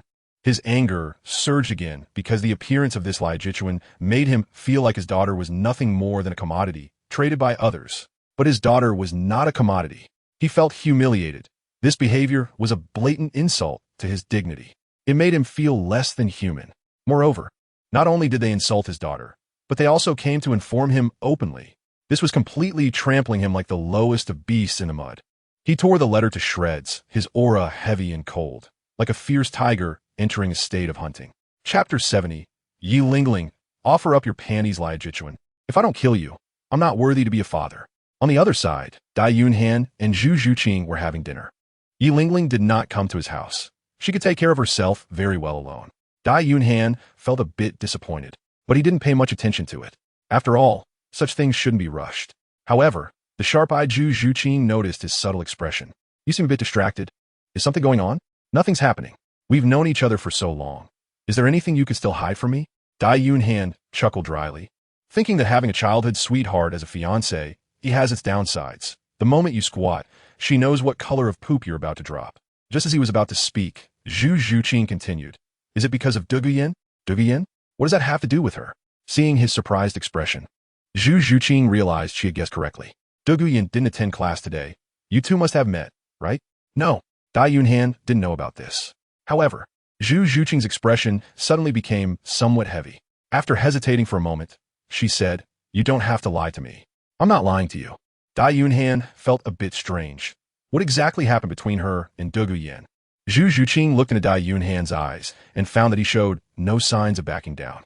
She sighed, put down the chopsticks in her hand, and said, Yesterday, when she came to find you, it was actually me who told her not to enter the house, and I also said a lot of hurtful things to her. Dai Yunhan remained silent, not expecting such a thing. No wonder Duguyan felt strange yesterday. He said nothing, waiting for Zhu Zhuqing to continue. Zhu Zhuqing then said, I know she likes you, but if it weren't for her, you wouldn't have been captured by the poisoned Douluo, and you wouldn't have encountered such dangerous situations. Zhuqing, this matter is already in the past, so let's not bring it up again, okay? Dai Yunhan thought that Zhu Zhuqing was still sad about this matter, but he didn't know that, at this moment, the words he spoke sounded somewhat cold and annoying to Zhu Zhuqing's ears. Tears suddenly sparkled in the corners of Zhu Zhuqing's eyes, and she felt an inexplicable pain in her heart. Looking at Dai Yunhan, her throat trembled as she asked, Do you not like me anymore? Why would you ask that? Dai Yunhan was startled and surprised. She felt that Zhu Zhuqing was being a bit too sensitive. How could she think that she didn't like her? However, seeing her in such a pitiful state, he felt very distressed and couldn't help but get up to comfort her. But just then, a noise suddenly came from the doorway. Dai Yunhan was puzzled, wondering who was knocking at this late hour. Could it be Yi Lingling? When she opened the door, she saw an unfamiliar student. Who are you looking for? She asked. The student replied directly, I have news from Vice Captain Hua. Yi Tiansheng has come knocking and is currently at the regiment headquarters in a standoff. He asked me to ask you if you want to go over now. Dai Yunhan was taken aback for a moment, not expecting that this student was actually someone from Huafei. This guy's skills are quite impressive. After thinking for a moment, he said, I'll go over right away. Make sure Huafei doesn't harm him and doesn't let him leave. Understood. Dai Yunhan glanced back at Zhu Zhuqing and said, I have something urgent to do, so don't think too much. Just stay home and wait for me. After saying that, Dai Yunhan closed the door. Zhu Zhuqing sat in her seat, her expression trembling, and then tears flowed uncontrollably.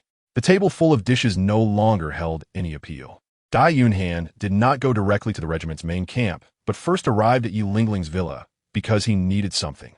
At this moment, Yi Lingling had already finished her meal and was taking a shower. Hearing Dai Yunhan's movements, she was a bit puzzled, but quickly walked out of the bathroom. Is something wrong? Why are you wearing a veil at this late hour? Dai Yunhan was somewhat speechless, and upon seeing her hair damp and freshly washed, he was even more at a loss. You wear a veil while taking a shower? Of course not. I only put it on when you arrive. Is it really necessary to be so guarded against me? It's not like you haven't seen me before. Dai Yunhan was speechless. Isn't it said that a woman who wears a mask will fall hopelessly in love with a man once he takes it off? Yi Lingling showed no such awareness at all. What do you want from me? Dai Yunhan said, Your father has woken up and is looking for me. I need to go over and give him a little stimulation to help him get back on track. But before that, I need something from you. What is it? Underwear. Underwear. Yi Lingling's beautiful eyes trembled, and her face turned red in an instant. She couldn't believe it. Why do you want my underwear of all things? Are you sure this is for my father and not to satisfy some perverted desire of yours? She looked at Dai Yunhan with suspicion, but Dai Yunhan was extremely serious. Yi Lingling couldn't help but blush and feel a bit cold, but her cleverness made her hold back for a moment. Why do you need my underwear? Dai Yunhan knew she must be very shy right now, because although her face was covered by a veil, the other exposed and flushed skin still showed a hint of redness. Seeing a different emotion appear in her cold eyes, Dai Yunhan couldn't help but want to tease her. You are currently playing the role of my woman, and also the woman who has been marked by me. If I were to just appear in front of your father like this, do you think he would believe me? I definitely need something to prove that you are indeed in my hands, right? This way, not only can your father be convinced, but it will also deeply stimulate his inner feelings, making it more effective when he regrets it. Yi Lingling understood his meaning, but she was still a bit hesitant. Do you really have to use my underwear? Can't you use something else? I'm a pervert. Dai Yunhan's assessing gaze wandered over her body. Then he leaned closer to her, sensing the fragrance of her freshly bathed skin, and couldn't help but reveal a hint of obsession. Yi Lingling immediately took a step back. How was that? Did I look like a pervert just now? I suspect being a prince is just your side job. So you think I look like one too? Dai Yunhan shrugged. What I'm playing right now is indeed a pervert. If I use something else, it won't have the same visual and psychological impact on your father. And he won't believe that I've done anything to you. But if I use something private of yours, he will be very angry. Once he gets angry, he will reach his emotional limit, and it will be easier for the situation to turn around. But this could also put him in danger. Yi Lingling saw the other side of the emotional limit. I'm good at managing the part you're worried about. It's better than him being unable to repent, don't you think? Chapter 71. I will take good care of her. Yi Lingling nodded, agreeing with Dai Yunhan's statement. Yi Tianqing had fallen for over 20 years, and without strong measures, it would be impossible for him to change. However, using her own underwear was still a bit too much, right? She thought for a moment, and then said, Can't you just buy a new one? Why does it have to be mine? Exactly. Dai Yunhan clapped her hands. Why didn't I think of that? It would be better to use the effect you wore. Yi Lingling. What did I just say? Can I take that back? Don't hesitate. I'm not a pervert. It's too late for you now, and I won't have time later. Dai Yunhan urged. Yi Lingling's face darkened. You just said you're a pervert. And now you're not? I don't believe that. You wait here for a moment. Yi Lingling finally blushed and walked into the bathroom. She had just taken a shower and had just changed her underwear. After a while, she walked out with her head down. Dai Yunhan couldn't see her expression, but he knew that if he were to take off her veil at that moment, her face would definitely be so red it could bleed. Here, Yi Lingling's voice was barely audible as she handed a packaged small bag to Dai Yunhan. You mustn't let anyone see. Before she finished speaking, Dai Yunhan had already opened the bag. Suddenly, a pair of black lace-patterned panties appeared in Dai Yunhan's hands. They still retained some warmth. Dai Yunhan's blood surged with excitement. How could you wear such sexy underwear? Ah, are you trying to die? The piercing scream echoed throughout the entire house. Yi Lingling was utterly embarrassed and crazily ran upstairs. Watching Yi Lingling darting around like a startled rabbit, Dai Yunhan touched his nose, feeling a bit awkward. When Dai Yunhan arrived at the headquarters of the escort team, Yi Tianqing had already been subdued. Hua Fei immediately came over to explain the situation, with a bit of injury on his face. He didn't expect that this old guy was so deep hidden, actually a level 59 Soul King. Luckily, I listened to you and found a few more experts. Otherwise, the newly established escort team would have been wiped out by him today. You've worked hard. No one was injured, right? Dai Yunhan asked. It's fine. Just that the house I just bought was damaged quite a bit. As long as you're okay, a broken house can be bought again. Dai Yunhan took out 1,000 gold soul coins and handed them to him, then said, Bring him to my room. I want to see him alone. Hua Fei worriedly said, Is it too dangerous to see him alone? How about I send a few people to protect you? It's fine. I have my own people. All right.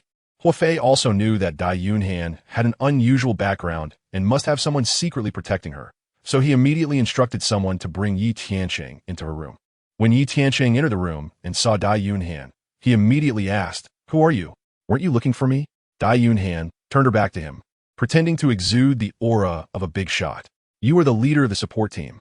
My daughter is in your hands? Yi Tianqing suddenly became agitated, the aura of the Soul King beginning to uncontrollably surge. No, she's not in my hands. Yi Tianqing was taken aback. Then where is she? She is on my bed.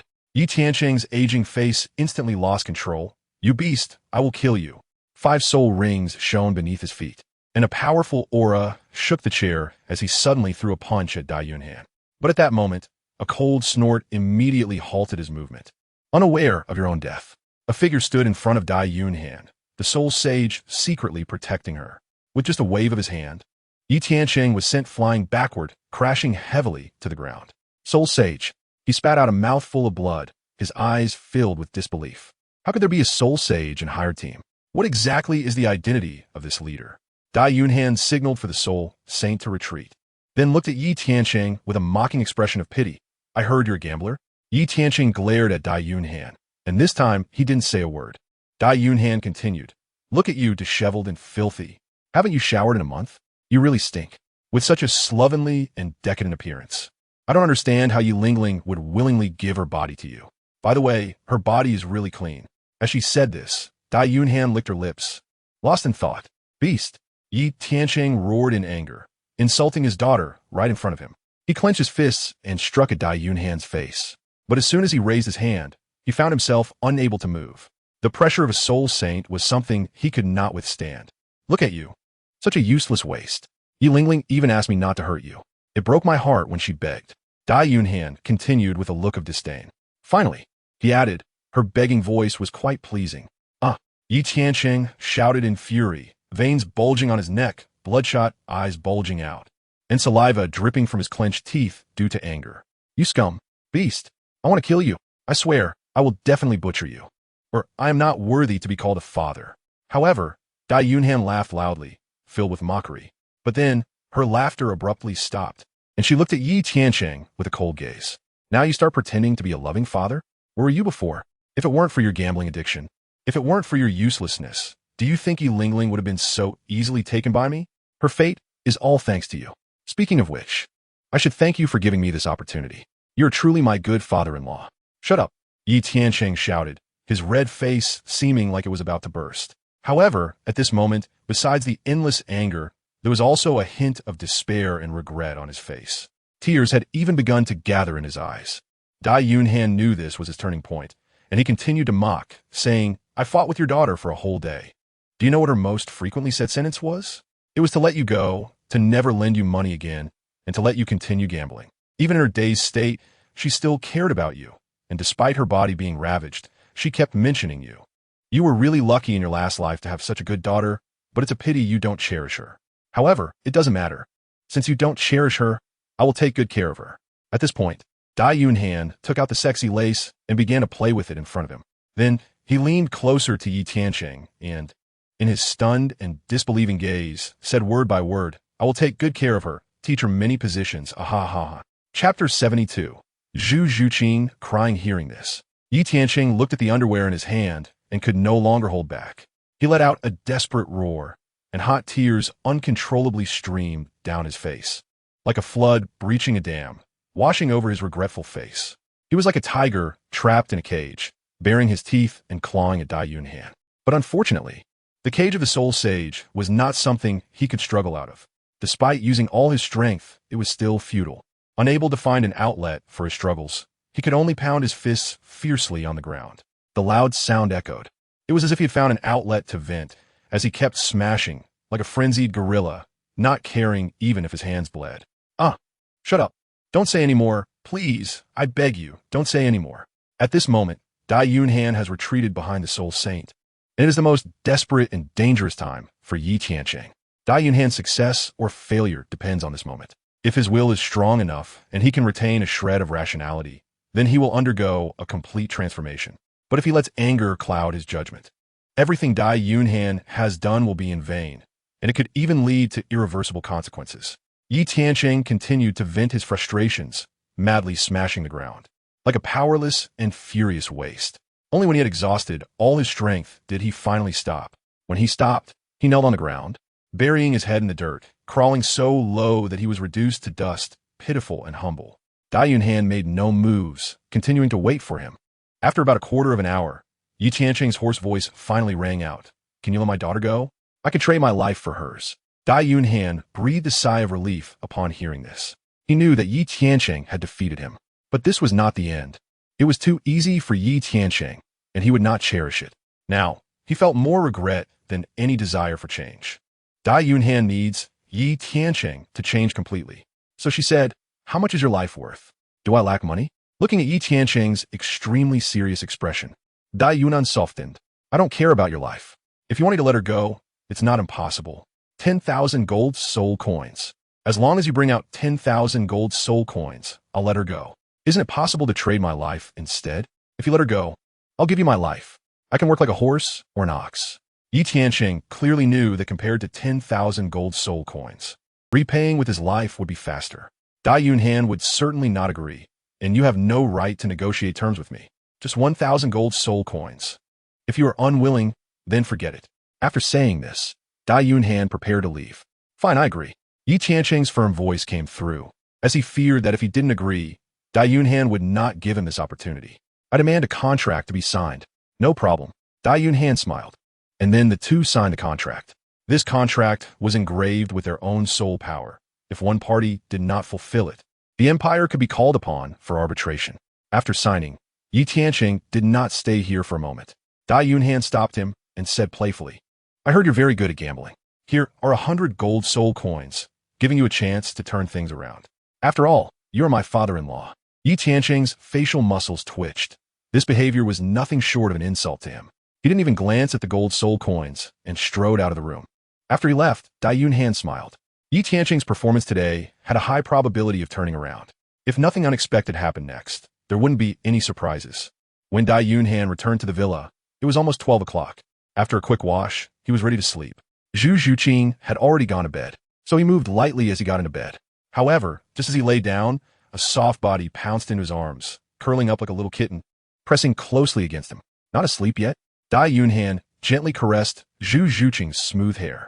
Zhu Zhuqing didn't say a word, just curled up her body and held him tighter. Suddenly, Dai Yunhan felt a warm drop on his chest. It seemed that Zhu Zhuqing was crying. Dai Yunhan felt a panic in her heart, thinking that someone had bullied her. She quickly checked if she was really crying, but Zhu Zhuqing seemed very scared, constantly burrowing into Dai Yunhan's arms. No matter how Dai Yunhan pushed, she couldn't get her out. Moreover, the sound of Zhu Zhuqing's sobbing began to ring out. Dai Yunhan knew that she was really crying. Dai Yunhan felt a surge of anger at her heart, holding her in her arms and gently patting her back. "What's wrong? Who bullied you? Tell me, and I'll help you get back at them." Hearing the comforting words, Zhu Zhuqing began to sob softly. "No one bullied me." "Then why are you crying?" "Because of you." "Me?" Dai Yunhan was confused, wondering what was wrong with herself. At that moment, Zhu Zhuqing asked, "You still haven't answered my question." "Question? What question?" Dai Yunhan suddenly thought of the strange question Zhu Zhuqing asked before she left home. "Are you asking me if I like you?" Dai Yunhan smiled wryly, stroking her smooth hair. "You silly girl. How could you ask such a question? Of course I like you. You are the wife I've tricked into being with me since childhood. How could I not like you?" "Really? Do you think so?" Dai Yunhan suddenly countered. Zhu Zhuqing was still puzzled as to why Dai Yunhan would ask that, but then she understood. Her face flushed instantly, and her sobbing abruptly stopped. Zhu Zhuqing slowly calmed her emotions and then asked, "Do you like Douyin?" Upon hearing this question, Dai Yunhan's hand involuntarily stiffened. He realized Zhu Zhuqing's unusual behavior today was due to jealousy. He knew that the best response at this moment would be to say he didn't like her. However, he couldn't say that because he didn't want to deceive Zhu Zhuqing. Even if he managed to trick her now, he would surely be exposed in the future, and that would only make Zhu Zhuqing more upset. Moreover, he couldn't be with Zhu Zhuqing alone. It wasn't just his own subjective consciousness. More importantly, the system was somewhat forcing him as well. So, rather than deceive her now, it would be better to let her know about this matter sooner. He was prepared to tell her directly. But at that moment, Zhu Zhuqing reached out and pressed her finger against his lips. "You don't have to answer me. I actually already know. I've long anticipated that this would happen, but I just wasn't ready for it. I'm not good enough. I'm sorry." Chapter 73, Because You Were 36. Such a considerate gesture made Dai Yunhan feel touched, while also feeling immensely guilty. "Zhuqing, you haven't wronged me. It's I who have wronged you." Dai Yunhan sighed in his heart, feeling that having such a wife was all he could wish for. Zhu Zhuqing was so considerate and understanding. All he had to do was love her even better. "If I send her away, won't you blame me?" "Why would I blame you?" Dai Yunhan retorted. "Right now, you are my wife. She is nothing. Not to mention that I don't like her that much. Even if I did, in my heart, you will always be number one." Dai Yunhan's words seemed to answer Zhu Zhuqing's earlier question. He knew he couldn't only love Zhu Zhuqing, so what he needed to do was to make her feel his love for her at all times and let her know her importance in his heart. Indeed, upon hearing this, Zhu Zhuqing's mood improved significantly. Since the year she was 6 when she was bound to Dai Yunhan, she knew he could never belong to her alone forever. She had been mentally preparing herself for this, but she hadn't expected it to come so soon, which is why she couldn't help her little emotions. Additionally, Dai Yunhan's concealment from her tonight made her feel unvalued all of a sudden. She feared that the appearance of other women would lead to Dai Yunhan's love for her slowly diminishing, and she was even more afraid that he would abandon her for someone else. That's why she cried. She was afraid of losing Dai Yunhan. Knowing Zhu Zhuqing's current thoughts, Dai Yunhan gently stroked her. Zhu Zhuqing gradually calmed down, feeling that the heat was still there, and her heart began to race again. "Are you uncomfortable?" Dai Yunhan suddenly froze for a moment, then and said, "It wasn't too uncomfortable until you mentioned it." Now it's even more uncomfortable. In fact, whenever this situation arises, it's always uncomfortable. Then let me help you. As she said this, she slowly crawled down. Ding! Detected that the goddess Zhu Zhuqing's affection for the host deepens. Gaining the right arm soul bone of the 10,000-year nether spirit cat. Zhu Zhuqing's exclusive martial soul, unobstructed absorption, and the years can be increased. Dai Yunhan is not very concerned about this reward right now, because at this moment, Zhu Zhuqing is working hard, with less burden in her heart. She feels the discomfort of Dai Yunhan, and naturally has an undeniable responsibility as the future main wife. But just then, Zhu Zhuqing suddenly stopped. What's wrong? Dai Yunhan asked. Zhu Zhuqing frowned, one hand touching the place where her gums hurt. She accidentally bit her tongue during dinner. In fact, it was when she was feeling sad that she bit it accidentally. Let me see. Is the injury serious? Dai Yunhan quickly cupped her face and looked at her mouth. It wasn't serious. Zhu Zhuqing shook her head, saying it just hurt a little bit. Dai Yunhan took a glance and saw a small red mark, not big, but located on the tip of the tongue, which was very painful. Dai Yunhan has also bitten her tongue while eating before, so she understands the feeling. Let's forget it. If your tongue hurts, then don't do it. Dai Yunhan feels sorry for her. Zhu Zhuqing, however, feels a bit guilty, but you are in pain. It's okay. Just endure it. It won't cost you a piece of meat. Yunhan, how about? No, that's not possible. Dai Yunhan firmly refused, knowing that Zhu Zhuqing's emotions at that moment were more about worry. But I want to help you, Zhu Zhuqing said apologetically. She felt an inexplicable sense of crisis in her heart, believing that if she couldn't even handle this kind of thing well, Dai Yunhan's love for her would definitely decrease more and more in the future. At this moment, Dai Yunhan felt extremely uncomfortable. If he hadn't moved at the beginning, it would have been fine, but now that they were halfway through, it was much more difficult. However, he was unwilling to break through the final layer with Zhu Zhuqing now, because Zhu Zhuqing was filled with more feelings of guilt. Suddenly, Dai Yunhan thought a method. Zhuqing, actually there's another way. What way? Zhu Zhuqing asked in confusion. She only knew one method, which was the most basic one. The method she usually used with Dai Yunhan was taught to her by him. At that time, she was a bit surprised, and now she didn't expect there to be another method. Dai Yunhan chuckled and said, Zhuqing, do you know what hot dog is? I know. You made one for me before. It was quite tasty. A hot dog is basically 2 pieces of bread with a sausage in between, right? So, Zhu Zhuqing still didn't understand. So, Dai Yunhan didn't say anything. She just looked at her perfect peaks. Zhu Zhuqing suddenly understood. Her face flushed. But rather than feeling shy, she was more curious. Are you sure this is okay? Others might not be able to, but you definitely can. Why? Because you're a 3060. 3060?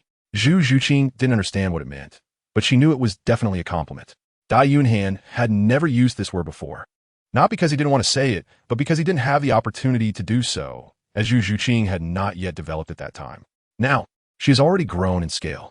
The exchange and game of glances between Zhu Zhuqing's doubtful gaze and Dai Yunhan's determined gaze. In the end, Zhu Zhuqing chose to compromise and tentatively began her grand endeavor. Half an hour later, Zhu Zhuqing was shocked. It really could be done. The next day, Dai Yunhan started her normal day. She had classes in the morning and went out to have fun in the afternoon.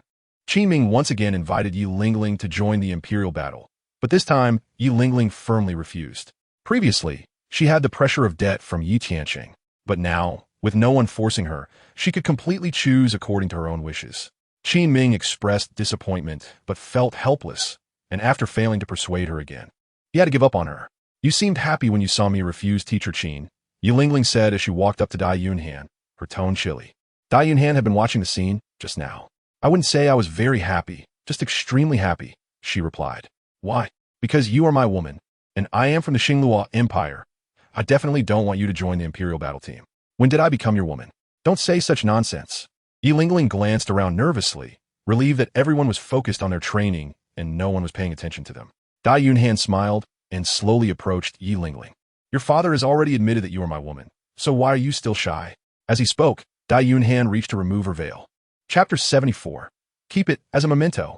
Yi Lingling naturally could not let him succeed and stepped back to dodge his grasp. That was just acting. My father doesn't know the truth. It may be acting for him, but not for me. After all, you have given me the token of our love. What token of love? Yi Lingling was puzzled, wondering when she had given him a token of love. Dai Yunhan gave a charming smile, and then a black lace item appeared in her hand.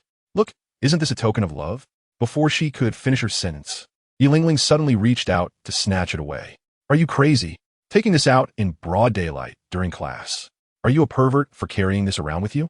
Dai Yunhan raised her hand high, holding the lace in her grip, making it impossible for others to see what it was, while also causing Yi Lingling to feel anxious and scared inside. You are my woman. Is it strange that I have this thing of yours on me? Besides, am I not a pervert? Don't you know better than I do? I'll say it again, it's acting. Give it to me. Yi Lingling warned. But her warning was weak. What authority does a healing soul master without any means of attack have? I won't give it, unless you let me kiss you. Dai Yunhan switched to a rogue mode. Good women fear persistent men. Especially for a cold woman like Yi Lingling, some special methods were needed to stimulate her. You wish. Yi Lingling snorted coldly, immediately stopping her attempt to snatch it and turning her back. So heartless? Dai Yunhan was disappointed, then showed a compromising expression. All right, I won't tease you anymore. I'll give it back. He reached out his hand to hand it to her. Yi Lingling first glanced at him, confirming that he really intended to return it, before reaching out to take it. But at that moment, Dai Yunhan suddenly pulled his hand back. You can't get it. He laughed with a mischievous tone. Yi Lingling was instantly furious, trying to seize the opportunity to snatch it while Dai Yunhan was distracted, but he was always a step ahead, preventing her from getting it. Her anger grew, and she suddenly increased her speed, but her footing became unstable, and her body tilted forward. She was on the verge of falling. At that moment, a large hand wrapped around her waist. It was Dai Yunhan. Yi Lingling couldn't help but let out a sigh of relief, but her brow still carried a hint of anger. Dai Yunhan didn't mind either, just seriously staring into her eyes. Yi Lingling met his gaze, initially feeling a bit angry, but suddenly she froze. This awkward posture, this serious atmosphere, this affectionate look. For a moment, her heart began to race. Then, she showed a shy expression. Dai Yunhan reached out his hand again towards her veil, and this time, inexplicably, Yi Lingling did not stop him. In fact, she even felt a hint of anticipation. But just as Dai Yunhan was about to lift her veil, he suddenly withdrew his hand, helped her up, and seriously said, You really are heavy. I can't support you with just one hand. Yi Lingling instantly came back to her senses and hurriedly broke free from his grasp, feeling extremely embarrassed. She dared not look at Dai Yunhan. Thankfully, her veil was still on. Dai Yunhan, you're such a pervert, she shouted in exasperation before running off to the side. Covering her flushed face, she felt a mix of anger and embarrassment. How dare this guy tease her like that? Hey, you don't want this anymore? Dai Yunhan called out, unable to suppress his laughter. Keep it as a souvenir. Dai Yunhan smiled triumphantly. The girl was flustered and her mind was in disarray. It was only a matter of time before she fell for him. After class ended, he returned to the villa. To his surprise, Dugu Yin came again. However, this time she was not alone. She had come with Dugu Bo. What brings you here? What kind of tone is that? Am I not welcome? Dugu Bo raised his eyebrows and said, If I say you're not welcome, will you leave? No. Then what's the difference? Whether I'm welcoming or not. The result is the same. Dugu Bo laughed heartily. Kid, your awareness is quite high. I really like that about you. Saying this, he walked into the house, and, hearing Yin Yin say, Your skills are great, so I wanted to come and try them. Just right, I also want to formally apologize to you. Why are you apologizing to me again? Didn't you already apologize? Dugu Bo waved his hand. That was on behalf of the Imperial Organization. This time, I'm here to apologize personally. The two are of different natures. After saying that, he handed over the items in his hand to Dai Yunhan. Dai Yunhan thought it was something good, but when she opened it, it was all ingredients. So this is how you apologize? This is not an apology at all. It's clearly just an excuse to mooch a meal. But that is not important. What matters is that these ingredients are very fresh and will definitely taste great. Dugu Bo laughed and said, Hurry up and cook. I've heard your cooking skills are great, and I've been waiting with an empty stomach for your meal. After saying that, he gave Dugu Yin a look and added, Yin Yin, some parts of that meat are poisonous, so help this kid handle it, so we don't get poisoned. Dugu Yin immediately replied, Okay, I'll help you. Dai Yunhan let out a cold laugh, carrying things towards the kitchen. You're just an old poison. Are you still afraid of being poisoned? It's just an exaggerated joke. I'm not afraid, but you all are. We're not afraid either. Dugu Bo knew that Dai Yunhan had a detoxifying pill. He didn't bother to say much and said, Fine, fine, if you're not afraid, do whatever you want. Anyway, whatever you make, I'll eat. Dai Yunhan said so, but he still followed his wishes and removed the poisonous parts. After all, it wouldn't kill him, but suffering would be bad. Dugu Yin was directing him from the side, glancing at Dai Yunhan while secretly observing Zhu Zhuqing. Zhu Zhuqing hadn't said much today, only quietly washing other dishes nearby. She knew Du Guyan's intentions and was slowly coming to accept the situation. Upon noticing Zhu Zhuqing's attitude, Du Guyan also sighed in relief. Only by interacting with Dai Yunhan did she realize her true feelings. Douluo, seeing the scene of one man and two women in the kitchen, couldn't help but sigh. He had never thought that his granddaughter would one day become so cautious for a man, even to the point of having her grandfather act as a wingman. She said she just wanted to see if her heart could truly accept this. However, Douluo wanted to say that once you decide to give it a try, you have already accepted it. But this kid really is worthy of Yin Yin. Douluo was quite satisfied with Dai Yunhan. He had a noble status and exceptional talent. Yet, he grew worried again. If Du Guyan really ended up with Dai Yunhan, then his identity as a guest elder of the Tiando Empire would become somewhat conspicuous. It seemed he needed to prepare in advance. Chapter 75. You need to be more careful. An hour later, the meal was ready. 5 dishes and 1 soup. All substantial and impressive. The 4 of them sat together, and the atmosphere was somewhat strange. Douluo was eating heartily. Yin Yin was right. This kid's culinary skills were indeed good.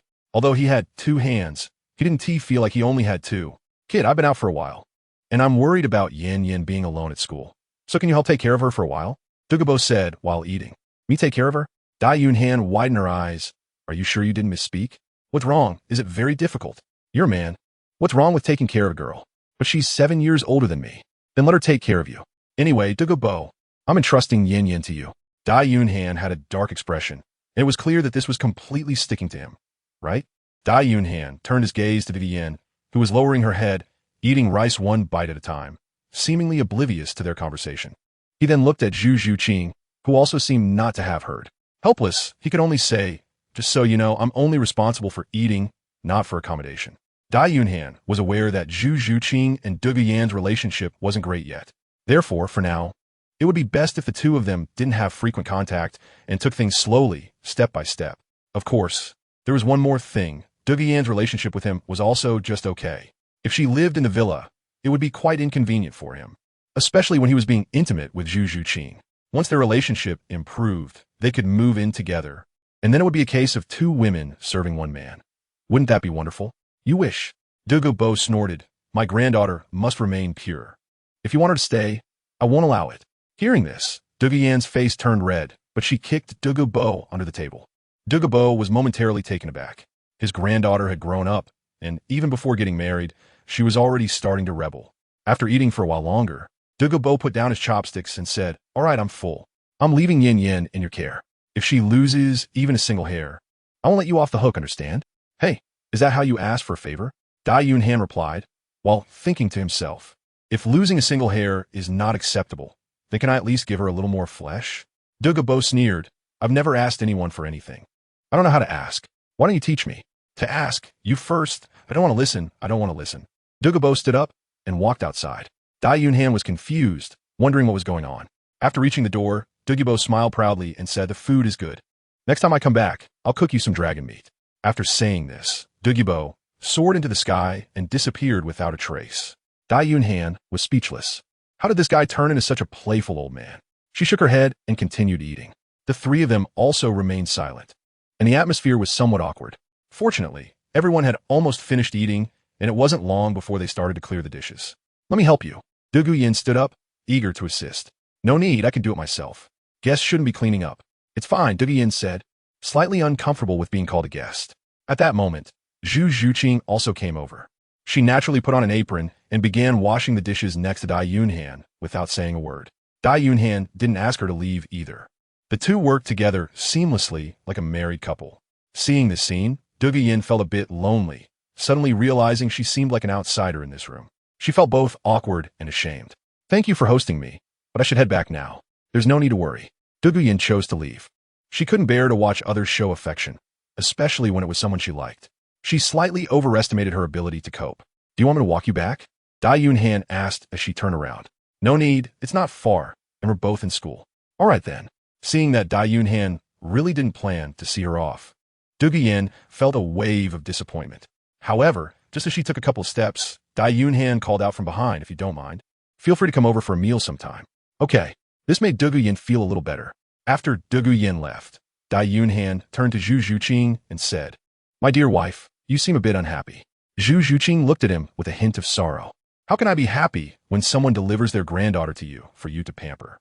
You could be secretly pleased, but to say it out loud, just to belittle me, right? She spoke with a look of grievance. Dai Yunhan also thought he was being foolish. Zhu Zhuqing was so generous, yet he still deliberately said such things to provoke her. He slapped himself on the face and then said, "Sorry, my wife. I spoke thoughtlessly." Zhu Zhuqing felt sorry for him again and quickly held his hand, saying, "All right, stop hitting yourself. If you do, I'll feel even worse."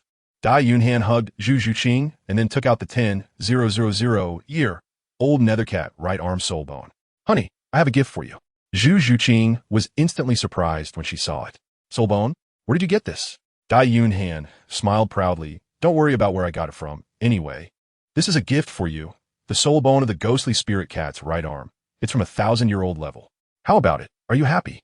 Honey, did you do some shady deals behind my back? You mustn't engage in those kind of trades. I can satisfy you with any technique." Dai Yunhan couldn't help but smile. "My lovely wife, why do you ask like that?" Zhu Zhuqing pointed at the soul bone. "Soul bones are already very rare, and those that can match a soul master are even rarer. The last time you took out a torso bone, it surprised me a lot. This time you took out a right arm soul bone, also from the nethercat, which makes me feel it's unrealistic." "Unrealistic?" Dai Yunhan pinched her own face. It hurt. She pinched Zhu Zhuqing's face again. "Does it hurt? You're so gentle. How could it hurt?" Zhu Zhuqing chuckled. "You pinch harder." Then she lifted her face. Dai Yunhan let out a mischievous laugh, but instead of pinching her face, she headed towards her sensitive area. The force was a bit strong. Zhu Zhuqing immediately blushed and took a step back, saying irritably, "I asked you to pinch my face, not there. What's the difference? The goal is still to make you feel something, right?" Dai Yunhan shrugged and smiled, then asked, "So, is it still realistic now?" Chapter 76, Acting Realism. Zhu Zhuqing didn't dare to say it wasn't realistic. If she did, Dai Yunhan would bully her again. Although she really enjoyed Dai Yunhan's bullying. "This soul bone is just as easy to absorb as the last time. You go ahead and absorb it. I'll wash the dishes here." "Okay," Zhu Zhuqing responded, and this time she accepted it very decisively. There was no longer a distinction between you and me, between her and Dai Yunhan. "Honey, I love you." She gave Dai Yunhan a loving kiss, and then she went aside to absorb it. Dai Yunhan smiled happily and continued washing the dishes. Zhu Zhuqing absorbed the soul bone quickly this time. By the time she finished absorbing it, Dai Yunhan had already tidied up the kitchen and just finished taking a shower. Seeing Zhu Zhuqing open her eyes, she asked, "How do you feel?" Zhu Zhuqing was very happy. It had gone as smoothly as the last time, with no rejection at all, and her soul power had increased by 2 levels. As she spoke, she looked at Dai Yunhan with great curiosity. "Where did you get this soul bone?" "I heard from my father that absorbing a soul bone is usually very painful. Also, a 10,000-year soul bone can cause mental harm. Why didn't I experience anything? Isn't it good that nothing happened?" "It is good, but just feels too strange." Dai Yunhan reached out to pat her head and said, "You don't need to feel strange. Just know that I will treat you very well." Hearing this, Zhu Zhuqing felt deeply touched and playfully shook Dai Yunhan, saying, "Hubby, you make me feel like a useless person. Then wouldn't it be good for you to be my exclusive little useless person?" Zhu Zhuqing shook even more vigorously, seemingly trying to tempt him. "It's good, but you'll spoil me like this. How will we compete for the throne with sister and the others later?"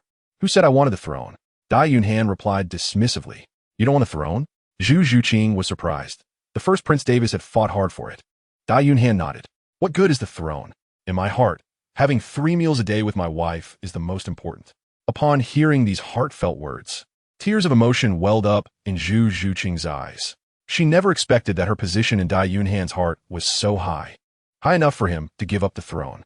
However, she was also very worried because the throne is not something you can just give up. Besides himself, another person must agree. But the rules of the royal family are there. If you don't compete, it will be very miserable. Dai Yunhan smiled, tightly wrapping her arms around Zhu Zhuqing's waist. "I just don't want a throne. I never said I wouldn't compete for it.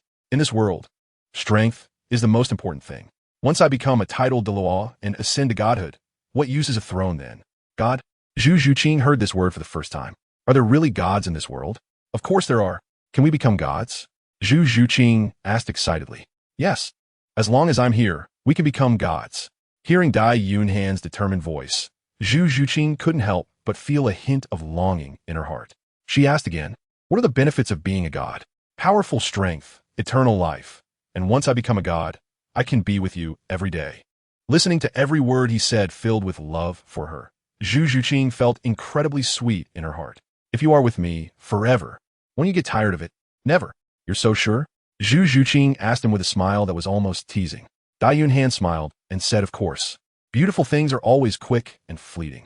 You are so beautiful that even if the days are long, I will never get tired of it. True or false? Dai Yunhan smiled mischievously, saying that a man's words could be deceptive, but his body won't lie.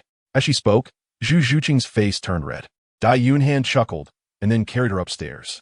The next day, Dai Yunhan arrived at the base of the auxiliary squad. The base of the auxiliary squad was located not far from the mercenary guild. It was a house that Dai Yunhan had purchased. In just a few days, the auxiliary squad had already grown very powerful. After all, with Dai Yunhan's strong financial support and the presence of a level 50 Soul King, it naturally attracted many people to join. If this development continues, it is likely to soon become the second largest mercenary group, second only to the fierce Hawk's Demon Wolf group. He came with Yi Lingling because she was very worried about Yi Tiancheng's situation.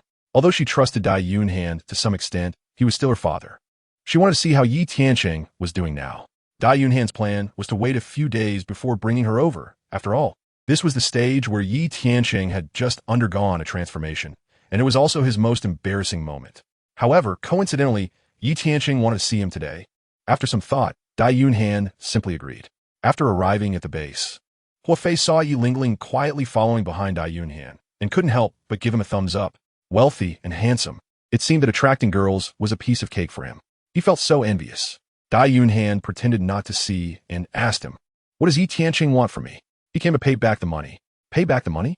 Dai Yunhan couldn't help but be surprised. Has he gathered 1,000 gold soul coins so quickly? No, he said he would pay back a portion first and then slowly repay the rest later. Mainly, he also wants to meet Yi Lingling, Hua Fei explained. Dai Yunhan let out a sigh of relief. He thought he had gathered the money. It's good that he hasn't gathered the money yet. He still hasn't won over Yi Lingling. If Yi Tian gathers the money so quickly, where will he find such a good opportunity to pursue girls in the future? He absolutely cannot let him gather the money so soon. All right, let him in. Yes. After Hua Fei left, Dai Yunhan turned to Yi Lingling and instructed, you need to cooperate with me in the act. No matter what I do or say, just go along with it. Make sure not to expose the plan, or all our efforts will be in vain. Do you understand? Okay, I understand. Yi Lingling nodded in agreement. She also knew that Dai Yunhan was doing this for her father's sake. She had heard that he had changed, which made her a bit happy. But she didn't know what kind of change it was, nor did she know if it was a real change or a false one. So, Yi Lingling wanted to see for herself. Soon, Yi Tiancheng walked in. However, the moment he stepped inside, Dai Yunhan suddenly pulled Yi Lingling into his arms. Yi Lingling was startled by this sudden action and immediately wanted to struggle. But Dai Yunhan held her tightly and gave her a look. Her face turned anxious. Seeing Dai Yunhan's expression, she instantly understood what he meant. Chapter 77. Can we be open and honest? However, she didn't want to provoke her father in this way, especially with such a direct action, as it would greatly insult him. But under Dai Yunhan's strong grip, she, as a support soul master, couldn't resist at all. Ultimately, unable to break free, she had no choice but to remain still for the time being. When Yi Tiancheng entered the room, the first thing he saw was Dai Yunhan holding Yi Lingling. He was instantly furious, clenched his fists, and charged toward Dai Yunhan, shouting, "Let her go, you scumbag!" Dai Yunhan, however, remained calm, her sharp claws appearing as she grabbed Yi Lingling's neck. "If you dare to make a move, I can guarantee that she will be the first to die." Yi Tiancheng's rushing body suddenly came to a halt, and he glared fiercely at Dai Yunhan. After a few seconds of silence, he forcefully threw a bag of gold soul coins at her. "Let her go." Dai Yunhan caught the money pouch and scanned it with her spiritual sense, finding about 500 gold soul coins. She was slightly surprised. "Did you go gambling again? In just 2 days, you managed to get 500 gold soul coins?" Dai Yunhan questioned sarcastically. Yi Tiancheng's expression turned angry. "I told you, I will never gamble again from now on." Dai Yunhan looked at him and noticed that his steps were unsteady, his breathing heavy, and his complexion somewhat pale. This was the condition of someone who had been seriously injured. "Are you hurt?" "It's none of your business." Just as he finished speaking, Yi Tiancheng couldn't help but collapse to the ground, then coughed violently a few times, spitting out a mouthful of fresh blood. "Dad!" Yi Lingling immediately wanted to check on him. In her concern, she clearly forgot the plan they had just made. However, she was held back by Dai Yunhan. who was able to easily suppress her since she was just a support soul master. But Yi Lingling's struggle and Dai Yunhan's forcefulness made Yi Tianqing feel that he was being bullied and humiliated, especially since it was happening right in front of him and was clearly intentional. Let her go. I'll fight you. Yi Tianqing couldn't stand this humiliation in front of him. Disregarding his injuries, he prepared to throw a punch at Dai Yunhan. But before he could get close, a powerful soul force swept him away. This scene only intensified Yi Lingling's emotions. Dai Yunhan hurriedly whispered in Yi Lingling's ear to prevent her from losing control and ruining the plan. Don't act impulsively. Calm down first. Don't let all your efforts go to waste. Sure enough, upon hearing this, Yi Lingling struggled much less. Dai Yunhan let out a sigh of relief, but he held Yi Lingling even tighter, fearing not the possibility of danger, but the certainty of it. My dear father-in-law, you've gotten such severe injuries in just 2 days. At this rate, you might not even be around before you've gathered the money. I don't need you to worry. Just let my daughter go. Yi Tianqing struggled to get up. His face was covered in blood, a terrifying sight that made Chu Tian want to stop right there. However, he knew that merely relying on this wouldn't be enough to truly change a gambler. Perhaps he was serious now, but how long could he maintain that after releasing Yi Lingling? No one could guarantee it, not even Yi Tianqing himself. Therefore, what Dai Yunhan needed to do at this moment was to help Yi Tianqing see his own heart completely. Rest assured, my father-in-law, as long as you pay back the money, I will absolutely return your daughter to you. But before that, saying this, Dai Yunhan suddenly stretched his neck and leaned towards Yi Lingling's ear, taking a deep sniff of her neck. He displayed an obsessed and perverse expression. Although it was just acting, it was indeed thrilling. He himself felt like a pervert. I have to admit, Lingling really does smell good. I'm reluctant to give her back to you. Saying this, Dai Yunhan threw the 500 gold soul coins back to him. You keep these 500 gold soul coins, and I'll consider it as you've already paid me back 500 gold soul coins. You can use these 500 gold soul coins for gambling. If you lose them, you can come back to me for more. I have no other demands. I just hope to be affectionate with Yi Lingling for a while longer. She left too soon, and I will miss her. Yi Tianqing did not refuse the 500 gold soul coins this time because it wasn't a small amount. After accepting them, as long as he didn't use them, he could return them to Dai Yunhan next time, thus reducing the amount by 500 gold soul coins. He endured the excruciating pain, looking at Yi Lingling with regret and sorrow, feeling utterly ashamed. He suddenly slapped himself hard, tears streaming down his face. Lingling, I'm sorry. Yi Lingling did not speak. Her silence was the best answer.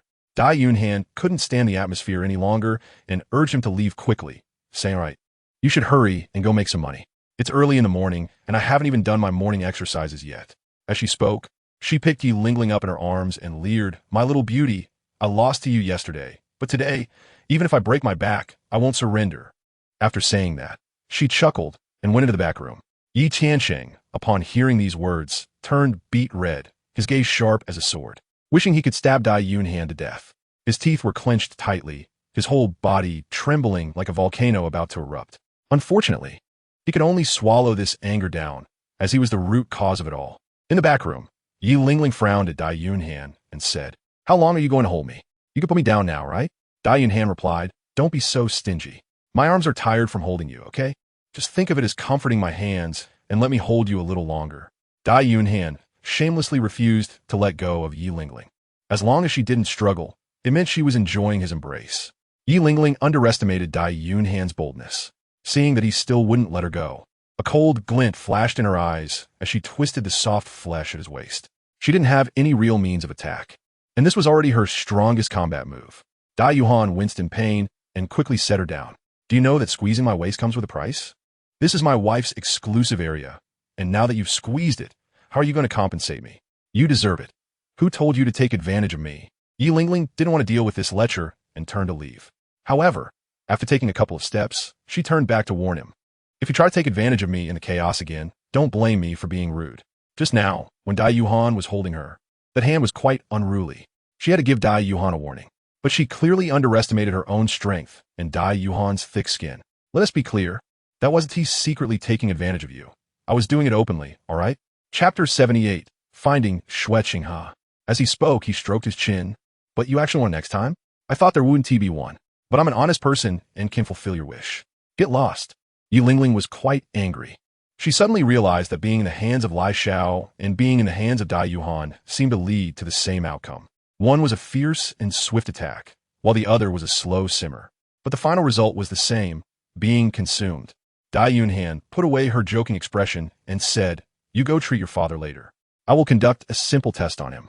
If he passes, this matter will be over." "What kind of test?" Yi Lingling couldn't help but feel a bit apprehensive. Hearing the word test, she thought of Dai Yunhan's bizarre behavior, the underwear, and the recent encounter where she acted lewdly. Next time, it won't be for real, will it? She felt a bit anxious and uneasy. Dai Yunhan said, "You shouldn't ask too much about this matter, lest you ruin the plan. In any case, it won't pose a life-threatening test for him." After saying this, Dai Yunhan left the room and went to find Hua Fei. Yi Lingling also didn't ask too much, temporarily putting aside her worries, and then went to find Yi Tianqing. Yi Tianqing's injuries looked quite severe and needed immediate treatment. Meanwhile, Dai Yunhan found Hua Fei and informed him of his plan. During this time, gather a group of people to build a good relationship with Yi Tianqing, and then intentionally or unintentionally guide him to gamble. Why do that? Isn't he changing right now? If he gambles, won't that negate all his progress? Hua Fei was very confused. Dai Yunhan said that his current change actually comes more from hatred. If there were no hatred, would he continue to resist gambling? There's no guarantee. Therefore, we need to test his determination. I don't need to teach you the specific methods. Right?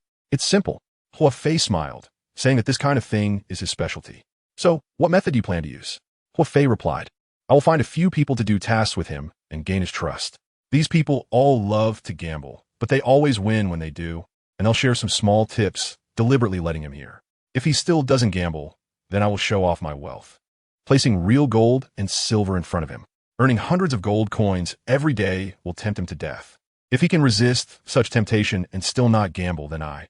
Hua Fei couldn't think of a good plan and looked at Dai Yunhan with difficulty. Dai Yunhan's expression hardened as he said, "Then just rob him of his money and fall into despair. In your moment of despair, you can send someone to lure him." Despair. When Hua Fei heard this, his eyes lit up. "You're really ruthless, striking at the heart. But won't this be a bit too harsh? What if you end up with Yi Lingling? Yi Tianqing would be your father-in-law then. No pain, no gain. I have no choice. Who told me that Yi Lingling is the girl I have my eye on? I naturally have to take responsibility for her old father." Dai Yunhan sighed. Being generous has this flaw. Everyone has to take responsibility. Hua Fei looked at his pretentious demeanor and felt quite emotional. It wasn't the first time he envied them. Dai Yunhan looked at him and couldn't help but tease with a smile. "If you have any sisters or younger sisters, you could actually introduce them to me. Once it works out, you'll be my brother-in-law, so you won't have to worry about not having money to spend." Hua Fei's eyes lit up. "Are you serious? Damn, are you really asking that?" Dai Yunhan was just speaking casually, but she didn't expect that this kid actually had plans. However, looking at his not-so-handsome face, Dai Yunhan decided to give a precautionary warning first. She made it clear, "If you want to be my brother-in-law, I don't mind. But there's a prerequisite. She must be a beauty, and she must be on the same level as my wife." That sounds a bit difficult. I've grown up and haven't seen many beauties. Dai Yunhan didn't care, patted him on the shoulder, and said, "You know, everyone has dreams. You may not have a biological sister, but you can have more god sisters. TCH, who do you look down on? I'm just saying I haven't seen many. That doesn't mean I haven't seen any at all." "Oh." Dai Yunhan became interested. "Then I'll wait for your good news, my future brother-in-law." After saying that, Dai Yunhan laughed heartily and left. After leaving, he planned to return to the academy. However, thinking about it, there wasn't much to do at home. They were all in class or training, and he would be bored alone. He decided to play outside for a while, but playing alone soon bored him. Without any girls accompanying him, even the most fun activities weren't enjoyable. He then thought about his current soul power level and realized he had unknowingly fallen behind Zhu Zhuqing by a lot. If she surpassed him too much in strength in the future, he probably wouldn't be able to get close to her anymore, because he couldn't beat her. So, he decided that it was best to improve his strength. However, improving strength wasn't that easy. His relationship with Zhu Zhuqing had reached a bottleneck, making it hard to break through. As for Douluo and Yi Lingling, those two were still ongoing. Although it was easy to take advantage of them, the speed was still too slow. After thinking for a while, if the quality wasn't enough, then he would have to make up for it with quantity. After all, does quantity lead to quality change? In this day and age in Heavendo City, he had many target candidates. Currently, the easiest one to approach was Qian Renxue. Thinking about the day he slept on the same bed as Qian Renxue, Dai Yunhan couldn't help but smile. Without hesitation, he headed towards the Heavendo Palace. At this moment, In the Heaven Do Palace, Xue Qinghe was handling affairs in the Crown Prince's residence. He heard a servant reporting, "Your Highness, the fourth prince of the Star Luo Empire, Dai Yunhan, requests an audience." What does he want? Xue Qinghe couldn't help but think of the embarrassing incident from a couple of days ago when he got drunk with him and ended up sleeping on the same bed. He immediately felt a chill. How could the daughter of the Pope of the Wuhuan Hall sleep with a man? It was simply outrageous. I won't see him. Just tell him this crown prince is busy. Your Highness, what busy matters do you have? I can help you solve them together. Just as he finished speaking, Dai Yunhan's voice rang out. Xue Qinghe was taken aback. How did you get in? Dai Yunhan shook the prince's token in his hand, feeling as if he were seeing the prince himself. Your Highness, this token you gave me is really useful. They all dare not stop me. Upon seeing the token, Xue Qinghe felt a pang of regret for giving it to him. Fourth prince, what brings you here? As the host, Xue Qinghe had to entertain him. At least there had to be some formalities. However, Dai Yunhan seemed to have no sense of etiquette. Your Highness, I haven't had breakfast and I'm hungry. Chapter 79. Xue Qinghe's shock. It's already noon. If you want breakfast, I'm afraid you're a bit late. I purposely skipped breakfast so I could come hungry for lunch.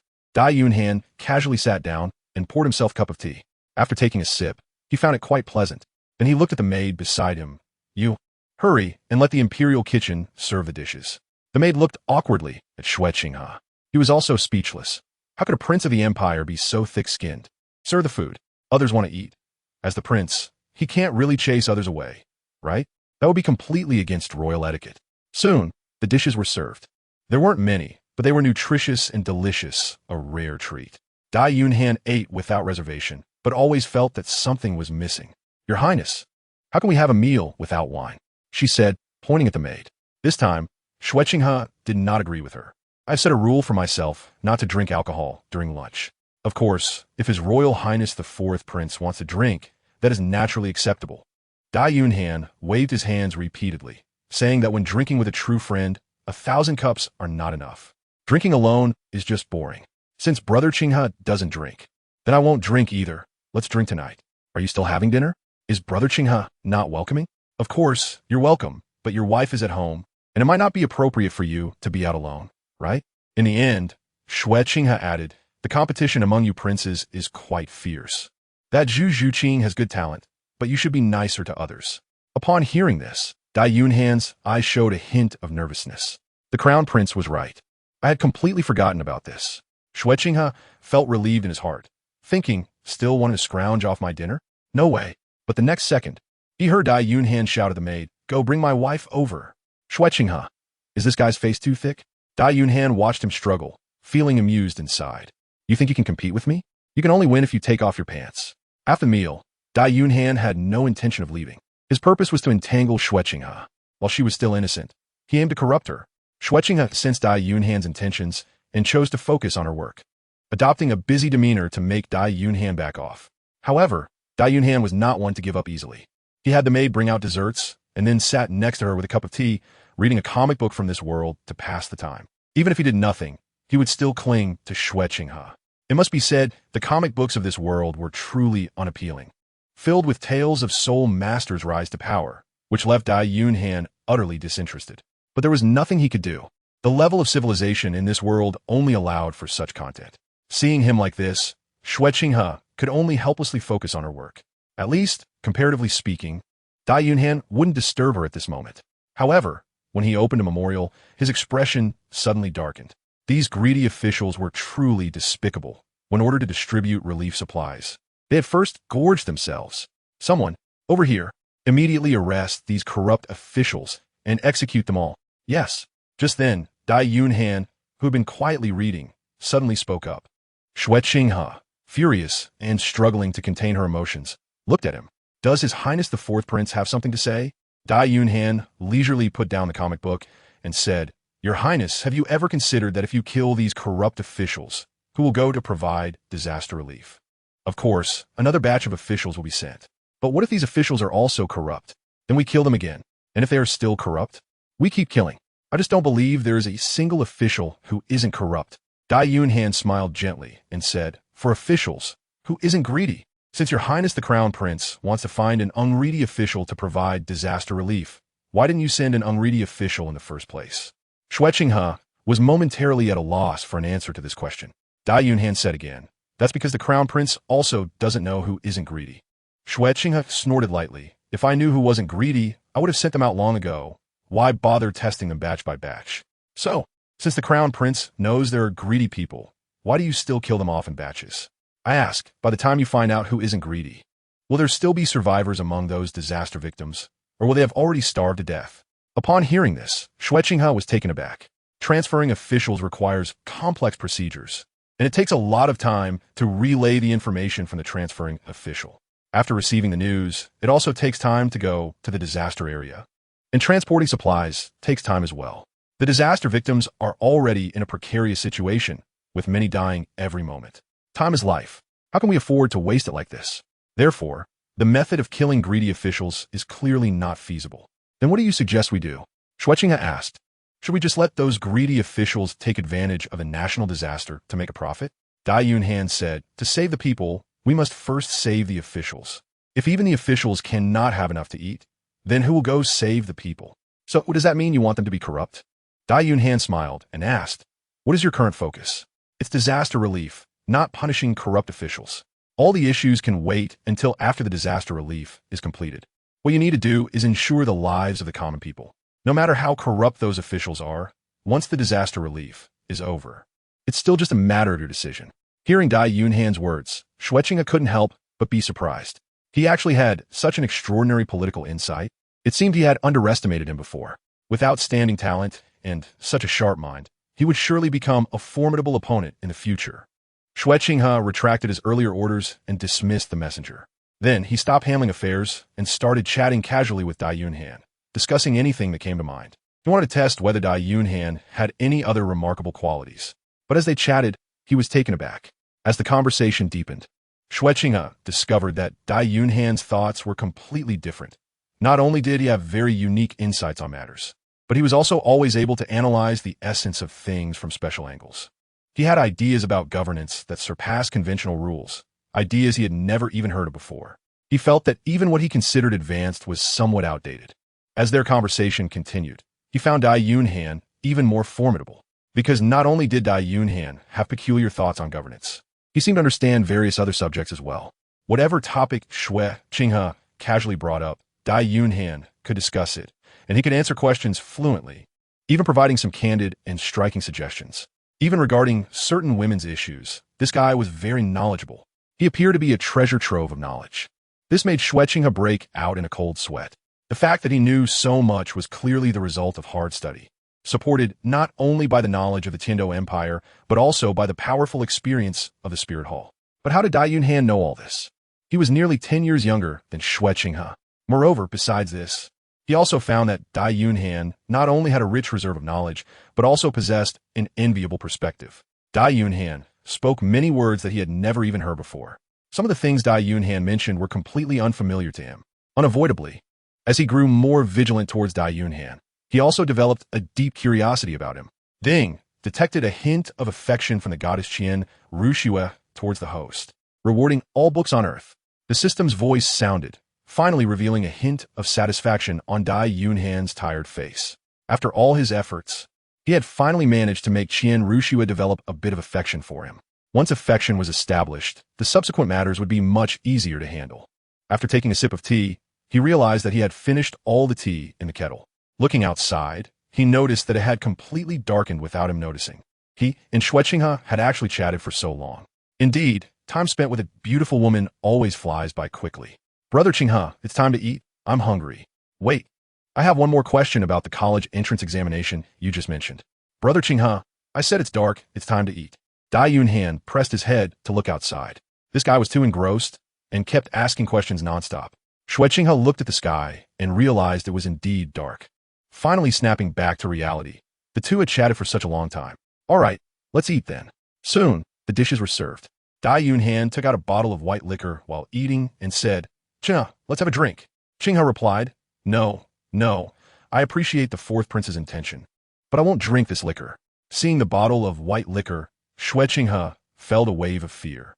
He really couldn't handle this stuff. But Dai Yunhan wasn't worried about him not drinking and directly said, Qinghe, don't you want to know about that college entrance examination question I mentioned earlier? I do. Shui Qinghe admitted. Then let's drink a toast. Shui Qinghe hesitated. Although he had only drunk with Dai Yunhan once, he knew that Dai Yunhan was definitely not the type to let him have just one drink. Once they started drinking, it would inevitably lead to the same outcome as that night. However, if he didn't drink, he couldn't help but be curious about the concepts Dai Yunhan had mentioned, which he had never heard before. Just as he was hesitating, Dai Yunhan suddenly took out a book, The Comprehensive Mirror to Aid in Government, and it was a translated version. He placed it in front of Shui Qinghe and casually opened a page. "Qinghe, what do you think of this book?" Shui Qinghe curiously looked over, initially thinking it was another comic book like the ones Chu Tian read. But once he started reading, he couldn't take his eyes off it. This was an extraordinary book. The ideas in it were strikingly similar to what Dai Yunhan had said. He was excited and was about to continue flipping through it. But at that moment, Dai Yunhan abruptly closed the book. Shui Qinghe's interest was piqued, and the sudden cutoff made him anxious. "Fourth Prince, where did you get this book? What can I buy it?" Dai Yunhan replied. "Can you stop calling me Fourth Prince? It sounds so distant." He knew he had hooked the fish. All right, Yunhan. That is more like it. Where did you get this book? Can I see it again?" Shui Qinghe sounded like a curious child. "I bought it from an old man for a copper soul coin. This is the only one on the entire continent, but if you want to see it, you have to drink with me." Saying this, Dai Yunhan filled a cup with white liquor. Shui Qinghe looked at the clear liquor, hesitated for a moment. Whether to drink or not was a dilemma. In the end, he thought, drink. He raised the cup and downed it in one go. He was too curious about the book's content. Just a glance had captivated his soul. So, even if he got drunk, he had to know. Seeing him drink, Dai Yunhan laughed heartily and then reopened the book for him to see, but he didn't hand it over. Instead, he immediately poured him another cup. As soon as Shui Qinghe opened the book, he leaned in and, upon seeing the subsequent content, his eyes lit up with a satisfied and shocked expression. Soon, he finished one section and felt it wasn't enough, preparing to start over.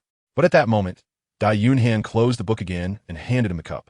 One cup of liquor for one page of text. Shui Qinghe looked at the thick book, then at the cup, feeling overwhelmed. This thick book was impossible to finish even if he drank himself to death today. He looked at Dai Yunhan and said, "Yunhan, can you lend me this book for a while? I can fulfill any of your requests." "Really?" A gentleman's word is hard to retract. Shui Qinghe was delighted. Seeing the expression on Dai Yunhan's face, it seemed promising. "All right, then drink with me." Dai Yunhan raised his cup. Shui Qinghe's eyebrow twitched. "Can't we skip the drinking? Did you just say a gentleman's word is hard to retract? Did your horse die so soon?" Shui Qinghe's face turned red. He felt embarrassed to be slapped in the face so quickly after speaking. It was so humiliating. "Fine, I'll drink with you, but you have to let me copy a version of this book." "No problem." Dai Yunhan immediately raised his glass. Shui Qinghe was also willing to accompany him. And if it came to it, they could just throw Dai Yunhan on the ground while sleeping. Hahaha, refreshing. Fill it up. Cheers. The two entered a state of blood battle. Half an hour later, Shui Qinghe was lying on the bed, sound asleep, and Dai Yunhan naturally lay down beside him. To deepen their bond, he stretched out his hands and feet, wrapping around him like an octopus. This scene left the maids preparing to serve the prince perplexed. What should they do? The two were sleeping together. They had never encountered such a situation before. The prince usually required someone to warm the bed. But how could they do that now? Should they each take one? Forget it. This is a foreign prince. One wrong move could cost them their heads. So what should they do? Let's ask the person in charge. Chapter 81. Check it out the next day. When Dai Yunhan woke up, Shui Qinghe was already gone. He was momentarily stunned, recalling whether he had actually slept with Shui Qinghe. After searching through his memories, he confirmed that they had indeed slept together. He remembered waking up briefly when he felt the urge to urinate, and Shui Qinghe had still been beside him at that time. He even took the opportunity to sneak a touch.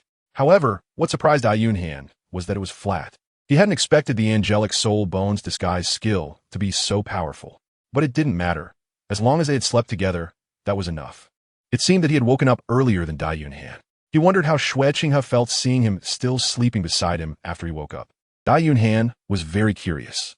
But unfortunately, he certainly couldn't know it now. However, with this opportunity to sleep, Dai Yunhan would have more chances in the future. Because the books in his system warehouse were countless. If he calculated by sleeping once for each book, it would take him until he didn't know which year or month it would be. By then, it was estimated that Dai Yunhan would have long become a deity. After getting up, the maid had prepared breakfast. Dai Yunhan asked the maid, "Where is His Royal Highness the Crown Prince?" The maid replied, "Your Highness the Fourth Prince. The Crown Prince went to court early this morning." The court session usually starts around 6 in the morning, and it's already 9 o'clock now. So it's no wonder that the crown prince is not seen. Do you know when he will finish court? That's hard to say. Sometimes it can be 1 or 2 hours, and other times it might take a whole day. Well, that's fine then. Dai Yunhan also said that he would wait for him to come back and see his reaction. As soon as he heard that it might take a day, Dai Yunhan decided not to wait any longer. Since he didn't go back that day, Zhu Qing's wife probably got anxious again. Well, I'm leaving. When His Highness the Crown Prince returns, please tell him that I will come to find him to play again when I have the chance. Yes, Your Highness the Fourth Prince.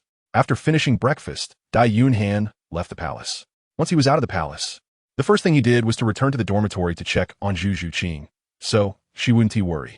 Sure enough, when he opened the door, Zhu Zhuqing, with red eyes, rushed into his arms. Where have you been? I was so worried about you, Zhu Zhuqing said. Dai Yunhan scratched his head a little awkwardly and said, I went to the palace to find His Highness the Crown Prince and forgot to send someone to inform you. I'll pay more attention next time. You're lying. You smell of alcohol. Yeah, I went to drink with His Highness the Crown Prince, so I smell like alcohol. That doesn't count as lying to you, does it? Why do you always go drinking with him? We are people of the Star Luo Empire. Before Zhu Zhuqing could finish her sentence, Dai Yunhan interrupted her, saying, What happens in the future is a matter for the future. Right now, we need to focus on our own tasks. Meeting with His Highness the Crown Prince is nothing serious, just making a friend. All right. Zhu Zhuqing obediently closed her mouth. Dai Yunhan has always had a clear mind, and she believes that he will make good decisions. Leaning against Dai Yunhan, her worried heart finally calmed down. Suddenly, she sniffed the air and then looked sharply at Dai Yunhan with a suspicious gaze. Wait, you smell nice. You definitely weren't looking for His Highness. It's a woman's scent. Have you been seeing another woman outside? Dai Yunhan was taken aback. How could Zhu Zhuqing's nose be so sensitive? Why couldn't she smell it? Was it the scent of Xueqing's bed or the fragrance of Yilingling? Never mind. She had to get past this first. Right now, she still hadn't dealt with that woman, Dugiyin, and now another woman had appeared. Zhu Zhuqing would definitely stir up trouble again. No, you must be mistaken, right? Dai Yunhan pinched her nose and helped block the smell. However, Zhu Zhuqing insisted, I won't be wrong. After absorbing the soul bone, my mental strength has greatly increased, and the smell on you is definitely that of a woman. Moreover, there's a hint of familiarity. She's definitely someone I know. But it's not Dugiyin. Are you flirting with other women again? Absolutely not. Dai Yunhan could only stubbornly deny it. The truth would be revealed later, but now was not the time. You won't admit it, huh? Zhu Zhuqing warned. I haven't. How can I admit to something I didn't do? All right. Are you brave enough to let me check? What is there to be afraid of? Go ahead, check. Dai Yunhan didn't know what method she would use to check, but he wasn't afraid of anything. Seeing Dai Yunhan being so stubborn, Zhu Zhuqing decided to go all out. Her face flushed, and then she squatted down. The next second, Dai Yunhan's pupils widened in shock. It turned out to be this kind of check. Half an hour later, Zhu Zhuqing said contentedly, You really haven't been with other women. But that doesn't mean you can hide it from me. As she spoke, Zhu Zhuqing suddenly softened her expression and said, Actually, I don't mind you seeing other women, but you need to let me know who she is, whether she truly likes you, and if she has ulterior motives. Do you understand? I understand. Zhu Qing, Dai Yunhan was touched. With a wife like this, what more could a husband ask for? Ah, you admitted it. Zhu Zhuqing suddenly pointed victoriously. Dai Yunhan was instantly taken aback, thinking, wow, so you were waiting for me here. However, Dai Yunhan reacted quickly and said in confusion, What do you mean by admitting? I thought you were talking about Dugiyin. This evasive answer left Zhu Zhuqing momentarily stunned. She knew Dai Yunhan had a quick reaction time, but didn't expect it to be this fast. However, once a woman wants to find a problem with you, there's nothing she can't dig up. So, does that mean you have some thoughts about Dugiyin in your heart? Just a little bit. Last time you said you had no thoughts at all. Zhu Zhuqing pretended to be angry. Dai Yunhan was confused. When did she ever say that she had no feelings for her? All right, my wife, don't be angry. I promise you will always be my number one in my heart. How to soothe an angry wife? Of course, by kissing her. What? She won't let you kiss? She has to let me. So, after 3 minutes of struggle and 9 minutes of kissing, Zhu Zhuqing finally calmed down. Of course, this was all just an act. Dai Yunhan laughed and said, Wife, are you hungry? Let's go out to eat. I think it's you who is hungry. If I were hungry, it wouldn't be food I wanted but you. What a tease. Seeing Zhu Zhuqing's blushing face, Dai Yunhan laughed heartily, then reached out his big hand and wrapped it around Zhu Zhuqing's waist, heading towards the door. As soon as the door opened, they saw a graceful woman standing outside. The sudden opening of the door surprised her as well. This person was none other than Dugiyin, who had been standing outside. Chapter 82, it's only been about half an hour. Yin was very happy now because she had just overheard the conversation between Dai Yunhan and Zhu Zhuqing. Last night, she came to find Dai Yunhan, but he wasn't home, and when she asked, Zhu Zhuqing didn't know where he had gone either. Both she and Zhu Zhuqing were very worried. So as soon as she woke up in the morning, she rushed over.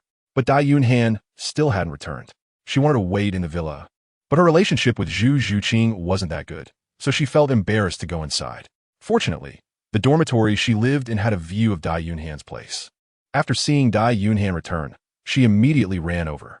However, what made her very embarrassed was that just as she reached the door, she heard Dai Yunhan and Zhu Zhuqing in the middle of that, in broad daylight, right at the doorstep, truly without any shame. But for some reason, even though the sounds were quite inappropriate, she couldn't move her feet. And inexplicably, she wanted to hear a bit more. She was almost pressing her ear against the door. After a shy half hour, she finally calmed down. Just as she was about to knock on the door again, she suddenly heard Zhu Zhuqing asking Dai Yunhan if he liked Yin. Instantly, she was stunned, because she wanted to know the answer to that question as well. When she decided to try living with Dai Yunhan, she realized one thing. All the psychological preparation she had done for several days was all one-sided. She had forgotten one premise, whether Dai Yunhan liked her. If he liked her, she would have the right to make her attempt. If Dai Yunhan didn't like her, wouldn't her attempts make him dislike her instead? So, for a while now, she had become cautious. But in her caution, there was also a hint of boldness. Because she found that her feelings for Dai Yunhan seemed to be growing deeper. The longer they were apart, the less she could bear it. She knew she had fallen in. And the scariest part was that even now, she still didn't know Dai Yunhan's attitude. So, when she heard that question, she was momentarily stunned. Excitement mixed with anxiety, anticipation intertwined with fear. At that moment, her heart raced to the extreme.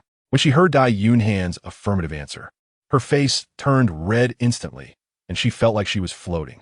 She had gotten his answer. It was the answer she wanted. "You looking for me?" Dai Yunhan asked, seeing Yan's silly expression, a bit infatuated, unable to help but ask. Yan nodded without any hesitation. If it were before, she might have given a somewhat indirect answer to this question. But now, after realizing that Dai Yunhan liked her too, she no longer needed to hide. Although it was just a little, she wanted to boldly show Dai Yunhan her heart. Moreover, the most crucial point was that Zhu Zhuqing didn't seem to mind her anymore. "How long have you been here?" Dai Yunhan asked again. "Not long, just about half an hour," Yan said with a sly smile. Sure enough, upon hearing this time, both Dai Yunhan and Zhu Zhuqing couldn't help but feel embarrassed. Half an hour? That meant everything they had just done at the door had been clearly heard by her? Zhu Zhuqing, feeling utterly humiliated, immediately placed her hand on Dai Yunhan's waist and then twisted it fiercely. Dai Yunhan winced in pain, putting on a mask of suffering. But he could only endure and make the mask less painful. He quickly grasped Zhu Zhuqing's rebellious hand and said, "Have you eaten? How about we go out to eat together?" "Sure," Yan replied with a sweet smile. In her smile, there was a hint of pride. Clearly, seeing Dai Yunhan in a difficult position made her very happy. Subsequently, the three of them went to Tianshang Rinjian for lunch. During the meal, Yan acted quite normally. Although she knew that Dai Yunhan was interested in her, Zhu Zhuqing was still present, and if she acted too openly, it would easily lower Dai Yunhan's impression of her. Instead, it might make Zhu Zhuqing feel dissatisfied with her again. She was well aware of Zhu Zhuqing's significant position in Dai Yunhan's heart.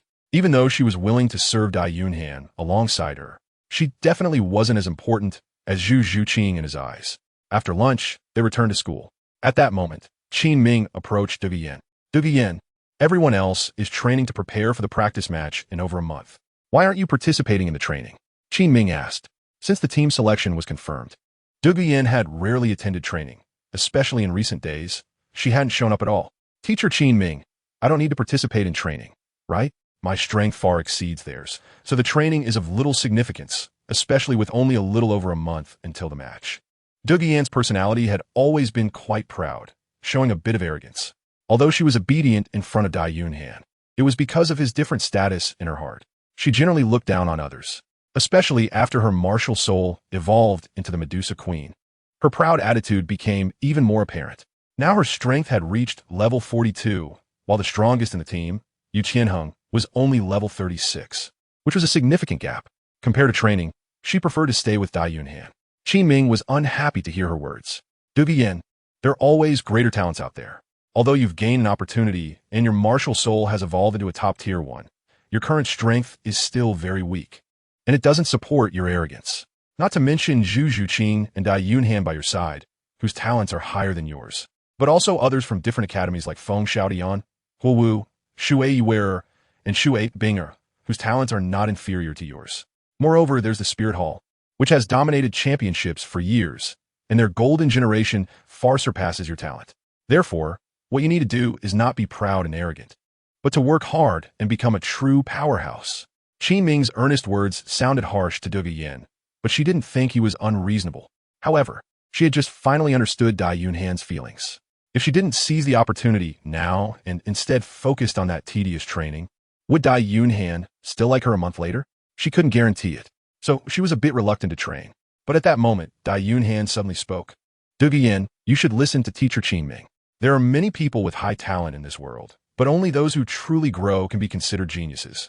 Your martial soul has evolved, giving you an even greater advantage over others, so you should work hard to cultivate and not waste your talent. However, Douluo Yin was a bit conflicted. Before she could finish her words, Dai Yunhan interrupted her again. Your grandfather entrusted you to me to take care of. Shouldn't you listen to me? All right. Dai Yunhan said so, and Douluo Yin had no choice but to agree. Of course, she wasn't afraid of Dai Yunhan. She just didn't want Dai Yunhan to think she was disobedient. Seeing that Douluo Yin was persuaded, Qin Ming also expressed his gratitude to Dai Yunhan, saying, honestly, if you were from my Tiando Empire, I would really want to share everything with you. It's a pity that there's nothing to regret. What is meant to be will be, and what is not meant to be should not be forced. Qin Ming's eyes lit up, and he was shocked. The fourth prince had such insights, which was truly impressive. Not at all. After that, Douluo Yin followed Qin Ming back. Meanwhile, Dai Yunhan and Zhu Zhuqing exchanged glances, felt that there was nothing going on, and planned to stroll around streets. It had been a long time since they accompanied each other for shopping. Hand in hand, a handsome man and a beautiful woman walking on the street naturally attracted many people's attention. There was envy, jealousy, and hatred. Dai Yunhan really enjoys the looks of admiration.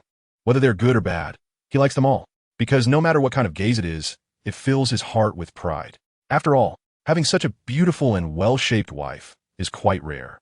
Unable to help himself, he directly placed his hand on Zhu Zhuqing's waist. This drew even more attention from the crowd. Zhu Zhuqing's body trembled, sensing Dai Yunhan's intention. She subtly twisted at his waist and then very obediently leaned halfway into his embrace. She also enjoys being the center of attention.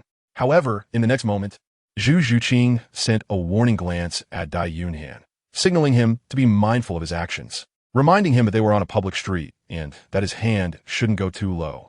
Dai Yunhan smiled awkwardly and said, I'm sorry, I'm just used to it.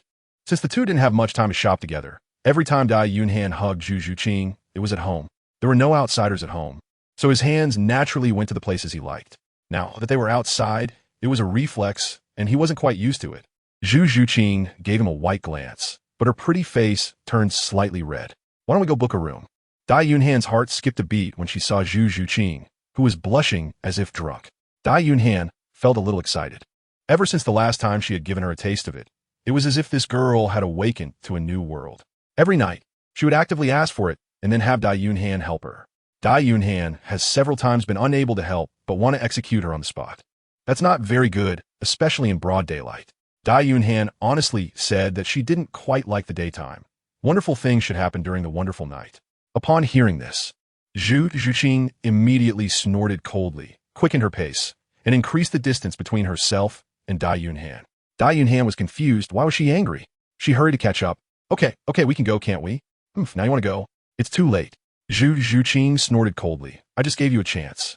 But you didn't want it. Now you want again? Do you think I'm so easy to get? No way. Even if I'm your wife. It doesn't mean you can use me whenever you want. Saying this, she turned to leave again. Dai Yunhan felt embarrassed. Why were this woman's thoughts so changeable? Just as she was about to back down, a beautiful and elegant music suddenly rang out. The sound was as pleasing as flowing water over high mountains, delightful to the ears. What was even more remarkable was that this sound seemed to cleanse the soul, making the earwax feel like it had been completely cleared out. What kind of music is this? It's so nice. Zhu Zhuqing asked curiously. Just a moment ago, she was a bit angry, but after listening to the music, she found that she could no longer feel even a trace of anger. Dai Yunhan looked up towards the place where the music was coming from. Yuxian. Dai Yunhan was taken aback. It was actually Yuxian. Upon seeing these two characters, he couldn't help but think of Tang Yuehua, the woman who didn't even have a soul ring. The enchanting music he had just heard must have been played by her. With this thought in mind, Dai Yunhan decided to go inside. After all, Tang Yuehua was also a beauty of Douluo Continent, and it would be a shame not to take a look while he was here. Upon entering the hall, he saw many elegantly dressed women, some young and some older. But they all shared a common characteristic: nobility. When they noticed Dai Yunhan and Zhu Zhuqing entering, they all displayed expressions of appraisal. "Good day, gentlemen and lady. May I ask what you need?" said the receptionist, an elegantly dressed and very beautiful woman. Dai Yunhan took a cursory glance and found that there was no one ugly in the Moon Pavilion. It was truly a paradise for men.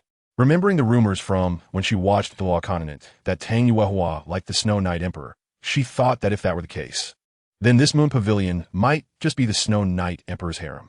She was really envious. However, Dai Yunhan didn't believe the rumor, because the Star Luo Empire was backed by the Hahaha sect, and with Tang Yuehua's relationship with the Hahaha sect, she definitely wouldn't have anything to do with the Snow Night Emperor. Otherwise, her Moon Pavilion wouldn't be able to operate at all. "Hello. I just heard a very beautiful tune at the entrance. Was it played by your pavilion master?" Dai Yunhan asked. "Yes. Can I meet the pavilion master?" "I'm sorry, but the pavilion master is currently teaching and is unavailable to meet with guests." This was a very polite refusal, meaning that a meeting was not possible. If everyone could meet Tang Yuehua, then what was the point of having the Moon Pavilion? They could just meet every day. Dai Yunhan also knew that it was impossible to meet Tang Yuehua, so she said, "We came here to learn at Yuexian. May we join?" The receptionist looked at the attire of Dai Yunhan and Zhu Zhuqing and guessed that they should be nobles as well. So she replied, "The registration period has already passed. May I ask where you two are from?" This implied that there was a chance, but it depended on their status. If you were impressive, then you could enter. If you were not, then I'm afraid you would have to follow the rules. Chu Tian immediately took out his identity token and said, "I am the fourth prince of the Star Luo Empire, and this is my fiancée." The receptionist showed a surprised expression. "The fourth prince of the Star Luo Empire? How did he end up in the Tiando Empire?" She picked up the token to examine it, but with her eyesight, she naturally couldn't discern its authenticity. "Please wait a moment." After saying this, she notified someone to bring the head of the academy. After a short wait, a woman dressed in a silver palace gown walked out. Judging by her age, she seemed to be around 27 or 28 years old.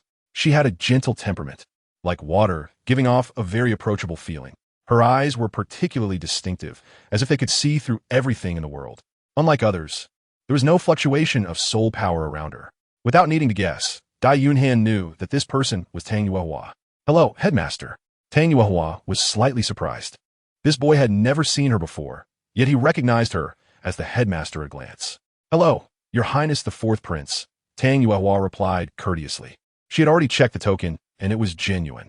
Her family secretly supported the Star Luo Empire, so she naturally understood some things about the royal family. "Please come in." Tang Yuehua invited. Dai Yunhan's identity is special, and there are many people here, making some conversations inconvenient. A few people entered a reception room. Tang Yuehua had someone brew a cup of tea before asking, "Does His Royal Highness the Fourth Prince wish to enter Yuexian to study?" "Yes. But everything in Yuexian follows the customs of the Tiando Empire.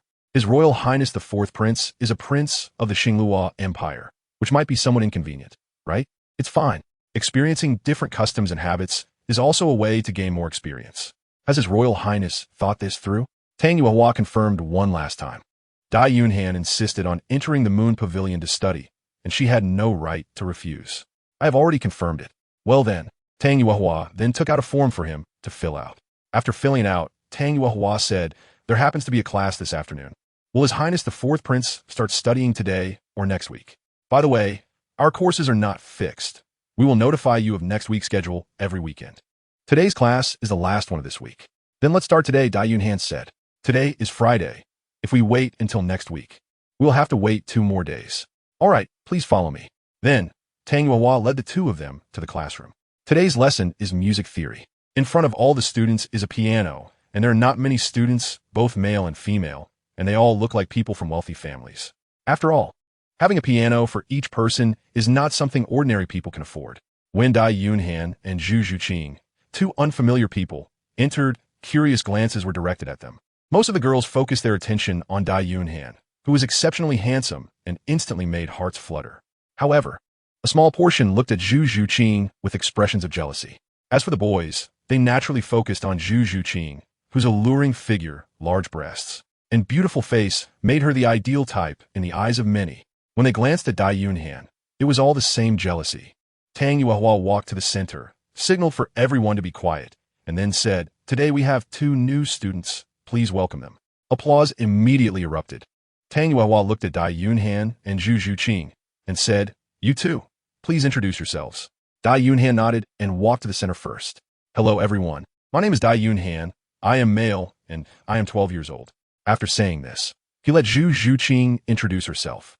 "Hello everyone. My name is Zhu Zhuqing. I am female and I'm also 12 years old." Since this place focuses on learning etiquette, there was no need to introduce their soul power or soul skills. It wouldn't matter anyway, since they weren't going to fight. So both introductions were quite simple. After they finished introducing themselves, there was quite a bit of discussion among the crowd. "We are all 12 years old. Why is she so big and I'm so small? This handsome guy is actually a young fresh meat. I wonder what his relationship with Zhu Zhuqing is. I feel like he looks at me with a bit of affection. Wow, this beautiful girl's name sounds so nice. Zhu Zhuqing, it really is as cool as bamboo. These two shouldn't have any relationship, right? Who cares? I'll pursue one of them first."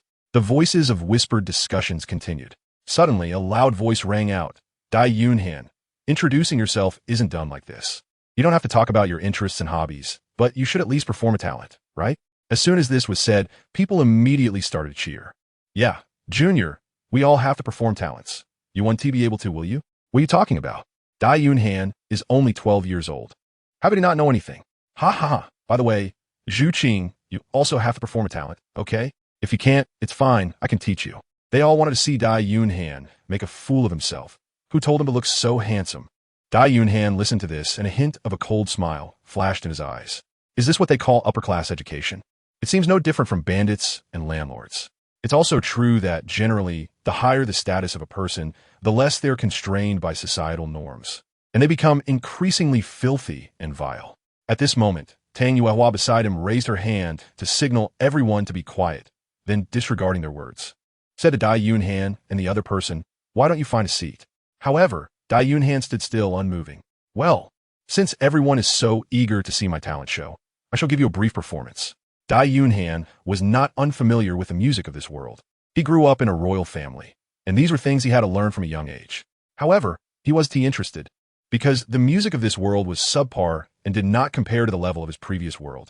After hearing so many beautiful sounds, listening to the music here was simply a waste of his ears.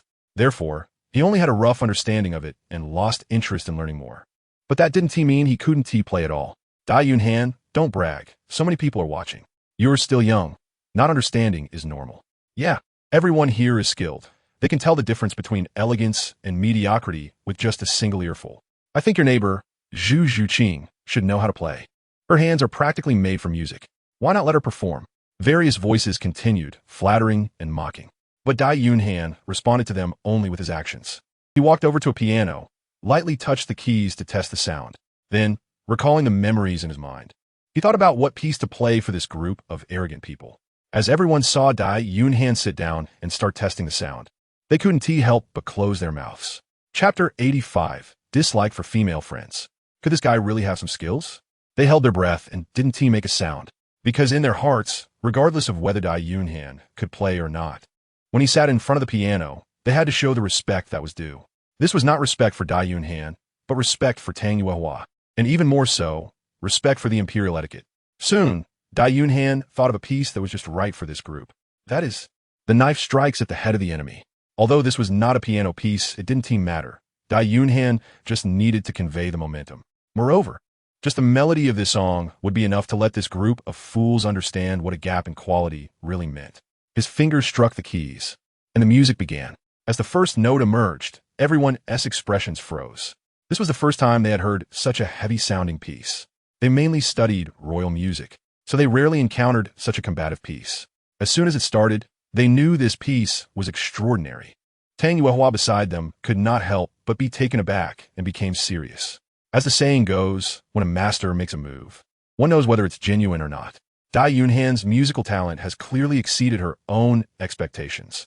As the piece begins to play, a sense of tragic and angry emotion starts to spread. The group of young students is infected by the momentum, and their expressions begin to grow serious. As the music progresses, All the noisy sounds in the classroom disappear, leaving only the heavy, slaughtering sound of Dai Yunhan's performance. Everyone can't help but hold their breath. It's not that they dare not make a sound, but they find themselves unable to speak under the intense and fierce music. The atmosphere is heavy, like a battlefield. This inevitably fills them with fear. What kind of music is this? They look at Dai Yunhan and see that behind her, it seems like a sea of people, all lined up neatly, wielding blood-red blades, roaring with authority, their tiger-like eyes filled with a soul-piercing power. Suddenly, those people move, rushing forward like fearless soldiers. They raise their long knives, aiming at their necks. Then, without mercy, they chop down fiercely. Suddenly, a terrified voice breaks out. Everyone turns to look. It's a male student who has collapsed to the ground. He is drenched in cold sweat, his face pale, and between his legs, a yellow stain has appeared. It's urine. This guy has actually been scared to the point of wetting himself. Dai Yunhan had just finished her performance, and, upon seeing the frightened male student, allowed a cold laugh. Only those with weak minds and evil hearts would be scared to the point of wetting themselves when hearing such a piece rich in justice and weight. Most people, upon hearing this piece, would feel a surge of passion and tears welling up. Next to her, Tang Yuehua was also stunned, her beautiful eyes filled with tremors. And she couldn't help but think of the Haoyan sect. The Haoyan sect, back then, was also facing a perilous situation, just like this piece. Unfortunately, the Haoyan sect did not make the same decision as the protagonist in this piece. This piece, though tragic, was also deeply moving. What's the name of this piece? Tang Yuehua asked. This time, the look in her eyes towards Dai Yunhan had subtly changed. Ding! Detected that the goddess Tang Yuehua has developed feelings for the host. Reward: top-tier musical talent, mastery of all musical instruments, ability to play all pieces. Dai Yunhan looked at Tang Yuehua in surprise, not expecting that she would develop a fondness for him so easily. However, Dai Yunhan understood that this kind of fondness was just a simple liking and did not count as the romantic kind between men and women. But it didn't matter, because having this much was enough.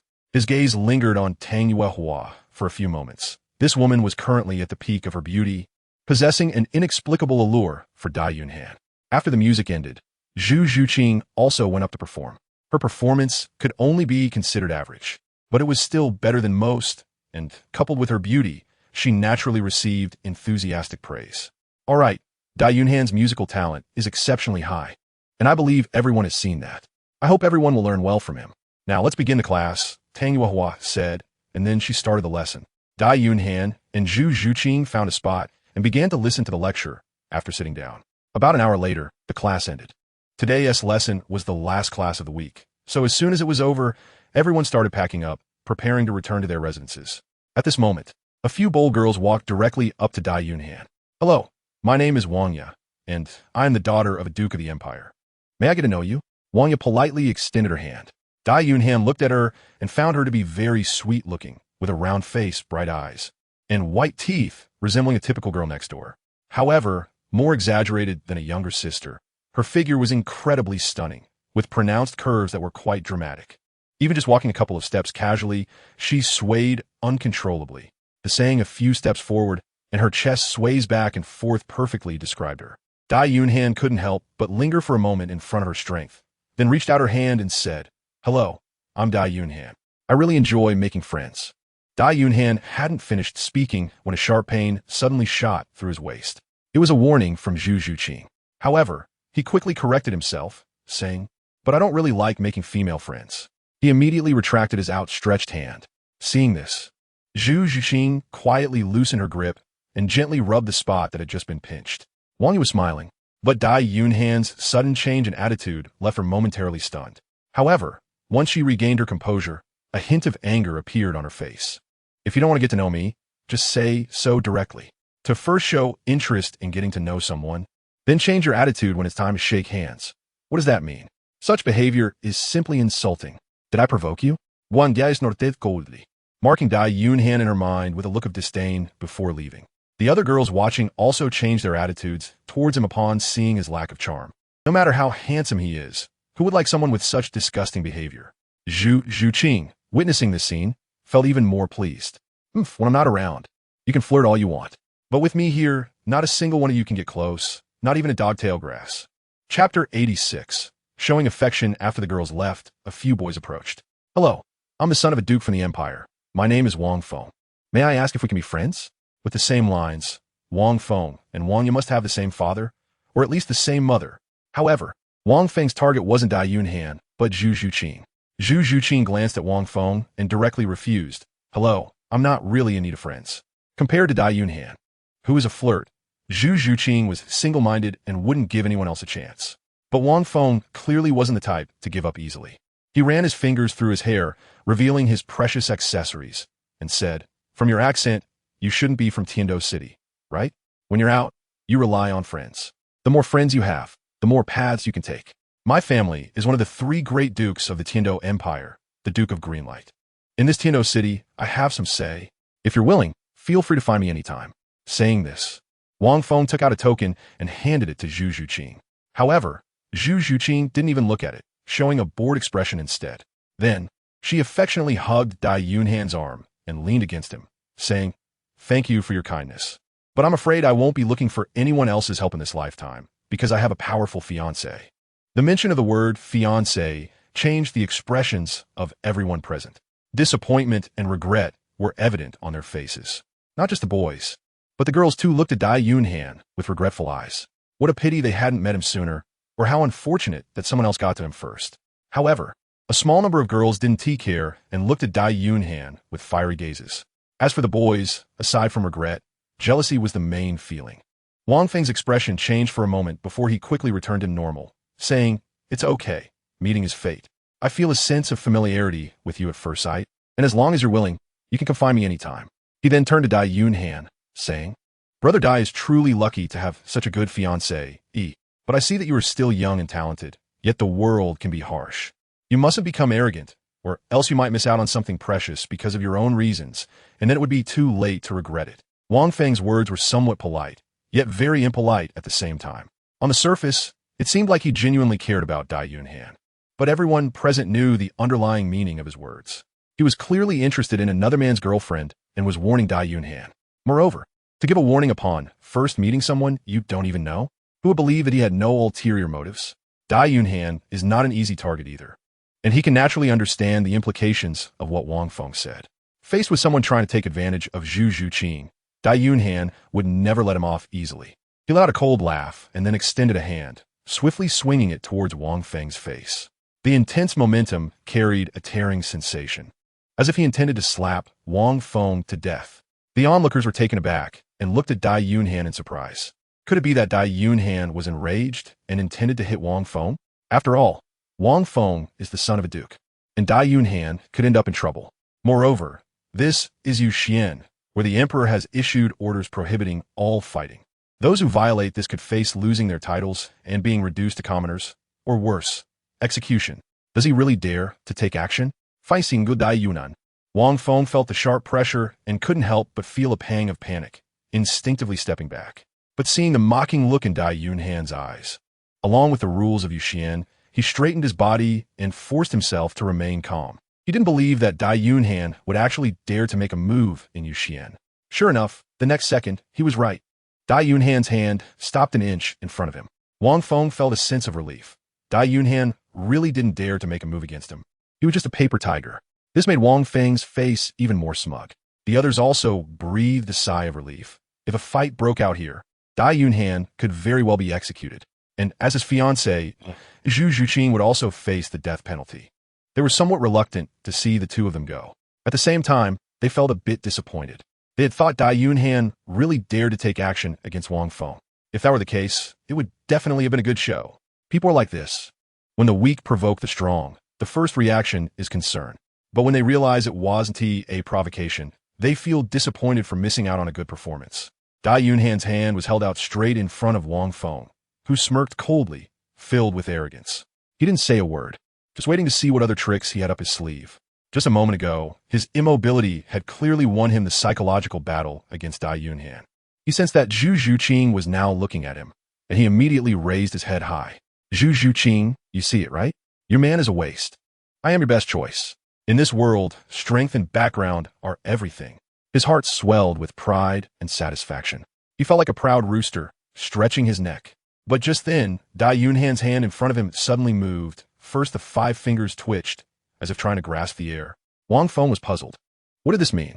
Did he lose his mind out of anger? Or did he know he didn't dare to attack him? So he chose to strike at the air? Useless. Having musical talent is of no use. Only with great strength can one be truly useful. He had already begun to imagine how Zhu Zhuqing would shake off Dai Yunhan and secretly come back to find him. Unconsciously, he puffed up his chest even more.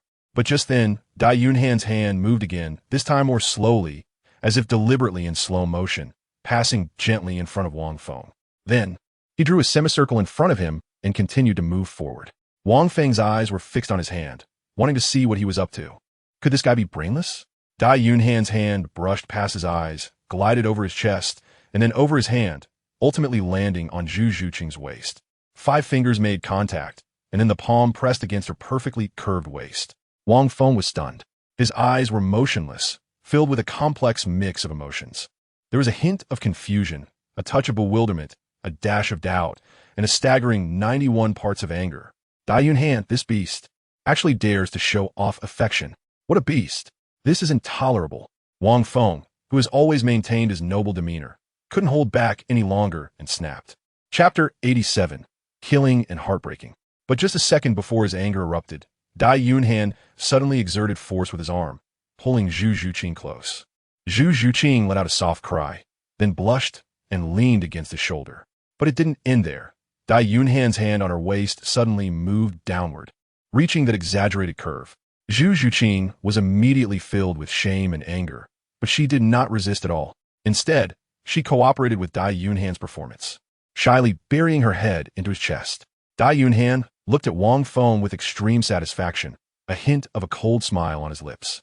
He didn't raise his head, but in the eyes of everyone, he was prouder than a proud rooster. As for Wang Feng, at this moment, his neck had already been broken. He had turned into an angry turkey. If looks could kill, Dai Yunhan would have already been turned into poached chicken. He snorted coldly and then walked out, feeling extremely aggrieved. The crowd, witnessing this scene, felt even more envy, jealousy, and hatred towards Dai Yunhan. Killing with a heart. Dai Yunhan didn't say a word and completely countered Wang Feng's attacks, even launching a counteroffensive that left him utterly defeated. Truly a master. After witnessing this scene, everyone understood that the relationship between Dai Yunhan and Zhu Zhuqing was very deep. Some people had already given up their thoughts, while others buried their thoughts, waiting for an opportunity to arise one day. There were even a few individuals who directly turned their thoughts into plans in their minds, contemplating how to create opportunities for themselves. When most people had dispersed, Zhu Zhuqing shyly emerged from Dai Yunhan's embrace and then, with a playful annoyance, twisted his waist. Next time you dare to do this in front of so many people, I won't let you off. Dai Yunhan, however, was surprisingly thick-skinned, pretending to look innocent and saying, "What's wrong with me? I'm just declaring my belonging, announcing that I am yours. So those butterflies stay away from me. At the same time, let those cow dung stay away from you. This flower is mine." Then you could just say it directly, in front of so many people, pinching my butt. You have no shame, and I still want to keep my dignity. They wouldn't believe what was said, and only by showing them would they see the truth and not be shameless. You don't need to pinch my butt either, Zhu Zhuqing said angrily. This is a classroom, with so many people watching. I can completely accept a kiss or a hug, but pinching my butt is a bit too much. Zhu Zhuqing was so startled at that moment that she nearly fainted. Dai Yunhan could only helplessly say, "What should we do? I've already pinched it. How about you pinch it back?" As she spoke, Dai Yunhan held his small hand and placed it on her own, but Zhu Zhuqing directly smacked her, but in annoyance, saying, "How did I not realize you were this naughty before?" Dai Yunhan smiled and said, although she was slapped, it didn't hurt at all, and even felt a bit nice. "You did not notice? It's just that you like my bad side." What nonsense! Zhu Zhuqing didn't believe that at all. However, she thought there was some truth to Dai Yunhan's words, so she asked, "Then tell me, why do I like your bad side?" Dai Yunhan chuckled again. "The reason was simple, because my badness is only for you." Saying this, Dai Yunhan gave her little perky but a slap and then ran away laughing heartily. Zhu Zhuqing was startled, both shy and angry, and glanced around to find that many eyes were on her. Instantly, she was so furious that her martial soul emerged, and she charged directly at Dai Yunhan. When the two returned to the dormitory, Dai Yin was waiting at the door. Seeing her, Dai Yunhan was a bit surprised. "What are you doing here? Didn't you go to practice?" "Yeah, Teacher Qin is preparing to give us a month of intensive training, so I came to have my last meal tonight. I didn't expect my cooking to make you linger so long. Hee hee. I also didn't expect that a big man like you could cook so well. After eavesdropping on the conversation between Dai Yunhan and Zhu Zhuqing last time, Vivian's mood had improved a lot. She knew that Dai Yunhan also had a bit of a crush on her. So, after experiencing a few days of loneliness and coldness, she definitely couldn't be proud now. Dai Yunhan opened the door and invited Vivian inside, then asked, "Your grandfather asked me to take care of you. What do you want to eat? I'll satisfy you tonight. Steamed lamb, steamed bear paws, steamed deer tails, roasted flour duck, roasted chick, roasted goose, assorted soup platter, smoked chicken with white belly, steamed 8 treasure pig, glutinous rice stuffed duck, canned wild chicken, canned quail. Are you just listing dishes here?" Hee. Vivian didn't mind and said, "Then I'll eat whatever you cook." Dai Yunhan shot her a glance and said, "What nonsense! Can you eat anything else if I don't cook for you?" She tied her apron tightly and then entered the kitchen to start cooking. Zhu Zhuqing, being the considerate one, came to the kitchen to help her. After seeing this, Vivian also decided to come to the kitchen to assist her. Dai Yunhan doesn't need her help, but she insists on sticking around the kitchen, and there's no way to get rid of her. "Help me bring the scallions." Here, she handed a bunch of chives to Vivian. Dai Yunhan is speechless. "You can't even tell the vegetables apart. Isn't that just causing trouble? You can teach me. I don't believe you knew everything right after being born." Vivian is just refusing to leave anyway. Dai Yunhan has no choice but to stay. "Hand me the sesame oil, please." Here, Vivian brought a bottle of pepper oil. Dai Yunhan said, "Sister, you may not know oil, but you know words, right? I think this dish would taste better with Sichuan pepper oil." Vivian said nervously, "All right, I just got a little distracted." Dai Yunhan, "Please pass me the pork belly." Vivian handed over a plate of chicken. Dai Yunhan was surprised. "How'd you get right this time?" "I don't know, I just felt it was the one." Dai Yunhan's forehead was covered in black. Little black spots had surprisingly spread all over the universe. Finally, under the hindrance of Vivian, the meal that could have been prepared in an hour was successfully completed after 2.5 hours. The 3 of them sat at the table. "Where's the wine from last time? With such a lavish spread today, how can we not drink a little?" Vivian suddenly said. Dai Yunhan was surprised. "You still drink white liquor? Why not?" Dai Yunhan tugged at her mouth and said, "Forget it. The alcohol content of the white liquor is too high. You might as well drink some fruit wine, which I also brewed." Dai Yunhan took out the brewed fruit wine from the space ring. This world has a rich variety of fruits, and the juice is rich, making it the best for brewing fruit wine. Chapter 88. Don't be scared, I'm willing. Vivian wanted to refuse to drink the fruit wine because of its low toxicity. However, when she saw and smelled the different fruity aroma, she still chose to agree. "What kind of fruit wine is this? I can smell the sweetness even before drinking it," Vivian asked. Dai Yunhan smiled proudly. "This is a special fruit picked from the starry forest, brewed with the finest royal rock sugar and my own liquor. Of course, it's delicious." Saying this, he poured her a full glass, and then he and Zhu Zhuqing also poured themselves a glass. "Come, cheers." The 3 of them raised their glasses, savoring the sweet and fragrant fruit wine. After taking a sip, Vivian showed a satisfied expression. "I seriously suspect that being a prince is just your side job. Cooking, brewing wine, detoxifying, refining medicine. How come you could do everything?" Vivian exclaimed. She had never seen a prince who would learn such peculiar skills. Dai Yunhan chuckled. "I know a lot of things. Do you know anything else?" Vivian asked in surprise. "Of course. Like what?" Vivian widened her eyes. Dai Yunhan smirked and said, "For example, cheating, swindling, stealing, indulging in food and drink, visiting brothels, gambling, and smoking. Can you do these things too?" Vivian was shocked, thinking that these things didn't sound like anything good. "Isn't it inappropriate? You're a prince. Knowing these things doesn't quite fit your identity, does it?" Dai Yunhan said, "It doesn't matter. I'm just trying to prove to you that I know more, but I never said I had to know anything for sure." Vivian felt 1,000 grass mud horses galloping through her mind, then looked at Zhu Zhuqing. Has he always been like this since he was a child? Zhu Zhuqing could understand Vivian's feelings at this moment. A sense of inexplicable empathy arose from his heart. What he showed was just the tip of the iceberg. "If you regret this meal, it's not too late to back out now." This was a hint, meaning to advise Vivian. If you admit that you were blind to like Dai Yunhan, it's still not too late to withdraw now. Vivian also caught on, but she didn't respond. She simply raised her glass and shouted, "Come on, cheers." The 3 of them toasted. After drinking, Vivian's face started to feel a bit hot. Although it was fruit wine, the base liquor used was Dai Yunhan's liquor, and while the alcohol content was lower, it was still much stronger than ordinary fruit wine. So she, who couldn't hold her liquor, felt a bit tipsy after just a couple of sips. Zhu Zhuqing was similar. She also didn't like drinking and had a very poor tolerance. The three of them chatted while eating, and Douluo seemed intentionally trying to get herself drunk, continuously urging them to drink. Dai Yunhan doesn't care. He has a strong tolerance for alcohol and is not affected at all. However, Zhu Zhuqing is different. Her alcohol tolerance is even worse than that of Douluo, and she gets tipsy in no time, refusing to eat any food. Dai Yunhan had no choice but to carry her to bed after finishing the meal, letting her sleep first. Meanwhile, Dai Yunhan went downstairs to clean up. "Let me help you." Douluo still retained a bit of consciousness. Although she could barely stand, she insisted on helping Dai Yunhan clear the dishes. Dai Yunhan steadied her and said, "No need. If you're drunk, I'll take you back to rest. You're the one who was drunk. I'm not." Douluo waved her hand, and everyone who was drunk claimed they weren't.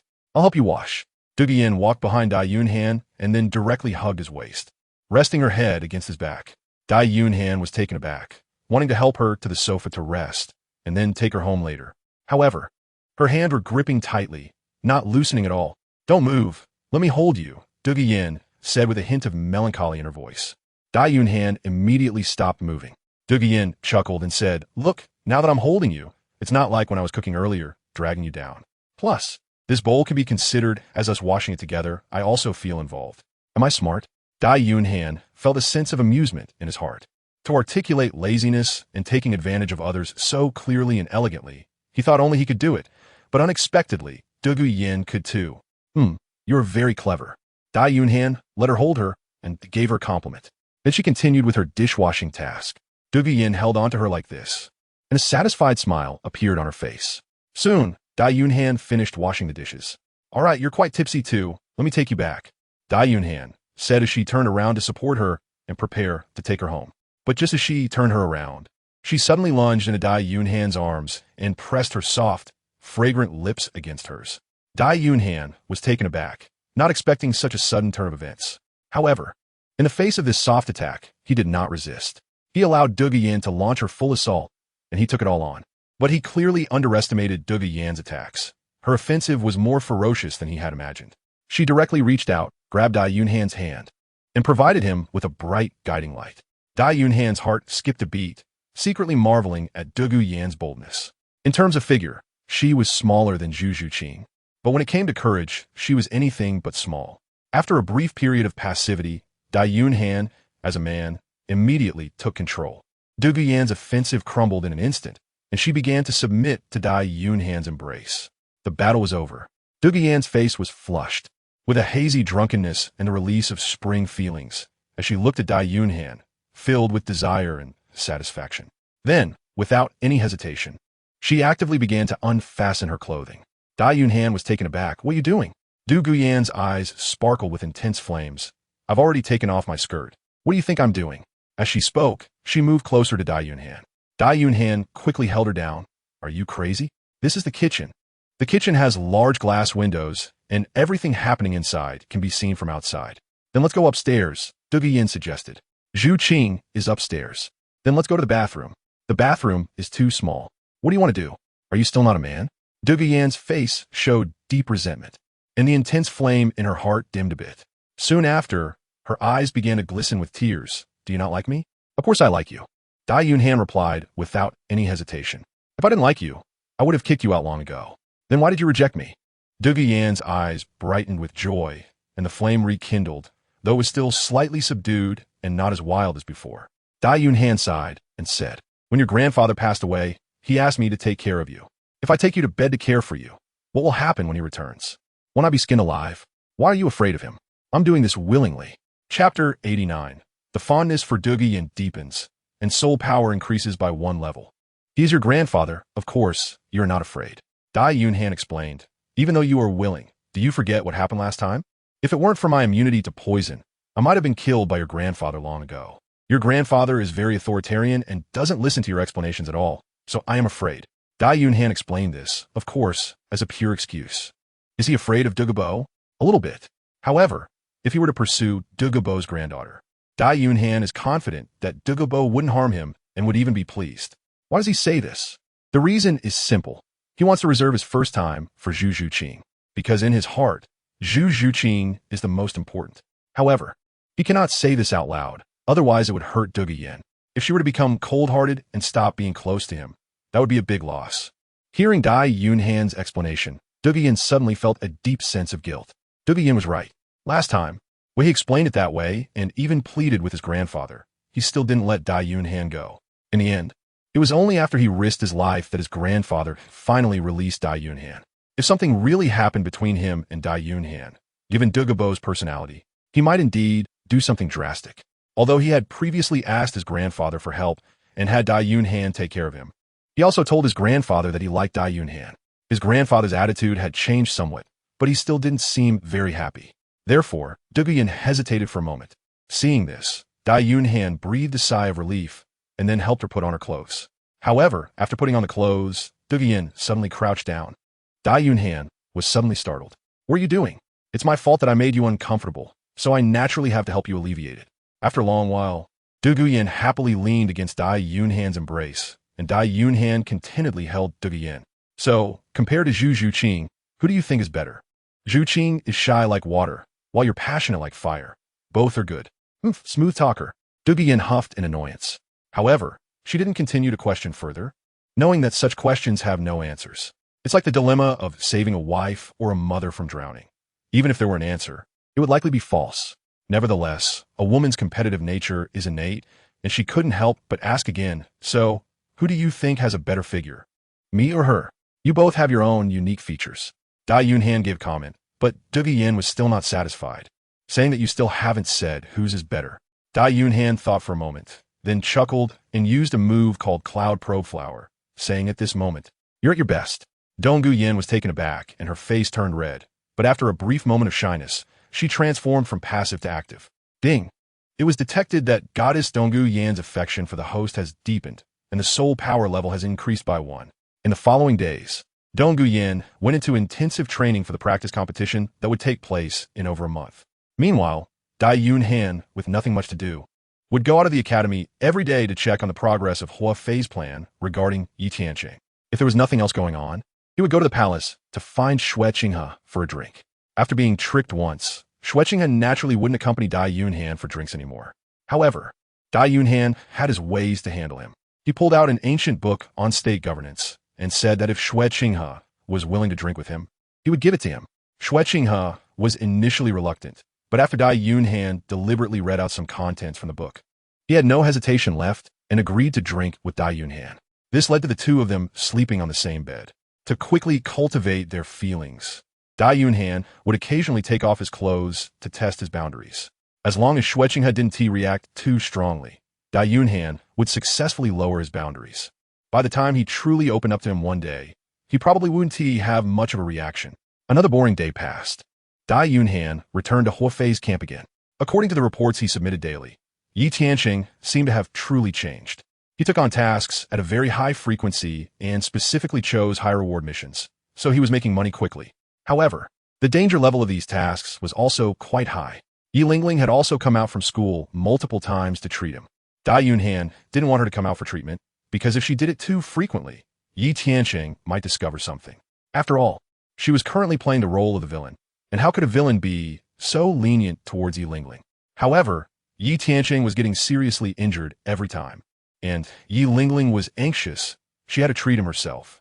Dai Yunhan had no choice in this matter. After all, Yi Lingling was the girl he wanted to pursue. His woman had to be cherished by him alone. In the room, Dai Yunhan was teasing Yi Lingling while waiting for Hua Fei's report today. Just then, Hua Fei's anxious voice came through.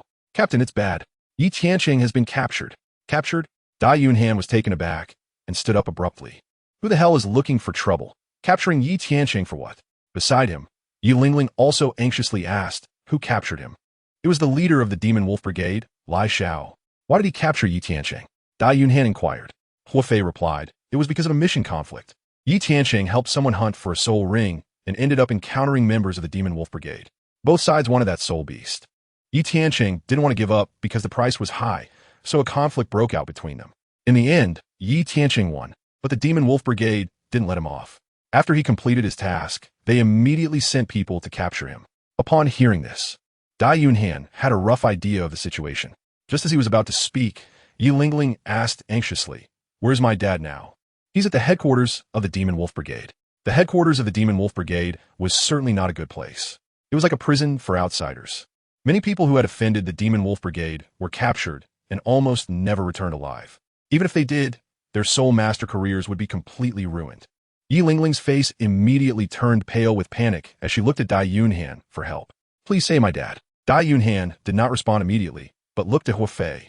Hua Fei seemed to know what he was about to ask and directly said, Captain, if we're going to rescue them, we need to plan carefully. The strength of the Demon Wolf Brigade is the strongest among mercenary groups, and if we act recklessly, we might suffer heavy losses. Chapter 90. Rescue Hua Fei is different from Dai Yunhan. Dai Yunhan primarily established the employment group for fun, while Hua Fei genuinely invested real emotions. He was unwilling to see any sacrifices. Seeing Dai Yunhan hesitate, Yi Lingling suddenly became anxious, quickly grabbing Dai Yunhan's arm and saying, Please save my dad. The headquarters of the Demon Wolf Group is very dangerous. If we go late, my dad's life will be at risk. After speaking, Dai Yunhan was still contemplating, and Yi Lingling felt even more anxious. Then, a determined look flashed in her eyes as she said, Dai Yunhan, as long as you agree to save my dad, I will agree to any condition you have, including being your woman. Really? Dai Yunhan spoke up. Yi Lingling saw his quick reaction, and a trace of resentment flashed in her eyes. Dai Yunhan must have done this on purpose, making her say such things, taking advantage of her vulnerability. However, soon her resentment disappeared, replaced by a sense of helplessness. She was an adult, and she knew that in the adult world, no one would be kind to you for no reason. Their kindness always came at a price. Although she looked down on Dai Yunhan's opportunistic behavior, she was still very willing to accept it now, as it represented a chance to save her father.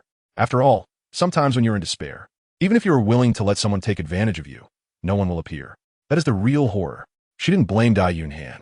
She only blamed herself for lacking the strength to protect her father. She only blamed the heavens for being so unfair, giving her a martial soul that could only heal. But what she didn't know was that Dai Yunhan hadn't intended to take advantage of her. He was thinking about how to save Yi Tiancheng. After considering it, he decided to go with the most straightforward approach. He immediately agreed. Let's go. Let's head to the Magic Wolf Corps headquarters now. Yi Lingling was delighted and quickly responded. However, Hua Fei's expression changed. Captain, are you really going to do this? Dai Yunhan knew what he was worried about and said directly, This is my personal matter. You don't need to intervene. I can handle it by myself. After saying that, Dai Yunhan set off towards the Demon Wolf Brigade. Yi Lingling was a bit puzzled as to why Dai Yunhan didn't want the support team to act. If they did, the chances of success would be greater. However, she didn't ask further because, for some reason, she felt an inexplicable trust in Dai Yunhan. Soon, Dai Yunhan brought Yi Lingling to the headquarters of the Demon Wolf Brigade. At the entrance, 2 guards stopped them. Dai Yunhan did not force her way in, but directly said, I want to see the leader of the Demon Wolf Brigade. Lai Xiao, you are the leader of the liaison team? The liaison team has been very prominent these days, growing into the second largest mercenary group in the Mercenary Guild in just a few days. Therefore, the 2 guards did not dare to be negligent towards this person who claimed to be the leader. Dai Yunhan took out the regiment leader's badge. The guards recognized it immediately. Please wait a moment. One of the guards went in to report to Lai Xiao. Soon, the guard returned. Our regiment leader requests your presence. Dai Yunhan nodded and followed him inside. Soon, they arrived in the main hall. Sitting in the main hall, Lai Xiao was initially puzzled as to why the leader of the escort team was looking for him, since he had no connection with him at all. However, when he saw Dai Yunhan appear, he suddenly became nervous. You're the leader of the escort team? Lai Xiao asked in surprise. That's right, it's me. Dai Yunhan nodded. Lai Xiao furrowed his brows deeply, wondering what exactly Dai Yunhan's identity was. He was from the Crown Prince's residence and also the leader of the Liajichuan. What did he want from him at this moment? Could it be that the Crown Prince's residence wanted to suppress him and support the Liajichuan? However, when he saw Yi Lingling next to Dai Yunhan, he began to understand something. You came for Yi Tiancheng, didn't you? That's right, where is he? Dai Yunhan asked. Lai Xiao replied, I have him locked up. That guy is reckless. He dared to snatch the soul ring from us, and even seriously injured 2 of my brothers. Does he think that with his soul power of over level 50, I can't do anything about him? Dai Yunhan frowned and said, Let him go. Lai Xiao was surprised and looked at him, then understood his meaning. Why should I? He injured my brother and stole the mission of my Demon Wolf team. You say to let him go, just like that? If you let him go, I'll take care of all the losses. You'll compensate? Lai Xiao laughed. You can compensate for the money, but what about my brother's injuries? What about the mental trauma they've suffered? Can money really make up for all this? Hearing this, Dai Yunhan realized that Lai Xiao was deliberately trying to make things difficult for him today. The only connection between them was Yi Lingling. It must be because he held a grudge after Dai Yunhan ruined his plans last time. So he got straight to the point and said, as long as you let Yi Tianqing go, you can name your conditions. Great, that's exactly what I was waiting for. Give me the woman beside you, and I'll let Yi Tianqing go. No way. Dai Yunhan refused without hesitation. Lai Xiao let out a disdainful laugh. What? Are you backing out so soon? You just said I could set the conditions, and now that I've made one, you can't do it? Dai Yunhan said coldly, she's my woman. I don't care. I just like what you've played with, that way I don't have to train, Lai Xiao said in a very vulgar manner. His eyes roamed wantonly over Yi Lingling, as if he were genuinely lustful, or perhaps he was deliberately trying to provoke Dai Yunhan. In any case, Dai Yunhan was indeed angry. I'll give you one last chance. Aside from her, you can set any other conditions. I don't want any other conditions. I just want her. If you can give her to me, I'll let Yi Tianqing go. If you can't, I'll kill him right now. You dare. Before Dai Yunhan could speak, Yi Lingling couldn't help but respond first. Lai Xiao laughed heartily. What do I have to be afraid of? Yi Tianqing was the first to be ungrateful, stealing my soul beast and injuring my brother. It's completely normal for me to capture him. Even if you are from the prince's mansion, I am not afraid. At this moment, Lai Xiao occupied Dali, and even though Dai Yunhan was from the prince's mansion, he had to think twice before making a move. After all, the prince's mansion represented royal authority, and if one disregarded the truth of the matter and acted arbitrarily, they would be scorned by the world. This is also why Lai Xiao dared to confront Dai Yunhan. Furthermore, there was one more thing. He had just broken through a few days ago and had become a soul sage. Chapter 91. If one won't do, then two will do. A soul sage holds a very high status in the Tiando Empire, not to mention the prince's mansion. Even the emperor has to give him some face. After all, in the Tiando Empire, aside from Douluo, the strongest are the 3 chairpersons of the Tiando Academy. There are almost no other powerful experts that belong to the royal family itself. A soul sage is enough for them to pull out all the stops to win him over. Strength is indeed the foundation of arrogance in this world. And this saying is absolutely true. Lai Zhao's eyes sparkled with a gleam as he said, don't say I didn't give you a chance to consider. In the span of a tea break, if you agree, I will immediately let him go, and we will wipe the previous matters clean. If you don't agree, just wait to collect his corpse. After saying this, Lai Xiao sat back in his seat and poured himself a cup of tea, looking as if everything was under his control.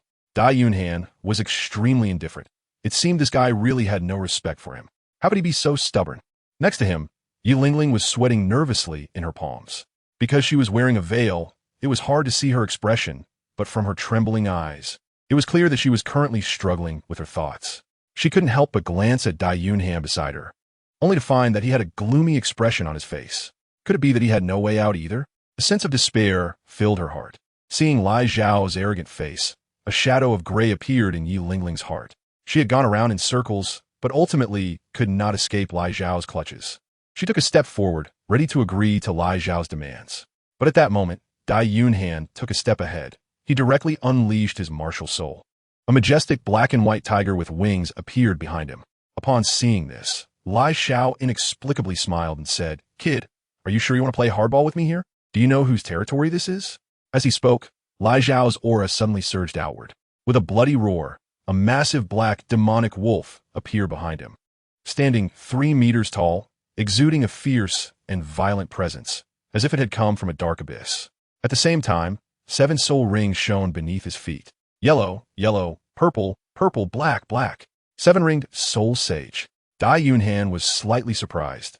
No wonder he was so arrogant. It turned out he had broken through to the soul saint realm. He even had the standard best match for soul rings. At the same time, as Lai Xiao released his martial soul, the little brothers of the Demon Wolf gang also surrounded them. Lai Xiao couldn't help but feel extremely proud, sneering at Dai Yunhan. Kid, don't think that just because you're from the prince's mansion, even if the crown prince himself came today, he wouldn't have any reason to take Yi Tianqing away from here, unless he steps over your dead body, right? Dai Yunhan suddenly asked. Lai Xiao was slightly taken aback. How does line get stolen? But he was generous and thought, let be stolen. So he followed up on Dai Yunhan's words, that's right. Unless he steps over my dead body. As he finished speaking, the little brothers around them pressed in even tighter on Dai Yunhan. As long as he made any slight movement, they would immediately launch an attack. Yi Lingling watched the tense situation, Her heart, already anxious because of Yi Tianqing, became even more conflicted at this moment.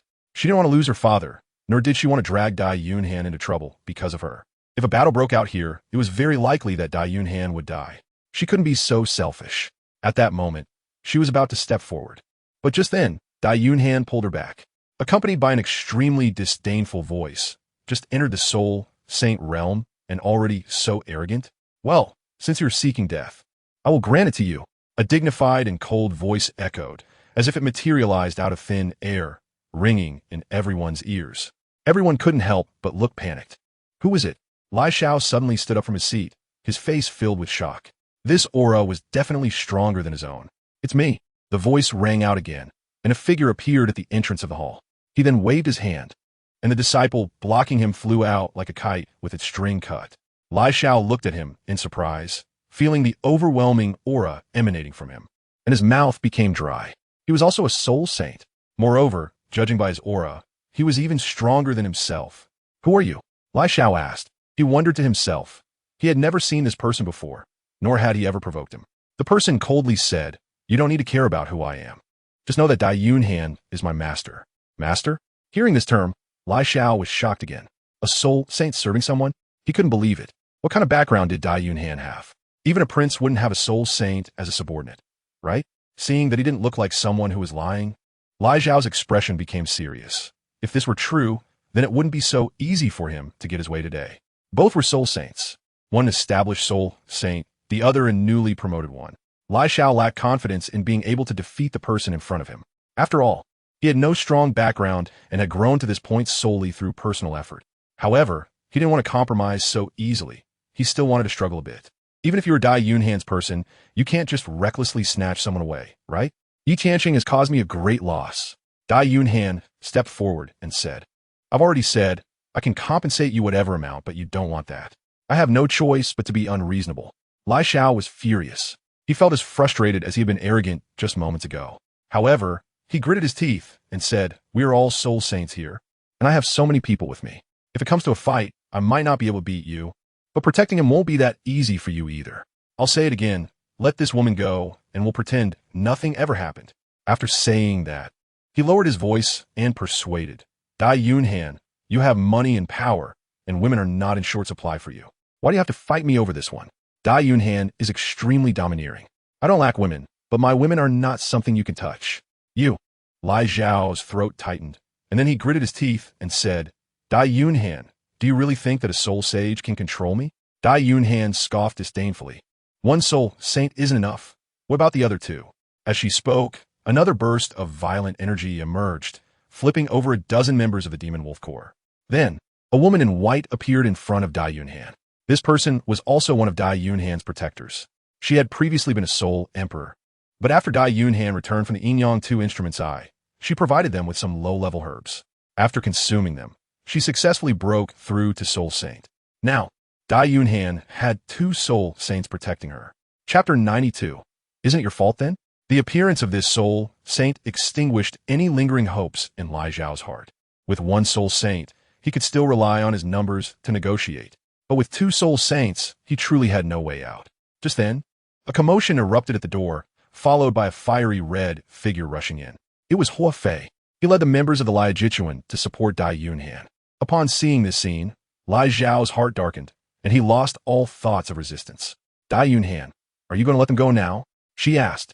If it didn't let them go, Dai Yunhan wouldn't mind annihilating the entire Demon Wolf Corps. When under the eaves, one must bow their head. At this moment, Lai Xiao no longer had the confidence he had just moments ago. He sighed inwardly and immediately ordered someone to bring Yi Tianqing out. Yi Tianqing was covered in blood, his skin torn and flesh exposed, clearly having been tortured. Seeing this, Yi Lingling's heart ached, and she immediately cast a healing light towards him. Witnessing this tragic sight, Dai Yunhan was also filled with anger and warned Lai Xiao, if you dare to touch a single hair on anyone from the Yi family again, I will take your life. After saying this, she turned and left with Yi Tianqing. Lai Xiao's face was filled with despair and unwillingness as he watched Dai Yunhan's retreating figure, wishing he could stab her. But upon seeing those 2 soul saints, he ultimately chose to compromise. It wasn't that he was too weak, but that the enemy was too fierce. Soon, Dai Yunhan brought Yi Tianqing out and returned to the headquarters of the Liajichuan. You go treat your father first. If you need anything, just say it. Dai Yunhan told Yi Lingling. Yi Lingling nodded, her eyes filled with urgency and gratitude. After she left, Dai Yunhan looked at the group of Liajichuan disciples. In just a few days, there were surprisingly 30 to 40 of them, and some were even issued uniforms. You kid are fit to be the vice captain. I trust you with the Liajichuan, Dai Yunhan said, patting Hua Fei on the shoulder. Hua Fei understood what he meant and explained. The people in uniforms weren't recruited by me. They're from my sister's academy, here to help out. Just as he finished speaking, a uniformed junior shouted, Brother Fei, remember the deal. 10 gold soul coins for showing off, 20 for action, and 50 for a serious fight. Hua Fei immediately replied, irritably, well, have I ever let you guys suffer losses? After saying that, he turned to a nearby junior and instructed, give each of them 10 gold soul coins. Yes, Dai Yunhan was slightly surprised, not expecting that this kid, Hua Fei, actually had such connections and could invite someone from the academy to help. You kid are really generous. 10 golden soul coins, just to show off? Next time there's such a good thing, invite me along, and I'll go too, Dai Yunhan said. Hua Fei smiled faintly. It doesn't matter, it's all your money. After a while, Yi Lingling walked over. How is it? Is your father all right? Dai Yunhan asked. Yi Lingling shook her head. Dai Yunhan said again, if there's nothing going on, just make things clear to him. Your father has already become a bit obsessed and is starting to disregard the rules. It's one thing to be strong, but being weak can get you killed. Dai Yunhan didn't dare to continue. This guy Yi Tiancheng was willing to risk his life for money. If this went on, it might really drive someone insane. Yi Lingling nodded slightly. However, Dai Yunhan emphasized that they couldn't tell him directly. They had to take it slow. She was afraid he wouldn't be able to handle such a shift in mindset. Yi Lingling replied. Seeing her weak demeanor, Dai Yunhan gave a look to Hua Fei and the others. Hua Fei understood and then took his people out. Only Yi Lingling was left in the room. She felt that the atmosphere was a bit off and couldn't help but feel a little nervous. Dai Yunhan walked up to her, then directly wrapped his arm around her waist, pulling her into his embrace. Yi Lingling was startled, her beautiful eyes trembling. What do you want to do? Dai Yunhan was domineering and indifferent, directly tearing off her veil, which shocked Yi Lingling even more, causing her to cover her face with her hands. Dai Yunhan let out a cold snort and pushed her away. Yi Lingling was taken aback, and after a moment of hesitation, with a look of deep grievance in her eyes, she silently withdrew her hand. Instantly, her stunningly beautiful face was revealed. Dai Yunhan stared at her face, then at her lips. As she became increasingly terrified, he lowered his head. Yi Lingling's eyes were filled with panic, her waist twisting incessantly as she tried to struggle free from Dai Yunhan's embrace. But Dai Yunhan was surprisingly strong, and Yi Lingling couldn't break free at all. Just as Dai Yunhan's lips were about to reach hers, tears almost welled up in her eyes. She could only press her hands firmly against his chest. At that moment, Dai Yunhan suddenly stopped, looking at her with a face full of indifference. Yi Lingling was taken aback. What she had imagined did not happen. She couldn't help but look at Dai Yunhan, only to find a hint of mockery in his indifferent gaze. What? Are you really so unwilling to let me kiss you? Dai Yunhan questioned. Yi Lingling didn't understand what he meant and did not speak rashly. Dai Yunhan said again, just now at the Demon Wolf group, weren't you trying time and again to be with Lai Xiao? He forced you, and you were willing. Now that I'm forcing you, you aren't willing? Upon hearing this, Yi Lingling instantly understood. Earlier at the Demon Wolf group, Lai Xiao had been pressuring her to stay, which was why he let Yi Tiancheng go. She had been anxious at the time and didn't realize that Dai Yunhan had such a powerful background. So in her worry for Yi Tiancheng's safety, she made that decision. Although she didn't say it out loud, it was clear that Dai Yunhan had already noticed. She couldn't help but blush and felt ashamed, turning her head away, not daring to look at Dai Yunhan. Such behavior wasn't inappropriate for her. She just wanted to save her father. However, for Dai Yunhan, especially since he had feelings for her, it was undoubtedly an insult. Dai Yunhan said again, while tightening the grip around her small waist, remember, you are my woman, and I want to allow you to have such thoughts. His domineering words and powerful embrace made Yi Lingling's heart tremble. There was a feeling of being protected. Strangely, her heart felt sweet. However, she stubbornly replied, I didn't know you were this strong. If you had called the 2 soul saints out sooner, I wouldn't have had such thoughts. Are you blaming me now? Shouldn't you be blaming yourself? Yi Lingling countered, her tone reasonable. Chapter 93. Are you a dog? But after saying this, she realized something was off. Dai Yunhan also felt it. Upon hearing her words, the indifference on his face softened a bit, and a hint of brightness appeared in his eyes. So, does this mean Yi Lingling has started to like him? It must be true, because only when a woman sees a man as her possession would she blame him. Dai Yunhan repeatedly claims that Yi Lingling is his woman, yet he didn't protect her well, allowing her to entertain thoughts of self-sacrifice. Isn't that his fault? If he had called the soul saints out sooner, would Yi Lingling still have such thoughts? She wouldn't. So Yi Lingling's counterargument is valid. Dai Yunhan's grip loosened a bit, and there was a hint of embarrassment and joy on his face. I'm sorry, I apologize to you. Yi Lingling didn't expect that he would actually apologize to her. Her expression froze for a moment. Feeling the strength around her waist gradually relax, she also slowly stepped back. No need, after all, you helped me, so I should be the one to thank you. Dai Yunhan shook his head, saying that this was a different matter, and he apologized for his earlier behavior. It's really not necessary, Yi Lingling replied, shaking her head. Their actions were still very intimate. She just wanted to leave Dai Yunhan's embrace because her face felt hot. However, upon hearing her words, Dai Yunhan did not give up. Instead, he suddenly increased his grip, forcefully pulling Yi Lingling back into his arms. Yi Lingling gasped, managing to pull away a bit, only to be pulled back again, her face instantly turning red. But before she could even scold Dai Yunhan the next second, she felt a soft sensation attack her lips. Dai Yunhan had forcefully kissed her. Yi Lingling was both surprised and embarrassed, instinctively pushing against Dai Yunhan's chest with her hands. But since Dai Yunhan had already kissed her forcefully, he wouldn't let her escape. One hand held her waist while the other pressed against the back of her head, like a pair of iron pliers, gripping her tightly. Yi Lingling struggled for a long time, but found it ineffective. Instead, it only made Dai Yunhan more domineering. In the end, she gave up. After all, she was just a support-type soul master with no means of resistance. She could only allow Dai Yunhan to take what he wanted. Dai Yunhan felt the person in his arms no longer struggling, and his heart stirred, knowing that the girl had feelings for him. He couldn't help but feel delighted. At the same time, he softened his movements a little. Yi Lingling noticed his gentler touch and felt a bit puzzled. But still unable to resist, she chose not to think about why. After a while, Yi Lingling realized that she seemed to be starting to enjoy this feeling and even began to cooperate with Dai Yunhan. This made her very shy, but she couldn't control herself. She gradually began to lose herself. Just when her confusion reached its peak, Dai Yunhan suddenly withdrew, leaving her. Yi Lingling opened her eyes and looked at Dai Yunhan in confusion, still lingering with a hint of nostalgia and reluctance. But when she saw the ambiguous smile in Dai Yunhan's eyes, she suddenly understood something. Her pupils contracted sharply, and a surge of shame and anger swirled in her eyes. A scream escaped her lips, and then she turned away in despair, covering her face. She couldn't face anyone. It was too embarrassing. Dai Yunhan is really too bad. Not only does he tease her, but he also retreats at the crucial moment when he piques her interest. He just wants to see her make a fool of herself.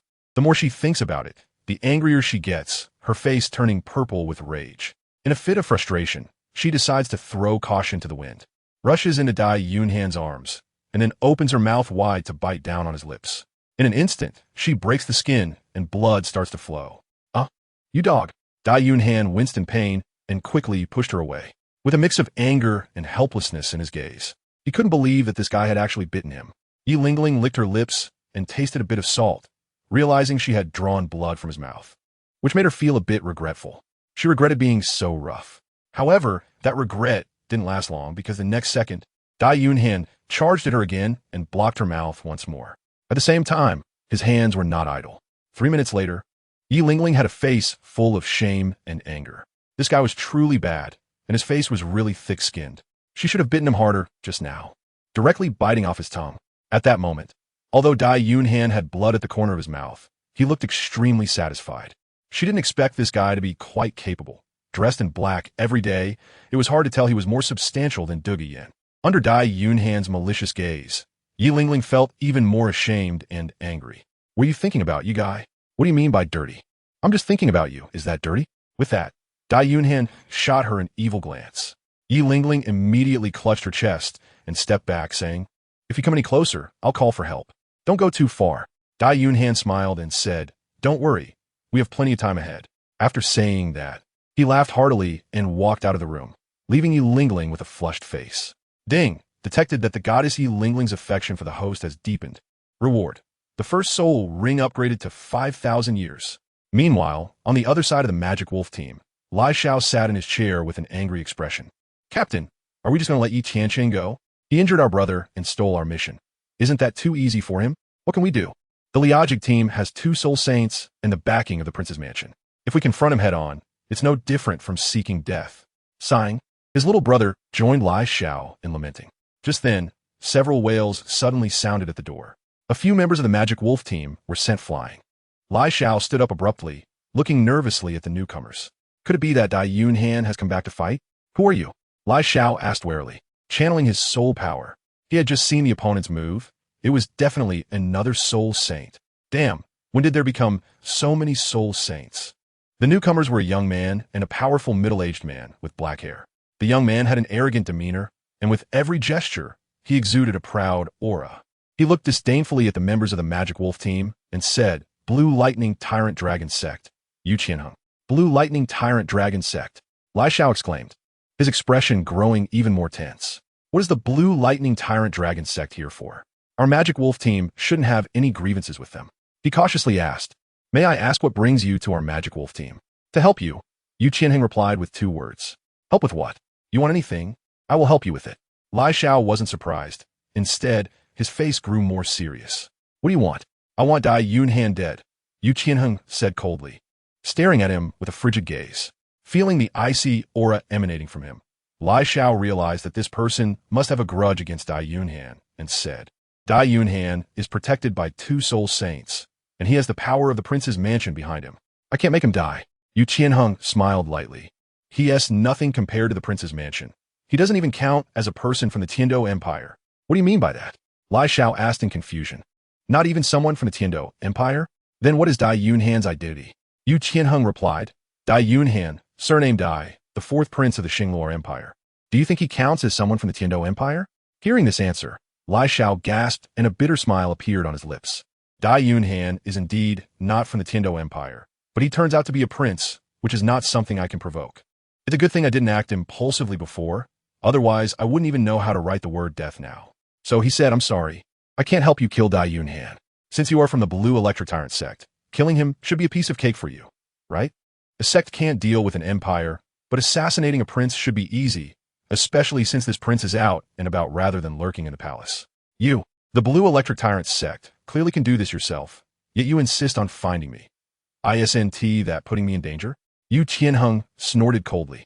If I could take action myself, do you think I would come to you? This was indeed the truth, but Lai Shao felt very frustrated hearing it. You can't act. So you want me to go to my death? Your life matters, but mine doesn't. He had no intention of doing something so foolish. However, it seemed Yu Tianheng saw through his thoughts and said directly, I'm not here to discuss cooperation with you. This is an order. An order? Lai Shao sneered. I'm not from your Blue Electric Tyrant sect. So what orders do I have to follow? Yu Qianheng chuckled lightly. An order. The important part is not the order itself, but the life. If you have this life, you can refuse at will. If you don't, then you must obey my command. After saying this, one of the soul saints behind him stepped forward, revealing his soul rings, 7 of them. At the same time, a terrifying blue electric Tyrannosaurus appeared behind him. The momentum was overwhelming, far stronger than his magic wolf. Once the pressure was unleashed, Lai Shao felt a weight on his heart. Seeing the scene, Lai Shao felt a chill in his heart. He understood very well the martial soul of the Blue Electric Tyrant sect. It was a top-tier beast martial soul, almost invincible among the same rank. Its dragon transformation ability often allowed him to take on multiple opponents. Although he was a soul saint, he was no match for the other party. Seeing him frightened, Yu Qianheng continued, If you take action against Dai Yunhan and succeed, you can obtain everything you want, including Yi Lingling. If you refuse to act, then I will make you disappear forever. Trust me, I have the ability to follow through on my words. Faced with his threat, Lai Shao was filled with rage. But just as Yu Qianheng said, the Blue Electric Tyrant sect might not dare to confront a prince directly. But dealing with a rootless magic wolf mercenary group like him was a piece of cake. For a moment, Lai Shao found himself in a dilemma. How can I kill him if I can't even defeat him? Lai Shao shouted. Yu Qianheng replied, Rest assured about that. I'm not asking you to go to your death. My goal is to kill Dai Yunhan. I will set up an ambush, and you will lure him out without anyone knowing. Seeing that Lai Shao still couldn't give an answer, Yu Qianheng added, I'll give you 3 days to think it over. I hope you can give me a satisfactory answer in 3 days. After saying this, Yu Qianheng walked out of the magic wolf group. The last time Dai Yunhan was captured by Douluo and brought back, Douluo sought him out and gave him quite a lesson. If he weren't the grandson of the blue electric tyrant sex leader, Douluo might have killed him directly. He had actually plotted against Douluo. After this incident, Yu Qianheng's hatred for Dai Yunhan deepened, so he constantly sent people to monitor Dai Yunhan. That was how this plan came about. On the other side, after Dai Yunhan returned to his dormitory, it was already late. Zhu Zhuqing was cooking, and when she saw him come back, she warmly said, "Dinner will be ready soon. Wash your hands and get ready to eat." Okay. Dai Yunhan washed her hands and then helped to serve the rice. Soon, 2 dishes and a soup were brought to the table, with both meat and vegetables, providing a balanced nutrition. Dai Yunhan took a bite and revealed a satisfied smile. "My wife's cooking is getting better and better. It's really delicious. If it's good, you should eat a bit more." "Of course," he replied. "Otherwise, I might sneak out to eat." Zhu Zhuqing muttered quietly again. Dai Yunhan's chopsticks paused for a moment. Could it be that he was found out again? However, he had a thick skin and pretended not to hear. But Zhu Zhuqing seemed unwilling to let him off easily, picking up food for him here. "This is meat from home. You should give it a try." Dai Yunhan hasn't realized what the meat at home is yet. Then, Zhu Zhuqing picked up a piece of meat for him, saying, "This one is from outside. You should try it too." Dai Yunhan understood now. The first piece of meat was bought by him and Zhu Zhuqing together. The second piece of meat was given by Douluo and her grandfather when they came for dinner the night before. This was hinting at his infidelity last night. This girl was feeling jealous. He decisively ate the first piece of meat and then said, "The second piece doesn't taste good, so I won't eat it." He thought his attitude was good, but unexpectedly Zhu Zhuqing said, "How do you know it tastes bad if you haven't even tried it? They're all on the same plate."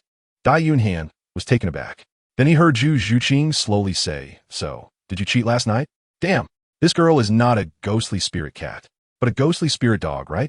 Her nose is so sharp." He knew he couldn't hide it anymore, so he boldly admitted it, putting the meat into his mouth. After eating it, he said, "I was a bit dazed. This flavor is quite good." Zhu Zhuqing's expression was cold. Which piece of meat was better? The first or the second? Damn, this is another deadly question. But Dai Yunhan clearly knew how to answer this question. One must speak to a person in a way they understand, and to a ghost in a way they understand. Never compliment another woman in front of one. Chapter 95, Invitation. So Dai Yunhan unhesitatingly said, "The first piece of meat is better." Sure enough, the coldness in Zhu Zhuqing's expression softened a bit. "Why is the first piece of meat better?" Zhu Zhuqing asked again. "Because the first piece of meat is the first piece of meat, not the second piece." This answer was a bit convoluted. However, Zhu Zhuqing immediately understood. Because the first piece of meat is the first, it will never be the second. In other words, even though I, Dai Yunhan, cheated you, Zhu Zhuqing will always be number 1 in my heart. Upon hearing this, Zhu Zhuqing decided to let Dai Yunhan off the hook. Then she added a few more pieces of meat for him and said, "There is still plenty of meat at home. Don't casually eat outside. Even if you want to eat, you have to finish what is at home first." Another statement rich in meaning. Dai Yunhan nodded repeatedly, assuring, "Don't worry. From now on when I cook, the first thing I'll do is use the meat from home." This was more like it. Zhu Zhuqing finally felt a bit happier. After finishing the meal, she helped Zhu Zhuqing wash the dishes, and this hurdle was considered passed for today. Dai Yunhan knows in her heart that even if she doesn't go along with Zhu Zhuqing's whims to please her, she wouldn't do anything unreasonable. However, they're a couple after all, and her little temper is really just a way of wanting you to love her a little more and to put a bit more thought into her. Dai Yunhan can see this, so she goes along with her act. After all, she has already accepted that you have women outside of her. So what more do you want? "Wife, this is the fruit I bought when I came back. It's your favorite." Dai Yunhan washes a purple fruit and brings it to her lips. Zhu Zhuqing takes a bite and reveals a sweet smile. "You eat too." "I won't eat." Dai Yunhan shakes her head. "Why not?" "I don't like it." Zhu Zhuqing's expression stiffens. Dai Yunhan clearly likes this kind of fruit. So why is she saying she doesn't like it now? There must be something fishy going on. "Then what do you like to eat?" Zhu Zhuqing asks with a cold face again, just having calmed her down, and now she's provoking her again. Dai Yunhan smiled and said, "I like to eat you." After saying that, he picked her up by the waist and strode towards the second floor. Zhu Zhuqing let out a soft cry. Knowing she was being teased by Dai Yunhan again, the coldness on her face vanished, replaced by endless shyness. She pounded her small fists against Dai Yunhan's chest, feeling both shy and expectant about what was about to happen. In the following days, Dai Yunhan still had nothing to do. To be precise, he never had anything to do. His only task was to date. While Zhu Zhuqing was in class, he would run to the palace to drink with Shueqinghe. Shueqinghe had been drunk many times before and now feared Dai Yunhan whenever he saw him. However, every time Dai Yunhan took out a book, Shueqinghe couldn't help himself. In the end, to prove his strength to someone, he decided to go to great lengths. So, Dai Yunhan happily ended up sleeping with him again. Moreover, every time Dai Yunhan went to sleep, he would take advantage of the situation, constantly testing Shueqinghe's limits while also helping him develop a habit. As for the other days, Dai Yunhan and Zhu Zhuqing would continue to enter Yuxian. Zhu Zhuqing, do you have free time this weekend? Wang Ye asked as she approached Zhu Zhuqing after class. Zhu Zhuqing frowned and glanced at her, saying lightly, sorry, I have to accompany my lover this weekend. Zhu Zhuqing knew that this woman had feelings for Dai Yunhan, so she wasn't very interested in her. Wang Ye seemed to anticipate such a response, showing a hint of disappointment as she said, what a pity, this weekend is the birthday of the owner of Yuehuaxian. We were thinking of holding a birthday party for her together to give her a surprise. After saying that, she looked at Dai Yunhan and added, Dai Yunhan, if you don't mind, could you put aside your plans and join us another day? In fact, when Dai Yunhan heard it was Tang Yuehua's birthday that weekend, he already had this idea. Hearing her ask, he agreed, we can play at any time, but the owner's birthday only comes once a year. So that is certainly more important. Where will it be held? We'll come to participate. Wang Ye smiled and said, the location is at my Duke's mansion. But to show everyone's sincerity, we will all help set up for the birthday party. You guys should come early and lend a hand. That's natural. If everyone is involved, we can't just stand by and watch. All right, then we welcome you all. After that, Wang Ye turned and left. Once everyone was gone, Zhu Zhuqing asked, why is the owner's birthday being held at the Greenlight Duke's mansion? Who knows? Maybe they want to use the owner's birthday to increase their influence at the Duke's mansion.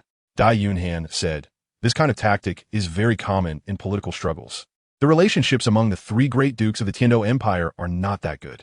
Open and covert battles are also frequent. Dai Yunhan has seen plenty of instances in the Star Luo Empire where someone uses their own strong influence to enhance their family's reputation. So, should we bring gifts? Zhu Zhuqing asked again. If there were a birthday party hosted by Tang Yuehua herself, they would definitely need to bring gifts. However, this birthday party is primarily hosted by Duke Greenlight to celebrate Tang Yuehua. In other words, although Tang Yuehua is the main character, she has become a guest, and the spotlight has been taken away by Duke Greenlight. At this point, bringing gifts feels a bit strange. Nevertheless, Dai Yunhan decided to bring gifts anyway. Regardless of who the host is, the gifts are for Tang Yuehua, so they must be brought, and they shouldn't be too shabby, otherwise it would disgrace the Star Luo Empire. So what should we give as gifts? Dai Yunhan thought for a moment. Ordinary gifts lack uniqueness and wouldn't impress Tang Yuehua. After all, he wanted to become Tang San's uncle by marriage. Therefore, this gift had to be special. He did have some stunning gifts in mind, such as fairy grass. But that would be too shocking to present. It was more suitable for private giving rather than as a gift. After some consideration, Dai Yunhan decided to check the market for something appropriate. Shall we go for a stroll? Sure. Thus, the two of them arrived outside the Moon Pavilion. There is a well-known commercial street in the south of Tiando City, which Dai Yunhan and Zhu Zhuqing often visit, so they knew there were usually many good things available. Chapter 96, Tiando Grand Auction House soon. The two arrived at the Tiando Auction House. Dai Yunhan had a sudden idea. Let's go to the auction house and take a look. Although there are good things outside, the opportunities are rare. That's a good choice. So the two of them walked into the auction house. Immediately, a woman in a qipao approached to greet them. Hello. May I ask if you are here to auction items or to purchase items? We need to buy some good things. Is this your first time here? Yes. Then please follow me. The woman led Dai Yunhan to her room. If you need to purchase some ordinary items, you can select them here. If you want to participate in the high-end auction, you need to register as a member over here. Of course, we need high-end items, so please help us with the registration. All right.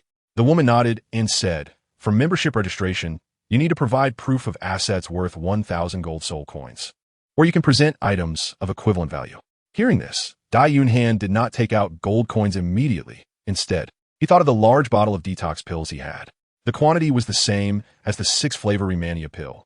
However, their efficacy was surprisingly good. One pill could neutralize 100 poisons. Since he had already developed immunity to toxins, he had no use for this stuff anymore. So he might as well sell it and see how much it was worth. He immediately took out one detox pill and put in a porcelain bottle. He handed it to the woman and said, this is the detox pill I refined. Please help me appraise how much it's worth. All right. The woman took the detox pill with a faint expression. However, she felt a bit disdainful inside. Based on their clothing and appearance, she thought they must be wealthy.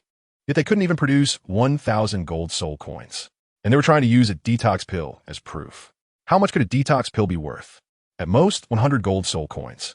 A trace of disdain crossed her mind, and she felt ashamed for not judging people by their appearance today. She disdainfully examined the detox pill, opened it, and looked at it. It was nothing special, lacking even the fragrant smell of medicinal efficacy, looking more like a sugar pill. "Sir, are you sure this is a detox pill?" The woman responded. When she asked this question, it already revealed her level. However, seeing that she was somewhat polite, Dai Yunhan replied, "Of course this is a detox pill. It can neutralize all poisons in the world. If you don't believe it, you can have a professional verify it." The woman felt a bit irritated. Could such a thing really be called a pill? Then wouldn't she herself be a master of pill refining? "Sir, I have already examined your pill, and it is no different from an ordinary pill. Did you perhaps take the wrong one?" The woman was not as overbearing and rude as expected. It was clear she had received some training. However, Dai Yunhan didn't want to waste time with her and directly said, "If you can't tell, you can ask a professional to take a look." This statement sounded a bit harsh, and the woman felt even more uncomfortable. "I'm very sorry, sir, but our pharmacist is very busy today and may not have time to appraise it for you." The implication was that your pill is too worthless. "I can tell just by looking at it. Why would I need a pharmacist?" Pharmacists are known to have peculiar tempers. Last time, she had a random potion appraised and ended up getting scolded by the pharmacist, making her a bit fearful now. Dai Yunhan understood at this moment that this woman looked down on her. Although her surface attitude was good and her words were polite, deep down, she despised her. Or to be precise, she looked down on her detox pill. System-produced goods must be high quality. It's strange that this woman from the fantasy underworld can see that. At that moment, Dai Yunhan was no longer polite and directly said, "Let the person in charge here come over." He wanted to see today if everyone really couldn't understand his pill. The person in charge? The woman was taken aback for a moment, then smiled inwardly, finding the person in charge over a disagreement. "Who do you think you are? The pill is trash, and when it can't make money, you're getting angry, right?" "I'm very sorry, sir, but our person in charge is not here today." Dai Yunhan was angry. What kind of dog-eyed look is that? At that moment, he unceremoniously released his martial soul, and the powerful force made the woman tremble. "Get your person in charge out here." His cold voice, domineering aura, and the imposing martial soul made the woman realize that she had underestimated someone she shouldn't have. However, she hadn't underestimated people in general. She had just underestimated the medicine. Just then, an old man noticed the situation and walked over. "What's going on? Fighting is not allowed in the Tiando auction house, don't you know?" The old man scolded. "Who are you?" Dai Yunhan asked. "I am the vice president here. If you have any issues, you can come to me." "Vice president?" Dai Yunhan sneered. "You're not qualified. Get your president over here." Hearing this, the old man's face darkened. "You have quite the audacity, not even putting this vice president in your eyes."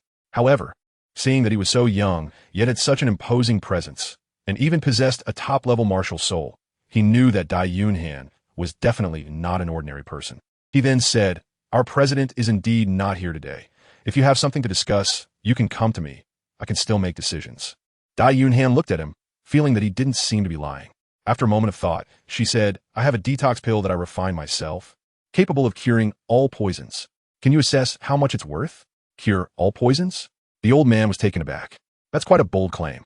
He had eaten quite a few detox pills and knew many pharmacists, but he had never heard of any pharmacist being able to create a pill that could cure all poisons. He then took the porcelain bottle and began to assess it.